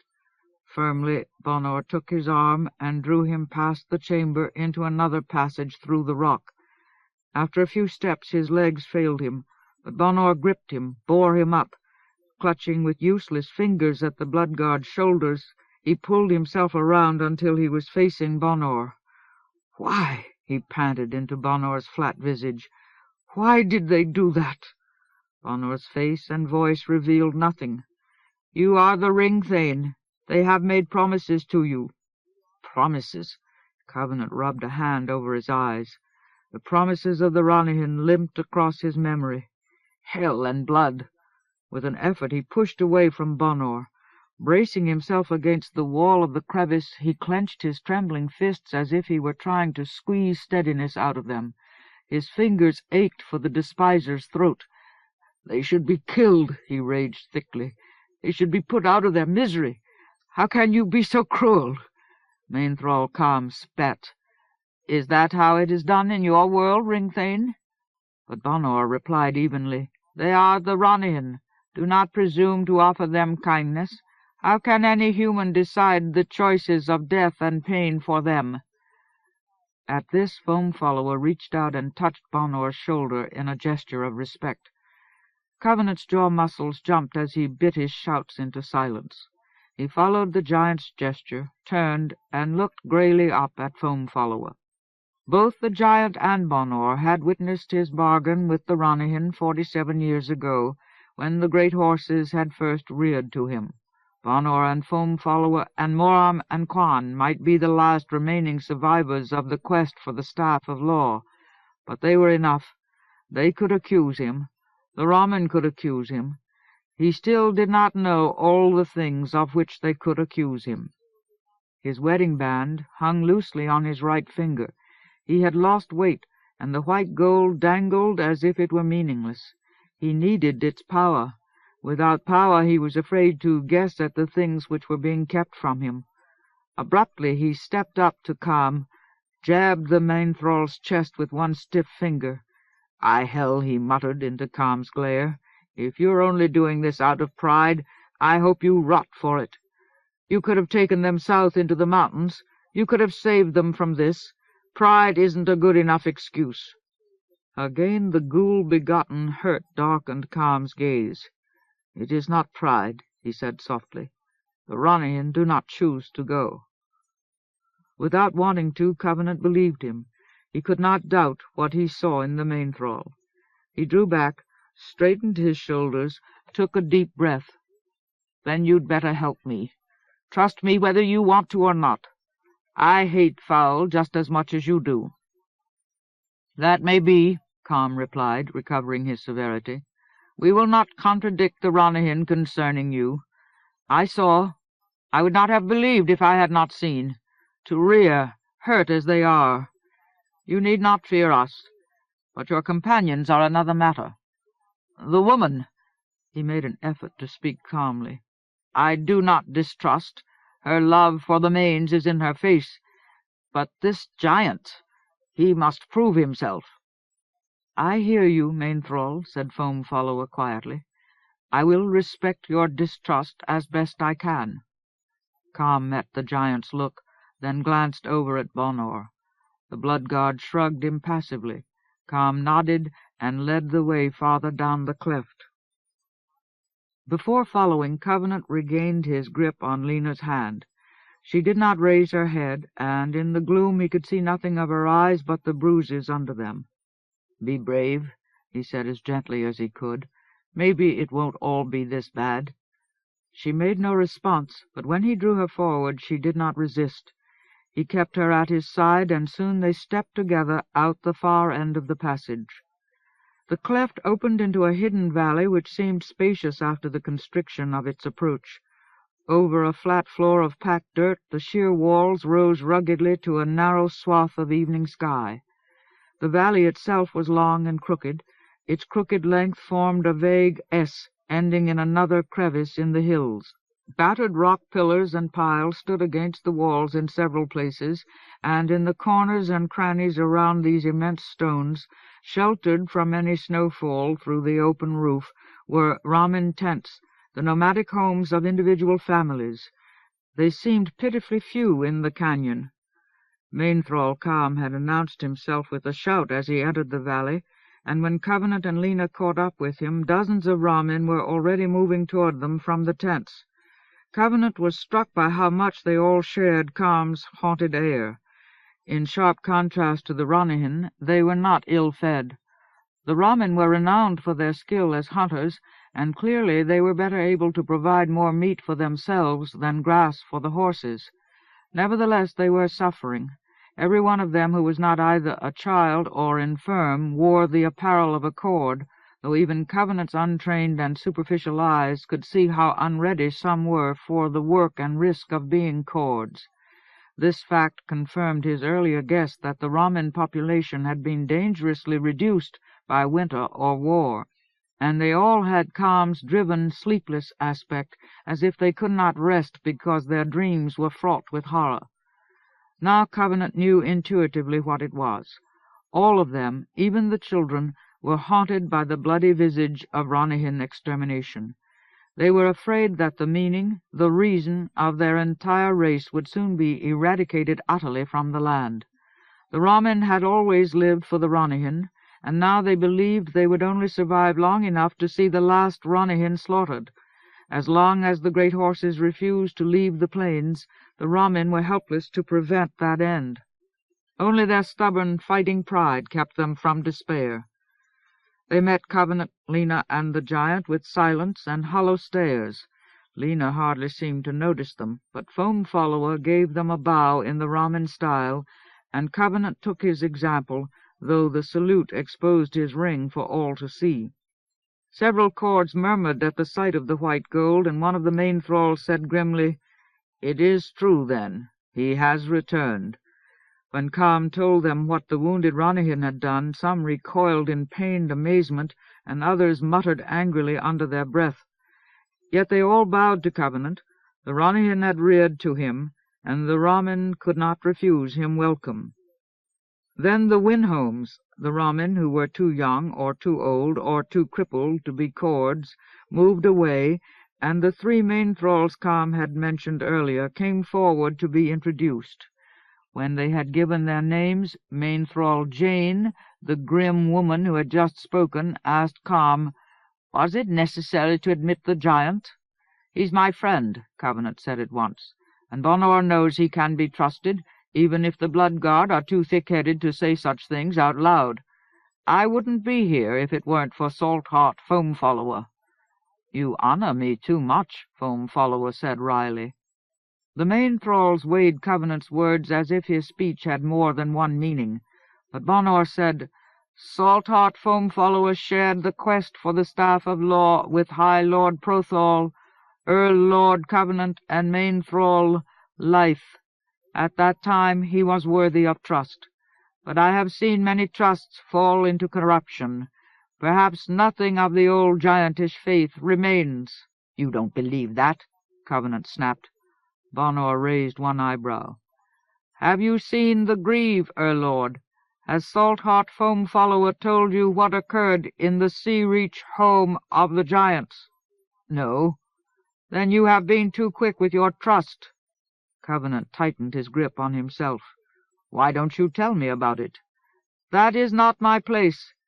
I do not offer to guide you to reject Foam."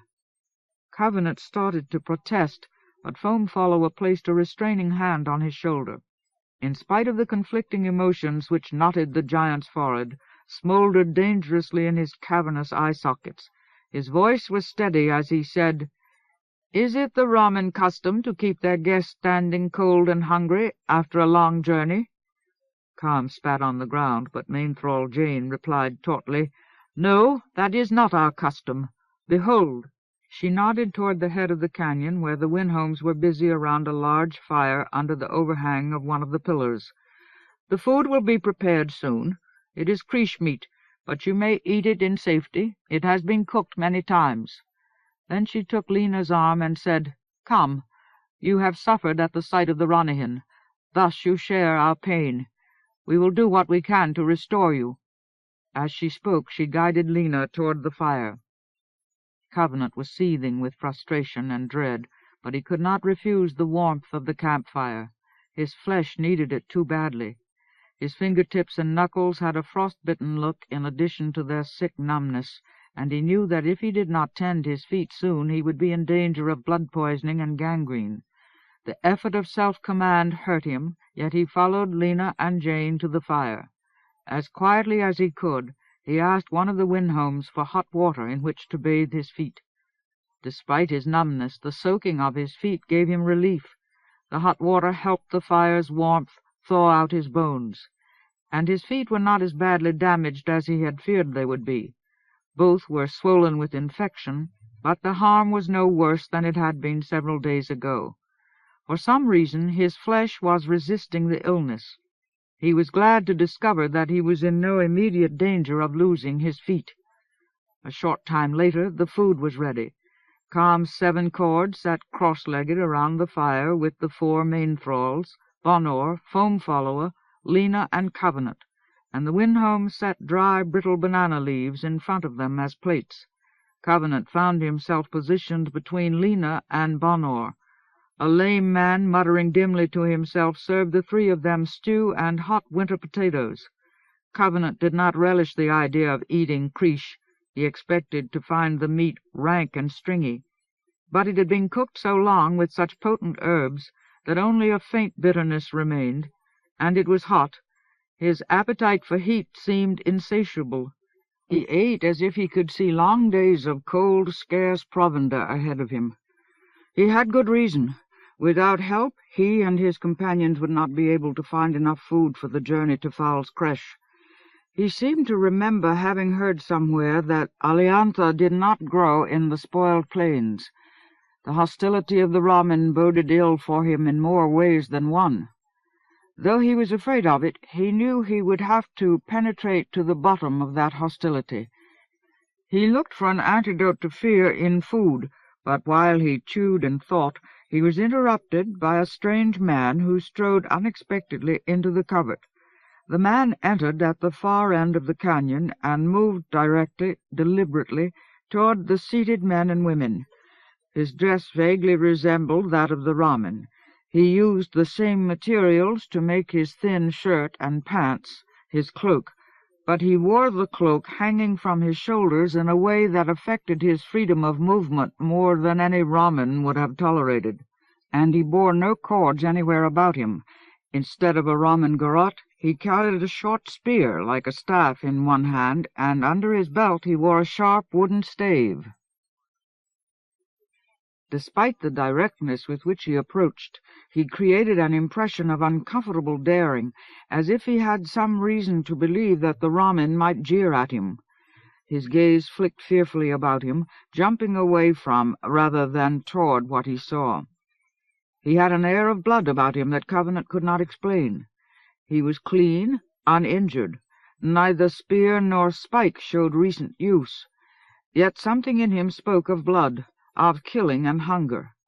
As the man reached the fire, Covenant realized that all the Ramen were sitting stiffly in their places, not moving, not eating, not looking at the stranger. They knew this man in a way that gave them pain.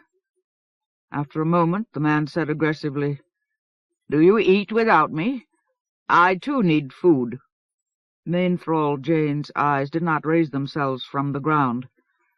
"You are welcome, as you know. Join us, or take what food you require." "Am I so welcome? Where are the salutes and words of greeting? Pah! You do not even gaze at me." But when Kam glared up from under his angry brows at the stranger, the man winced and looked away. Jane said softly, "You have drunk blood." "Yes," the man barked rapidly, "and you are offended. You understand nothing. If I were not the best runner and Ranahin tender in the plains of Ra, you would slay me where I stand without a moment's concern for your promises." Darkly, Kam muttered, "We are not so swift to forget promises." The stranger took no notice of Kam's assertion. "I see guests among you, the Ring Thane himself, and a giant," he drawled acerbically, "if my eyes do not mistake. Are Ravers also welcome?" Covenant was surprised to hear Bonor speaking before either Jane or Kam could reply. "He is Saltheart Foam-follower." The Bloodguard's alien inflection carried an odd note of intensity, as if he were communicating a crucial fact. "Saltheart Foam-follower," the stranger jeered, but he did not meet the giant's gaze. "Then you are already certain that he is a Raver?" Kam said, "We are uncertain." Still the man ignored him. "And the Ring Thane, the tormentor of horses, does he also rave?" "He holds his proper place, at the right hand of a Bloodguard. This is a proud feast, all the cruelest foes of the Ranahin together, and welcome." At this Jane's tone tightened. "You also are welcome. Join us, or take what food you require, and go." A Winholm moved hesitantly toward the stranger, carrying a leaf laden with food. He caught it from her hands brusquely. "I will go. I hear your heart deny your words. I am not proud or welcome enough to eat with such as these." At once he turned sarcastically on his heel, strode back the way he had come. Moments later he had left the covert as abruptly as he had entered. Covenant stared uncomprehendingly after him, then looked toward the main thralls for some explanation. But they sat glowering at their food as if they could not meet either his eyes or each other's. Foam-follower also showed no understanding of what had happened. Lena had not noticed it. She was half asleep where she sat. Covenant turned to Bonor. The Bloodguard faced Covenant's question squarely, answered it with the same dispassionate intensity. "He is Pieton." "Pieton," Covenant repeated dismally, and Foam Follower echoed thickly, "Pieton." "He and the heel Laura were saved by the quest for the Staff of Law at the Battle of Soaring Woodhelven. Do you remember? Laura and the child Pieton were damaged." "I remember," Covenant answered bitterly. "The Erviles did something to them. They were used to bait the trap. She—" The memory appalled him. Laura had been horribly abused, and all her great courage had not sufficed to overcome what had been done to her. And the child, Pieton, the child, too, had been abused. Across Covenant's dismay, Foam Follower said, "We bore both here Laura and Pieton to the plains of Ra and Manholm." Covenant remembered that the giant had carried Pieton in his arms. There, at the request of the Ring Thane and myself, the Ramen took Laura and Pieton into their care. Bonor nodded. "That is the promise of which he spoke." "Laura?" asked Covenant weakly. "While Pieton was yet young, she died. The harm done to her cut short her years." "And Pieton," Foam Follower pursued. "What did the Erviles do to him?" Mainthrall Calm broke his silence to mutter, "He is mad." But Jane countered grimly, "He is the best runner and Ronihin tender in the plains of Ra, as he said." "He serves the Ronihin," Bonor added. "He cares for them as entirely as any Mainthrall. But there is," he searched briefly for a description, "a ferocity in his love. He liked the taste of blood," Covenant interrupted. In his memory he could see Pieton, hardly more than 4 years old, under the crimson light of the sick moon. Pieton had smeared his hands on the bloody grass, then licked his fingers and smiled. Bonor agreed with a nod. "He licks the wounds of the Ronihin to clean them," Calm snapped in horror. "Because of his great skill with the Ronin," Bonor went on, "and because of all promises made in the days of the quest, the Ramen share their lives and work with him. But he is feared for his wildness, therefore he lives alone, and he abuses the Ramen as if they have outcast him." "Yet he fights," Jane breathed a moment later. "I have seen that spear slay 3 Krish in their very death-hold on a Ronihin." "He fights," Calm murmured. "He is mad." Covenant took a deep breath, as if he were trying to inhale courage. "And we are responsible, Foam Follower and I. We are the ones who gave him to you. So we are responsible. Is that it?" At the sound of his voice, Lena stirred, blinked wearily, and Foam Follower said, "No, my friend." But Mainthrall Jane answered in a haunted voice, "The Ronihin have chosen you. We do not ask you to save them." And Calm added, "You may call that pride if you wish. The Ronihin are worthy of all pride." "And the responsibility is mine," Foam Follower said in a tone of pain that made Covenant's hearing ache. "The blame is mine, for after the Battle of Soaring Woodhelven, when all the quest knew that some nameless harm had been done to the child, it was I who denied to him the hurt loam which might have healed him." This also Covenant remembered. Stricken by remorse for all the cave whites he had slain, Foam Follower had used the last of the hurt loam to ease one of the wounded creatures, rather than to treat Pieton. In protest against the giant's self-judgment, Covenant said, "You didn't deny it. I did not give it." Foam Follower's response was as final as an axe. "Oh, hell!"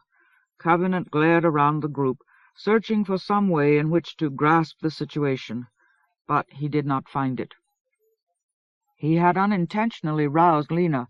She pulled herself erect and asked, "Beloved, what is amiss?" Covenant took her hand in his numb fingers. "Don't worry about it. I'm just trying to figure out what's going on here." "My queen," Foam Follower interposed. He wiped his mouth, set aside the leaves which had held his meal, then climbed to his feet. Towering over the circle of ramen, he stepped forward to stand beside the fire. "My queen, our difficulty is that the ramen misdoubt me. They have spoken their respect for you, Lena Atiaran daughter, and their acceptance of Lord Thomas Covenant, Unbeliever and Ringthane.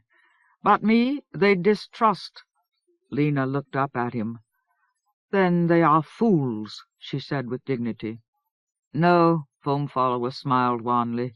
"It is true that I have been a guest at Manholm, and a companion of Mainthrall Lythe on the quest for the Staff of Law. And it is true that Bonor of the Blood Guard has known me. We fought together at the Battle of Soaring Woodhelven. But they are not fools. They suffer a doom of giants, and their distrust must be respected." He turned to the 4 Mainthralls. "Yet, though I acknowledge your doubt, it is hard for me to bear. My heart urges me to leave this place where I am not trusted. You could not easily stop me, but I do not go. My thoughts urge me to turn to my friend Thomas Covenant. Perhaps he would compel you to accept me, but I do not ask this of him. I must bring your acceptance upon myself. I will strive to meet your doubt, so that the enemies of the Despiser, Soul-Crusher, and Fangthane may not be divided against themselves. Ask anything that you require." The Mainthralls looked sharply at each other, and Covenant felt the atmosphere over the gathering tighten. The giant's face was ominously calm, as if he recognized a personal crisis and understood how to meet it. But Covenant did not understand. The hostility of the ramen continued to amaze him. He ached to jump to the giant's defense. He refrained because he saw why Foam Follower wanted to prove himself, and because he had a fascinated, fearful desire to see how the giant would do it. After a wordless consultation with the other Mainthralls, Jane got to her feet and confronted Foam Follower across the fire. Unbidden, Bonor joined her. They regarded the giant gravely for a long moment. Then Jane said, "Saltheart, Foam Follower, Lorenda is cunning in malice. To discover him in all his secret treacheries requires an equal cunning. The ramen have no such cunning. How is it possible for us to test you?" "Inquire of my past," Foam Follower responded evenly. "I was absent from giant-wrought Kirkree when the Ravers put their hands upon my kindred. Since that time I have roved the land, striking, slaying marauders. I have fought at the side of the Stonedowners in defense of their homes. They had creatures which destroyed stone," Lena cut in with sudden vehemence. "Their great cruel arms tore our homes to rubble. Without the giant's strength we could not have preserved one rock upright." "Lena!" Covenant wanted to applaud, cheer her affirmation, but he stopped her gently, squeezed her arm until she turned her angry gaze toward him. "He doesn't need our help," he said, as if he were afraid her ire might break the frail bones of her face. "He can answer for himself." Slowly her anger turned to pain. "Why do they torment us? We seek to save the Ronihan also. The Ronihan trust us." Covenant steadied her as best he could. "They've suffered. They've got to answer for themselves, too." "I also shared somewhat in the returning of Thomas Covenant to the land," Foam Follower continued. "He would not sit here now, proposing to aid the land, had I not given of my strength." "That does not suffice," said Jane sternly. "The Render would not hesitate to kill his own for the sake of a larger goal. Perhaps you served the Stonedowners and the Summoning so that this white gold might fall into Fangthane's hands." "And you have not given an account of the grieve." Bonor's voice was soft, withdrawn, as if the question he raised were perilous. But Foam Follower turned such issues aside with a jerk of his massive head. "Then discount my past. Discount the scars of risk which cover my flesh. It is possible that I am a tool of the Despiser. Inquire of what you see. Behold me. Do you truly believe that a raver might disguise himself within me?" "How can we answer?" Jane muttered. "We have never seen you hail." But Foam Follower was facing Bonor now, addressing his question to the Bloodguard. Evenly, objectively, Bonor replied, "Giant, you do not appear well. Many things are obscured in this winter, but you do not appear well. There is a lust in you that I do not comprehend. It has the look of corruption." The main thralls nodded in sharp agreement. "Bonor," Foam Follower breathed intently. His stiff calm broke momentarily, and a pang of anguish twisted his countenance. "Do not damn me with such short words. It may be that I too much resemble Pietin. I have struck blows that I cannot call back or prevent. And you have seen, there is the blood of giants upon my head." "The blood of giants?" Covenant moaned. "Foam Follower?" The next instant Foam Follower regained mastery of himself. "But you have known me, Bonor. You can see that it is not my intent to serve the Despiser. I could not—" The words ripped themselves savagely past his lips. "I have known you," Bonor agreed simply. "In what way do I know you now?" The giant's hands twitched as if they were eager for a violent answer, but he kept his steadiness. Without dropping Bonor's gaze, he knelt by the fire. Even then he was taller than Bonor or main thrall Jane. His muscles tensed as he leaned forward, and the orange firelight echoed dangerously out of the dark caves of his eyes. "You have seen the Ka'amora, Bonor," he said, tightly, "the giantish ritual fire of grief. You have seen its pain. I am not prepared. This is not my time for such rituals. But I will not withdraw until you acknowledge me, Bonor of the Bloodguard." He did not release Bonor's eyes as he thrust both his fists into the hottest coals of the campfire. The cords gasped at the sight, and the other main thralls jumped up to join Jane. Covenant followed as if the giant had snatched him erect. Foam Follower was rigid with agony. Though the flames did not consume his flesh, they tortured him horrendously. The muscles of his forehead bulged and worked as if they were tearing his skull apart. The thews of his neck stood out like cables. Sweat oozed like blood down his fire-hot cheeks. His lips drew back into a white snarl across his teeth. But his gaze did not waver. In anguish he kept up the demand of his pain. Bonor stared back with a look of magisterial indifference on his alien mien. The cords were appalled. They gaped sickly at Foam Follower's hands, and the main thralls painfully, fearfully watched Bonor and the giant, measuring the test of will between them. But Lena gave a low cry and hid her face in Covenant's shoulder. Covenant, too, could not bear to see Foam Follower's hurt. He turned on Bonor and gasped into the Bloodguard's ear, "Give it up! Admit you know him! Hell fire, Bonor, you bloody egomaniac! You're so proud! After the Bloodguard failed, you can't stand to admit there might be any faithfulness left anywhere. It's you or nothing. But he's a giant, Bonor." Bonor did not move, but a muscle quivered along his jaw. "Wasn't Elena enough for you?" Covenant hissed. "Are you trying to make another Kevin out of him?" For an instant Bonor's white eyebrows gathered into a stark frown. Then he said flatly, "Pardon me, Saltheart, Foam Follower. I trust you." Foam Follower withdrew his hands. They were rigid with pain, and he hugged them to his chest, panting hoarsely. Bonor turned to Covenant. Something in his pose made Covenant flinch, as if he expected the Bloodguard to strike him. "You also caused the fall of High Lord Elena," Bonor said brittlely. "You compelled us to reveal the unspoken name. Yet you did not bear the burden of that name yourself. Therefore the law of death was broken, and Elena fell. I did not reproach you then, and do not now. But I say to you, beware, Lord Covenant. You hold too many dooms in your unwell hands." "I know that," muttered Covenant. He was shaking so badly that he had to keep both arms around Lena to support himself. "I know that. It's the only thing I know for sure." He could not look at Foam Follower. He was afraid of the giant's pain, afraid that the giant might resent his intervention.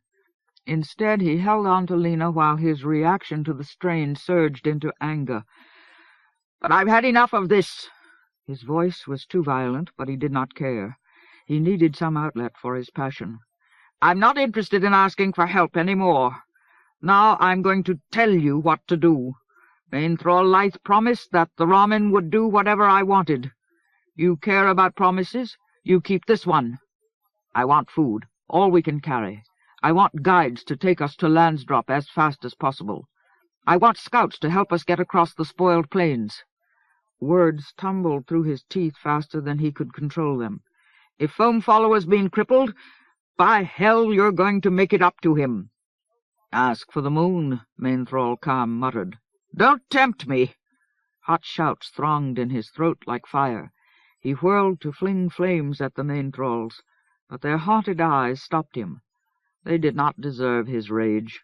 Like Bonor and Foam Follower, they were the victims of the Despiser, the victims of the things he, Thomas Covenant, had not done, had been unwilling or unable to do, for the land. Again he could feel the ground on which he stood tremoring. With an effort he turned back to Bonor, met the Bloodguard's aging gaze. "What happened to Elena wasn't your fault at all," he mumbled. "She and I did it together. Or I did it to her." Then he pushed himself to go to Foam Follower. But as he moved, Lena caught his arm, swung him around. He had been bracing himself on her without paying any attention to her. Now she made him look at her. "Elena, my daughter? What has happened to her?" Horror crackled in her eyes. The next instant she was clawing at his chest with desperate fingers. "What has happened to her?" Covenant stared at her. He had half forgotten. He had not wanted to remember that she knew nothing of Elena's end. "He said she fell," she cried at him. "What have you done to her?" He held her at arm's length, backed away from her. Suddenly everything was too much for him. Lena, Foam Follower, Bonor, the Ramen. He could not keep a grip on it all at once. He turned his head toward Foam Follower, ignored Lena, and looked dumbly to the giant for help.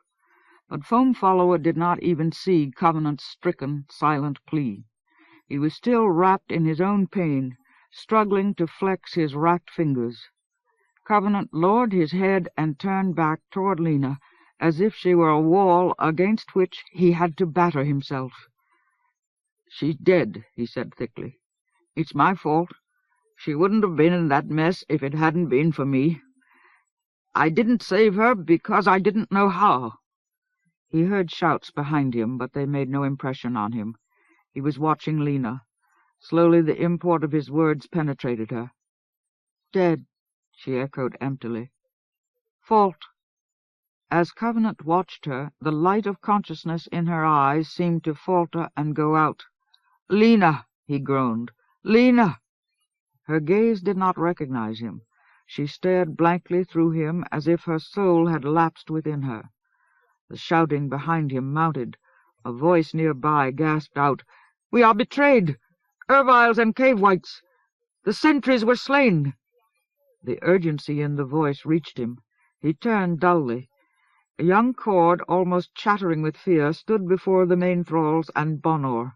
Behind her, in the entrance to the covert, fighting had already begun. Covenant could hear the shouts and groans of frantic hand-to-hand combat echoing out of the rift. The next instant, a tight pack of cave whites burst into the canyon, whirling huge broadswords in their powerful, spatulate hands. With a shrill roar, they charged the Ramen. Before Covenant could react, Bonor caught hold of him and Lena, began to drag them both toward the other end of the valley. "Flee!" he said distinctly as he impelled them forward. "The giant and I will prevent pursuit. We will overtake you, as soon as may be. Flee north, then east." The cliffs narrowed until Covenant and Lena stood in the mouth of another cleft through the hills. Bonor thrust them in the direction of the dark crevice. "Make haste! Keep to the left!" Then he was gone, running toward the battle. Half unconsciously, Covenant checked to be sure that he still had Triok's knife under his belt. Part of him yearned to run after Bonor, to throw himself like Bonor into the absolution of the fray, to seek forgiveness. Clutching hard at Lena's arm, he drew her with him into the cleft. Chapter 10. Pariah. After the first bend, even the trailing light of the campfires was cut off, and he could see nothing. Lena moved like a puppet in his grasp, empty and unadept. He wanted her to hold on to him so that he would have both hands free, but when he wrapped her fingers around his arm, they slipped limply off again. He was forced to grope ahead with his left hand and retain her with his maimed right. His numbness made him feel at every moment that he was about to lose her. The shouting pursued him along the crevice, increased his sense of urgency, yell by yell. He cursed furiously, trying to keep himself from becoming frantic. When the rift divided, he followed the left wall. In a few steps, this crevice became so narrow that he had to move along it sideways, pulling Lena after him. Then it began to descend. Soon it was so steep that the mouldering leaves and loam of the floor occasionally shifted under their feet. There the rift became a tunnel. The stone sealed over their heads, while the floor leveled until the ceiling was so close that it made Covenant duck for fear he might crack open his skull. The utter lightlessness of the passage dismayed him. He felt that he was groping his way blindly into the bowels of the earth, felt at every step that the tunnel might pitch him into a chasm. He no longer heard any sound from the canyon. His own loud scrabbling filled his ears, yet he did not stop. The pressure of his urgency, the pressure of the blind stone impending over the back of his neck, compelled him onward. Still Lena gave no sign of life. She stumbled, moved at his pull, bumped dumbly against the walls of the tunnel. But her arm in his grasp was inert. He could not even hear her breathing. He tugged her after him as if she were a mindless child. At last the tunnel ended. Without warning, the stone vanished, and Covenant blundered into a thicket. The stems and branches lashed at him as if he were an enemy.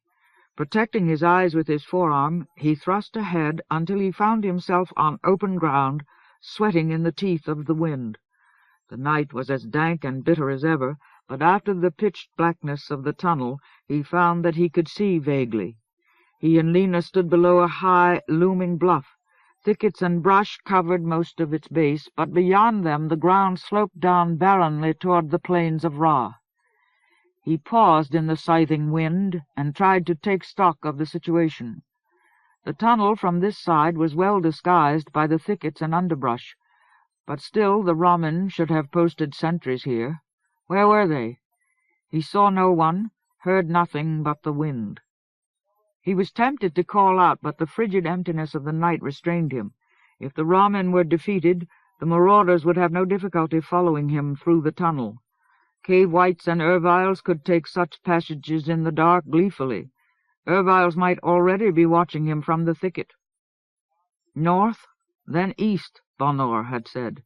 He knew he had to start moving, but he had no supplies, no food, no bedding, no fire. Even if he were not pursued, he could hardly hope to survive in this cold. If Bonor and the giant did not come soon, he and Lena were finished. But Bonor had said that they would overtake him. "It's too late," he muttered to steady his resolve. "It's too late to start worrying about the impossible.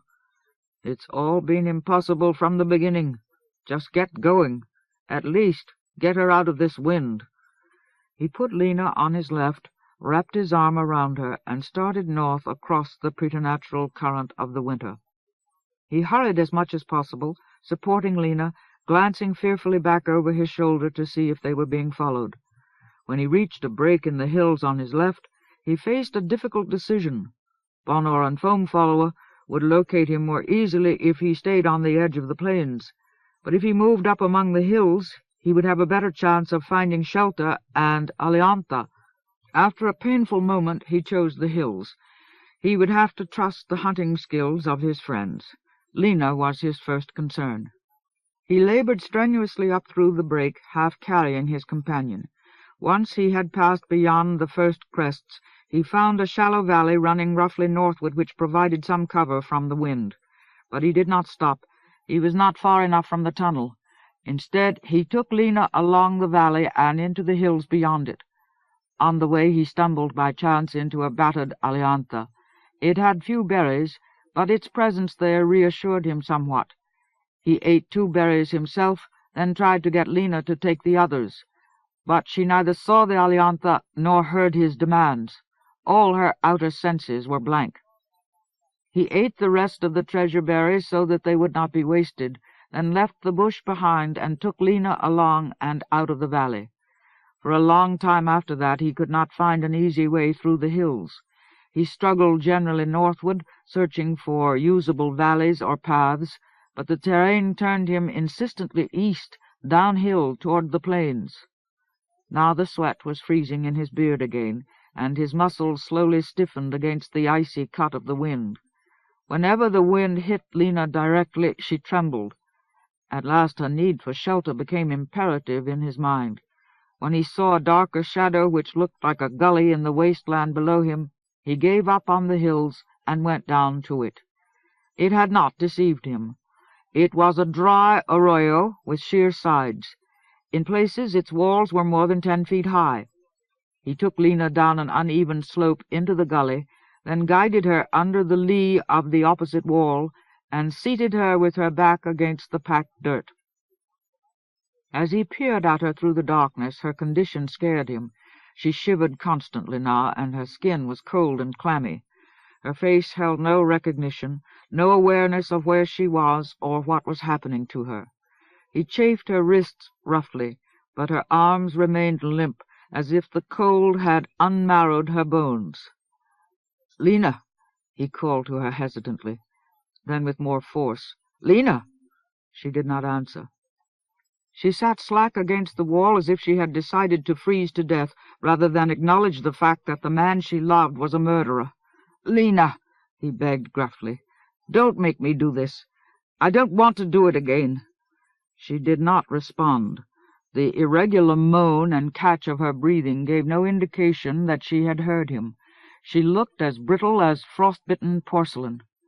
With a fierce grimace clenched on his face, he drew back his half hand and struck her hard across the side of her head for the second time in his life. Her head snapped suddenly to the side, swung back toward him.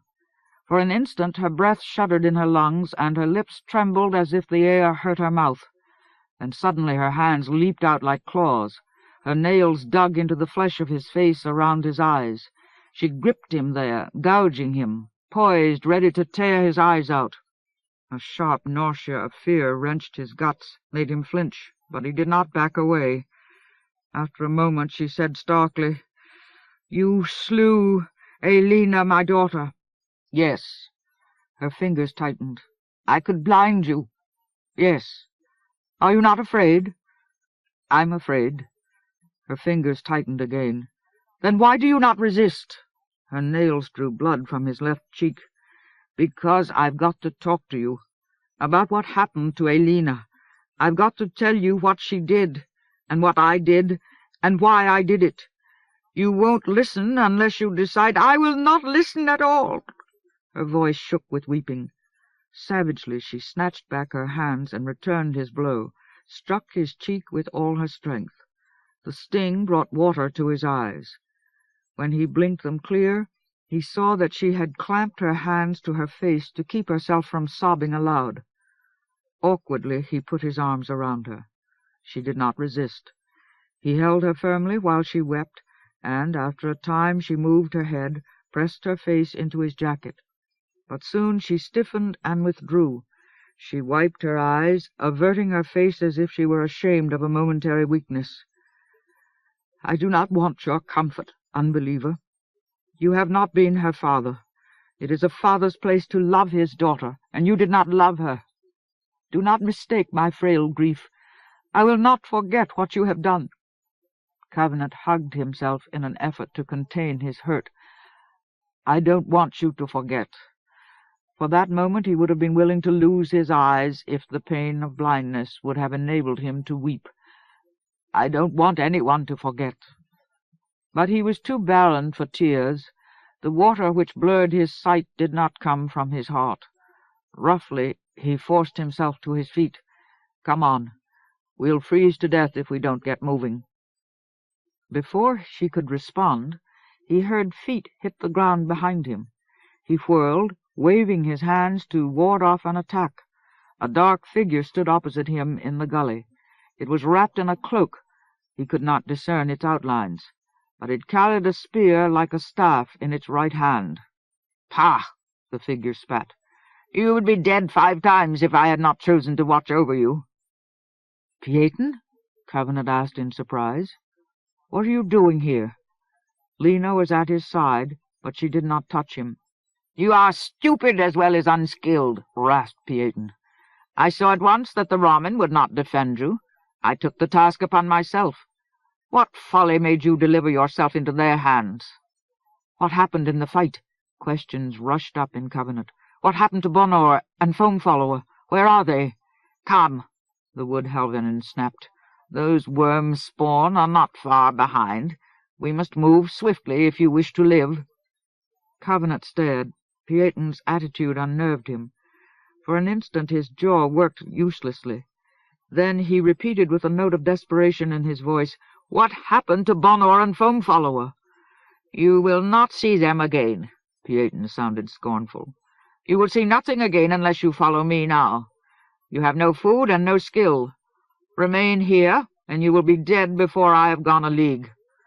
Without waiting for answer, he turned and trotted away along the gully. Covenant hesitated indecisively while contradictory fears clamored in him. He did not want to trust Pieton. His instinct shouted loudly, "He drinks blood. Foul did something to him, and he likes the taste of blood." But he and Lena were too helpless. They could not fend for themselves. Abruptly he took Lena's arm and started after Pieton. The Ramen-trained wood-helvenin allowed Covenant and Lena to catch up with him, but then he set a pace for them which kept Covenant from asking any questions. Traveling swiftly, he guided them northward out of the arroyo into the open plains, hastened them along like a man with a goal clearly visible before him. When they showed signs of tiring, he irritably found aliantha for them. But he revealed no weariness himself. He moved strongly, surely, reveling in the flow of his strides, and from time to time he grinned jeeringly at Covenant and Lena, mocking them for their inability to match him. They followed him as if they were entranced, spellbound to him by the harsh winter and their extreme need. Covenant maintained the pace doggedly, and Lena labored at his side, spurning his every effort to help her. Her new grim independence seemed to sustain her. She covered nearly 2 leagues before she began to weaken. Then, however, her strength rapidly deserted her. Covenant was deeply tired himself, but he ached to aid her. When she stumbled for the 3rd time and could hardly regain her feet, he demanded breathlessly across the wind, "Pieton, we've got to rest. We need fire and shelter." "You are not hardy, Ringthane," Pieton jibed. "Why do so many people fear you? We can't go on like this. You will freeze to death if you stop here." Painfully, Covenant mustered the strength to shout, "I know that. Are you going to help us or not?" Pieton's voice sounded oddly cunning as he replied, "We will be safer beyond the river. It is not far." He hurried on before Covenant could question him. Covenant and Lena made the effort to follow him and found that he had spoken the truth. Soon they reached the banks of a dark river flowing eastward out of the hills. It lay forbiddingly across their way like a stream of black ice, but Pieton jumped into it at once and waded straight to the opposite bank. The current was stiff, but did not reach above his knees. Cursing, Covenant watched him go. His weariness multiplied his distrust. His instinctive leper's caution was yowling inside him like a wounded animal. He did not know this river, but he guessed it was the Rome's Edge, Ra's northern boundary. He feared that Bonor and Foamfollower would not expect him to leave the plains, if they were still alive. But he still had no choice. The wood Helvenin was their only chance. "Will you halt there?" Pieton scoffed at them from the far bank. "Halt and die?" "Hellfire," Covenant snarled to himself. He took Lena's arm, despite her angry efforts to pull away, and went down the bank into the river. His feet felt nothing of the cold, but it burned like numb fire into his lower legs. Before he had waded a dozen yards, his knees hurt as if his calves were being shredded by the river. He tried to hurry, but the speed of the current and the unevenness of the river bottom only made him trip and stagger brokenly. He clung to Lena's arm and ploughed onward with his gaze fixed on the bank ahead. When he stumbled up out of the river, his legs ached as if they had been maimed. "Damn you, Pieton," he muttered. "Now we have got to have a fire." Pieton bowed sardonically. "Whatever you command, Ringthane." Turning on his heel, he ran lightly away into the low hills north of the river, like a sprite enticing them to perdition. Covenant lumbered in pursuit, and when he crested the hill, he saw that Pieton had already started a fire in the hollow beyond it. Flames crackled in a dry patch of brambles and bushes. As Covenant and Lena descended toward it, the fire spread, jumping fiendishly higher and higher as it ran through the dead wood. They hastened fervidly to the blaze. Lena's legs gave way at the last moment, and she fell to her knees as if that were the only way she could prevent herself from leaping into the flames. And Covenant spread his arms to the heat, stood on the very verge of the fire, and threw open his jacket like an acolyte embracing vision. For long moments they neither spoke nor moved. But when the warmth melted the ice to make itself felt against Covenant's forehead, started to draw the moisture in steam from his clothes, he stepped back a pace and looked about him. Pieton was leering at him mercilessly. He felt suddenly trapped, cornered. For reasons that he could not name, he knew he was in danger. He looked quickly toward Lena, but she was absorbed in the fire, oblivious. Unwillingly he met Pieton's gaze again. That stare held him like the eyes of a snake, trying to paralyze him. He had to resist it. Without thinking, he growled, "That was a damn stupid thing to do." He indicated the fire with a jerk of one hand. "A fire this big will throw light over the hill. We'll be seen." "I know." Pieton licked his lips. "You know," Covenant muttered mordantly. "Did it occur to you that this could bring a pack of marauders down on us?" He snarled the words thoughtlessly, but as soon as he had spoken them, they sent a stammer of fear through him. "Are you not grateful?" Pieton grinned maliciously. "You command fire. Fire I provide. Is that not how men show their devotion to the Ringthane?" "What are we going to do if we are attacked? She and I are in no condition to fight." "I know." "You know," Covenant repeated. The upsurge of his trepidation almost made him stutter. "But no marauders will come," the wood Helvenin went on immediately. "I hate them. Pah! They slay Ronin." "What do you mean they won't come? You said—" He searched his memory. "You said they weren't far behind. How in hell do you expect them to miss us in all this light?" "I do not want them to miss us." "What?" The fear taking shape within him made him shout, "Hellfire! Make sense!" "Ringthane," Pieton shot back with sudden vehemence, "this night I will complete the whole sense of my life." The next instant he had returned to scorn. "I desire them to find us. Yes, I desire them to see this blaze and come. Land friends, horse servants, pah! They torment the Ronin in the name of faith. I will teach them faith." Covenant felt Lena jump to her feet behind him. He could sense the way she focused herself on Pieton. In the warmth of the fire he finally noticed what had caught her attention. It was the smell of blood. "I desire the giant, my benefactor, and Bonor the Bloodguard, to stand upon this hillside and witness my faith." "You said that they are dead," Lena hissed. "You said that we would not see them again." At the same time, Covenant croaked, It was you." His apprehensions burst into clarity. "You did it." In the lurid light of the fire, he caught his first sure glimpse of his plight. "You're the one who betrayed all those coverts." Lena's movement triggered him into movement. He was one step ahead of her as she threw herself at Pieton. But Pieton was too swift for them.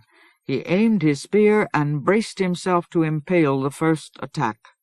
Covenant leaped to a stop. Grappling frantically, he caught Lena, held her from hurling herself onto Pieton's weapon. She struggled for one mute, furious moment, then became still in his grasp. Her bedraggled white hair hung across her face like a fringe of madness. Grimly, he set her behind him. He was trembling, but he forced himself to face Pieton. "You want them to watch while you kill us." Pieton laughed sourly. "Do they not deserve it?" His eyes flashed as if a lightning of murder played in back of them. "If I could have my wish, I would place the entire Ramen nation around this hollow so that they might behold my contempt for them. Ranahin servants, pah! They are vermin." "Render!" Lena spat hoarsely. With his left hand, Covenant held her behind him. "You betrayed those coverts. You betrayed them all. You're the only one who could have done it. You killed the sentries and showed those marauders how to get in. No wonder you stink of blood." "It pleases me." "You betrayed the Ranahin," Covenant raged. "Injured Ranahin got slaughtered." At this, Pieton jerked forward, brandished his spear viciously. "Hold your tongue, Ringthane," he snapped. "Do not question my faith. I have fought. I would slay any living creature that raised its hands against the Ranahin." "You call that faith? They were injured Ranahin in that covert, and they were butchered." "They were murdered by Ramen," Pieton retorted redly. "Vermin. They pretend service to the Ranahin, but they do not take the Ranahin to the safety of the south. I hold no fealty for them." Lena tried to leap at Pieton again, but Covenant restrained her. "They are like you, and that giant, and the blood god. Bah! You feast on Ranahin flesh like jackals." With an effort, Covenant made Lena look at him. "Go," he whispered rapidly. "Run!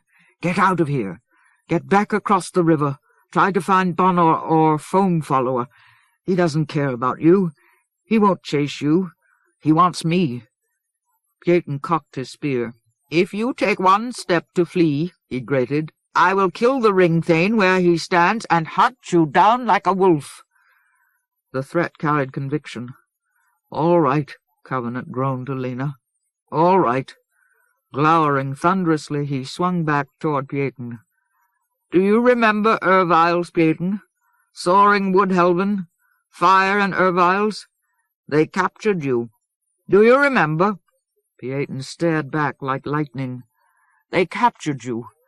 They did things to you, just as they did to Laura. Do you remember her?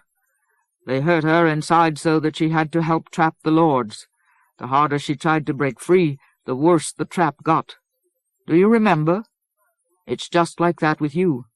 They hurt you so that you would destroy the Ranahin. Listen to me. Foul knew when he started this war that he wouldn't be able to crush the Ranahin unless he found some way to betray the Ramen. So he hurt you. He made you do what he wants. He's using you to butcher the Ranahin, and he's probably given you special orders about me. What did he tell you to do with my ring?" He hurled the words at Pieton with all his strength. "How many bloody times have you been to Foul's Crèche since this winter started?" For a moment Pieton's eyes lost their focus. Dimly he murmured, "I must take it to him. He will use it to save the Ranahin." But the next instant white fury flared in him again. "You lie! I love the Ranahin. You are the butchers. You and those vermin." "That isn't true. You know it isn't true." "Is it not?" Pieton laughed desperately. "Do you think I am blind, Ringthane? I have learned much in my journeys. Do you think the Ramen hold the Ranahin here out of love?" "They can't help it," Covenant replied. "The Ranahin refused to go." Pieton did not hear him. "Do you think the Blood God are here out of love? You are a fool. Bonor is here because he has caused the deaths of so many Ranahin that he has become a betrayer. He needs to betray as he did the lords. Oh, he fights. He has always fought. He hungers to see every Ranahin slain in spite of his fighting so that his need will be fed. Pah! Covenant tried to interrupt, protest, but Pieton rushed on. Do you think the giant is here out of love? You are anile, sick with trust. Foam Follower is here because he has betrayed his people. Every last giant, every man, woman, and child of his kindred lies dead and mouldered in Sea Reach because he abandoned them. He fled rather than defend them. His very bones are made of treachery, and he is here because he can find no one else to betray. All his other companions are dead. Foam Follower, Covenant cried in stricken silence. All dead? Foam Follower. And you, Ringthane, you are the worst of all. You surpass my contempt. You ask what I remember. His spear point waved patterns of outrage at Covenant's chest.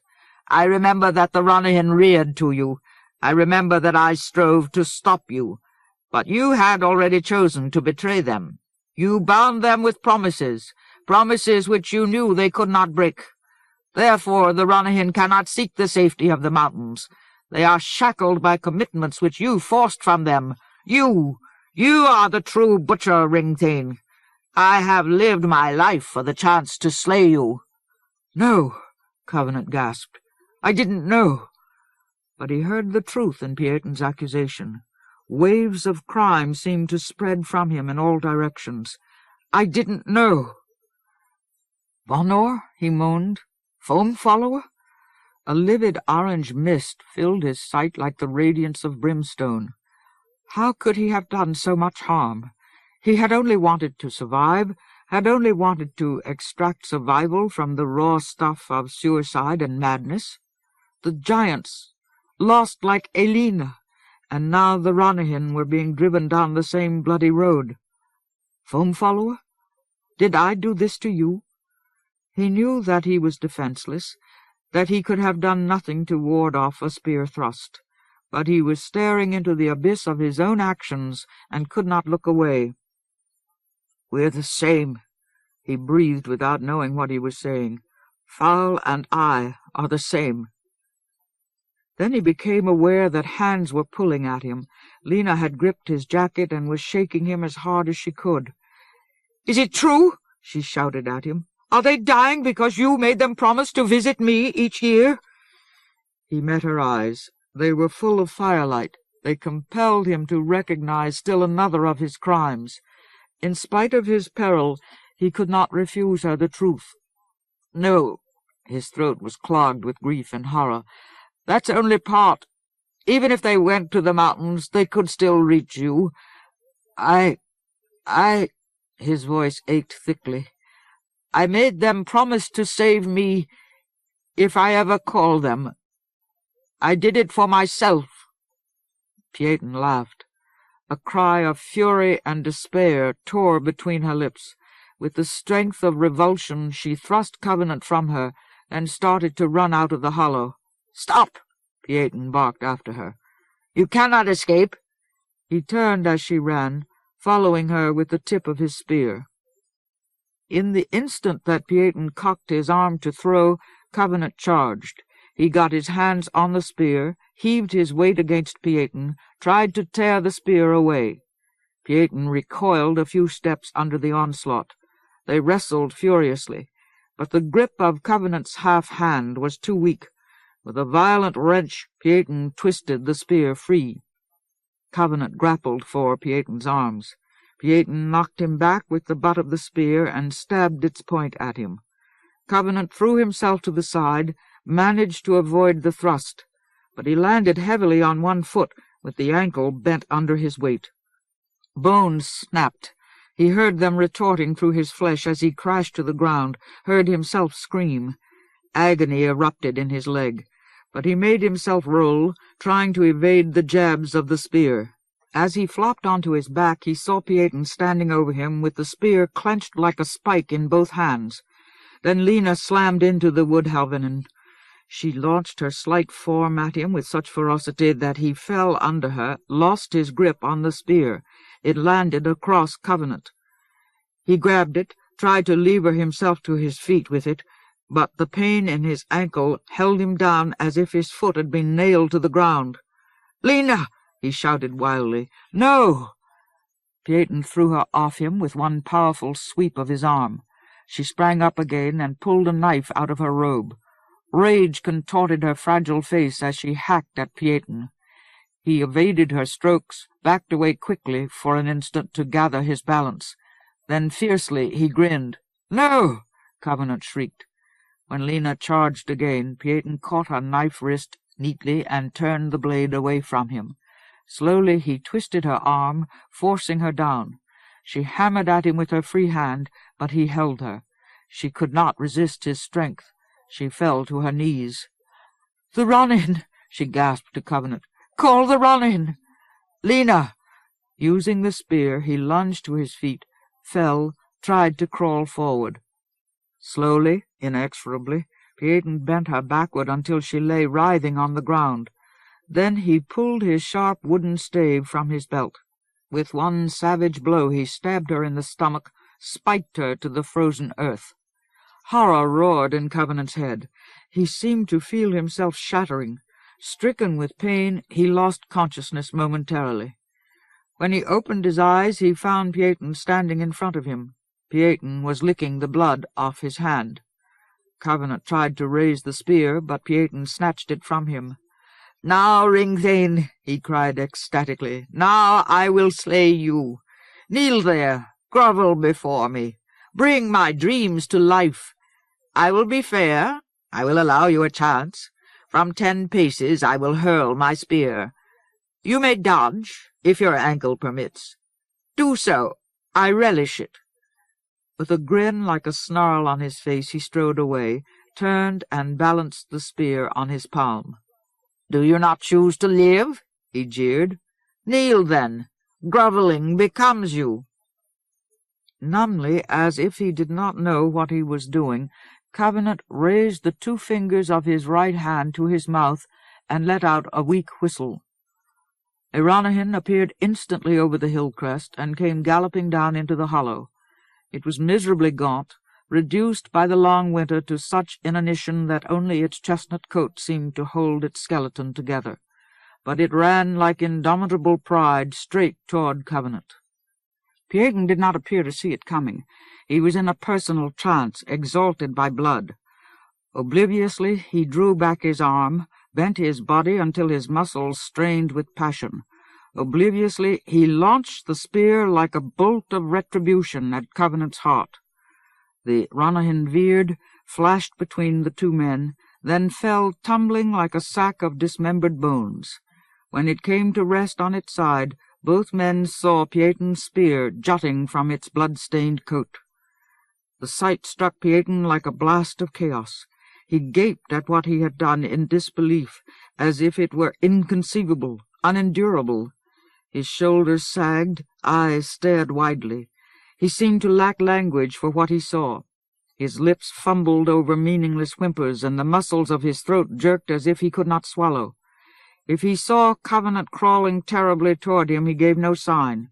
His arms dangled at his sides until Covenant reared up in front of him on one leg and drove a sharp Stonedown knife into his chest with both hands. Covenant delivered the blow like a double fistful of hate. Its momentum carried him forward, and he toppled across Pieton's corpse. Blood pumping from around the blade scored his jacket, slicked his hands, stained his shirt. But he paid no attention to it. That one blow seemed to have spent all his rage. He pushed himself off the body and crawled away toward Lena, dragging his broken ankle like a millstone of pain behind him. When he reached her, he found that she was still alive. The whole front of her robe was soaked, and blood caught thinly between her lips, but she was still alive. He gripped the spike to draw it out, but the movement drew a gasp of pain from her. With an effort, she opened her eyes. They were clear, as if she were finally free of the confusion which had shaped her life. After a moment she recognized Covenant and tried to smile. "Lena," he panted. "Lena." "I love you," she replied in a voice wet with blood. "I have not changed." "Lena." He struggled to return her smile, but the attempt convulsed his face as if he were about to shriek. Her hand reached toward him, touched his forehead as if to smooth away his scowl. "Free the Ranahin," she whispered. The plea took her last strength. She died with blood streaming between her lips. Covenant stared at it as if it were vituperation. His eyes had a feverish cast, a look of having been blistered from within. No words came to his mind, but he knew what had happened. Rape, treachery, now murder. He had done them all. He had committed every crime.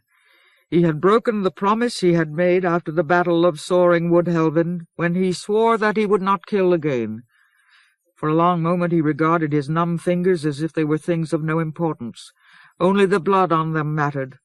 Then he pushed himself away from Lena. Crawling like an abject passion, he moved toward the Ranahin.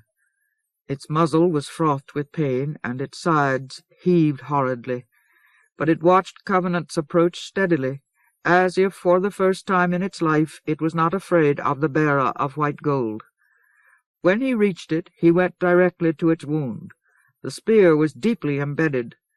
At first he did not believe he could draw it out, but he worked at it with his hands, digging his elbows into the Ranahin's panting ribs.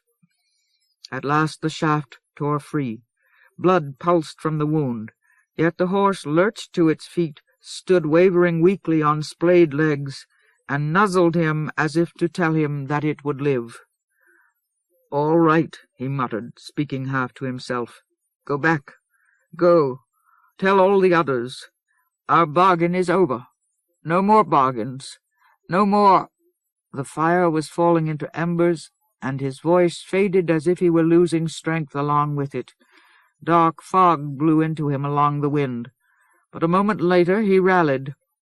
"No more bargains. Tell them." The Ranahin stood as if it were unwilling to leave him.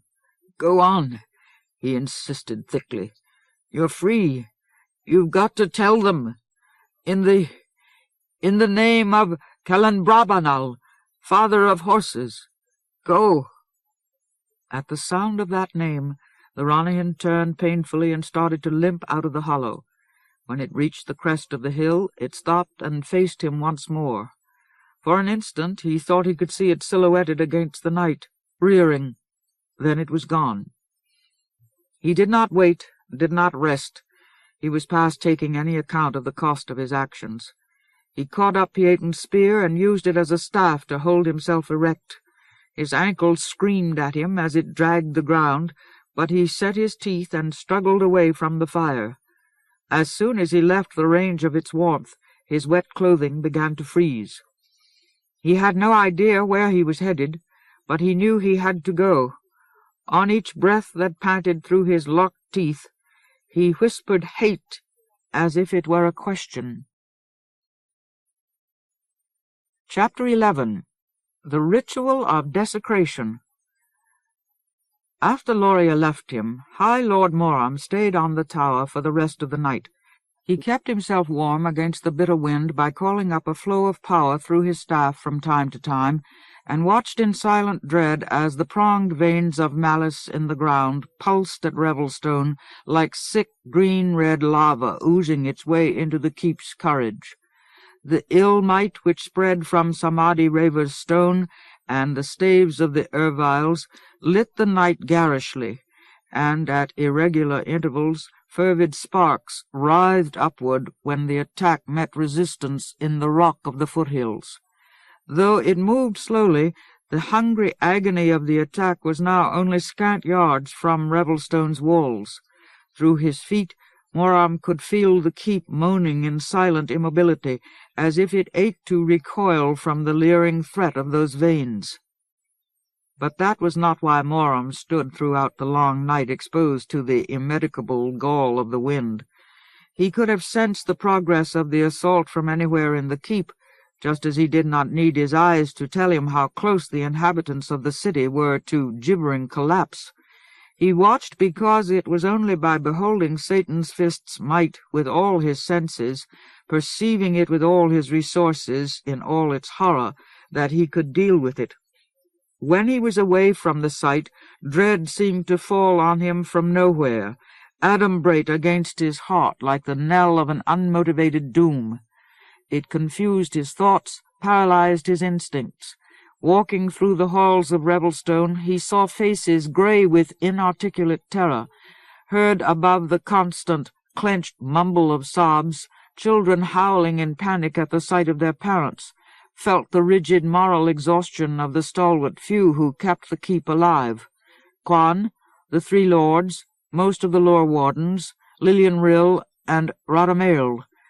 Then he could hardly master the passion of his futility, the passion which urged him to strike at his friends because it blamed him for failing the land. A wild hopelessness moved in him, shouldered its way toward the front of his responses, and he alone of all the lords knew how to make such hopelessness bear fruit. But alone on the watchtower, with Satan's fist's army revealed below him, he could clarify himself, recognize what was being done to Revelstone. The winter and the attack assumed a different meaning. He no longer accused himself. He knew then that no one could be blamed for being inadequate in the face of such unanswerable malevolence. Destruction was easier than preservation, and when destruction had risen high enough, mere men and women could not be condemned if they failed to throw back the tide. Therefore he was able to resist his own capacity for desecration. His eyes burned like yellow fury at the creeping attack, but he was searching for defenses. The aspect of the assault which most daunted him was its unwavering ferocity. He could see that the Erviles maintained their part of the power by rotating their positions, allowing each wedge and lore-master to rest in turn, and he knew from experience that Lord Foul's strength, his own prodigious might making use of the ill earthstone, was able to drive armies mad, push them to greater savagery than their flesh could bear. But Satan's fist was only one giant, one body of mortal thew and bone and blood. Even a giant raver should not have been able to sustain such an extravagant exertion for so long. In addition, while Samadhi concentrated on his attack, he might reasonably have been expected to lose some of his control over his army. Yet the whole horde, legion after legion, remained poised around Revelstone. Each creature in its own way bent the lust of its will at the keep, and the emerald expenditure of Samadhi's strength never blinked. Clearly, Lord Foul supported his army and its commander with might so immense that it surpassed all Moram's previous conceptions of power. He could see no hope for Revelstone anywhere except in the cost of that unwavering exertion. The defenders would have to hope and pray that Satan's fist's aegis broke before they did. If they could not contrive to endure the raver's attack, they were doomed. When Moram returned to the hollow stone halls in the first grey, dim ridicule of dawn, he was ready to strive for that endurance. The hushed, tight wave of panic that struck him as he strode down the main passage into the keep almost broke his resolve. He could feel people grinding their teeth in fear behind the walls on either side of him. Shouts reached him from a far gallery. Two parties had banded together to defend themselves from each other. Around a bend he surprised a hungry group that was attempting to raid one of the food storerooms. The people believed that the cooks in the refectories were preparing poison. His anger blazed up in him, and he surged forward, intending to strike them where they stood in their folly. But before he reached them, they fell into panic and fled from him as if he were a ghoul. Their retreat left two of Quan's warriors standing guard in front of the storeroom, as if they were watching each other rather than the supplies. Even these two regarded Moram with dread. He mastered himself, forced a smile onto his crooked lips, said a few encouraging words to the guards. Then he hastened away. He saw now that Revelstone was at the flash-point of crisis. To help it, he had to provide the city with something more than moments of temporary aid. Grimly he ignored the other needs, the multitudes of fear which cut at his awareness. As he strode along passages and down stairways, he used his staff to summon Hothrol Torm and all the Gravelinguses. He put his full authority into the command, so that as many Rothermael as possible might resist their panic and answer. When he reached the bright floor of the courtyard around which the Lord's chambers were situated, he felt a brief surge of relief to see that Torm and a dozen Gravelinguses were already there, and more were on their way. Soon a score of the Rothermael, nearly all the keep's masters of stone lore, stood on the shining rock, waiting to hear him. For a moment the High Lord gazed at the men, wincing inwardly at their misery. They were Gravelinguses of the Rothermael, and were being hurt through the very stone around them. Then he nodded sharply to himself. This was the right place for him to begin. If he could convince these men that they were able to resist Satan's fist's ill, they would be able to do much for the rest of the city. With an effort that strained the muscles of his face, he smiled for them. Torm answered with an awkward grin, which quickly fell into apprehension again. "Gravelinguses," Moram began roughly, "we have spent too long, each of us alone, enduring this ill in small ways. We must put our strength together to form a large defense." "We have obeyed your orders," one man muttered sullenly. "That is true," Moram returned. "Thus far we have all given our strength to encourage the people of Revelstone. You have kept your graveling fires bright, as I commanded. But wisdom does not always come swiftly. Now I see with other eyes. I have listened more closely to the voice of the keep.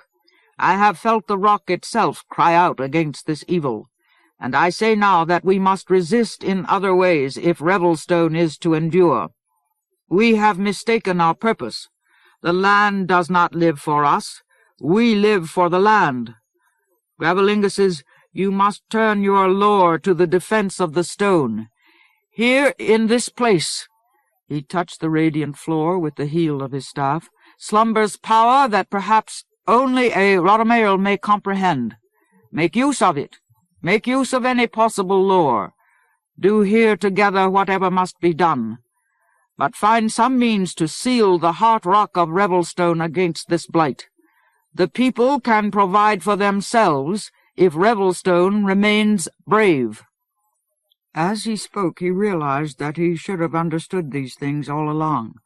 But the fear had numbed him, just as it had icebound the Gravelinguses. And like him, they now began to comprehend. They shook themselves, stuck their hands together, looked around them with preparations rather than dread in their eyes. Torm's lips twitched with their familiar grin. Without hesitation, High Lord Moram left the Gravelinguses alone to do their work. As he walked along the tunnel away from the courtyard, he felt like a man who had discovered a new magic. He directed his steps toward one of the main refectories, whose chief cook he knew to be a feisty, food-loving man, not prone to either awe or fear. And as he moved, he sent out more summonses, this time calling his fellow lords and Hothrol Borilar's hirebrands. Armiton and Trevor answered tensely, and Borilar sent a half-timid sign through the walls. But a long moment passed before Loria answered, and when her signal came it was torpid, as if she were dazed with dismay. Moram hoped that the Rothermael could make themselves felt soon, so that people like Loria might not altogether lose heart. And he climbed up through the levels of the keep toward the refectory as if he were surging through viscous dread. But as he neared the kitchen, he saw a familiar figure dodge away into a side passage, obviously trying to avoid him. He swung around the corner after the man and came face to face with Trell Atyaran-mate. The big man looked feverish. His graying beard seemed to bristle hotly. His sunken cheeks were flushed, and his dull, hectic eyes slid away from Moram's gaze in all directions, as if he could not control their wandering. He stood under Moram's scrutiny as if he might break and run at any moment. "Trell Gravelingus," Moram said carefully, "the other Rothermael are at work against this ill. They need your strength." Trell's gaze flicked once across Moram's face like a lash of anger. "You wish to preserve Revelstone so that it will be intact for the Despiser's use." He filled the word intact with so much bitterness that it sounded like a curse. At the accusation, Moram's lips tightened. "I wish to preserve the keep for its own sake." The roaming of Trell's eyes had an insatiable cast, as if they were afraid of going blind. "I do not work well with others," he said dimly after a moment.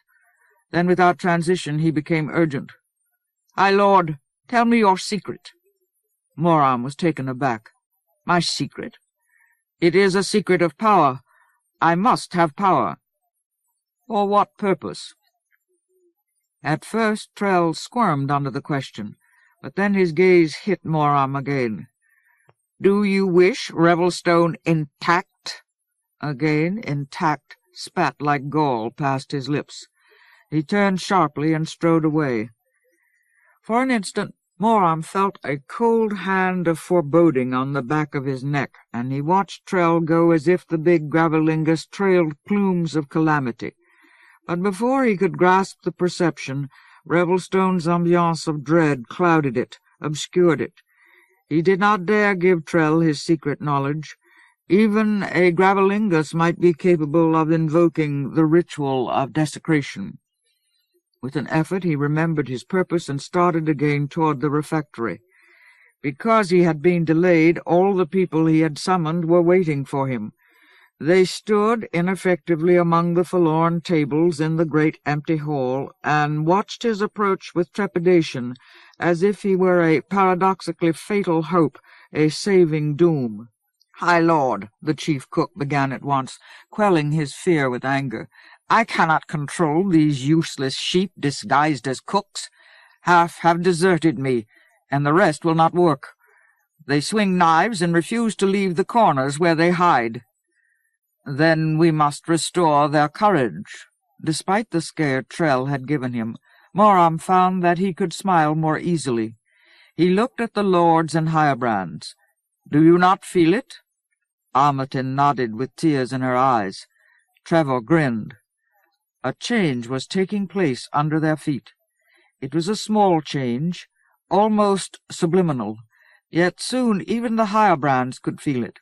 Without either heat or light, it warmed and lit their hearts. On a barely palpable level, the rock of Revelstone was remembering that it was obdurate granite, not susceptible sandstone. Moram knew that this change could not be felt everywhere in the keep, that all the strength of the Rottermerle would never suffice to throw back the lurid dread of Satan's fist's attack. But the Gravelinguses had made a start.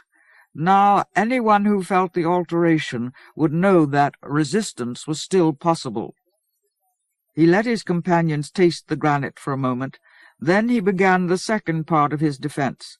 He asked Hathral Borilar for all the healing wood essence, the Rillenlure, he could provide, and send the other hirebrands to help the chief cook begin working again. "Cook, and do not stop," he commanded. "The other refectories are paralyzed. All who seek food must find it here." Borilar was doubtful. "Our stores of Rillenlure will be swiftly consumed in such quantities of food. None will remain for the future of this siege." "That is as it must be. Our error has been to conserve and portion our strength against future perils. If we fail to endure this assault, we will have no future." When Borilar still hesitated, Moram went on. "Do not fear, Hathral. Satan's fist himself must rest after such an exertion of power." After a moment, Borilar recognized the wisdom of the High Lord's decision. He left to obey, and Moram turned to the other lords. "My friends, to us falls another task. We must bring the people here so that they may eat and be restored." "Send the warward," said Loria. Her pain at being away from her daughters was plainly visible in her face. "No, fear will cause some to resist with violence. We must call them. make them wish to come. We must put aside our own apprehension and send a call like a melding through the keep, so that the people will choose to answer." "Who will defend Revelstone while we work here?" Trevor asked. "The peril is here. We must not waste our strength on useless watching. While this attack continues, there will be no other. Come, join your power to mine. We, the lords, cannot permit the keep to be thus broken in spirit."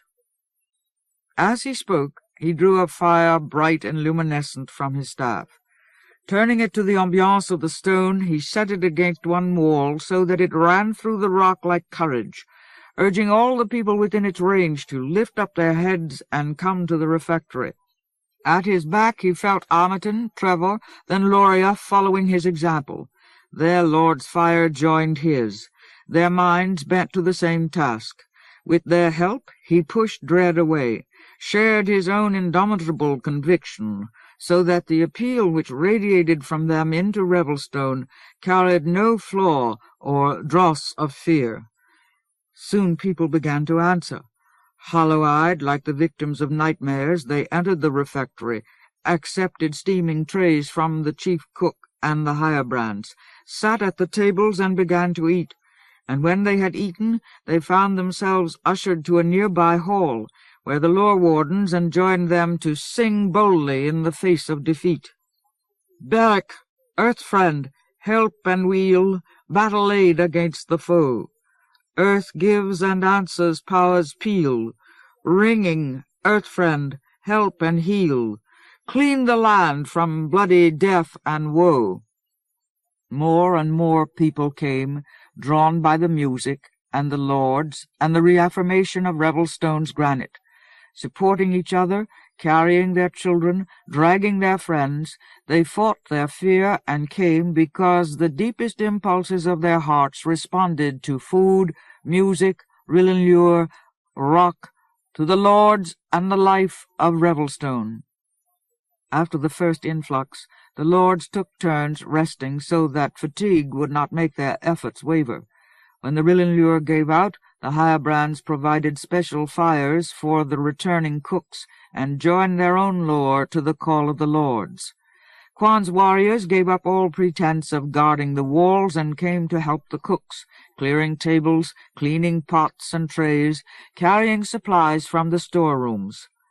Now the city had found a way to resist the dread, and it was determined to prevail. In all, less than half of Revelstone's people responded, but they were enough. They kept Lord's Keep alive when the very air they breathed reeked of malice.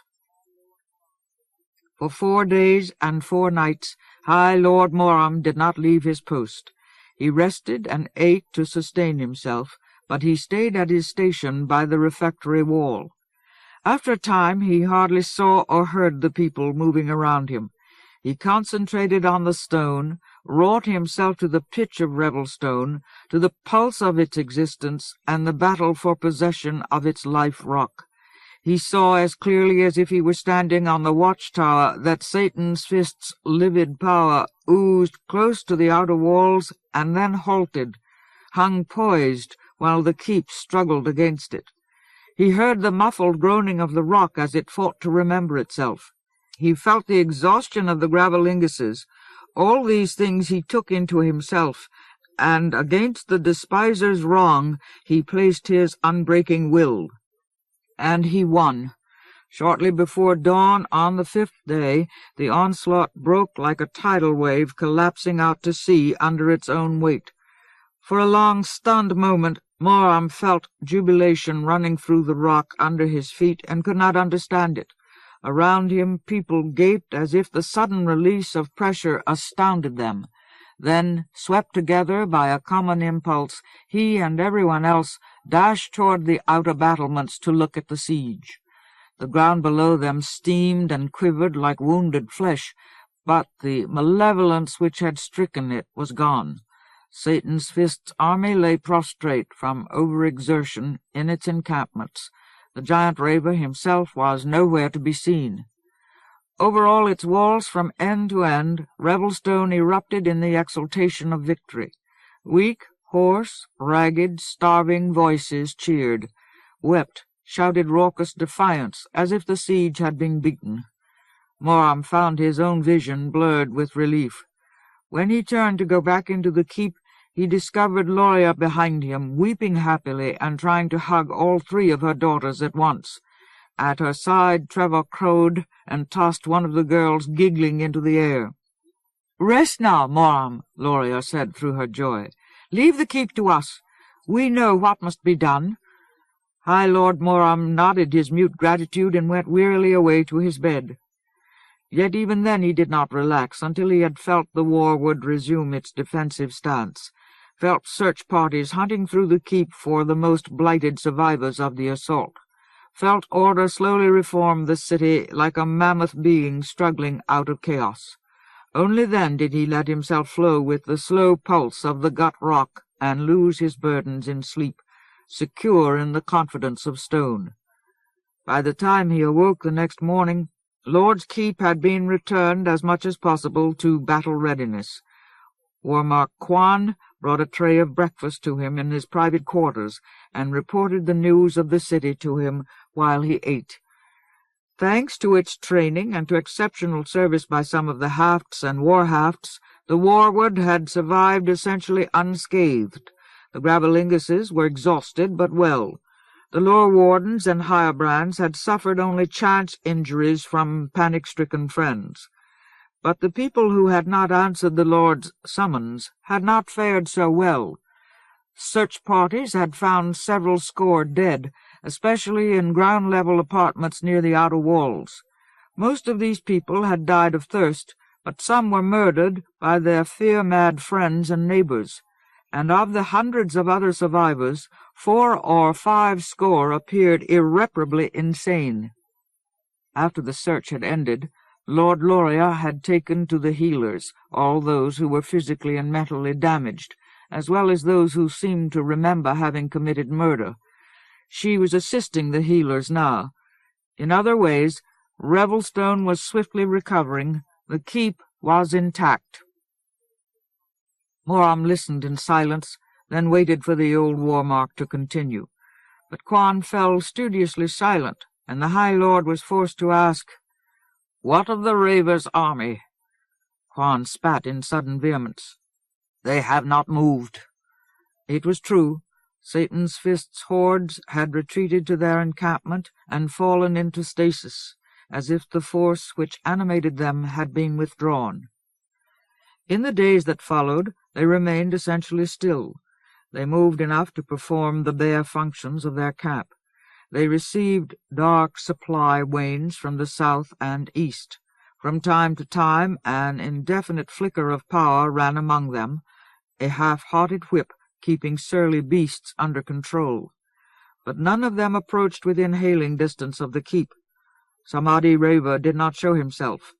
Only the unbroken girdle of the siege showed that Lord Foul had not been defeated.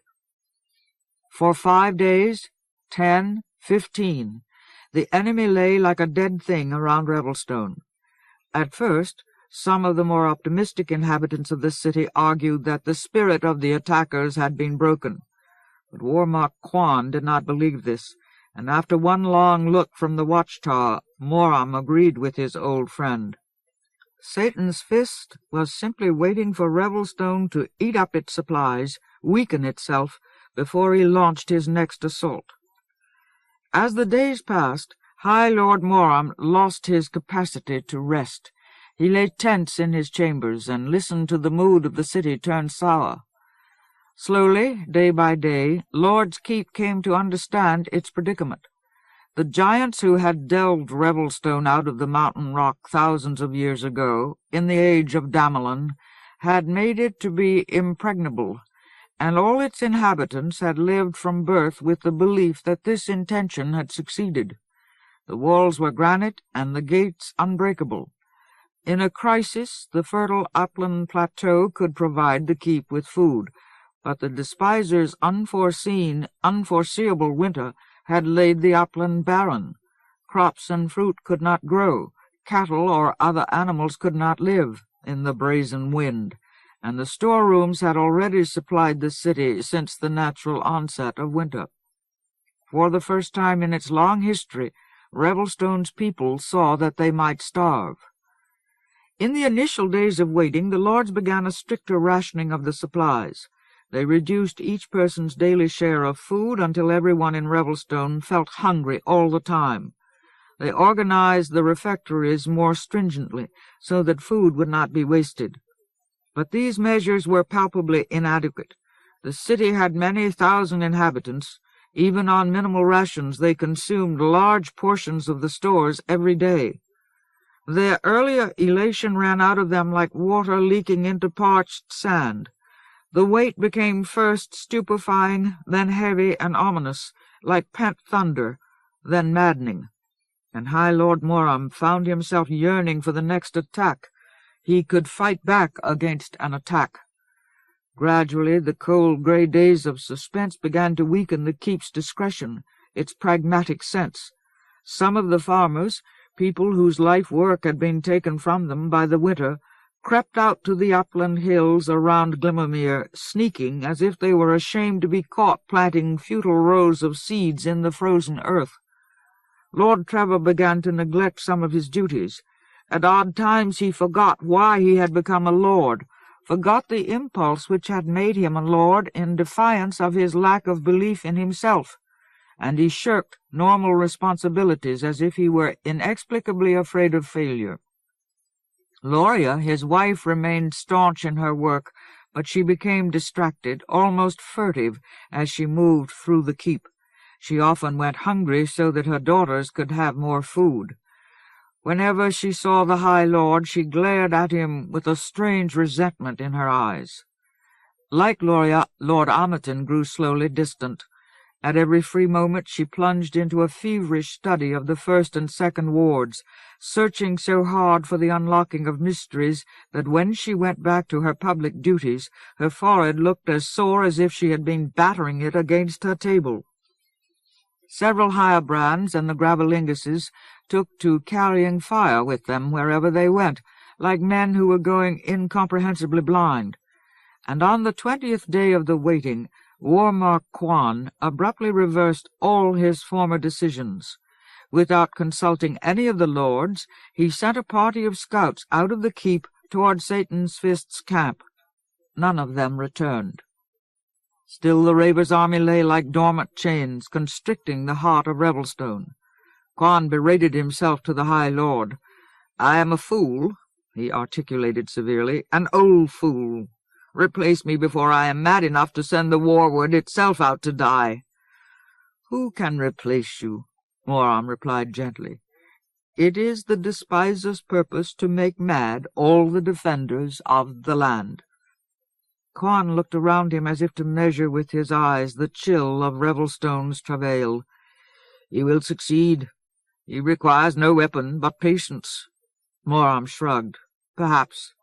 But I think it is an unsure tactic.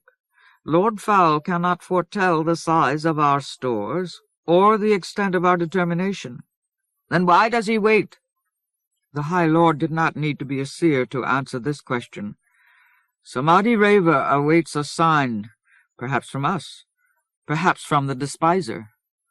Glowering at the thought, Quan went back to his duties, and Moram returned to a problem which had been nagging at him. For the third time he went in search of Trell. But once again he could not locate the tormented Gravelingus. Trell must have secreted himself somewhere. Moram found no trace, felt no emanation, and none of the other Rottermail had seen the big Stonedowner recently. Moram ached at the thought of Trell in hiding, gnawing in cataleptic isolation the infested meat of his anguishes. Yet the High Lord could not afford either the time or the energy to dredge all Revelstone's private places for the sake of one embittered Gravelingus. Before he had completed even a cursory search, he was distracted by a group of lore wardens who had irrationally decided to go and negotiate a peace with the Raver. Once again he was compelled to put aside the question of Trell Atiaran mate. On the 24th day, Lord Trevor forsook his duties altogether. He sealed himself in his study like a penitent and refused all food and drink.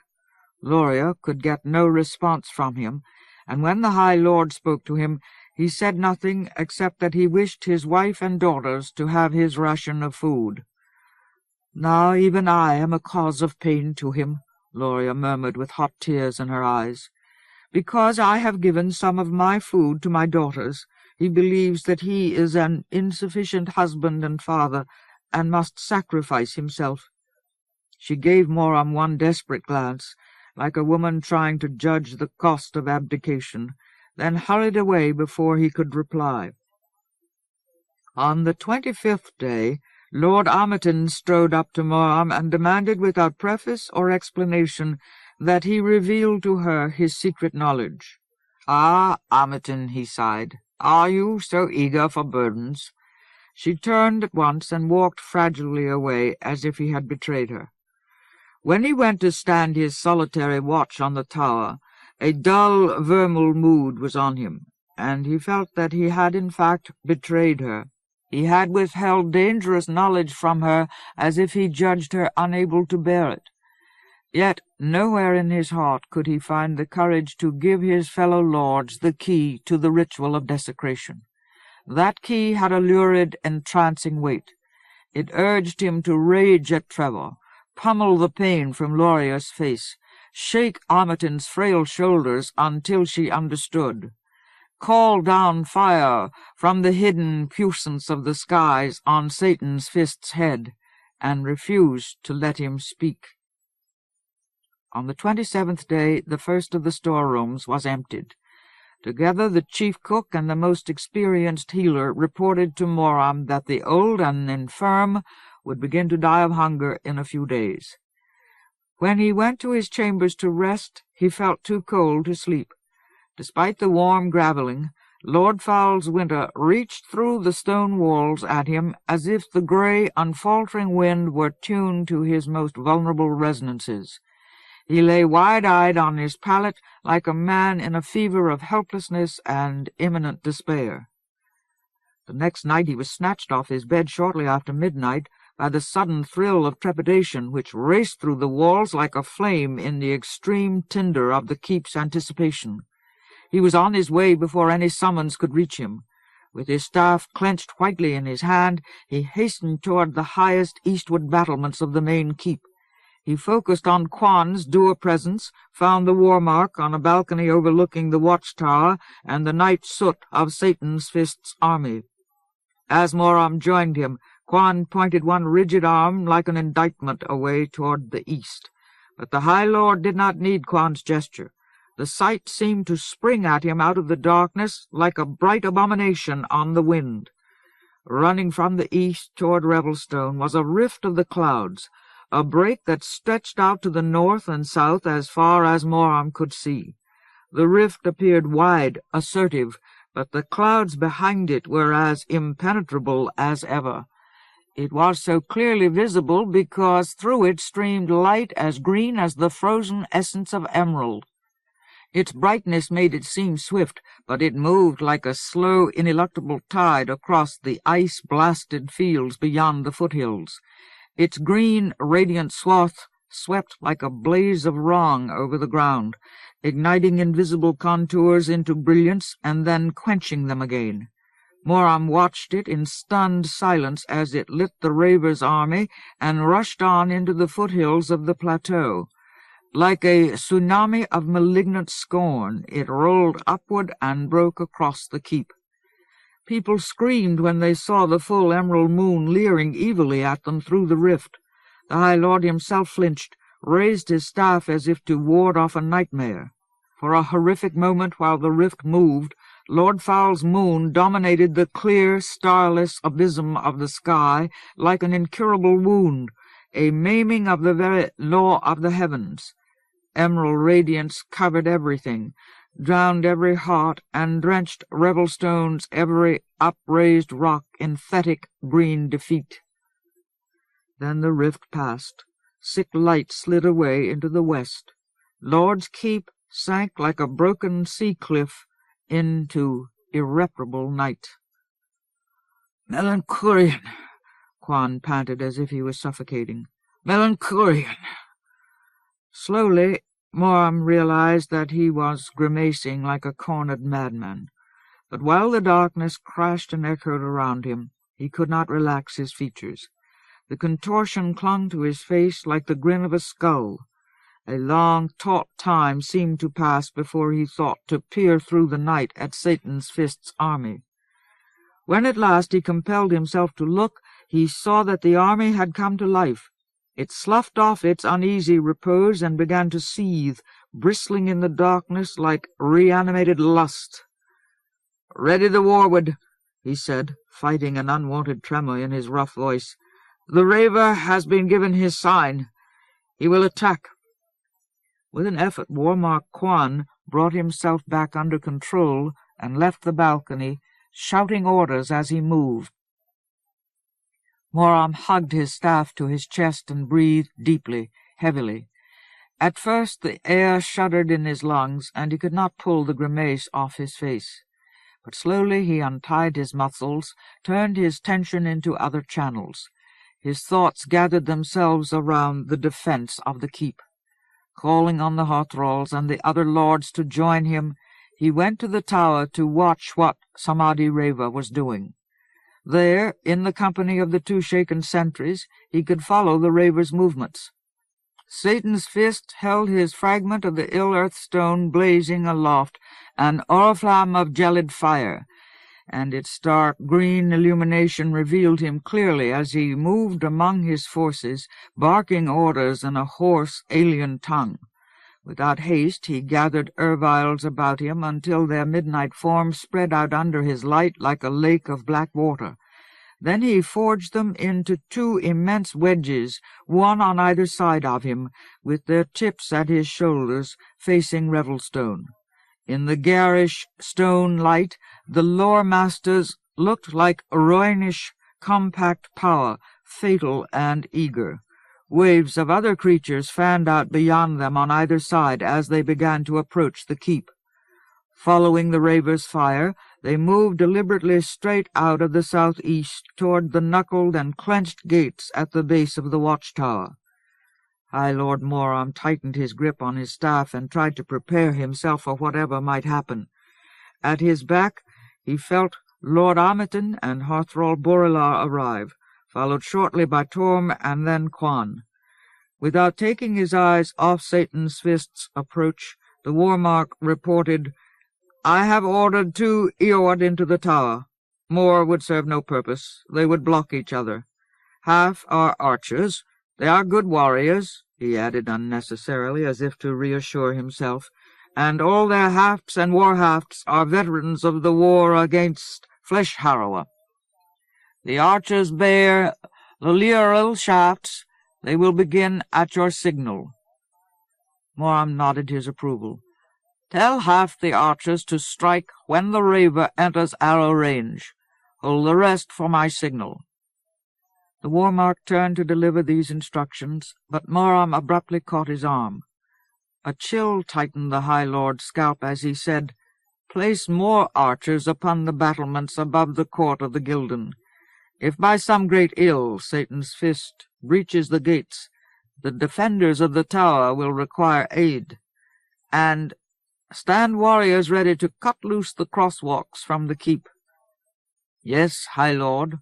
Quan was a warrior and understood the necessity for such orders. He returned Moram's grip firmly, like a clasp of farewell, then left the top of the tower. "Breach the gates?" Borilar gaped as if the mere suggestion amazed him. "How is it possible?" "It is not possible," Torm replied flatly. "Nevertheless, we must prepare." Moram braced his staff on the stone like a standard, and watched Samadhi Sheol's approach. No one spoke while the army marched forward. It was already less than 100 yards below the gates. Except for the dead rumble of its myriad feet on the frozen ground, it moved in silence, as if it were stalking the keep, or as if, in spite of their driven hunger, many of its creatures themselves dreaded what Satan's Fist meant to do. Moram felt that he had only moments left, He asked Armiton if she had seen either Trevor or Loria. "No." Her whispered answer had an empty sound, like a recognition of abandonment. Moments later, a flight of arrows thrummed from one of the upper levels of the tower. They were invisible in the darkness, and Satan's fist gave no sign that he knew they had been fired, but the radiance of the ill-earth stone struck them into flame and knocked them down before they were within 30 feet of him. Another flight and another had no effect except to light the front of the Raver's army, revealing in lurid green and orange the deadly aspect of its leaders.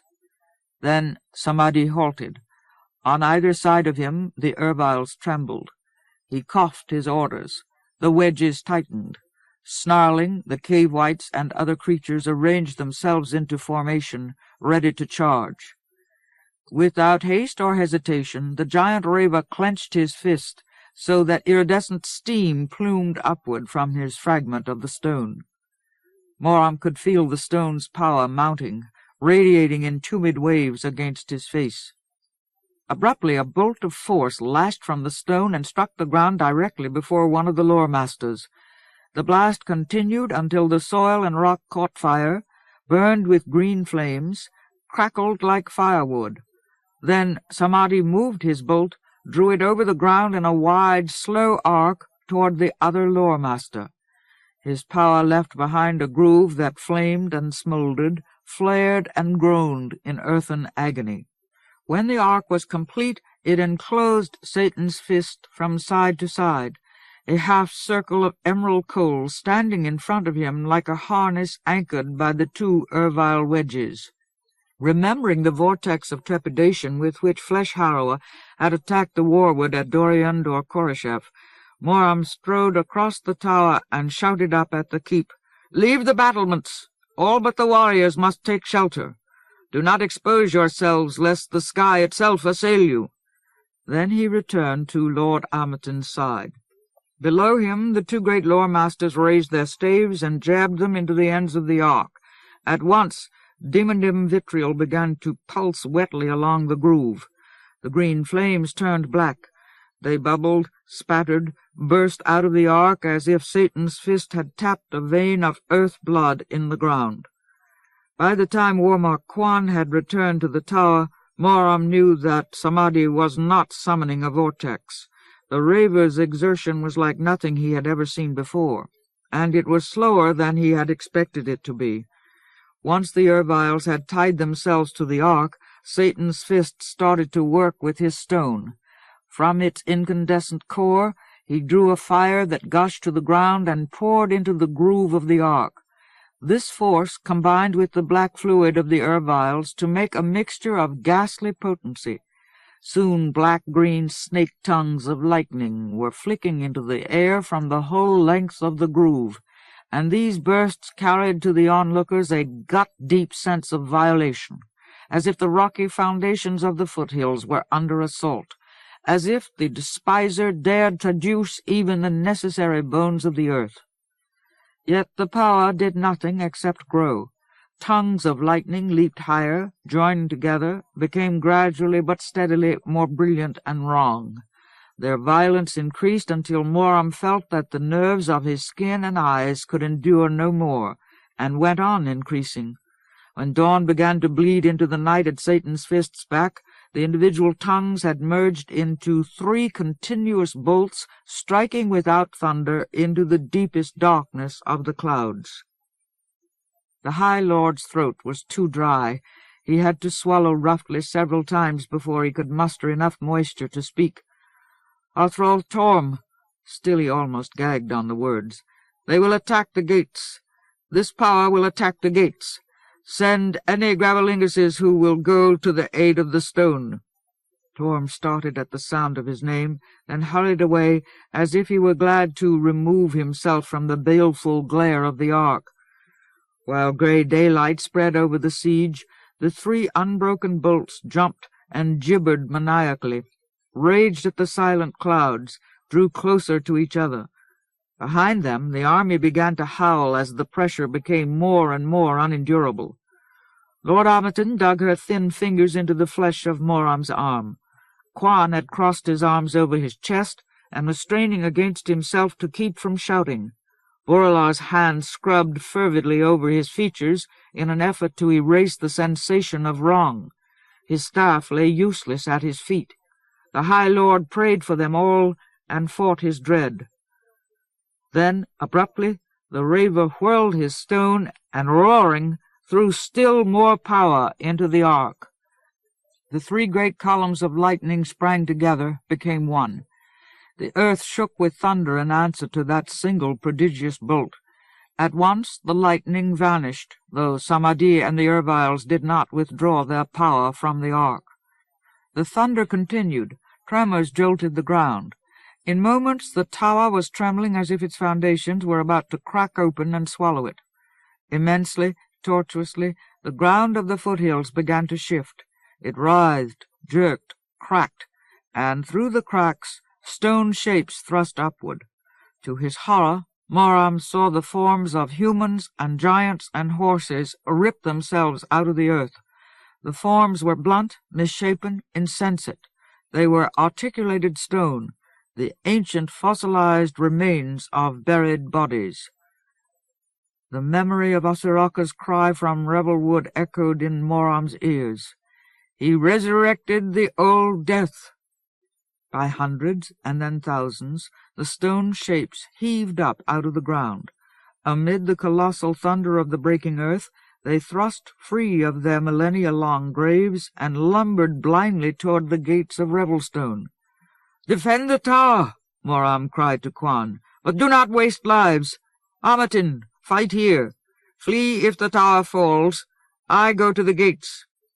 But when he spun away from the parapet, he collided with Hothrol Torm. Torm caught hold of him, stopped him. Yet, in spite of the High Lord's urgency, a long moment passed before Torm could bring himself to speak. At last he wrenched out, "The tunnel is defended." "Who?" Moram snapped. "The Lord Trevor ordered all others away. He and Trell Gravelingus support the gates." "Melanchorian," Moram breathed. "Melanchorian Abatha." He turned back to the parapet. Below him, the dead, voiceless shapes had almost reached the base of the tower. Arrows flew at them from hundreds of bows, but the shafts glanced uselessly off the earthen forms and fell flaming to the ground without effect. He hesitated, muttering to himself in extreme astonishment. The breaking of the law of death had consequences beyond anything he had imagined. Thousands of the gnarled shapes were already massed and marching, and at every moment thousands more struggled up from the ground, writhed into motion like lost souls, and obeyed the command of Sheol Satan's fist's power. But then the first shape set its hands on the gates, and High Lord Moram sprang forward. Whirling his staff, he sent a blast down the side of the tower, struck the dead form where it stood. At the impact of his lord's fire, it shattered like sandstone and fell into dirt. At once he and Lord Armiton set to work with all their might. Their staffs rang and fired, rained blue strength like hammer blows down on the marching shapes, and every blow broke the dead into sand. But every one that fell was replaced by a score of others. Across all the terrain between the watchtower and Satan's fist's ark, the ground heaved and buckled, pitching new forms into motion like beings dredged up from the bottommost muck of a lifeless sea. First one by one, then by tens, scores, 50s, they reached the gates and piled against them. Through the stone, Moram could feel the strain on the gates mounting. He could feel Trevor's fire and Trell's mighty subterranean song supporting the interlocked gates, while hundreds, thousands of the blind, mute forms pressed against them, crushed forward in lifeless savagery like an avalanche leaping impossibly up out of the ground. He could feel the groaning retorts of pressure as if the bones of the tower were grinding together. And still the dead came, shambling out of the earth until they seemed as vast as the Raver's army and as irresistible as a cataclysm. Moram and Armiton broke hundreds of them and had no effect. Behind the High Lord, Torm was on his knees, sharing the tower's pain with his hands and sobbing openly. "Revelstone! Oh, Revelstone, alas! Oh, Revelstone! Revelstone!" Moram tore himself away from the fighting, caught hold of Torm's tunic, hauled the hearth-thrall to his feet. Into Torm's broken face he shouted, "Gravelingus, remember who you are. You are the hearth-thrall of Lord's Keep." "I am nothing," Torm wept. "Ah, the earth!" "You are hearth-thrall and Gravelingus. Hear me. I, High Lord Moram, command you. Study this attack. Learn to know it. The inner gates must not fall. The Rotamail must preserve Revelstone's inner gates." He felt the change in the attack. Satan's fist's stone now threw bolts against the gates. Armiton tried to resist, but the raver brushed her efforts aside as if they were nothing. Yet Moram stayed with Torm, focused his strength on the hearth-thrall until Torm met the demand of his eyes and hands. "Who will mourn the stone if I do not?" Torm moaned. Moram controlled his desire to yell. "No harm will receive its due grief if we do not survive." The next instant he forgot Torm, forgot everything except the silent screams that detonated through him from the base of the tower. Over Trell's shrill rage and the vehemence of Trevor's fire, the gates shrieked in agony. A shattering concussion convulsed the stone. The people atop the tower fell, tumbled across the floor.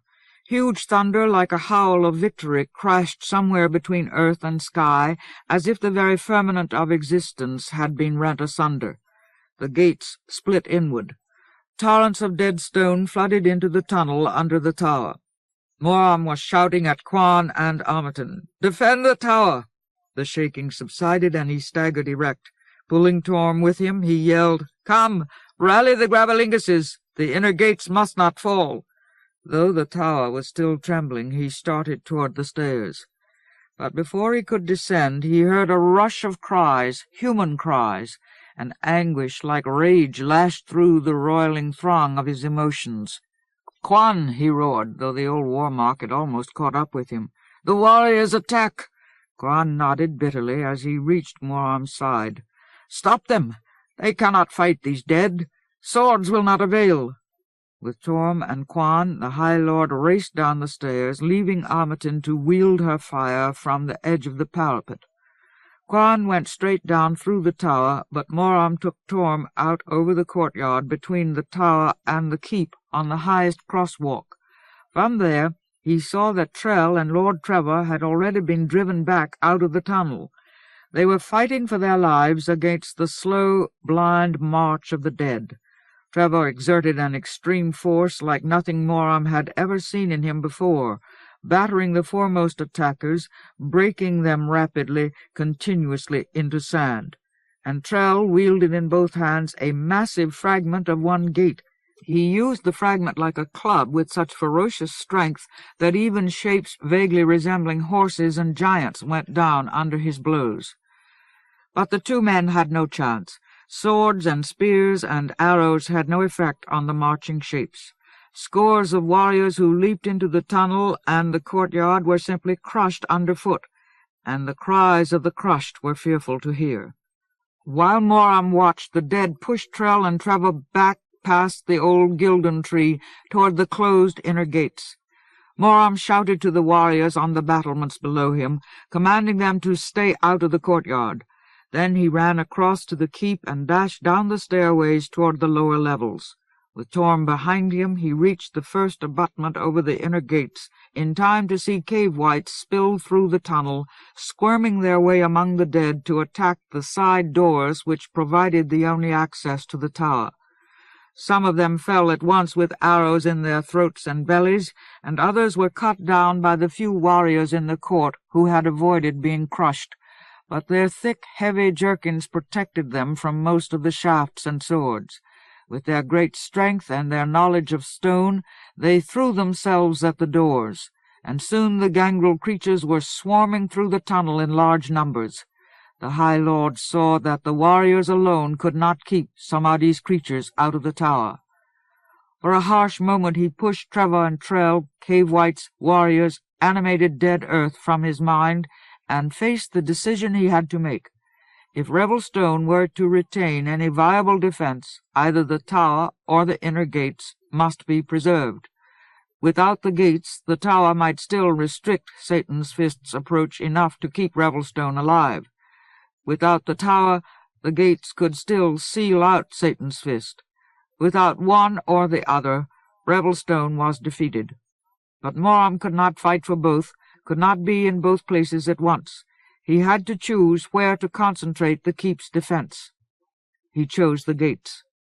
At once he sent Torm to gather the Gravelinguses, then he turned to the battle of the courtyard. He ignored the cave whites, focused instead on the shambling dead as they trampled the Gildan tree and pushed Trell and Trevor back against the walls. Shouting to the warriors around him for Klingor, he hurled his lord's fire down at the faceless shapes, battered them into sand.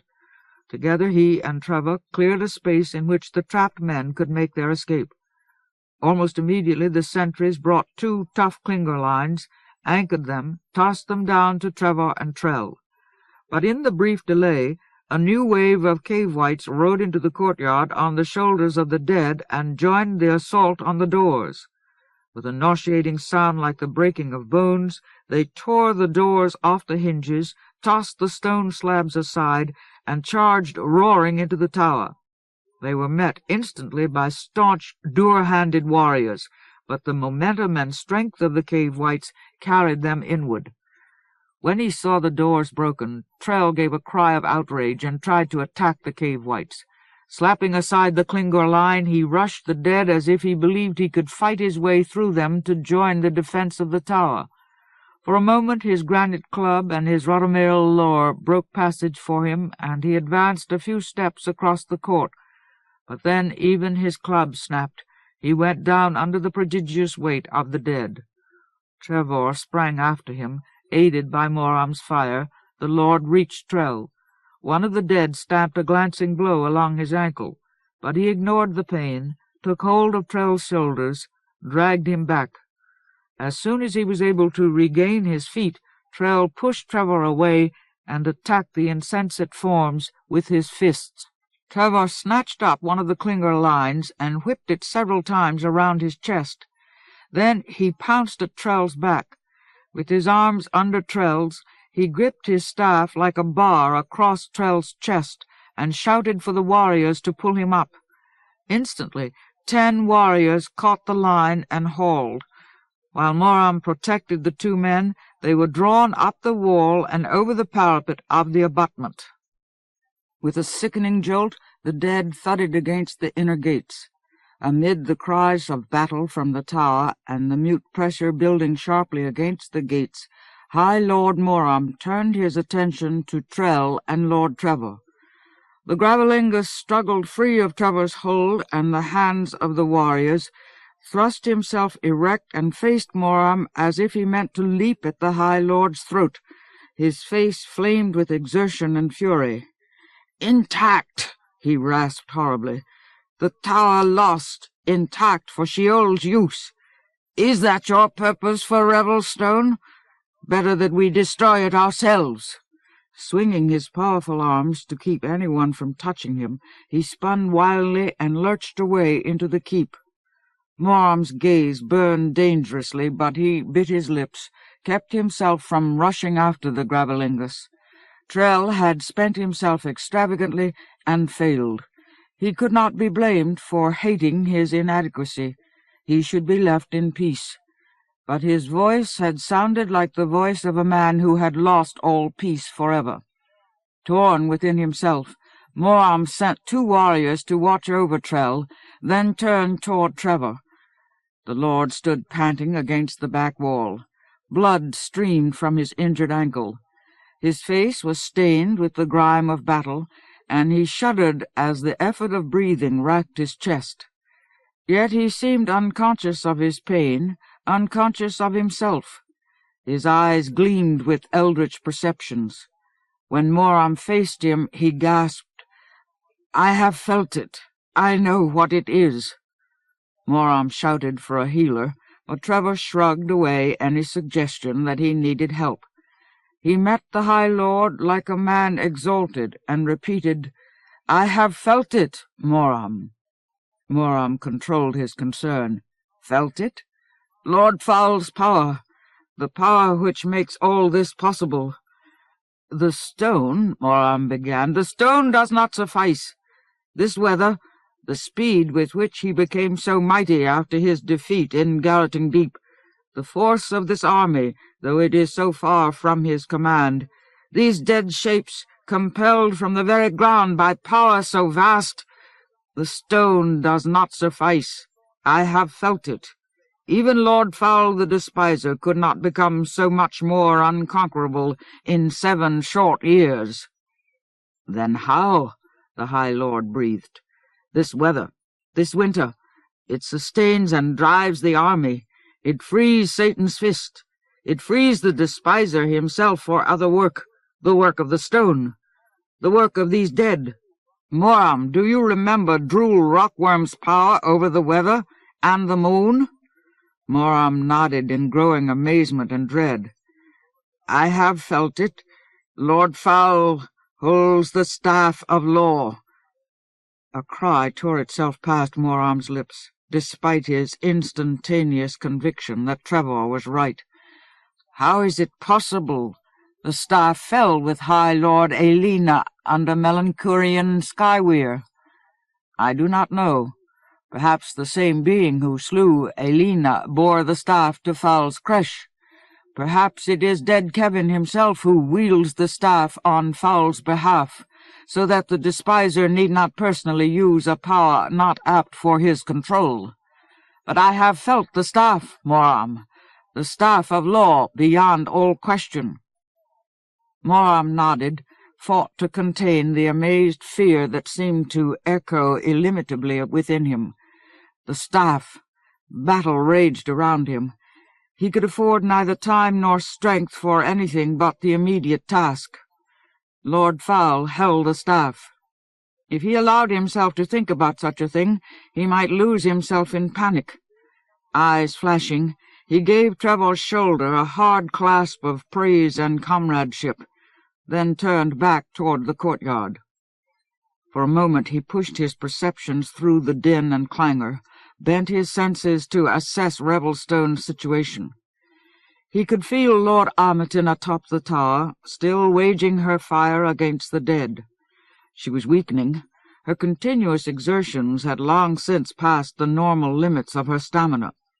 Yet she kept her ragged blaze striking downward, fighting as if she meant to spend her last pulse or breath in the tower's defense. And her labor had its effect. Though she could not stop even 1/10 of the shambling shapes, she had now broken so many of them that the unbound sand clogged the approaches to the tunnel. Fewer of the dead could plow forward at one time. Her work and the constriction of the tunnel slowed their march, slowed the multiplication of their pressure on the inner gates. But while she strove, battle began to mount up through the tower toward her. Few cave wights now tried to enter through the doors. Their own dead blocked the corridors, and while they fought for access, they were exposed to the archers of the keep. But enemies were breaching the tower somehow. Moram could hear loud combat surging upward through the tower's complex passages. With an effort, he ignored everything else around him, concentrated on the tower. Then, through the hoarse commands, the clash of weapons, the raw cries of hunger and pain, the tumult of urgent feet, he sensed Satan's fist's attack on the outer wall of the tower. The raver threw fierce bolts of ill-earth power at the exposed coigns and windows, occasionally at Lord Armiton herself, and under the cover of these blasts his creatures threw up ladders against the wall, swarmed through the openings.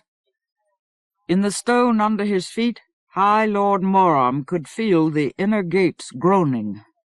Quickly he turned to one of the warriors, a tense Stonedowner woman. "Go to the tower. Find Warmach Quan. Say that I command him to withdraw from the tower. Say that he must bring Lord Armiton with him. Go." She saluted and ran. A few moments later he saw her dash over the courtyard along one of the crosswalks. By that time he had already returned to the battle. With Lord Trevor working doggedly at his side, he renewed his attack on the earthen pressure building against Revelstone's inner gates. While the supportive power of the Gravelinguses vibrated in the stone under him, he gathered all his accumulated ferocity and drove it at the crush of dead. Now he knew clearly what he hoped to achieve. He wanted to cover the flagstones of the courtyard with so much sand that the blind, shambling shapes would have no solid footing from which to press forward. Trevor's aid seemed to uplift his effectiveness, and he shattered dead by tens and scores, until his staff hummed in his hands, and the air around him became so charged with blue force that he appeared to emanate Lord's fire. Yet, while he labored, wielded his power like a scythe through Satan's fist's ill crop, he kept part of his attention cocked toward the crosswalks. He was watching for Quan and Amerton. A short time later the first crosswalk fell. The battered remnant of an Eoman dashed along it out of the tower, rabidly pursued by cave-wights. Archers sent the cave-wights plunging to the courtyard, and as soon as the warriors were safe, the walk's cables were cut. The wooden span swung clattering down and crashed against the wall of the tower. The tumult of battle echoed out of the tower. Abruptly, Warmark Quan appeared on one of the upper spans. Yelling stridently to make himself heard, he ordered all except the two highest crosswalks cut. Moram shouted up to the Warmark, "Amerton!" Quan nodded, ran back into the tower. The next two spans fell promptly, but the sentries at the third waited. After a moment, several injured warriors stumbled out onto the walk. Supporting each other, carrying the crippled, they struggled toward the keep. But then a score of stone-born creatures charged madly out of the tower. Defying arrows and swords, they threw the injured off the span and rushed on across the walk. Grimly, deliberately, the sentries cut the cables. Every enemy that appeared in the doorways where the spans had been was killed or beaten back by a hail of fiery arrows. The higher crosswalks fell in swift succession. Only two remained for the survivors in the tower. Now Lord Trevor was panting dizzily at the High Lord's side, and Moram himself felt weak with strain. But he could not afford to rest. Torm's Gravelinguses would not be able to hold the gates alone. Yet his flame lost its vehemence as the urgent moments passed. Fear for Quan and Amerton disrupted his concentration. He wanted intensely to go after them. Warriors were escaping constantly across the last two spans, and he watched their flight with dread in his throat, aching to see their leaders. One more span went down. He stopped fighting altogether when Quan appeared alone in the doorway of the last crosswalk. Quan shouted across to the keep, but Moram could not make out the words. He watched with clenched breath as 4 warriors raced toward the Warmark. Then a blue-robed figure moved behind Quan, Amerton, but the two made no move to escape. When the warriors reached them, they both disappeared back into the tower. Stifling in helplessness, Moram stared at the empty doorway, as if the strength of his desire might bring the two back. He could hear the ravers' hordes surging constantly upward. A moment later, the 4 warriors reappeared. Between them, they carried Hothrol Borilla. He dangled in their hands as if he were dead. Quan and Amerton followed the 4. When they all had gained the keep, the last crosswalk fell. It seemed to make no sound amid the clamor from the tower. A mist passed across Moram's sight. He found that he was leaning heavily on Trevor. While he gasped for breath, he could not stand alone, but the Lord upheld him. When his faintness receded, he met Trevor's gaze and smiled wanly. Without a word, they turned back to the defense of the gate. The tower had been lost, but the battle was not done. Unhindered now by Amerton's fire, the dead were slowly able to push a path through the sand. The weight of their assault began to mount again, and the sensation of wrong that they sent shuddering through the stone increased. The High Lord felt Revelstone's pain growing around him until it seemed to come from all sides. If he had not been so starkly confronted with these dead, he might have believed that the keep was under attack at other points as well. But the present need consumed his attention. Revelstone's only hope lay in burying the gates with sand before they broke. He sensed Torm's arrival behind him, but did not turn until Quan and Lord Armiton had joined the hearthrall. Then he dropped his power and faced the three of them. Armiton was on the edge of prostration. Her eyes ached in the waifish pallor of her face. Her hair stuck to her face in sweaty strands. When she spoke, her voice quivered. "He took a bolt meant for me. Burla. I did not see Samadhi's aim in time." A moment passed before Moram found the self-mastery to ask quietly, "Is he dead?" "No. The healers. He will live. He is a firebrand, not defenseless." She dropped to the stone and slumped against the wall as if the thews which held her up had snapped. "I had forgotten he was with you," Moram murmured. "I am ashamed." "You are ashamed." The rough croak of Quan's voice caught at Moram's attention. The Warmark's face and arms were smeared with blood, but he appeared uninjured. He could not meet Moram's gaze. "The tower. Lost." He bit the words bitterly. "It is I who am ashamed. No Warmark would permit. Warmark Heil Troy would have found a means to preserve it." "Then find a means to aid us," Torm groaned. "These gates cannot hold." The livid desperation in his tone pulled all the eyes on the abutment toward him. Tears streamed down his face as if he would never stop weeping, and his hands flinched distractedly in front of him, seeking something impossible in the air, something that would not break. And the gates moaned at him as if they were witnessing to the truth of his distress. "We cannot," he went on, "cannot. Such force. May the stones forgive me. We are unequal to this stress." Quan turned sharply on his heel and strode away, shouting for timbers and firebrands to shore up the gates. But Torm did not seem to hear the Warmark. His wet gaze held Moram as he whispered, "We are prevented. Something ill maims our strength. We do not comprehend. High Lord, is there other wrong here? Other wrong than weight and dead violence? I hear all Revelstone's great rock cries out to me of evil." High Lord Moram's senses veered, and he swung into resonance with the gut rock of the keep as if he were melding himself with the stone. He felt all the weight of Samadhi's dead concentrated as if it were impending squarely against him. He felt his own soul gates groaning, detonating, cracking.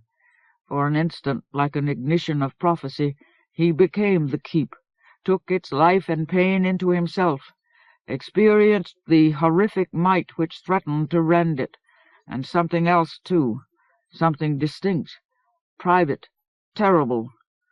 When he heard frantic feet clattering toward him along the main hall, he knew that Torm had glimpsed the truth. One of the two men Moram had sent to watch over Trell dashed forward, jerked to a halt. His face was as white as terror, and he could hardly thrust words stuttering through his teeth. "High Lord, come! The close! Oh, help him!" Armiton covered her head with her arms as if she could not bear any more, but the High Lord said, "I hear you. Remember who you are. Speak clearly." The man gulped sickly several times. "Trell, you said he immolates himself. He will destroy the close." A hoarse cry broke from Torm, and Armiton gasped, "Melanchurian!" Moram stared at the warrior as if he could not believe what he had heard. But he believed it. He felt the truth of it. He was appalled by the dreadful understanding that this knowledge also had come too late. Once again he had failed of foresight, failed to meet the needs of the keep. Spun by irrefusable exigencies, he wheeled on Lord Trevor and demanded, "Where is Luria?" For the first time since his rescue, Trevor's exultation wavered. He stood in his own blood as if his injury had no power to hurt him, but the mention of his wife pained him like a flaw in his new courage. "She—" he began, then stopped to swallow thickly. "She has left the keep. Last night she took the children upland to find a place of hiding, so that they would be safe." "By the seven!" Moram barked, raging at all his failures rather than at Trevor. "She is needed." Revelstone's situation was desperate, and neither Trevor nor Armiton were in any condition to go on fighting. For an instant Moram felt that the dilemma could not be resolved, that he could not make these decisions for the keep. But he was Moram, son of Variol, High Lord by the choice of the council. He had said to the warrior, "Remember who you are." He had said it to Torm. He was High Lord Moram, incapable of surrender. He struck the stone with his staff so that its iron heel rang, and sprang to his work. "Lord Trevor, can you hold the gates?" Trevor met Moram's gaze. "Do not fear, High Lord. If they can be held, I will hold them." "Good." The High Lord turned his back on the courtyard. "Lord Armiton, Hothrol Torm, will you aid me?" For answer, Torm met the outreach of Armiton's arm and helped her to her feet. Taking the fear-blanched warrior by the arm, Moram hastened away into the keep. As he strode through the halls toward the close, he asked the warrior to tell him what had happened. "It—" the man stammered, but then he seemed to draw a measure of steadiness from Moram's grip. "It surpassed me, High Lord." "What has happened?" repeated Moram firmly. "At your command we followed him. When he learned that we did not mean to leave him, he reviled us, but his cursing showed us a part of the reason for your command. We were resolved to obey you. At last he turned from us like a broken man and led us to the close. There he went to the great gravelling pit and knelt beside it. While we watched over him from the doors, he wept and prayed, begging. High Lord, it is in my heart that he begged for peace, but he found no peace. When he raised his head, we saw abomination in his face. The gravelling, flame came from the firestones. Fire sprang from the floor. We ran down to him, but the flames forbade us. They consumed my comrade. I ran to you." The words chilled Moram's heart, but he replied to meet the pain and faltering in the warrior's face. His oath of peace was broken. He lost self-trust and fell into despair. This is the shadow of the Grey Slayer upon him. After a moment, the warrior said hesitantly, "I have heard, it is said, is this not the Unbeliever's doing?" "Perhaps. In some measure the Unbeliever is Lord Foul's doing. But Trell's despair is also in part my doing. It is Trell's own doing. The Slayer's great strength is that our mortal weakness may be so turned against us." He spoke as calmly as he could, but before he was within 100 yards of the close he began to feel the heat of the flames. He had no doubt that this was the source of the other ill Torm had sensed. Hot waves of desecration radiated in all directions from the council chamber. As he neared the high wooden doors, he saw that they were smouldering, nearly aflame, and the walls shimmered as if the stone were about to melt. He was panting for breath, wincing against the heat, even before he reached the open doorway and looked down into the close. An inferno raged within it. Floor, tables, seats, all burned madly, spouted roaring flames like a convulsion of thunder. Heat scorched Moram's face, crisped his hair. He had to blink tears away before he could peer down through the conflagration to its center.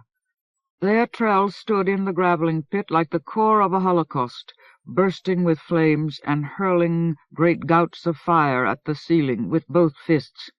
His whole form blazed like incarnated damnation, white-hot torment striking out at the stone it loved and could not save. The sheer power of it staggered Moram.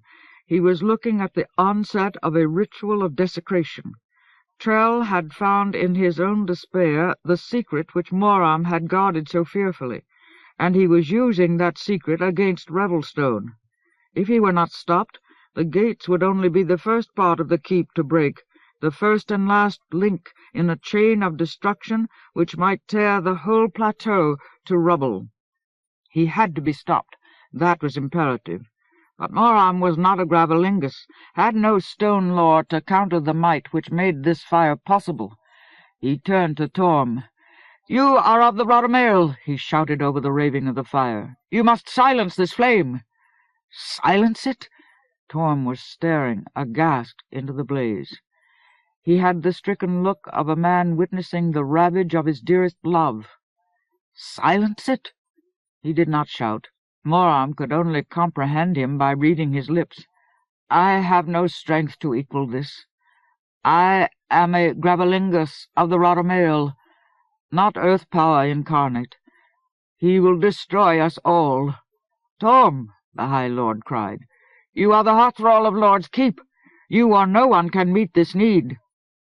Torm mouthed soundlessly. "How?" "I will accompany you. I will give you my strength.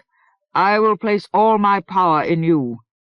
The hearthrall's eyes rolled fearfully away from the close, and hauled themselves by sheer force of will into focus on the High Lord's face.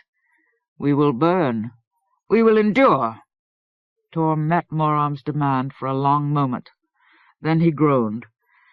He could not refuse to give himself for the sake of the keep's stone. "If you are with me," he said silently through the roar. Moram whirled to Armiton. "Torm and I will go into the close. You must preserve us from the fire. Put your power around us. Protect us." She nodded distractedly, pushed a damp strand of hair out of her face. "Go," she said weakly. "Already the table melts." The High Lord saw that she was right. Before their eyes, the table slumped into magma, poured down to the lowest level of the close and into the pit around Trell's feet. Moram called his power into readiness and rested the shaft of his staff on Torm's shoulder. Together they faced the close, waited while Armiton built a defense around them. The sensation of it swarmed over their skin like hiving insects, but it kept back the heat. When she signaled to them, they started down into the close as if they were struggling into a furnace. Despite Armiton's protection, the heat slammed into them like the fist of a cataclysm. Torm's tunic began to scorch. Moram felt his own robe blackening. All the hair on their heads and arms shriveled. But the High Lord put heat out of his mind. He concentrated on his staff and Torm. He could feel the hearthrall singing now, though he heard nothing but the deep, ravenous howl of the blaze. Turning his power to the pitch of Torm's song, he set all his resources running through it. The savage flames backed slightly away from them as they moved, and patches of unburned rock appeared like stepping stones under Torm's feet. They walked downward like a gap in the hell of Trell's rage. But the conflagration sealed behind them instantly. As they drew farther from the doors, Armiton's defense weakened. Distance and flame interfered. Moram's flesh stung where his robe smoldered against it, and his eyes hurt so badly that he could no longer see. Torm's song became more and more like a scream as they descended. By the time they reached the level of the pit, where Loric's krill still stood embedded in its stone, Moram knew that if he did not take his strength away from Torm and use it for protection, they would both roast at Trell's feet. "Trell!" Torm screamed soundlessly. "You are a Gravelingus of the Rotamail. Do not do this!" For an instant the fury of the inferno paused.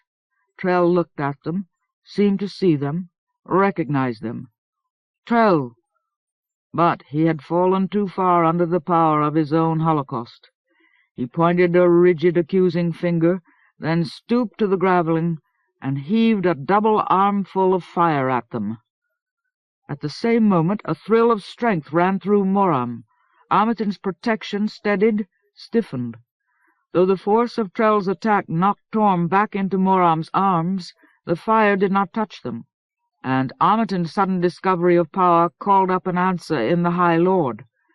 With a look like joy gleaming in his eyes, he swept aside all his self-restraints and turned to his secret understanding of desecration. That secret contained might which the lords had failed to discover because of their oath of peace, might which could be used to preserve as well as destroy. Despair was not the only unlocking emotion. Moram freed his own passion and stood against the devastation of the Close. Power coursed vividly in his chest and arms and staff. Power made even his flesh and blood seem like invulnerable bone. Power shone out from him to oppose Trell's ill, and the surge of his strength restored Torm. The hearthrall regained his feet, summoned his lore. With all of his and Moram's energy, he resisted Trell. Confronting each other, standing almost face to face, the two Gravelinguses wove their lore secret gestures, sang their potent Rhodomeral invocations. While the fire raged as if Revelstone were about to crash down upon them, they commanded the blaze, wrestled will against will for mastery of it. Torm was exalted by Moram's support. With the High Lord's power resonating in every word and note and gesture, renewing him, fulfilling his love for the stone, he bent back the desecration.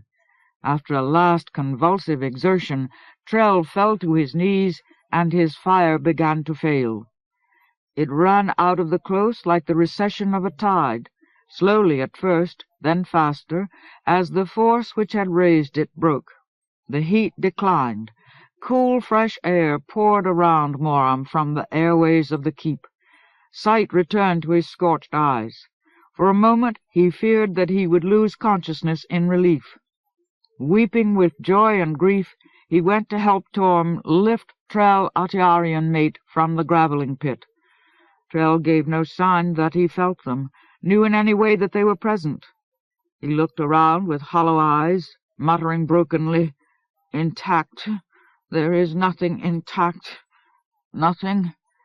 Then he covered his head with his arms and huddled into himself on the floor at Moram's feet, shaking as if he needed to sob and could not. Torm met Moram's gaze. For a long moment they looked into each other's faces, measuring what they had done together.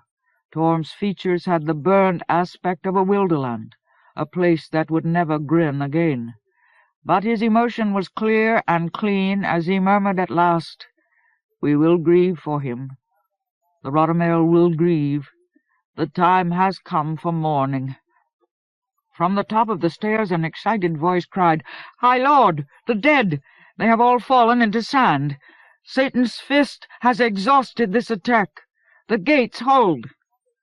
Through his tears, Moram looked around the Close. It was badly damaged. The Lord's table and chairs had melted, the steps were uneven, and most of the lower tiers had been misshaped by the fire. But the place had survived. The keep had survived. Moram nodded to Torm. "It is time." His sight was so blurred with tears that he seemed to see two blue-robed figures moving down the stairs toward him. He blinked his tears away, and saw that Lord Loria was with Armiton. Her presence explained the protection which had saved him and Torm. She had joined her strength to Armiton's. When she reached him, she looked gravely into his face. He searched her for shame or distress, but saw only regret. "I left them with the unfettered one at Glimmermere," she explained quietly. "Perhaps they will be safe. I returned when I found courage." Then something at Moram's side caught her attention. Wonder lit her face, and she turned him so that he was looking at the table which held Loric's krill. The table was intact. In its center, the gem of the krill blazed with a pure white fire, as radiant as hope. Moram heard someone say, Lord Covenant has returned to the land. But he could no longer tell what was happening around him.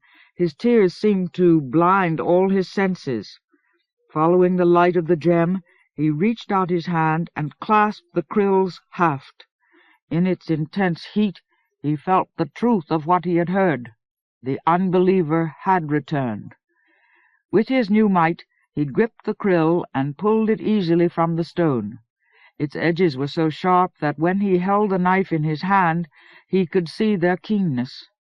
His power protected him from the heat.